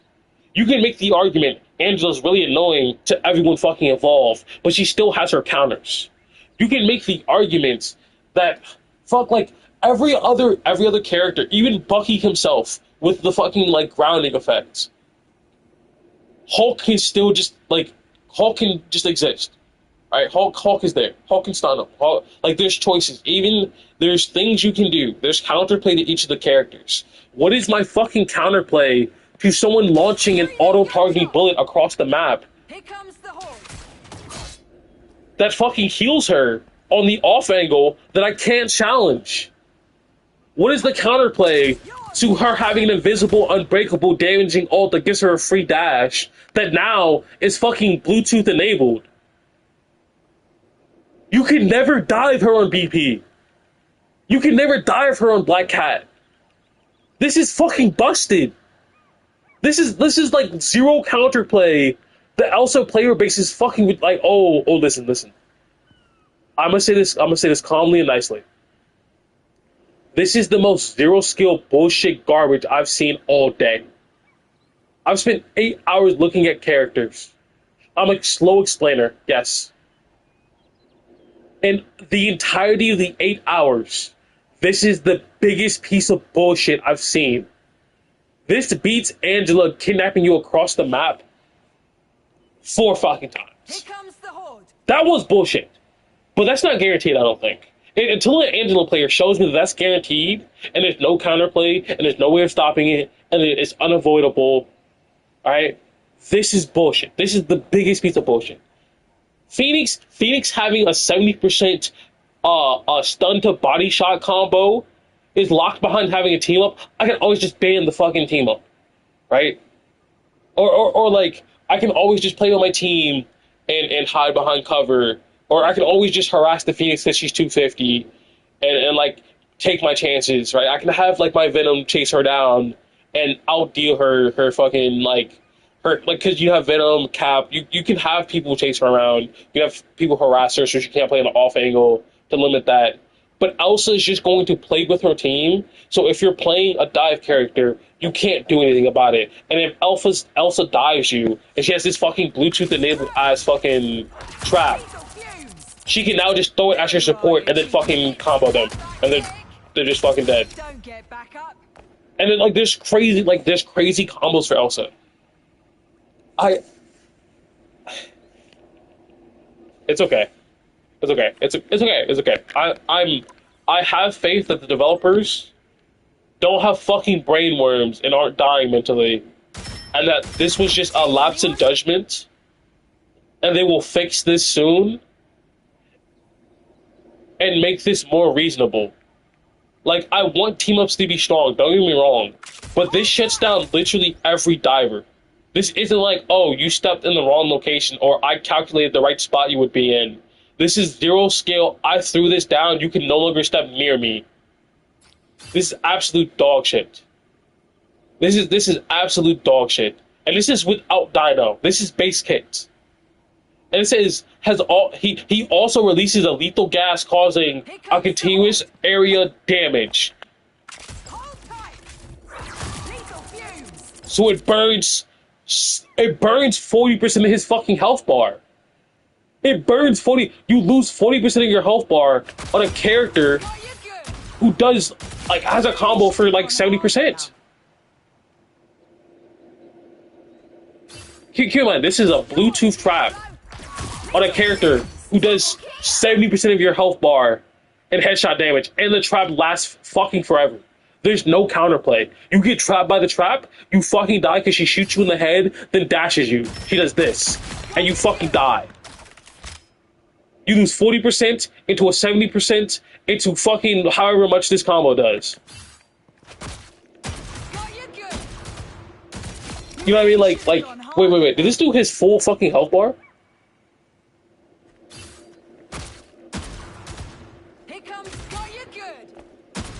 No, it leaves you at like 20%, but the trap does 40, and you get a headshot for 70, completely for fucking free.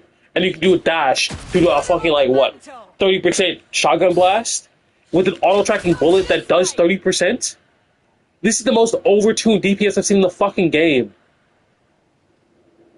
This is worse than Hela. I mean, this is worse than Phoenix.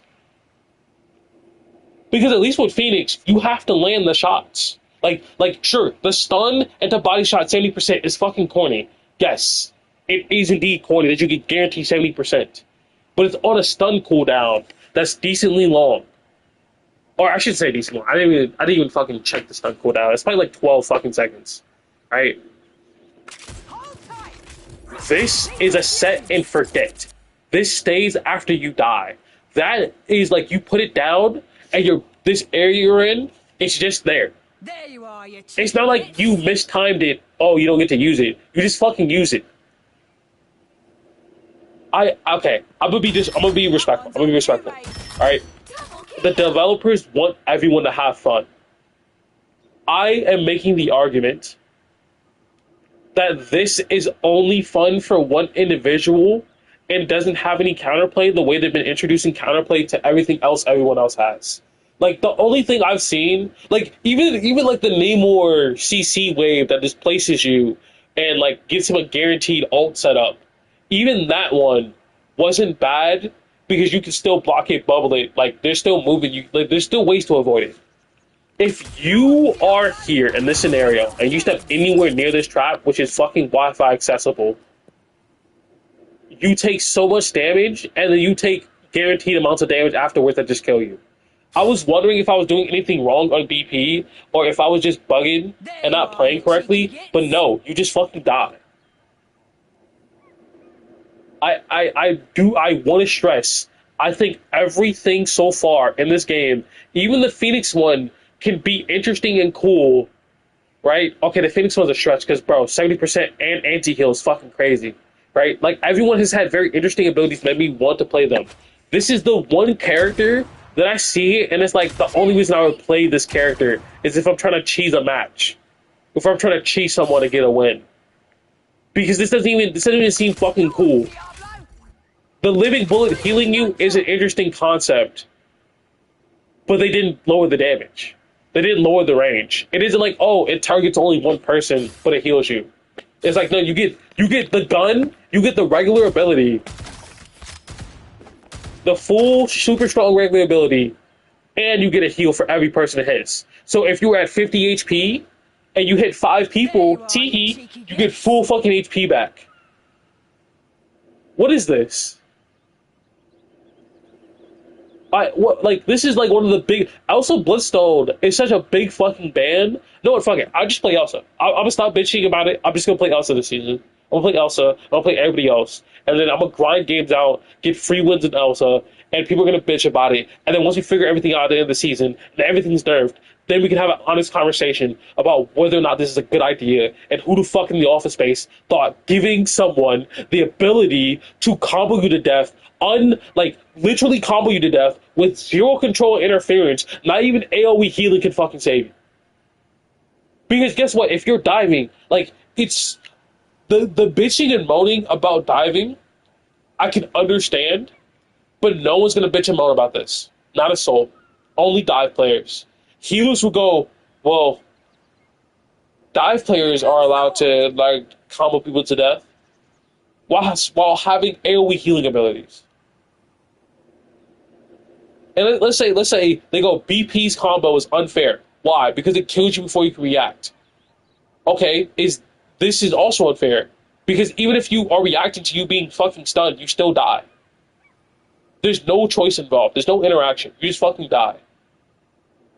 So I swear to God, I swear on everything I love, I'm gonna be so upset if they nerf the BP team up to the ground, but then don't change this fuck-ass trap. If they nerf that team up to the point where it's like not even that good, but this trap still exists the way it does, 3 seasons out, this game company's fucking demented. And they only like supports. And they only like hit scan characters. There's no way. There's no fucking way they think this is actually acceptable. This is bullshit game design.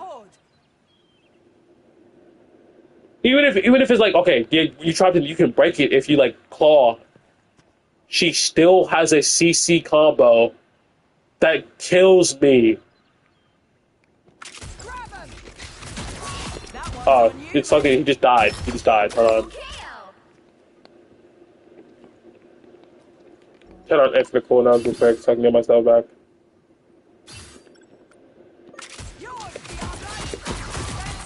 Dead.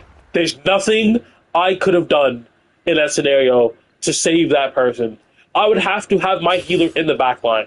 And I get it. You want to have a good anti-dive character. And like I said, Elsa Bloodstone's the fucking turn your brain off anti-dive solution for DPS option, right? Neymar's also brain dead, but like at least Elsa is like, this stops BP exclusively, and his traps he can't do anything without using a single piece of your brain. It's like, oh, trap activated, kill. Both about my business. Whatever, bro. Whatever. I've spent too much time in Ahri in the first place. Whatever. Beware the terrors that rise from below. How much time left? I had 9 hours, bro. Once I know the DPS, I'm gonna give it a break. I'm just gonna stop. And then come back tomorrow and finish up the fucking supports. Because that also one actually fucking triggers me, bro. You're done? No. I'm gonna finish out the DPS, and then after that, I'm just not gonna do any more until tomorrow. Because like the Elsa one's gonna piss me off, bro. Bro, like where you at now? I'm at Hela. How many? Oh, good luck. That one's not gonna be that bad. Yeah. Base effect, whenever Hela participates in a KO, spawns in a squid, blah, blah, blah. When the squid is present, casting Piercing Knight will command the Maestro to spit a Knight's Sword Thorn at the nearest enemy. What is that ability? What? It says Piercing Knight? Oh, her. Okay, that makes sense. Oh, perfect. You just get to command the squids. And like you have more control over them. Okay. So it gives you a reason to use the fucking missiles besides abusing tanks. That's good. I mean, cool. That's fine. Wait, did they make the controlling the bird base kit for Hela? Oh yeah, she's gone. Okay, cool. Alright, and then the enhanced version is when teaming up with Neymar, each attack during Goddess of Death spawns a squid. Oh yeah, it is. I've seen this clip before. I don't necessarily think this is this bad because you can still break Hela ults if you're still in like you could have someone break Hela ult. Like a Punisher, people with guns can still break it. You can combine to break it. The squids just make a stressor where you probably aren't going to. Like, the squids cause a bunch of stress. Where, like, I think Hela's very snowbally now. Where before it was all hard-earned. Now Hela can get away with, if I get a pick, I can snowball it into another pick. And, like, at that point, we just win the team fight. You know what I mean? So I think this one isn't. It's crazy. Don't get me wrong. Getting a pick or participating, like helping someone with a KO, spawning a fucking squid on command without Neymar is fucking insane. And then having the ability to command where it goes because they shoot at the nearest person it's fucking wild. In fact, hold on. If I do headshots.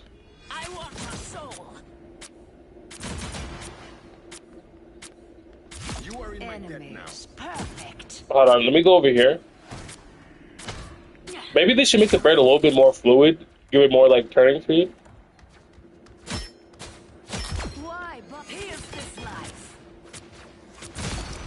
It doesn't. I thought it would choose who you shot at.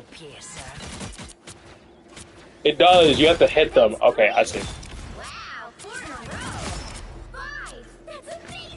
Okay, the next team up is with Venom because that was her classic team up. It says replace Soul Drain with Hell Tendril. Upon hit, tendrils pull nearby enemies towards the impact, stung enemies to try to escape. It is just standard. Yeah. Oh, it lasts so much longer too. Yeah. It says piercing. It says enhance effect when teaming up with Venom. Piercing Knight fires a dense volley of symbiote infused swords thorns. Each direct hit, thorn will restore a portion of Hela's health. Okay, listen. I get that we gave every single diver regenerative health. I understand that. But why does every fucking top tier sniper character, alright, every top tier gun character, like the top tier ones, by the way, is Phoenix, Phoenix, Elsa, Cyclops. Because Namor is good, but he's not as good as the rest of them. Why are we giving all three of these characters health regen? And it would be bad enough, like, let's say they weren't all top tiers. Let's say we didn't care that they were top tiers, right?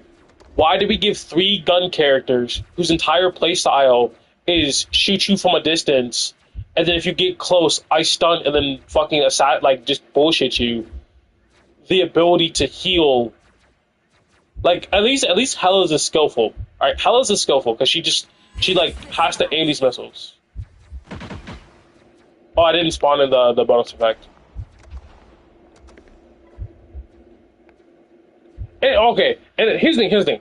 I can make the argument that, like, hey, Hela's is reasonable. I can say Hela's is acceptable because Hela needs fucking Venom.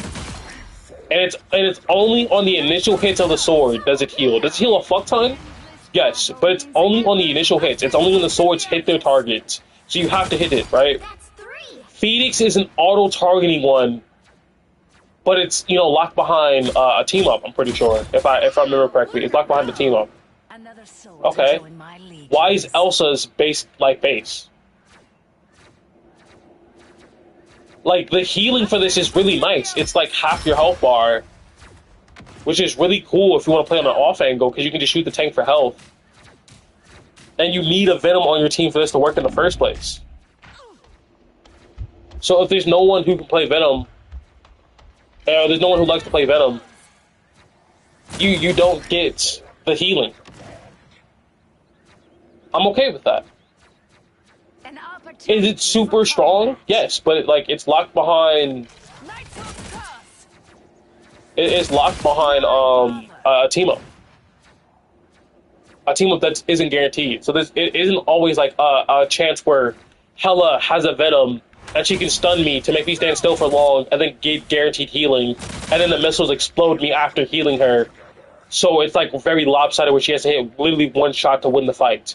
And then she has her bird to like curve in Tokyo Drift, where she can still float down. Alright. Like let's not cross into the territory where Hela starts dominating like close range fights again. Let's not walk into the territory where Phoenix starts dominating close range fights. Elsa has literally always dominated close range fights. This shit's crazy. And I don't wanna bitch about like the sniper characters getting stuff. It's good for Hela. Hela is one of like the more skillful snipers in the game. It just feels inherently bullshit to get double tapped by her. Right? It just feels like bullshit. I'm gonna be honest, it just feels like bullshit. Same way like getting doubled by BP can feel like bullshit. Right? It just feels like, okay, she clicked me twice, I died. Clicked me 3 times, I died. Okay, whatever. But you could still have the idea of like her bird, give her bonus health, right? That makes her vulnerable to CC. You can still have the interaction with Hela where you dive her and she has to bird out and you chase her down and kill her. And if she was skilled enough, she would hit you with a stun. And then that stun was a split-second stun, meaning she had to immediately follow it up with a shot, or you just could be able to move and leave. But now the stun holds them in place. And like, how long does it hold them in place for? Long enough for you to get 2 headshots. Maybe you're bad, you take your time, and you like line up 1 shot. Like that. Like, oh, 1 headshot. You shoot your missiles at them. Or better yet, you're on an off angle. You look out to the crowd, shoot the fucking like dino in the back, get healing, go back to your 1v1, stun him, fuck him. Like, if you have the skill for it, you're supposed to do it is put your 3 missiles down and then stun them where your missiles land on the floor, and that way they get hit by the 3 missiles. Oh yeah, I think I've seen that where it's like, yeah, I remember that clip, but I'm talking about to use the effect of the healing when you have a Venom on your team. Like, how do you get the benefit of the healing? So you have to direct hit, so it's skillful. But like, I'm still just pissed about the Elsa, effectively. Another sniper character with healing is like, bruh. Doing this solo. Good Yeah. thing I brought extra firepower. Go ahead. Real good, Furball. I'm just saying that's how you use it. Down and out. Punisher Damon Amp is fucking crazy. Actually, they're saying that he should be banned too, and I kind of agree with it too. That shit's crazy. I think as a dive player, If you're not diving, I feel like this needs to be a ban. Yeah, even if you're diving, because you have to play like a dive tank. Because like if you're playing like dive, but it's dive tank, Punisher's still with a ban. Because at any time, It would have to be like full dive, I feel like. full dive, you just make the Punisher swap, essentially. But having like playing Devil Dino into a Punisher is literally ass. Playing fucking maybe Any non-shield tank, strange, even a shield tank. like, even a shield tank, he melts that shield. So like Mag is the only one that's good in that situation, to be honest. Even Mag probably gets fucking bullied. So. But playing no shield tank into Punisher with the like team up, not fun. Oh, you can just one clip with the assault rifle. Did you notice there's a bug of like afterwards, like you put it down and it still hits the same? More scum scraped off. Did you see that? That's what I was trying to tell you earlier. Hold on. Hello? Yeah, no, I'm doing it now. It almost feels like it actually is doing the same. Right? It's still When doing you the same didn't, when thing. you didn't put it when you didn't put it before, it wasn't hitting like that. Now all of a sudden you put it and now every shot's like that. Yeah, like it's super fast. Mhm. Let me swap characters. Maybe let me swap back and see. Doing this solo. Good thing I brought extra firepower. Maybe I don't know if it's a bug in the practice range or in the it's a bug like overall.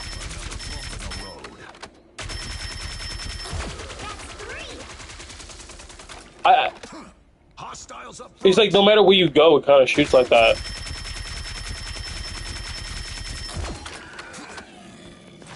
Maybe there's a difference, right? Oh no! The fire rate's very different. So like it might just be like maybe, I don't know what you're talking about specifically, but like I can tell the difference between like having the damage, like the speed amped, and not. And hopefully it's not like double stacking. You know what I mean? Hopefully. real good for That's what I'm hoping, because I definitely felt it on the vibration on my controller, and I was like confused, and I was like, I'm just gonna wait till Temp gets on it. If he notices something's weird about it, then I'm not tripping. Like I feel like the most broken. Like again, I listen. I say broken very rarely, right? But when Punisher, the way Punisher has been for like the past year, where his shotgun's high damage, but like he has to aim and like it's short range, and there's like there's a pause to it. Yeah, fuck all that. Like fire rate boosted shotgun is like a problem. Like how can I put this? The whole point of a shotgun's balance is its short range and the breaks between the shots, right? But if I don't have a fucking break between my shots, I'm just looking at you and you're dying. You just fall over. If you're a Dino, you just fucking die. If you're Thor, you just fucking die. Like, think about the thing. Think about the thing. The thing has to walk at a team who has a Punisher on it with the team up. He's not surviving. Punisher just walks up to him, puts it down, 3 taps him to the head before he's able to do anything. He just fucking walks over. 4 taps him to the body or 5 taps him to the body and it's over. This is busted. This is the only thing you can do to mitigate how strong this is, bogeys incoming. You're right? my Is kind if of you made it breakable. I feel like if you can shoot the Punisher's amp to make it breakable, I think that would be balanced. Because before you had to wait for the rocket to do it, and that was on like a pretty long cooldown. I think obviously this one's on a decently long cooldown as well. Like I'm not gonna pretend like it's like out the gate instantly like 5-second cooldown. Like no, it's a decent cooldown. It's 25 seconds. So every 25 seconds you like have the Punisher putting it down for himself and fucking littering shit. But like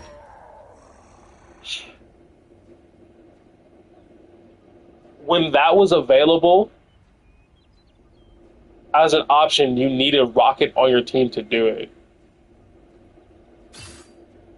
So like you could ban out Rocket, get rid of an easy support, get rid of the team up, and there's just too much stuff to ban, bro. And I listen, I would just like to be able to tank. And I know it's a skill issue in some aspects of where I'm positioning. But like, how is a thing player supposed to deal with like my truest concern is like how is a thing player supposed to deal with a Punisher walking up with shotgun, throwing it at his fucking feet, and then just mowing him down. That should be an instant fight win on any tank in the fucking way. That's 3. If you make it breakable or make it like, I think I don't know how you could do it, but the distance at which you can place it or make the cone of it smaller so that like you can backpedal the shotgun maybe, or make it like place at Punisher's feet so when he wants to do it, he isn't just tossing it out where he needs it to be. So like he would have to walk in closer to use it. It would still be incredibly fucking strong, and you'd be able to protect your backline. But there'd be no like, I'm just gonna throw this bitch forward and walk into it and then mow you down. Like if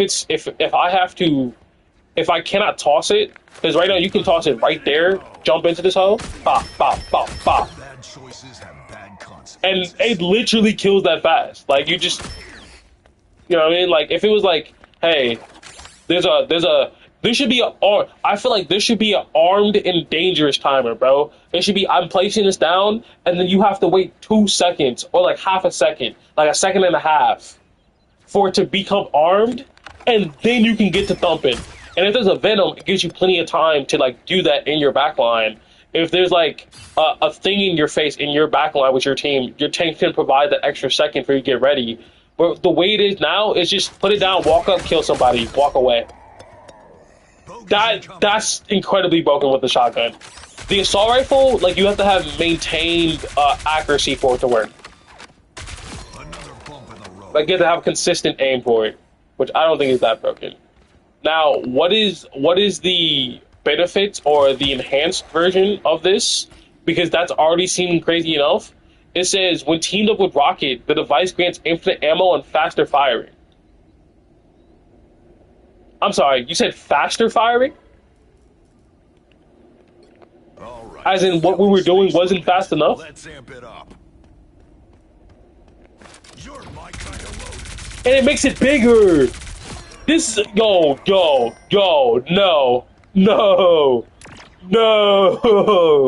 That Punisher should have to stand fucking still. Listen, you can have your mag dumps. You can have your crazy damage every 25 seconds. You should not be able to fucking roam with a shotgun. I should be able to backpedal, and your fall off should be... Listen, if you are not fucking in my chest with that shotgun, I don't think it should do that much damage. I think if you should have to get uncomfortably close to the tank to do like massive fucking damage.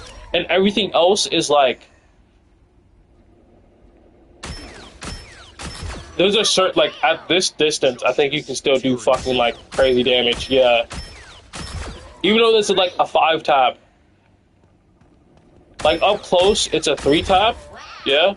Like, the fall-off is already pretty heavy. I think it should be heavier. I think if I'm at this distance whatsoever, it should take me fucking forever to kill this tank. But if I'm here, and I have the balls to be in his face, yeah, die. Like, I like the aggro Punisher playstyle, bro. I like walking people down. But holy fucking shit. Automatic shotguns is just dangerous. It's just dangerous. You know what? I'm gonna give everyone the month. We're giving the month. And people are gonna figure it out what needs to be done. And we're gonna have an honest discussion about whether or not Punisher having the ability to 3-top a tank in less than a second is reasonable. Alright? And if the cooldown's long enough. Alright. It says, shoot piercing bullets that carry a damage boost effect. What? Wait, what? No, hold on. Base effect, shoot piercing bullets that carry a... Double KO. That's 3.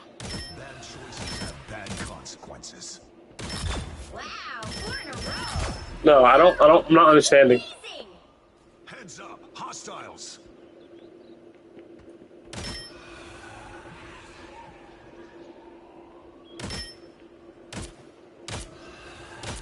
Oh. Oh no. Entry in the war chest. Oh no, T. What happened? Punisher can pierce people with his assault rifle. Three. Yeah, there's a couple of team ups I've been discussing. Wow, 4 in a row. That's why they said Punisher should be a ban. Boop, Nigga, we need 5. boop, boop. That's amazing. They're saying that I was watching a couple of high elo streamers, right? They were saying like now this is the time that we need like the double bans to not happen. Yeah, like I need 6 bans per game. I need them gone. They said if you are smart, you would just go in the chat, tell the other team, hey, we're banning this, we're banning that, blah blah blah. You know what I mean? So that you don't double ban. And they were like, be smart and just ban like that. And I was like, I highly doubt that anybody's gonna be like, yeah, I'm cool with that. You know what I mean? But should the Guang Guang fix that? I 100% agree. I feel like Guang Guang should be like, yeah. Let me go ahead and This is a give y'all team the effort. no double bans. Yeah, we definitely need no fucking double bans. We need it bad.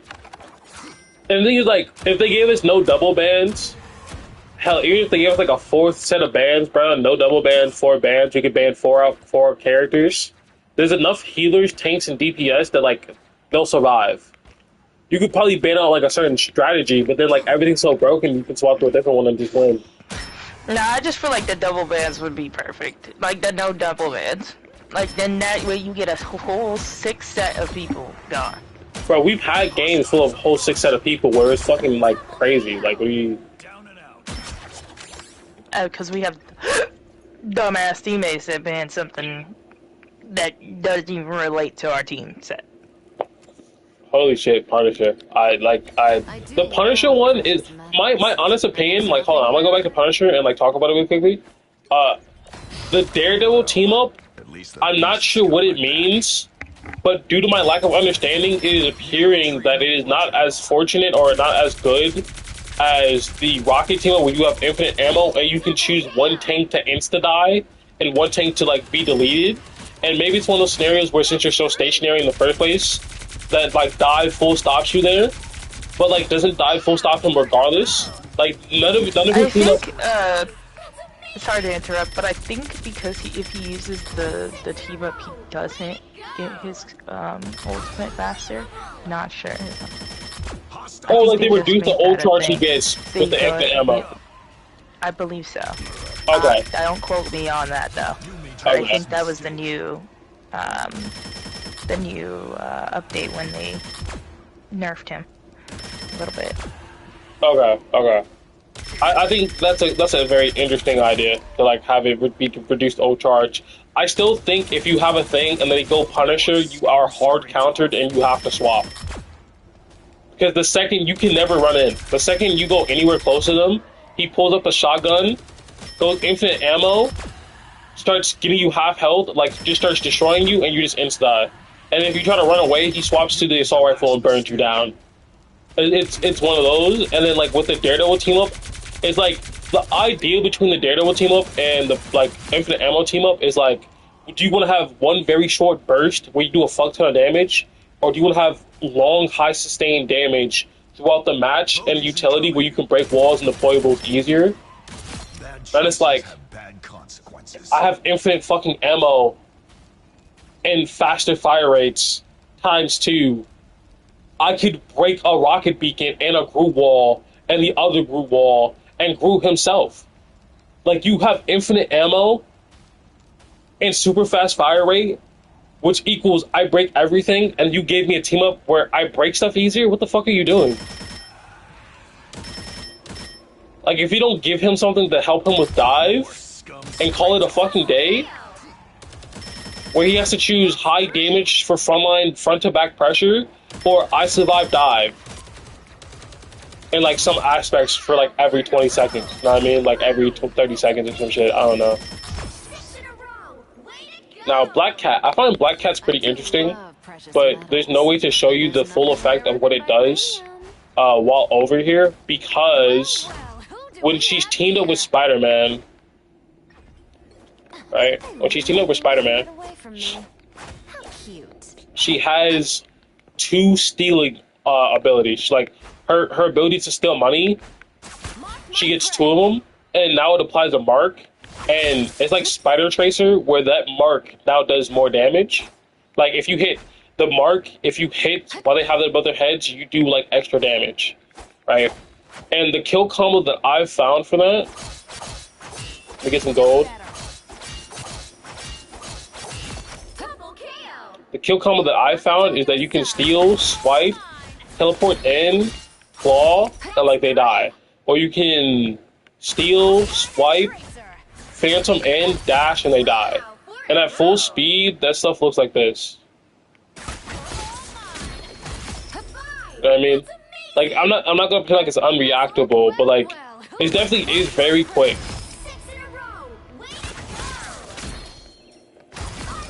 You know what I mean? Like, it's definitely very fucking quick.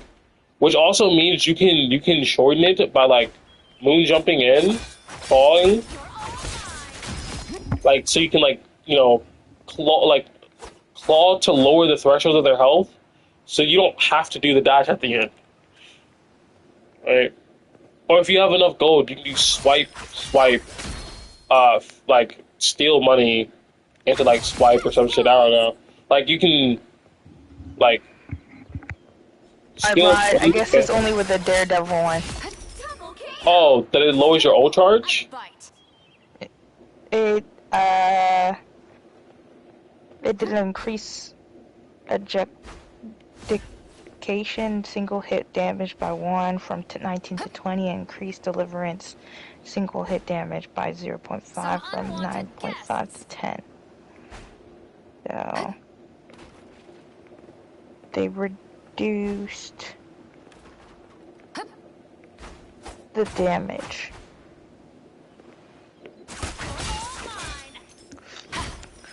But that's only for the Daredevil one. Like, the one that needs to be reduced is the damn Rocket Team up zone. Maybe like the overall, because it says it is extra damage, which means he does get his ult faster, and you're taking extra damage from base Punisher. So, like, it's like, would you rather deal with a Punisher who has to stand in one spot and does a fuck ton of damage, but, like, you know, you can just zone out by leaving that area? Or do you want to deal with a Punisher who does a higher level of damage all the time, but not as much as the other one, but also breaks all your stuff easier? I guess you couldn't have both, is what they're pretty much saying. I guess.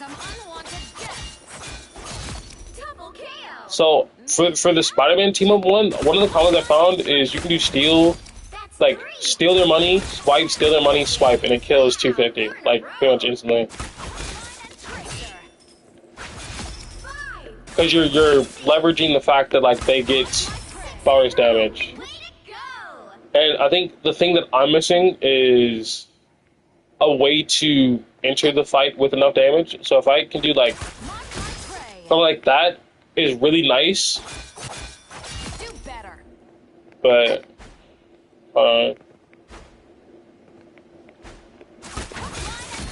like, that does so much damage instantly that you can pretty much kill someone, like, pretty quickly. And the button is, like, you steal their money mid-air into swipe, into animation cancel, like, Phantom Leap. Oh, no, I just fucked up. Hold on. It's hard to do, because you have to be very quick about it. And, like, I'm trying not to do another dash, because, I mean, I guess you can do dash, because if you have invisibility. You know what I mean? Like, it looks pretty fucking cool, but I think I just need to get the controls down. And then the enhanced version is whenever Spider-Man has a tracer on them, like a little tag, the web symbol for Spider-Man, you CC them. Like, they just get webbed up. It's fucking broken. I actually haven't it sounds broken on paper, but I haven't seen it because I don't have a Spider-Man on my team, and like I'm not gonna get one. It's too late. I don't care. I'm moving through this DPS list. I can probably look up clips of somebody else doing it and see like how broken it truly is, and like post it in whenever I edit this. Hold on. I just want to do the combo one more time.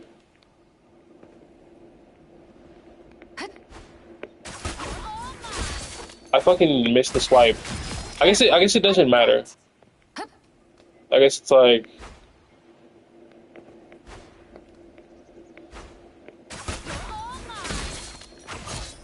and then you just dash. And the thing about this combo too is if you're a 275 character, like let's say Magic, this one kills, like just outright kills you. But this other one doesn't. So that doesn't kill you, it just leaves you with a little bit of HP. Which means you can do something like this, and that kills.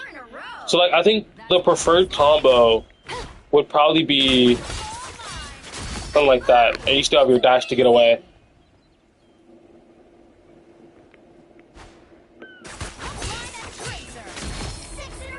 Or it could be a different order where it's like no, because the dash doesn't kill. It's just like a little bit too off. Unfortunate. But like it's still insanely fast. I think any 250 characters getting hit with like this is probably not gonna react in time if you do it correctly. I messed it up there. Like you have to follow the right amount of heights.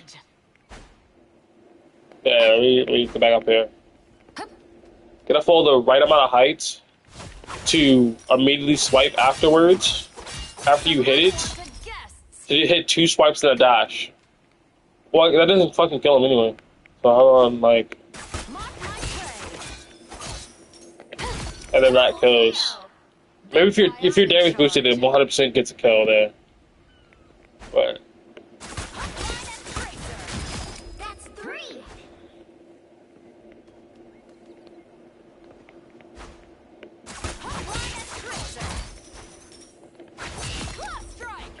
alright, so in my opinion, I have no fucking clue anything about Black Cat.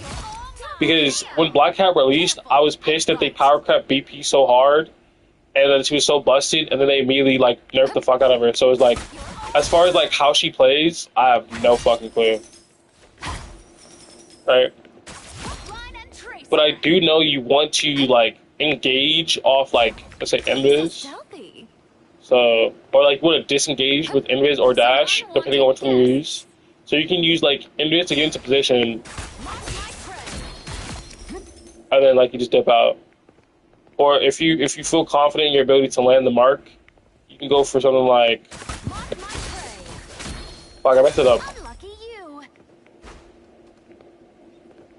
Come on. Something like that, and then like either go on to the next supports or dash through. And like I feel like you want to start off with the swipe into this, because then they just have to immediately like back away. Because like you want to burst them down, and if you do this combo, it's like the order matters in the sense of if you do the Phantom one first, it's kind of clunky. So you want to do like grab, swipe into Phantom, and if they back away from you, you can hit them with these swipes while you walk at them, or you can dash at them. If you do the other way around, where you do, they can still get hit by your swipe, but it's like why waste your, I don't know. Truthfully, it doesn't matter, and you should do 2 swipes and save your Phantom for when they try to run away. So be like, and then he tries to run away, okay, you're dead. That sort of thing.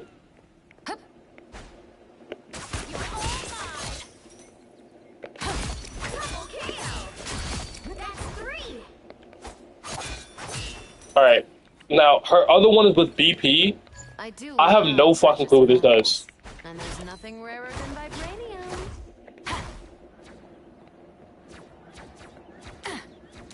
Well, Alright. well, who do we have here? So it says something about absorbing damage. So, base effect, taking damage accumulates vibranium energy. Upon reaching a specific threshold, Black Cat can release a violent explosion, damaging and knockback surrounding enemies while gaining a brief speed boost and bonus health. The enhanced effect is when teaming up with Black Panther, this explosion is no longer restricted by energy and can be used at any point in time. Which apparently is ruined by, like, threshold, like regenerative health. I think something that this can be obviously used for is like, okay, I'm going on Invis, explode when she tries to jump, now she just gets revealed and you just kill her, right? Or like, let's say, take enough damage. I'm on Rocket, you jump, like you can moon jump in front of the Rocket where he would want to dash to, and you can push him away to reset his distance. Like you push him farther back, so when he does dash, he doesn't go anywhere. You can use it to stop divers from leaving, like Iron Fist. You can stop fucking. You can stop like the classic like insert Doctor Strange and BP pull ability. You can do that. It's one of those funny things where theoretically too, you could push someone off a fucking edge. Think about like Hell's Haven.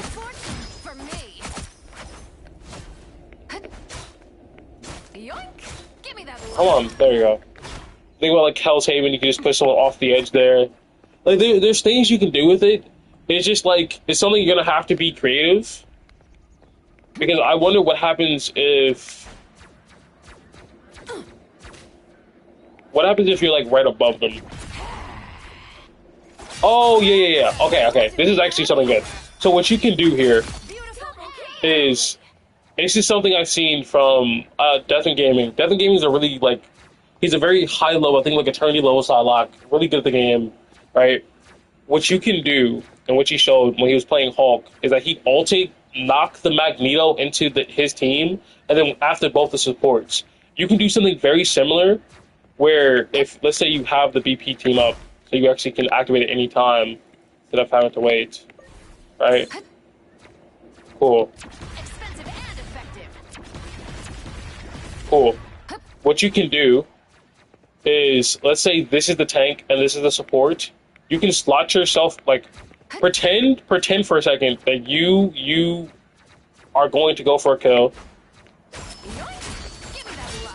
Right? You can slot yourself in between, push the tank away, and then go for the kill. Like, you go in to try to burst. Well, who do we have here? You won't be needing that.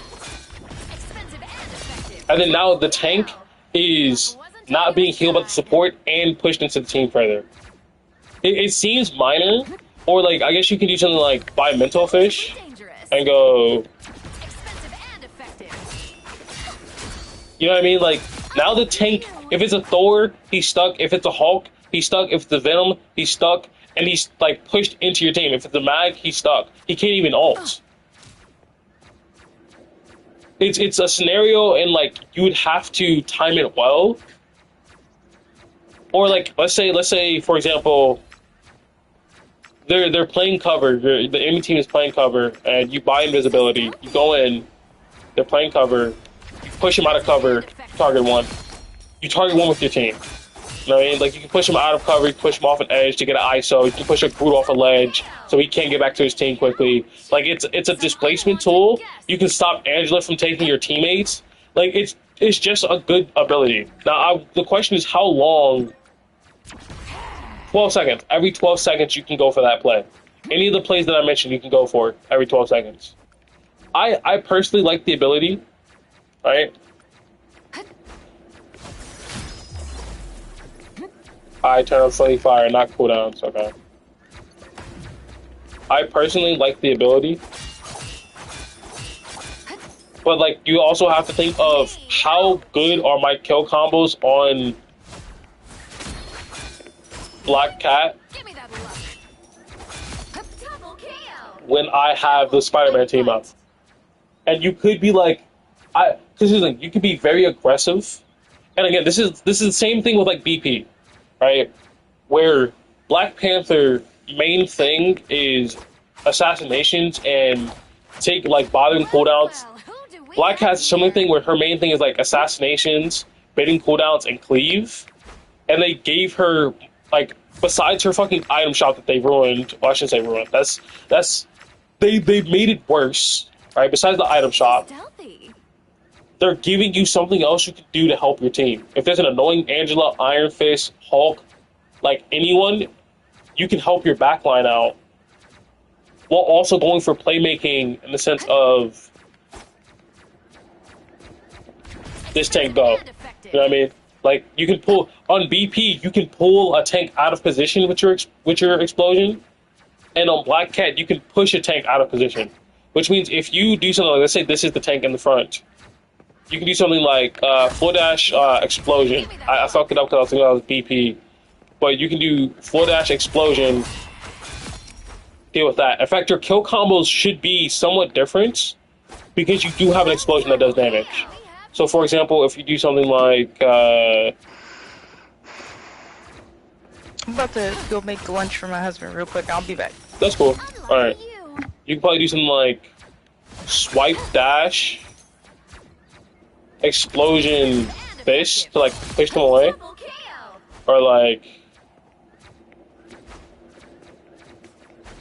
steal. Oh, I pressed the wrong button. You can do like steal, phantom lead, swipe dash, Wasn't on explosion. first. You know what I mean? Like you can enter the fight with We won't be needing that. like you can enter it that way, Claw strike. disrupting both the supports. Like you just choose one, you just can like all in on. Good fortune for me.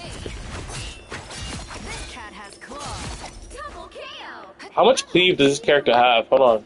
Some unwanted guests. If I do this, do I hit both of them? I do. What about now? No?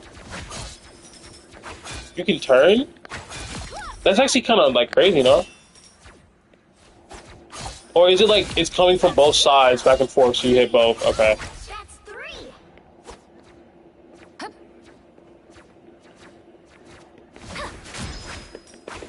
Expensive and effective. Cat's claws. Double KO. Now, the only other question I have is, can you use it to disrupt flyers?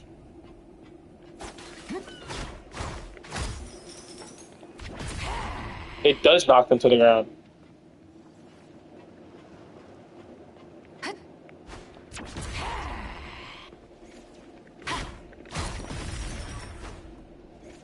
Expensive and effective. Oh wait, it's another ability, so you can probably jump out there, right? Yeah. Some unwanted guests. Expensive and effective.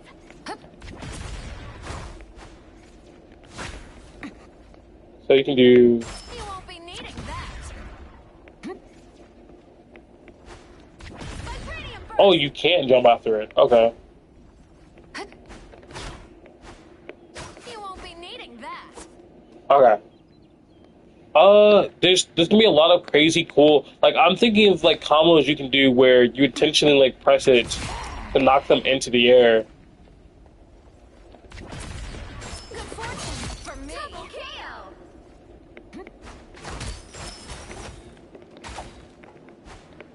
Yoink! Give me that luck.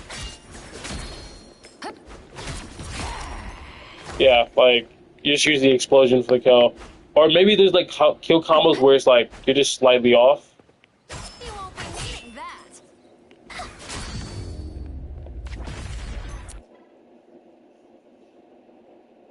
And like the explosion can cover the damage. I don't know. I think all in all, if you just want to simply do a fuck ton of damage to a support and like assassinate them, Spider-Man combo. If you want to be much more of a team player, you're probably gonna want to use like BP. We're on Black Cat, Iron Man. Okay, Iron Man's pretty simple. So for the Iron Man one, I have no fucking clue how to like what to think of the Thor one. So for the Thor one, he gains like electricity, and I can't remember if Gamba allows you to cleave too. If it's always been a cleave situation where you can hit both. I can't fucking stay low enough. Okay, I think I should go over here. Because over here, I can, like, slow down. So, like, with the Gamma team up. Alright, like, yeah, you can always cleave. Alright, cool. So, when it comes to the Thor one, it says, an Iron Man gains a, oh wait, no, I'm on the wrong one, right? Cool. It says, when fired, a ring of volatile light energy is formed, dealing bonus damage to enemies caught near the beam's edge. Enhanced effect. When teamed up with Thor, the armor overdrive cooldown is massively reduced. So, this is my honest-to-God opinion, where the lightning form is, you should think about, like, uptime. How often do I want to enter a high-damage state? Right?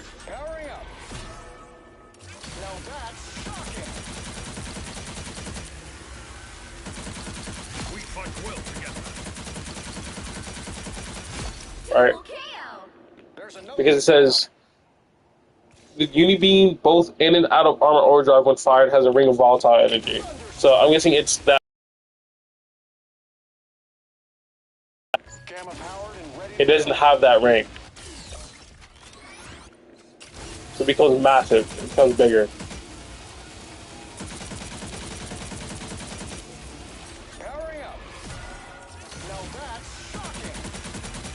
It just melts people.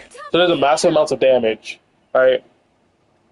It says when it's on an order cooldown is massively reduced.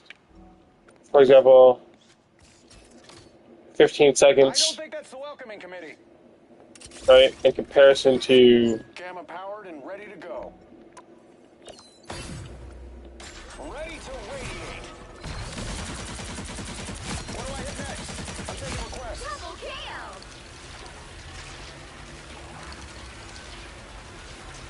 well, I shouldn't be getting killed so I don't extend it. Hold on. 19.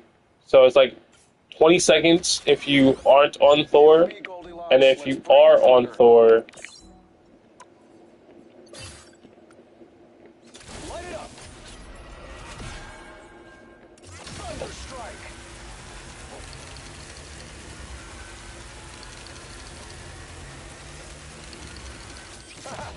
Look out below. it's like 15. So you go from 20 to 15. So if it's like you choose the Thor one, if you want to have uptime, Welcoming committee. alright, if you have like the enhanced want to have the uptime, you choose the Gamma one if you want to have survivability. Because the thing about the Gamma one is when you have Hulk on your team and you activate Armor Overdrive, it gives you a bubble. Which means for 1v1s against other flyers, you have the edge because you have the damage, and you also have the ability to protect yourself, like, with that 1v1. So, like, if you see the other Iron Man use Armor Overdrive, you can fly over. Bombs away. Hold on. Let me turn on infinite cooldown so I don't have to, like, wait for it. You can fly over, hop it around cover, hop out, and get the lead with the chest beam, and he will fucking lose. I've lost so many fights where the other Iron Man did this, and I just fucking died. Right? You can peel for your supports in your team by using Iron Man's damage as a deterrent. Like, for example, let's say there's a Venom. Enemies on approach. Venom's gonna be very important this season, and you're in Armor Overdrive.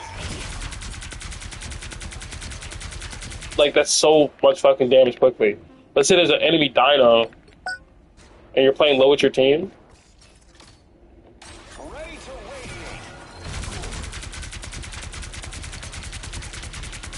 Just gets melted. There's another one down. So yeah, that's generally the opinion. Squirrel. Okay. Here comes This Squirrel one is quite interesting because the team up, it says upon hits, squirrels flee just before a fiery explosion. Right? It says Squirrel Girl direct hits directs a squirrel to ride on Iron Man's nanotech glove. as a homing missiles upon hit. Right? So you have that. If I... Uh-oh, they don't look friendly. If for the enhanced version...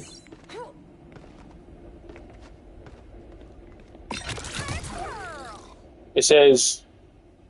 When teaming up with Iron Man, using Squirrel Girl's blockade simultaneously fires a Squirrel missile. So, for reference, what that would look like on a smaller target is if I use this, it comes with its own missile.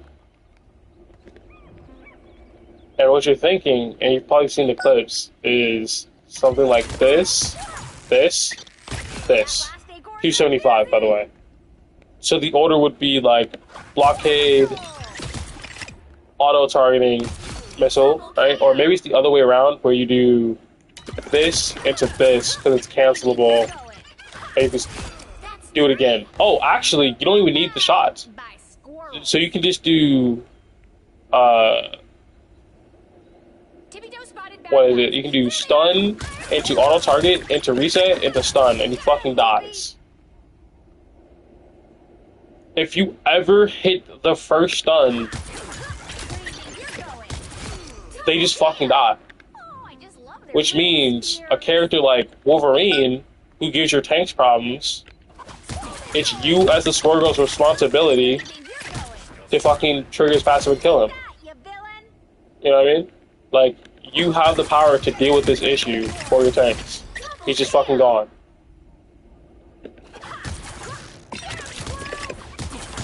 Like, Squirrel Girl is a good choice now. Like, think of it this way. Think of it this way. If you have an enemy dino, fuck dino. Let's say thing. A thing fucking feeds into your backline.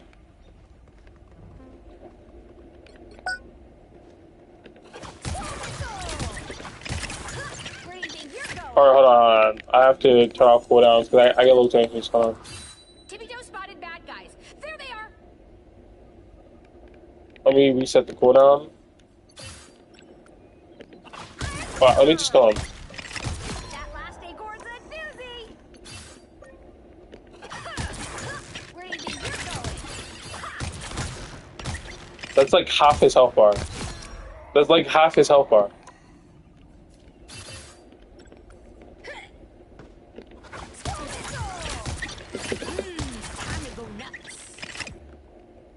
Yo, that's like half his... He's gonna have less than half his health bar left. Which also means, right? And like, this may seem like, yo, what are you talking about? That means that Squirrel Girl has one of the most... Like, if you get touched by Squirrel Girl, you fucking explode if you aren't a tank. Like, you just fucking explode. Where like... So if I just kill him... Right? He already takes a fuck ton of damage. If I do this, this, this, this, this, he dies. He fucking dies. In fact,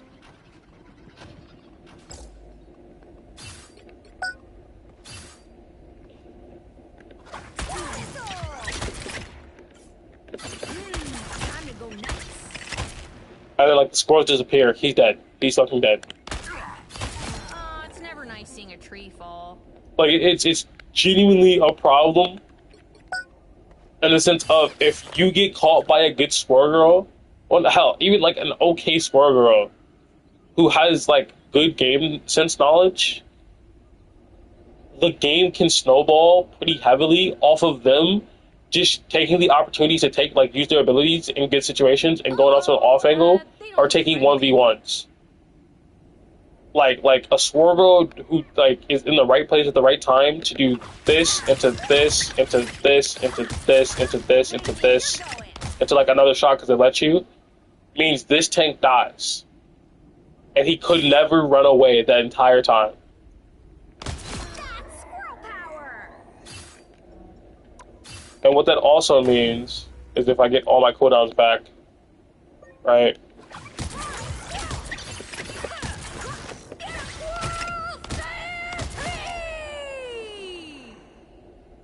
he just fucking dead. But let's say it's someone really fucking annoying but low HP, like where's Penny Parker? Let's say Penny Parker wanted to peek the front because she's a shield tank now. Alright, she wanted to peek the front. She made the fucking mistake of peeking the front. Time to go nuts. She's dead. Be friendly. You shouldn't have peeked the front. Squirtle, who's already really good at like breaking stuff, like breaking Groot walls, already good at like hurting Groots, already can break like Penny Gen pretty effectively, now punishes Penny for wanting to fucking peek. Like, you looked because you wanted to like get some shots down range? No. Bad Penny. You're fucking dead. Which means you take any damage from any source along the way, you're insta-dead. A damage boosted fucking... Like, come on. This combo is one-shotting a tank. He has shield, so it isn't like an exact example, but...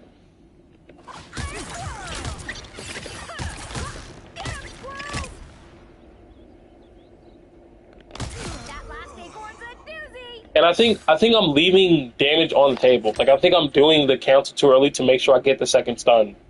Like, I think the best way to test this, to see if it's possible, just try to get thing.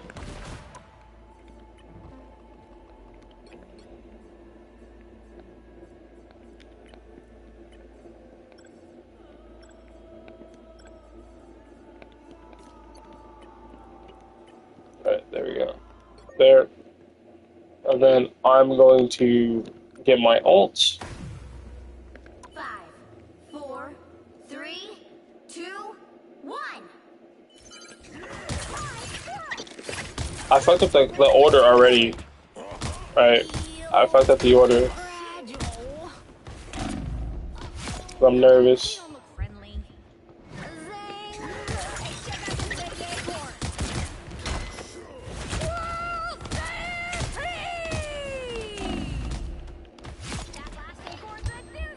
Like, you can see he's like half his health bar taken away.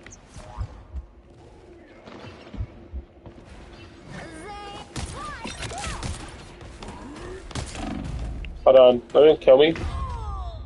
I'm not done with this yet. Hold on. 57.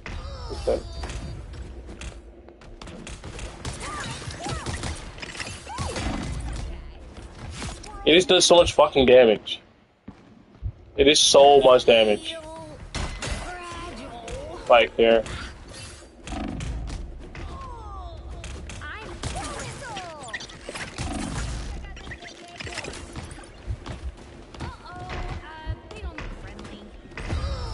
Like, if anyone else was here, me stunning him like that would be, I almost guaranteed though.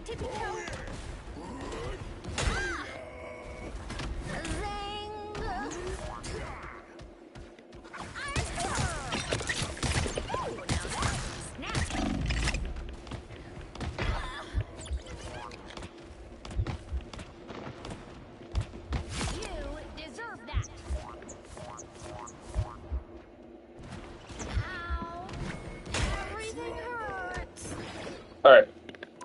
Let's see what happens when I spawn in something like Penny. 5, 4, 3, 2, 1.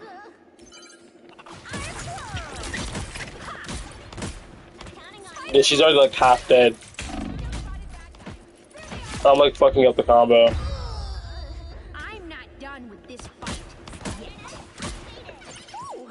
Is it? Why is he not like? It's not like stunning, which is weird.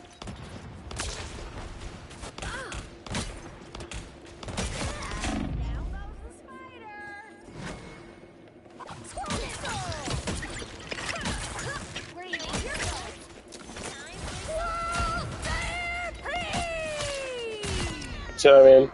She just gets bullied.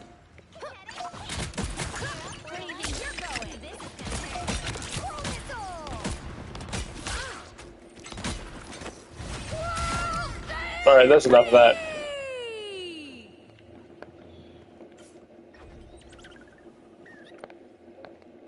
And then what's the enhanced effect? This is one of the teammates with Iron Man using Squirrel Blockade, tells him to Squirrel myself. Yeah, okay. Already read that. And then the next team up with Spider-Man. Oh, this is the Bola one. Yeah. I got squirrels. Team up time. Just stuns him. Which actually brings me to my next point. That Squirrel has crazy high damage on people who are fucking dickheads. Like, frankly. Like, that lasts that amount of seconds, right? It does that to him. So if I do 1 shot, 2 shot. Nah, because bullet takes too long. So if I do 1, 2, 3, 1, he just fucking dies. Or maybe I should start off with the. So I just start off with the Bola. See how long that lasts. No, why does it last so long? They don't look friendly. Why does it last so long? Hold on. I fucked up obviously by double stunning, but what does it say it does? It says Spider-Man gives Squirrel a web bomb. She can launch it and release an explosion upon contact with the environment or the enemy, briefly slowing and damaging. Oh, okay, it just slows them down. Doesn't show them. Enhance effect. When teaming with Spider-Man, Squirrel receives more web fluid after throwing the web acorn. Viscous fluid close to the ground along the explosion, leaving behind a sticky web area. Enemies within suffer a continuous slow that scales into a stun if they linger too long. Oh, okay. This is actually like this one here. This is really bad for like anyone involved. Because like it has a ramp up effect, yes, and like the other one allows you to one shots. But now anyone like any tank like a Thor or a Thing has a problem where if they jump into the back and then I do this, now they're just double stunned, which means. Like, I start off with the Bola, stun them, shot, now they're just one shot. Like, they just would die. They just would die.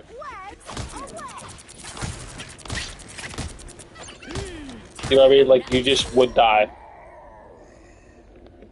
And here's the thing. My question is, can I use the team up? No, I can't use Squirrel's reset ability to reset the team up. Okay. But like, essentially, it's like a trap. The problem with this is since it's like an area effect, right? So I was like, if this is the effect and you have to be within this, they would just leave that and not just stand in it, right? But if I do this, they have no choice. You know what I mean? So the goal is like, how do you extend this longer? So you do 1 Mississippi, 2 Mississippi, 3. So it'd be like, okay, 1, 2, or like you do the opposite way.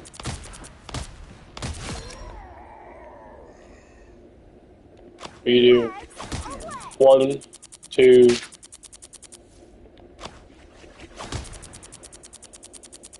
One.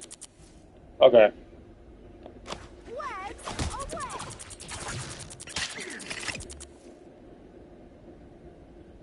Maybe like. Take that, you villain!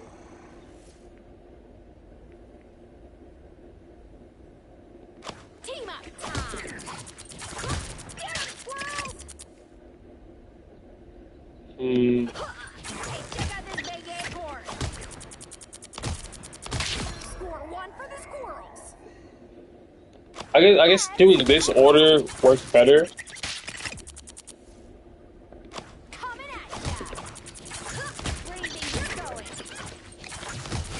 Because it's like a solid 5 seconds of straight CC, you know what I mean?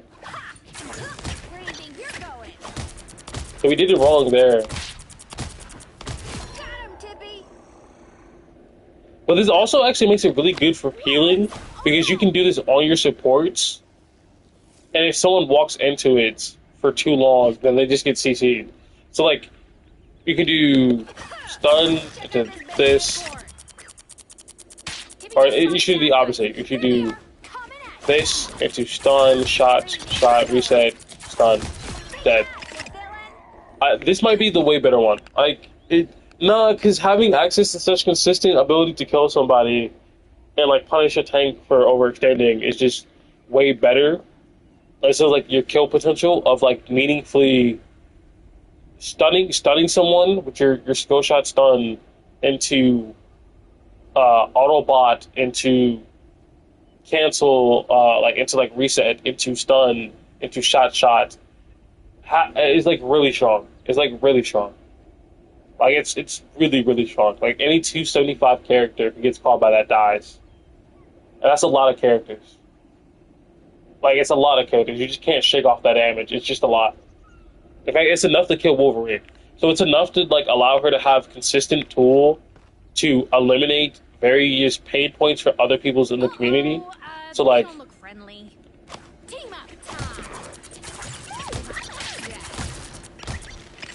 like now he has to leave instantly, and he's probably not gonna make it out. And I could just always ult behind him to make sure he doesn't leave. Yeah, I think Sporgo may be good this season. Like actually, no, Moon Knight's terrorist. But they gave him something to compensate his weakness to dive, because this tool here and this is very easy to track, right? And this is also easy to track. Like all three of his movement tools are super easy to track visually. But then they gave him like an omnidirectional dash that heals him. From the void. Healing light. From the void. Healing light. And it doesn't heal anyone else. On your toes. Here they come. Right? It's like, okay. When you actually do this, you're invisible, by the way. It heals you, though. By, honestly, a decent amount. So, like, let's say you got Dove and you got 50 HP. Things are looking bright. It gives you 50 HP.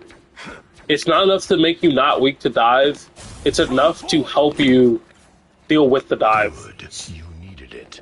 Right? And then, of course, Things are looking bright. if you have Cloak and Dagger on your team, A healing gift.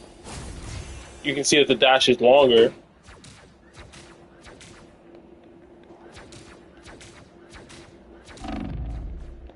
Darkness and And light. heals you more. Light the night. Like, it still gives you a decent amount of healing, right? On your toes. Here they come. A healing gift. Alright. It says, enter phase state and dash forward upon exiting, emitting a light energy healing wave. The heal that heals Moon Knight and nearby allies. Enhance effect. When teaming with Cloak and Dagger, the phase state duration is extended, the dash distance is increased, the light energy wave is boosted, a larger radius, and stronger. So you can see, like, it's a lot wider. And, like, you actually are healing your team. Which means you can... So, like, the main... There's, like, a couple of ways you can use this. Right? One of the ways is you're on and off angle. Oh, shit, BP. Light the night. Back with your team. Back with your supports. Right? If they're getting pressured. Oh, shit, there's a BP. You heal your supports.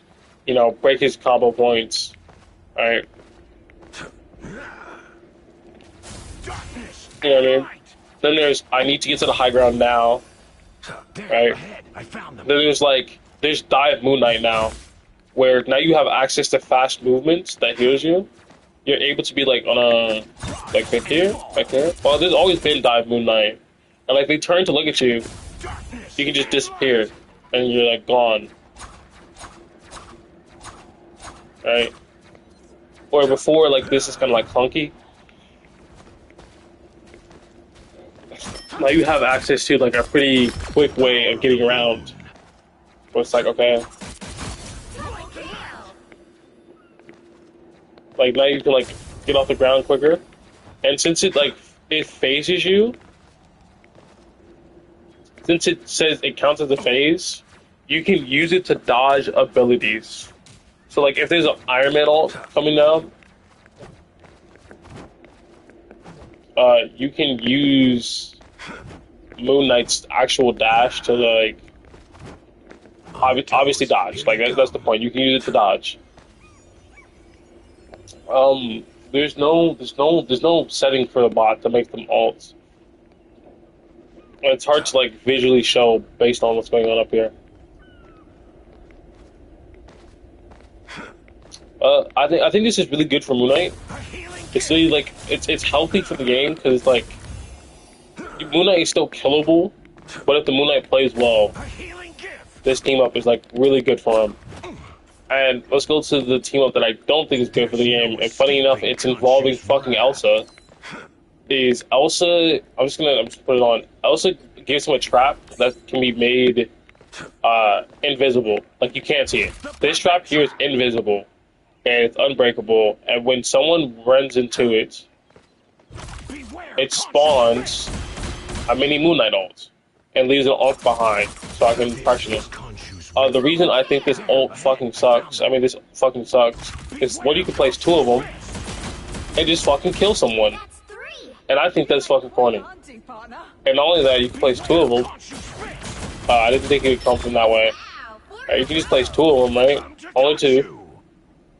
And then when it spawns in, you can pressure them into walking backwards when they're already half health and just insta-dying. Think Flintar Escort map after you've captured the points and you have them in that first bend in the choke point. I shouldn't say first bend. Like let's say you go fully straight, then it's the right. Like you go right, and then there's that left turn, and it's like looking straight down towards the hallway or the area where the second door is. So they're technically, yeah, the second door. If you're on the high ground where that bend is, you can set up 2 of these onks behind the supports, throw this onk down, shoot it, and when they back up, inevitably, they walk back into that, you just shoot in the center, they die because they explode from so much damage. It's essentially lazy game design because of the fact that, it doesn't make Moon Knight play in a different way. It makes Moon Knight do I should say that's not visible unbreakable trap. The trap game design is interesting, right? It's interesting to me because you can place it down at your feet as an invisible trap, and then you can stagger them. So if he gets hit by this one, gets hit by this one, right? See how he gets yoinked in. You can set up a trap underneath yourself where it's safe. If you get dove. But the issue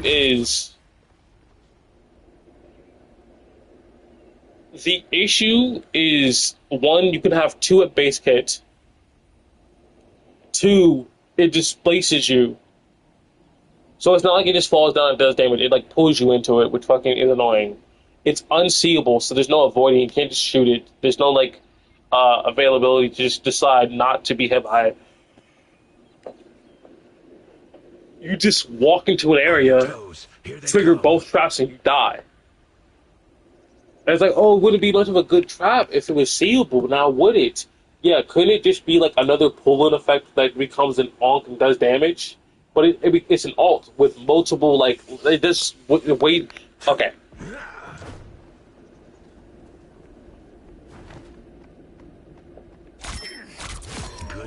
The perfect trap.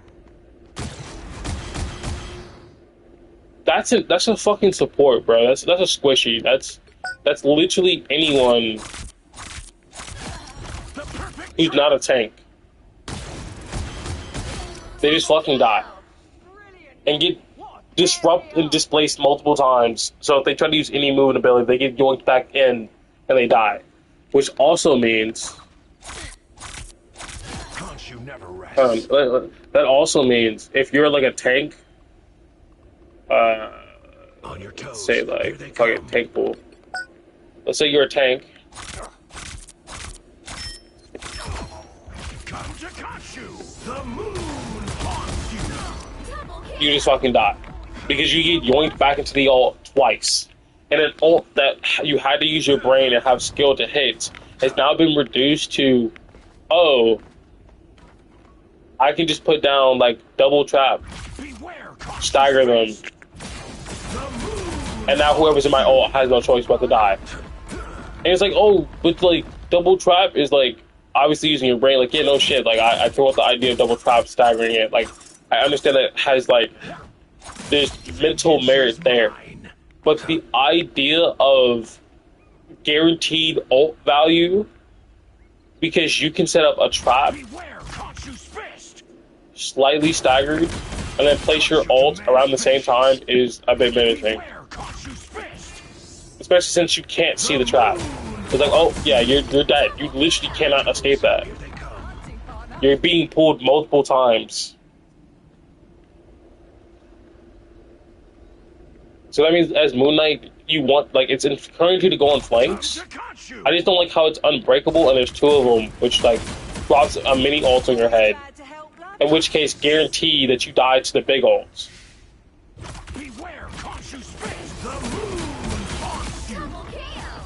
Or, like, maybe I'll have it, like, when he's like, trying to leave. And just throw it, like, impromptu. Oh, okay. It has to arm first. That's at least good. Vengeance is mine. The perfect trap. The moon haunts you. Double kill. Yeah, you just die. Which is funny because since it leaves an Onk behind, On your toes. when it does its thing, you get a guaranteed kill anyway. When it does this, that's just a guaranteed kill. Which essentially is just a guaranteed kill on cooldown. Essentially.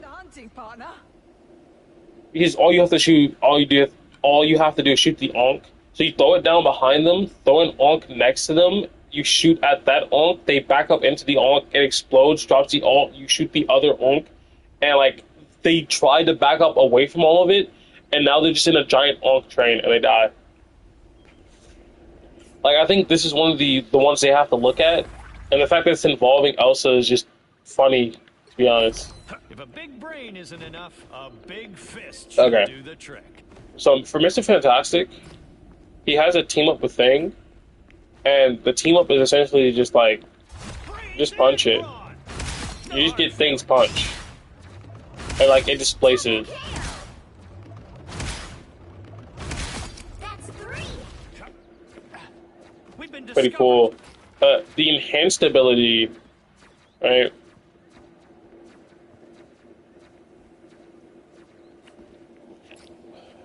The enhanced ability is this distended grip also becomes a charged ability. Hammer down a distended hammer, hitting enemies. Wait, what is distended grip? It's like L2. Okay. It says hitting enemies grants bonus health based on damage, also launches enemies at full charge.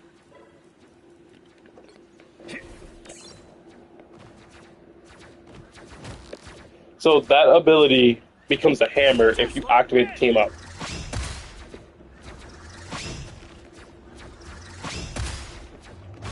Could always count on Not so fast, friend. I think that's cool.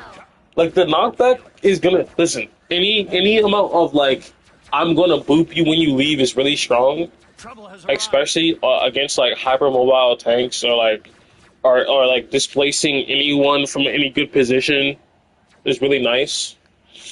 I don't play Mr. Fantastic really ever, but I know his stall potential is nice, and having anything that spikes his damage and annoys the fuck out of people is going to be good, especially if it's capable of hitting multiple people. But this one looks like it's not. Double kill. That was unusually satisfying. That's 3.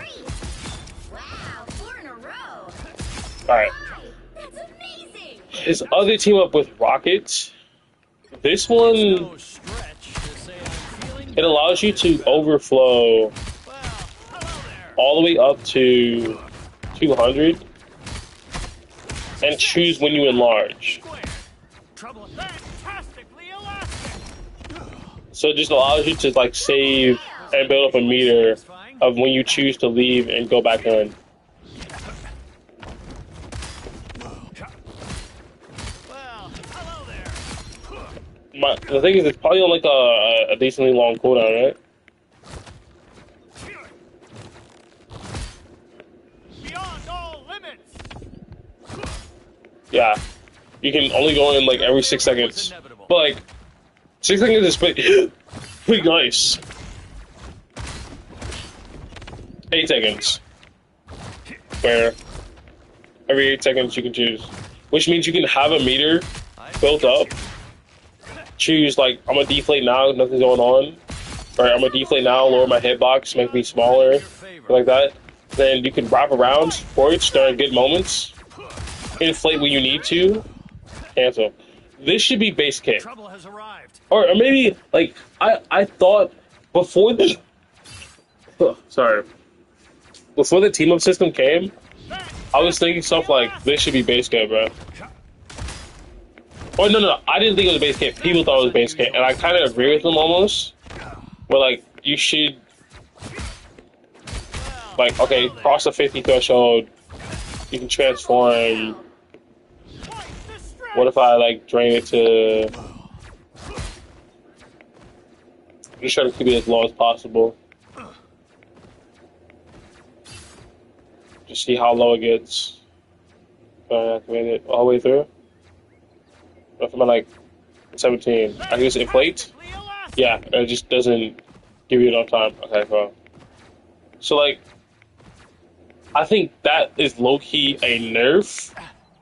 Well, no, because you would never ever inflate. Like, to be in... I feel like to inflate at that level is the same thing as not inflating at all, because in fact it's even worse because you lose all your progress and you become a bigger target and you waste time. Like, But you can really spike your damage by doing that, which is, I think having more control is going to be good for Mr. Fantastic players to just be able to go, I want it now. Back away from my back line.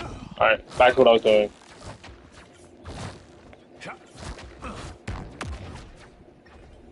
Okay, we're almost done with the DPS. Cyclops. Feel like I'm playing at a whole new level. Release stored kinetic energy to enter the enhanced state for a duration, while active Cyclops gains significantly increased movement speed and jump height. At full potential. Just makes you better. It makes you better at, like, running around. Okay, and then what does the enhanced state do? Thanks for the boost, Remy. Now let me lead the charge. When teaming up with Gambit during the extended enhanced state, your attack speed of both Optic Blast and Concussive Beam are increased. What? Oh no. Oh. They just increased his overall damage. And it's like what? Like a 15-second cooldown? So like you just get like random damage spikes? Okay.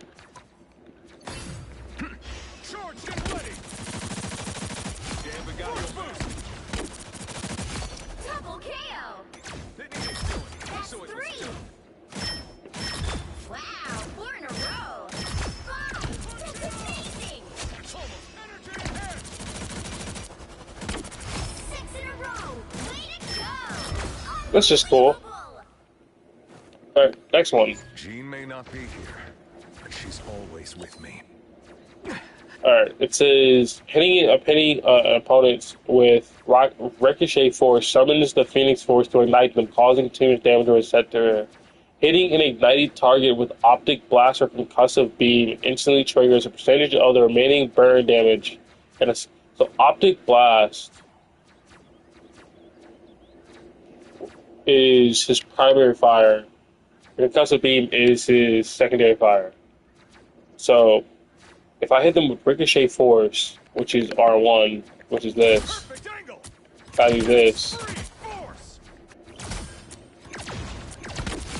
got you in my it like You never stood. they would normally just like burn and tick normally because of this, because of the ability, right? They just burn and tick. But then like if I hit them with it, Right on target. they just Got my eye on it condenses all the damage down at once. Double KO. doing. So it was done. Maximum impact. That's 3. Oh, okay. And then what does the team up enhanced state do?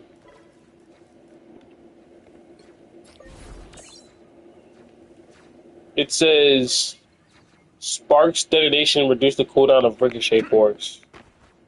Okay, so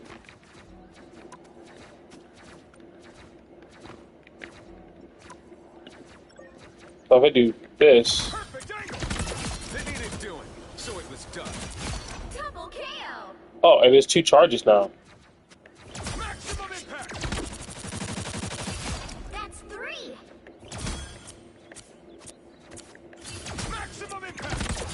Wow, 4 in a row. I had you in my So you can just keep doing this. It's interesting. Amazing. I don't think it's that's too bad. I think it just fits with his character. It's fine.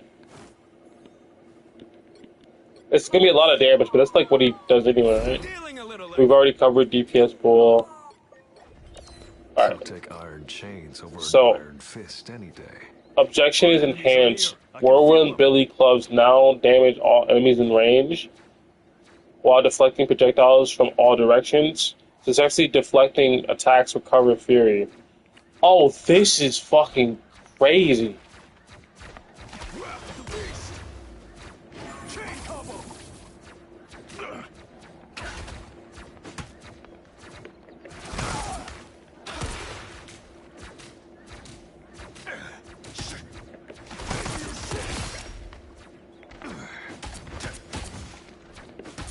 Double KO. Chain combo.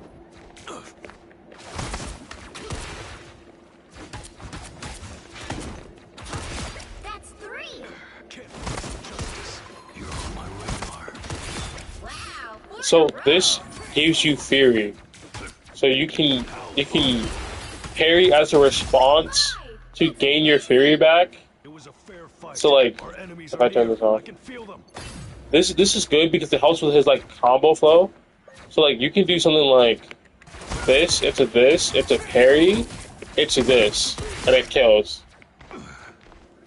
It kills. It allows you to immediately follow up your stun without burning another resource into like just killing him.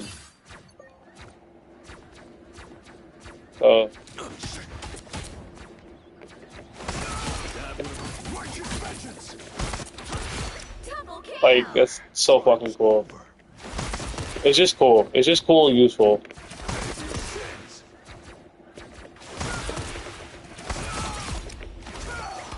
KO.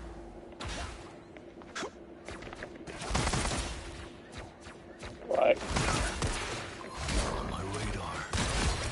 so like this, into this, into this, KO. into this, into this, right, this, this.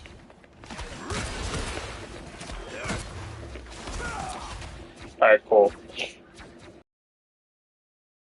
This is an enhanced effect when teaming with Iron Fist, Daredevil passively recovers health for the entire duration of the ability. Oh! So when you deflect, you just now gain health.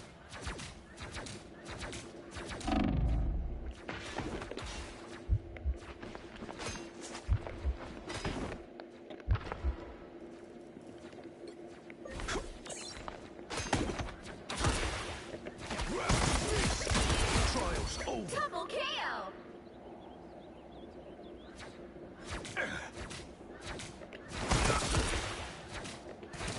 The beast. Ruthlessness is mercy. Hold on. I think I discovered a cool combo. Hold on. Double KO. Hold on. Enemies are near. I can feel them. Hold on. That's 3. Your sins. Wow, 4 in a row. Out of that head. 5. That's amazing. I have infinite on, so it doesn't count.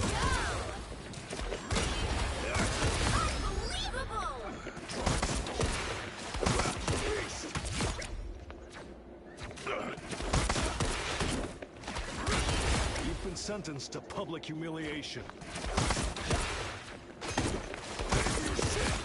Alright, cool. But it just fucking heals you while you block, which is just dope. I'm not gonna lie. There's nothing really cool. Like, there's nothing too special there. It's just very fundamentally good for the character, right? As far as like what he wants to do, and then he has to team up with Black Widow, where it's like base swing, double chain is in a crisscross pattern, Our enemies are near. dealing and damage to enemies in front and inflicting slow. Enhancing when team up with Black Widow, the damage radius is expanded and landing hits recovers Fury. So if I turn off cooldowns, I do like, right.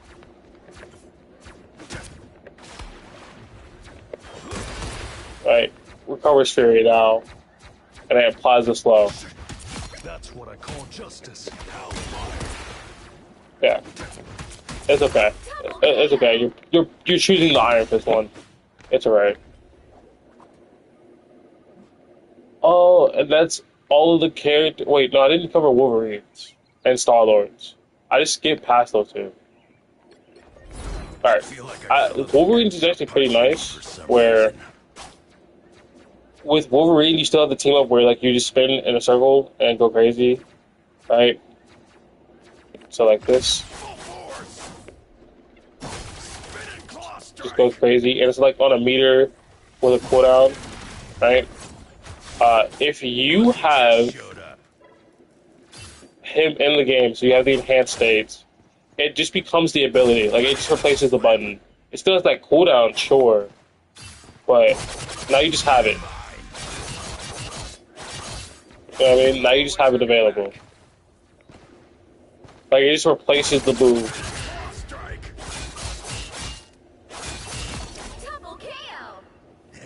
And then, if you have the other teammate with Gambit... You smell that in the air? That's potential being realized. It says, gain increased movement speed and jump boost. Attacking enemies applies kinetic particles and detonates after a short delay for bonus damage. The effect lasts duration. The effects last for duration.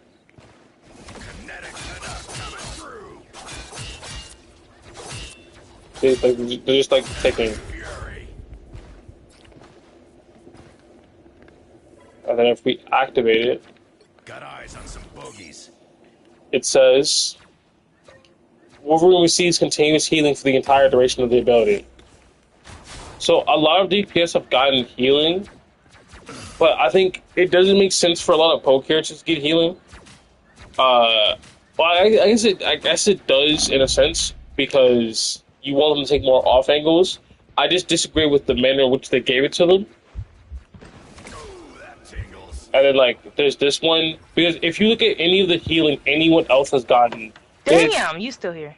It has not been nearly aggressive as they gave Elsa, Phoenix, and Hela. They gave those the most borderline broken, like, bullshit, I press a button, I get healing in the game. Like, you can be like, oh, well, BP has the fucking magic team where he gets bonus health. Like, yeah, he gets, like, fucking 50. And Hela, Phoenix, like, let's cut Hela out of it, because hers doesn't actually heal her to full. We'll give her a chance.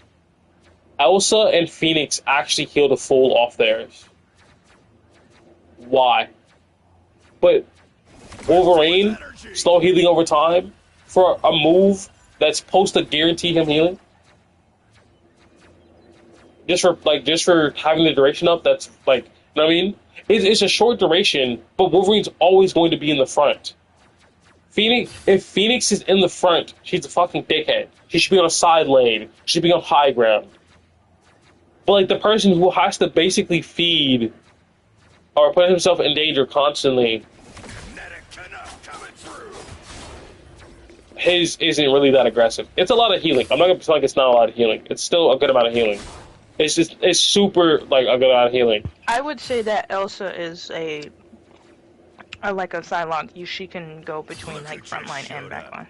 But that's the thing, as a Psylocke, you're never in frontline, and if you're in frontline, you're on an angle which forces the opponent to look away from your team, and then you have the movement to just leave the scenario whenever you want it. So you being squishy is the balancing mechanic for bad players, but But now Elsa, who can, let's say you are like it's a Psylocke versus Elsa debate, right?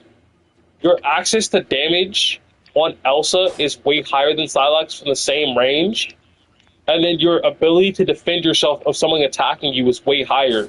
Like you can't trying to remove an Elsa from a side lane is like, do I win this 1v1? And for most people, the answer is no. Even for tanks, sometimes the answer is no.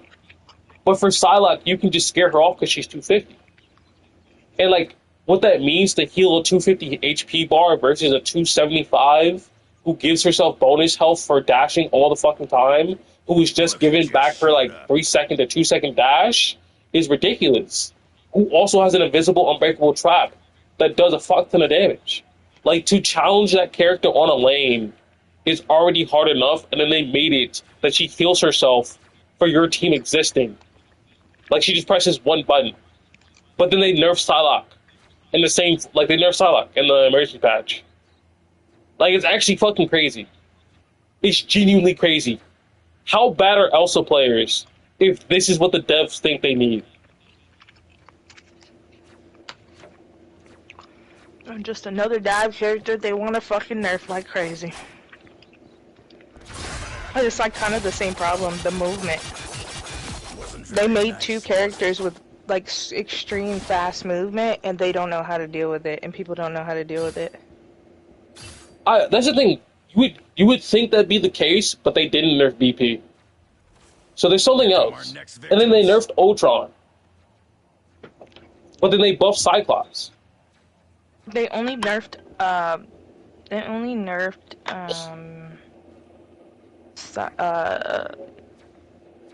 Psylocke because in higher elo they were having problems.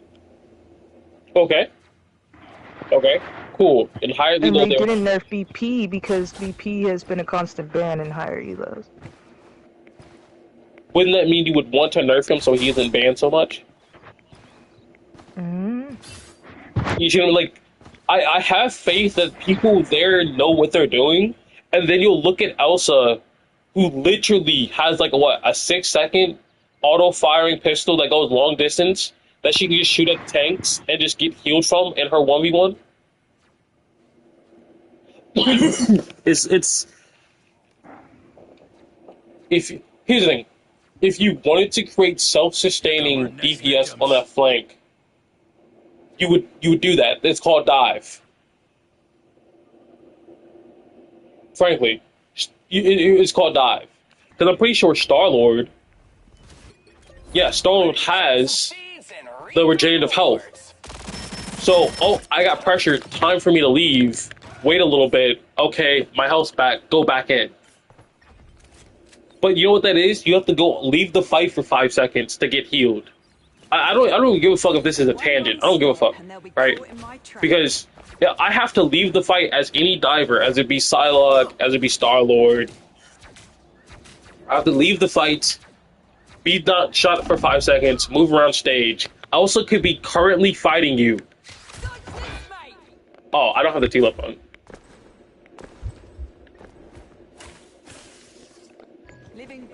Do you need the enhanced one to heal yourself? Yeah.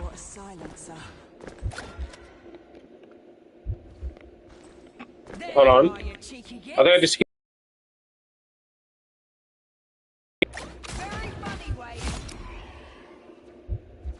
No, you don't need the enhance.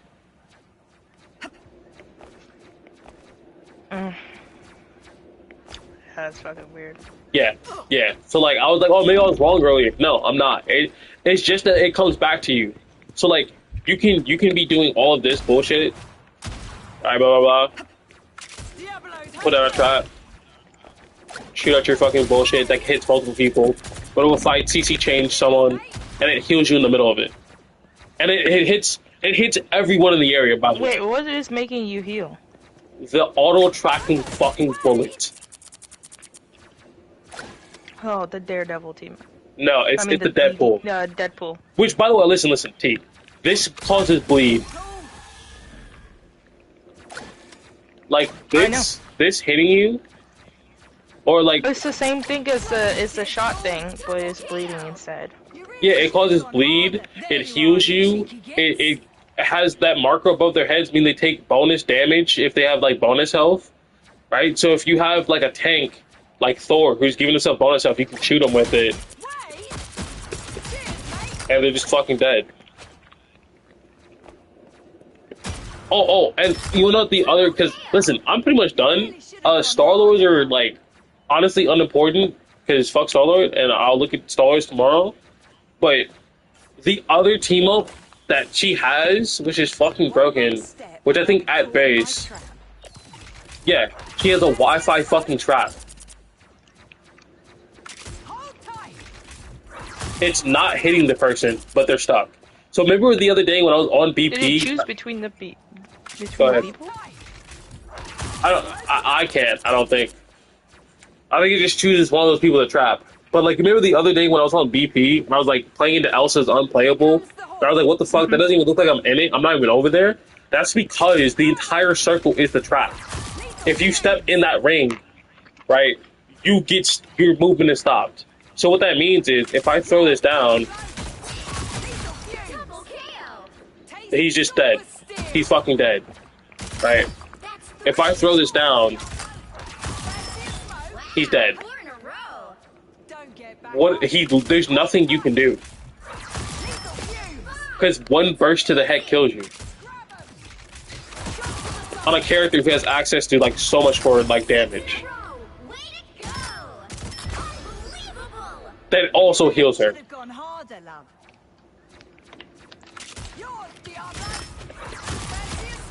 So like when I was like, yo bro, there's nothing I can do, there's literally nothing I can do besides not be there. It's kind of crazy that they buffed her this much. Yeah, all those people in high elo be like, yeah, BP's crazy, they should try out Elsa, bro. They should just try it. Fucking, Because... and you know what, and that's funny too, because like that's Kingsman's fucking other choice, and that makes sense why it's his other choice. Especially when you could do something like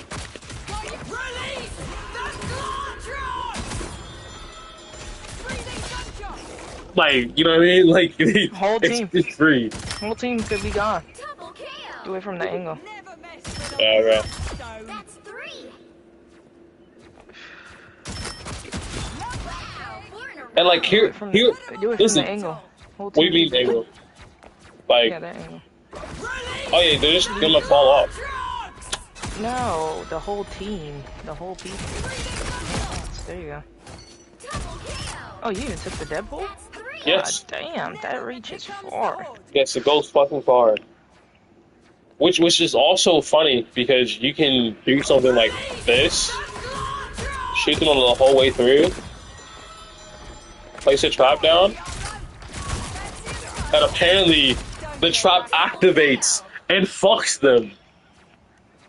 Oh, putting a trap down on top of that is fucking insane. But like, my entire point is that she has so much access to damage, right? Like her other teammate, her other team up that fucking heals her with the gun, when you have it activated at max, like when you have the enhanced version, gives you 4 bars. And what 4 bars means is her cooldowns cost even less. 3 seconds for a dash. 3 seconds. We nerfed it to 4 from 2 because fucking 2 was insane, and then we gave it back to 3.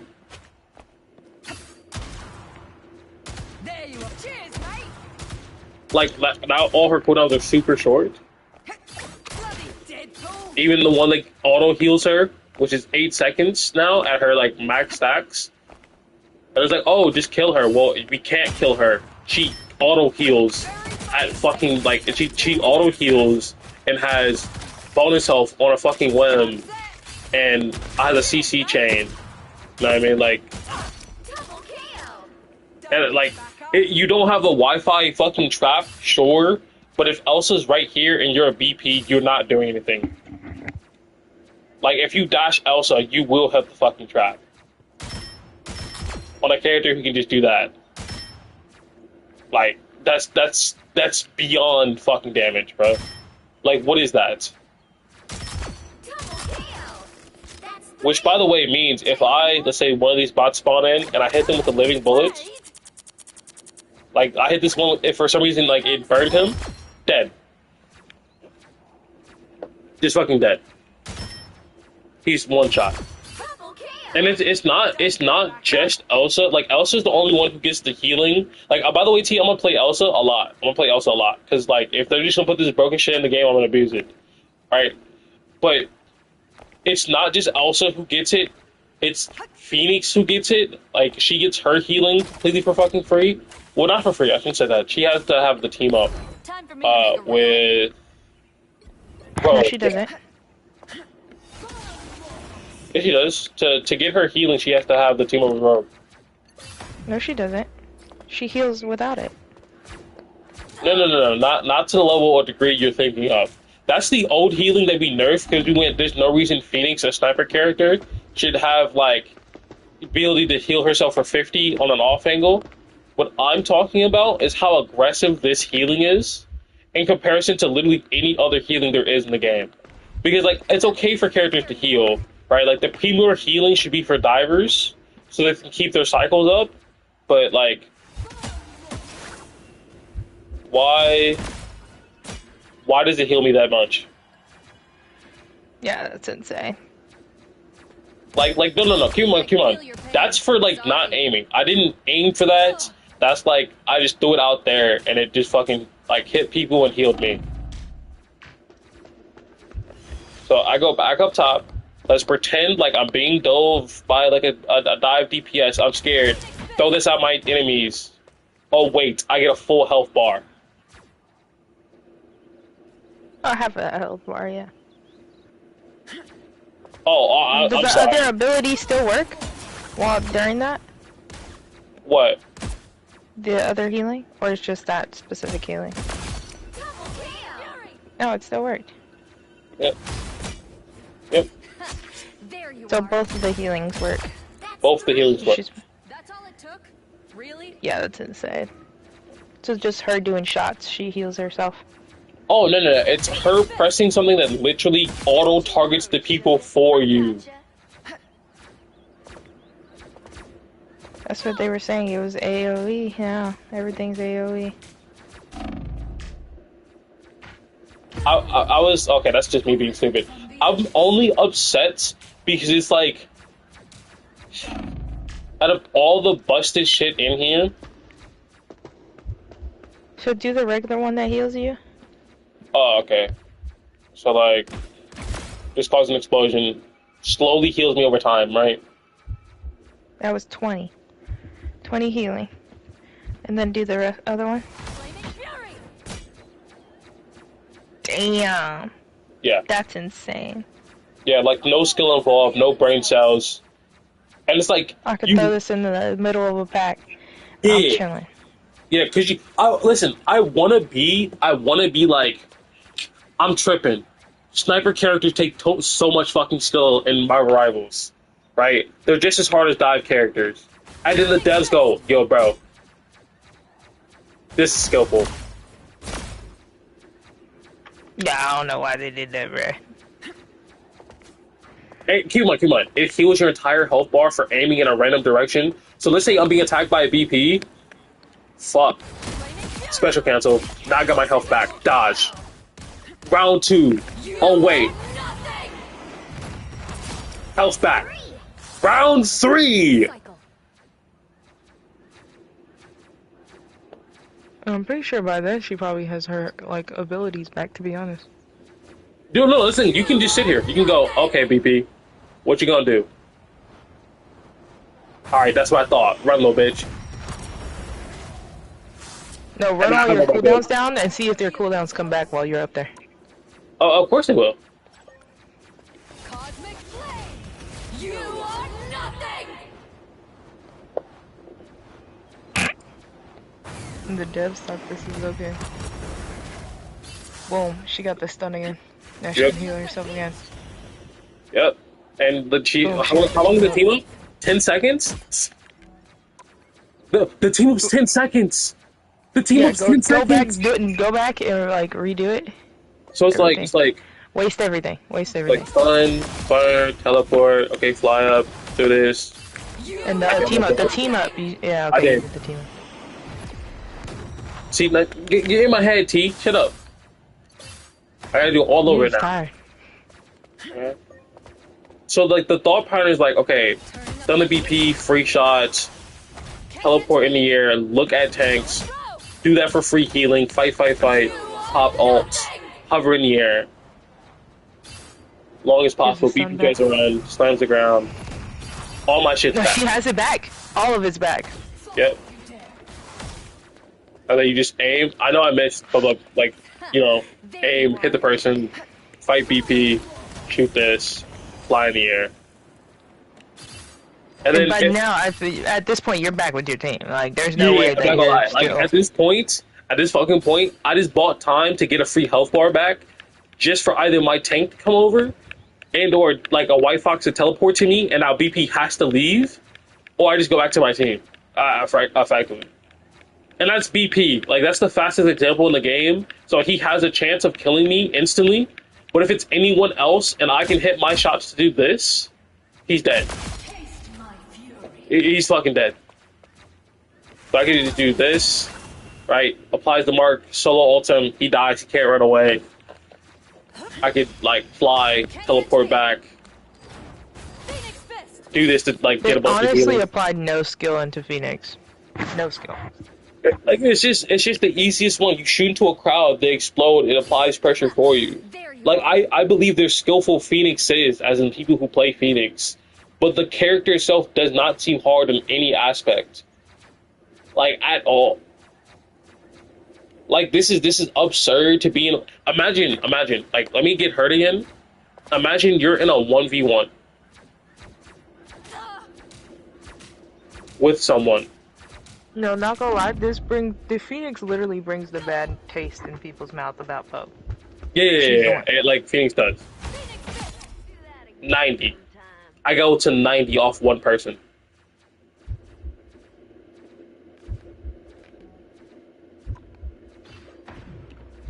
Like, they complained about Poke at the beginning, but then they were like, as soon as Phoenix came out, they were like, nah, you gotta nerf these motherfuckers. Like, you got to. It's not even cool no more. Oh, and by the way, T, and then all of them got nerfed, Takai including.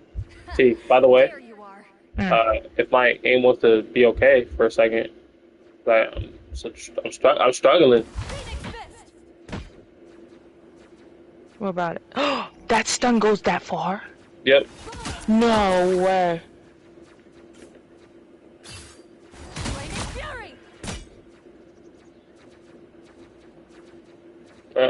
Hellas would never. And keep Hellas in mind, would never. keep in mind, T, she gets healing over time for, like, causing explosions, right? So let's say I do the stun, multiple marks.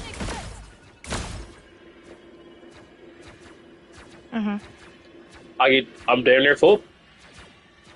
I am almost full. Yeah, pretty much full. And I was holding back.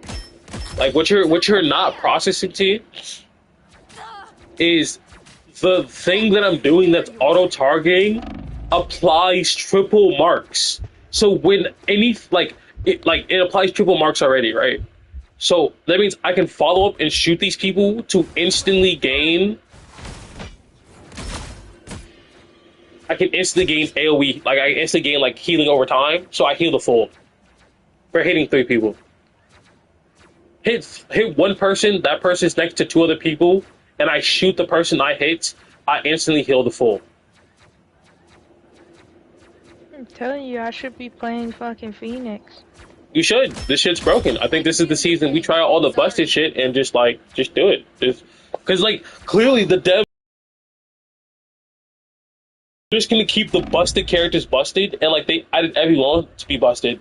But, like, it almost feels like a bad taste in my mouth where it's like, okay, now Phoenix is gonna be a character who's gonna be strong, but she's not gonna be, like, as busted compared to everyone else. And then they went, yo, do you want to be healed to full for free? Because keep in mind, I'm gonna press this button once and then shoot him. Well, I fucked it up. I fucked it up. That's on me because he died. He died. I didn't heal the full because he died before I could like give the full benefit. All right, you ready, T? Yeah. I gotta wait for the other bot to spawn in. There, I'm healed the full, by the way. Yeah, I pressed 2 buttons on a guy who could be across the map, mind you, minding his fucking business.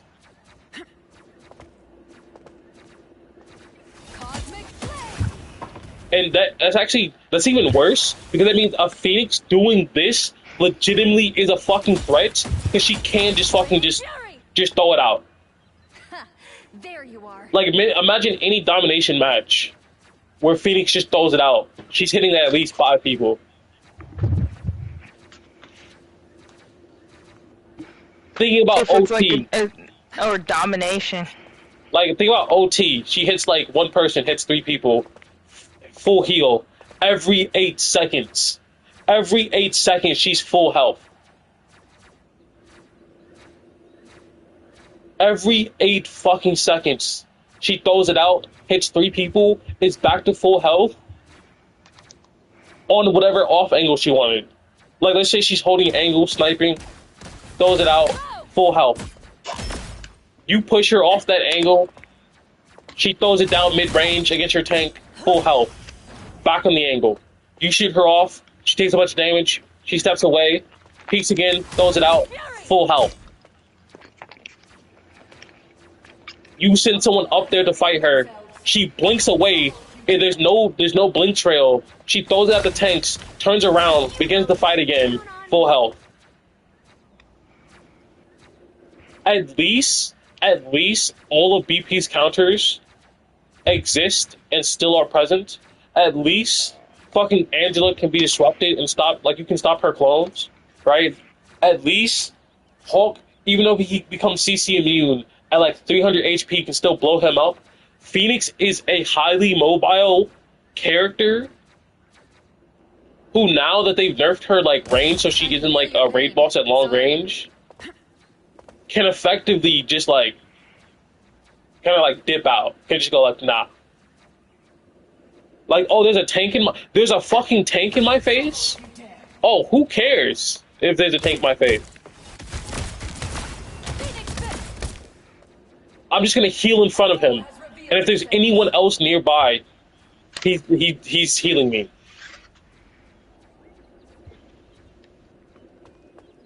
Like,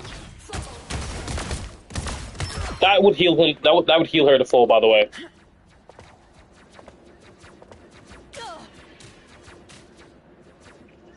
I don't care how bouncy her fucking hair is. She's a menace. Not her being a menace.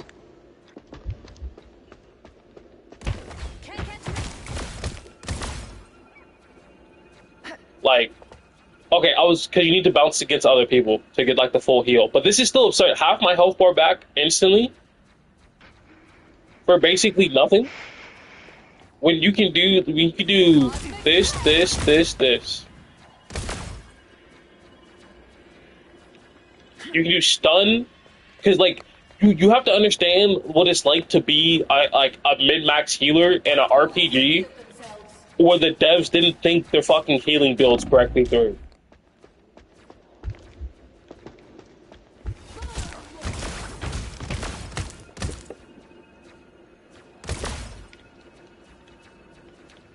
Like, I did a fuck ton of damage to him, and I'm half health. Because now that you think about it, now the sustain for this character is so high, with the damage still being high enough, that frankly, your tanks are going to be farmed for healing. Like, I have infinite cooldowns on, so I'm like basically chasing the fuck out of it, to be honest. But like, let's say I'm not an absolute fucking idiot, and I'm not main lane, and I'm only peeking, like from like high ground, and like I'm like getting hurt, but I'm like, okay, cool, stun. There you So are. did that miss? How? Please tell me there's a bug. Oh, I just fucking missed somehow. Okay.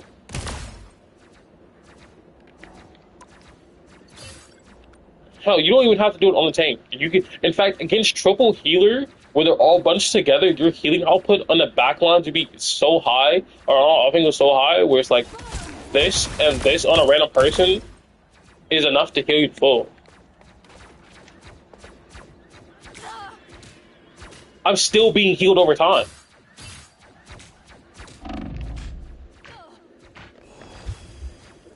I'm 8 HP. Right? I am officially 8 HP. I'm going to put Spark on this guy. Right, Spark on this guy. And then I'm gonna throw this out. I got a kill, and I'm nearly full HP. Double KO. Like, it gives you an, wait, hold on. Turning up the heat. A fitting end. Oh. Okay. Double KO. Keep in mind, Took? Really? aim-based characters are meant to be super skillful, right? Like, aim-based characters are skillful outside their aim, apparently. Because everyone says that the aim-based community, it's only hard because the aiming's hard in the first place. None of the characters are. This is supposed to be their champion. You really should have known better.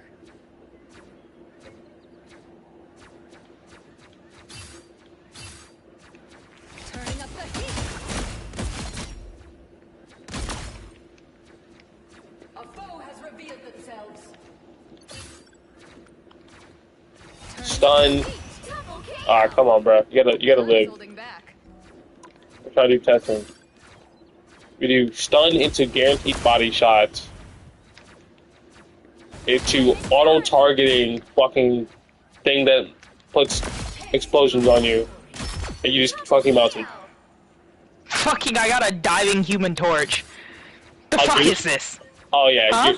which team up is he using? The Jubilee one. Yeah, that's the one. Yeah, don't get hit by that shit, bro. I mean, you don't have a choice, but...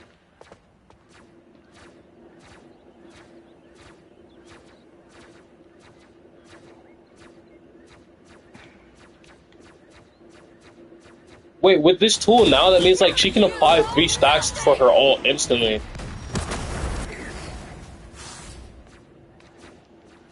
Cosmic flame. You are nothing. Well, they're probably not gonna sell out because they're, like, low health as well. Incinerated. Double KO. A foe has revealed themselves. I don't think her ult is, like, that crazy when it comes to, like, damage anymore. But I don't know. I haven't seen it kill anyone in a minute. Maybe it's like misuse. I'm seeing like bad Phoenixes, to be honest. I don't know. I just think it's crazy that both Elsa and Phoenix, 2 top 3 DPS in the game, One shot. can heal through, like just heal themselves that much. Oh well, I'll cover Star-Lord tomorrow, and if I don't, who gives a fuck? It's Star-Lord. He has an auto. It's only Star-Lord that you have left? Yeah, but it's like it's Star-Lord. You're like, who gives a fuck?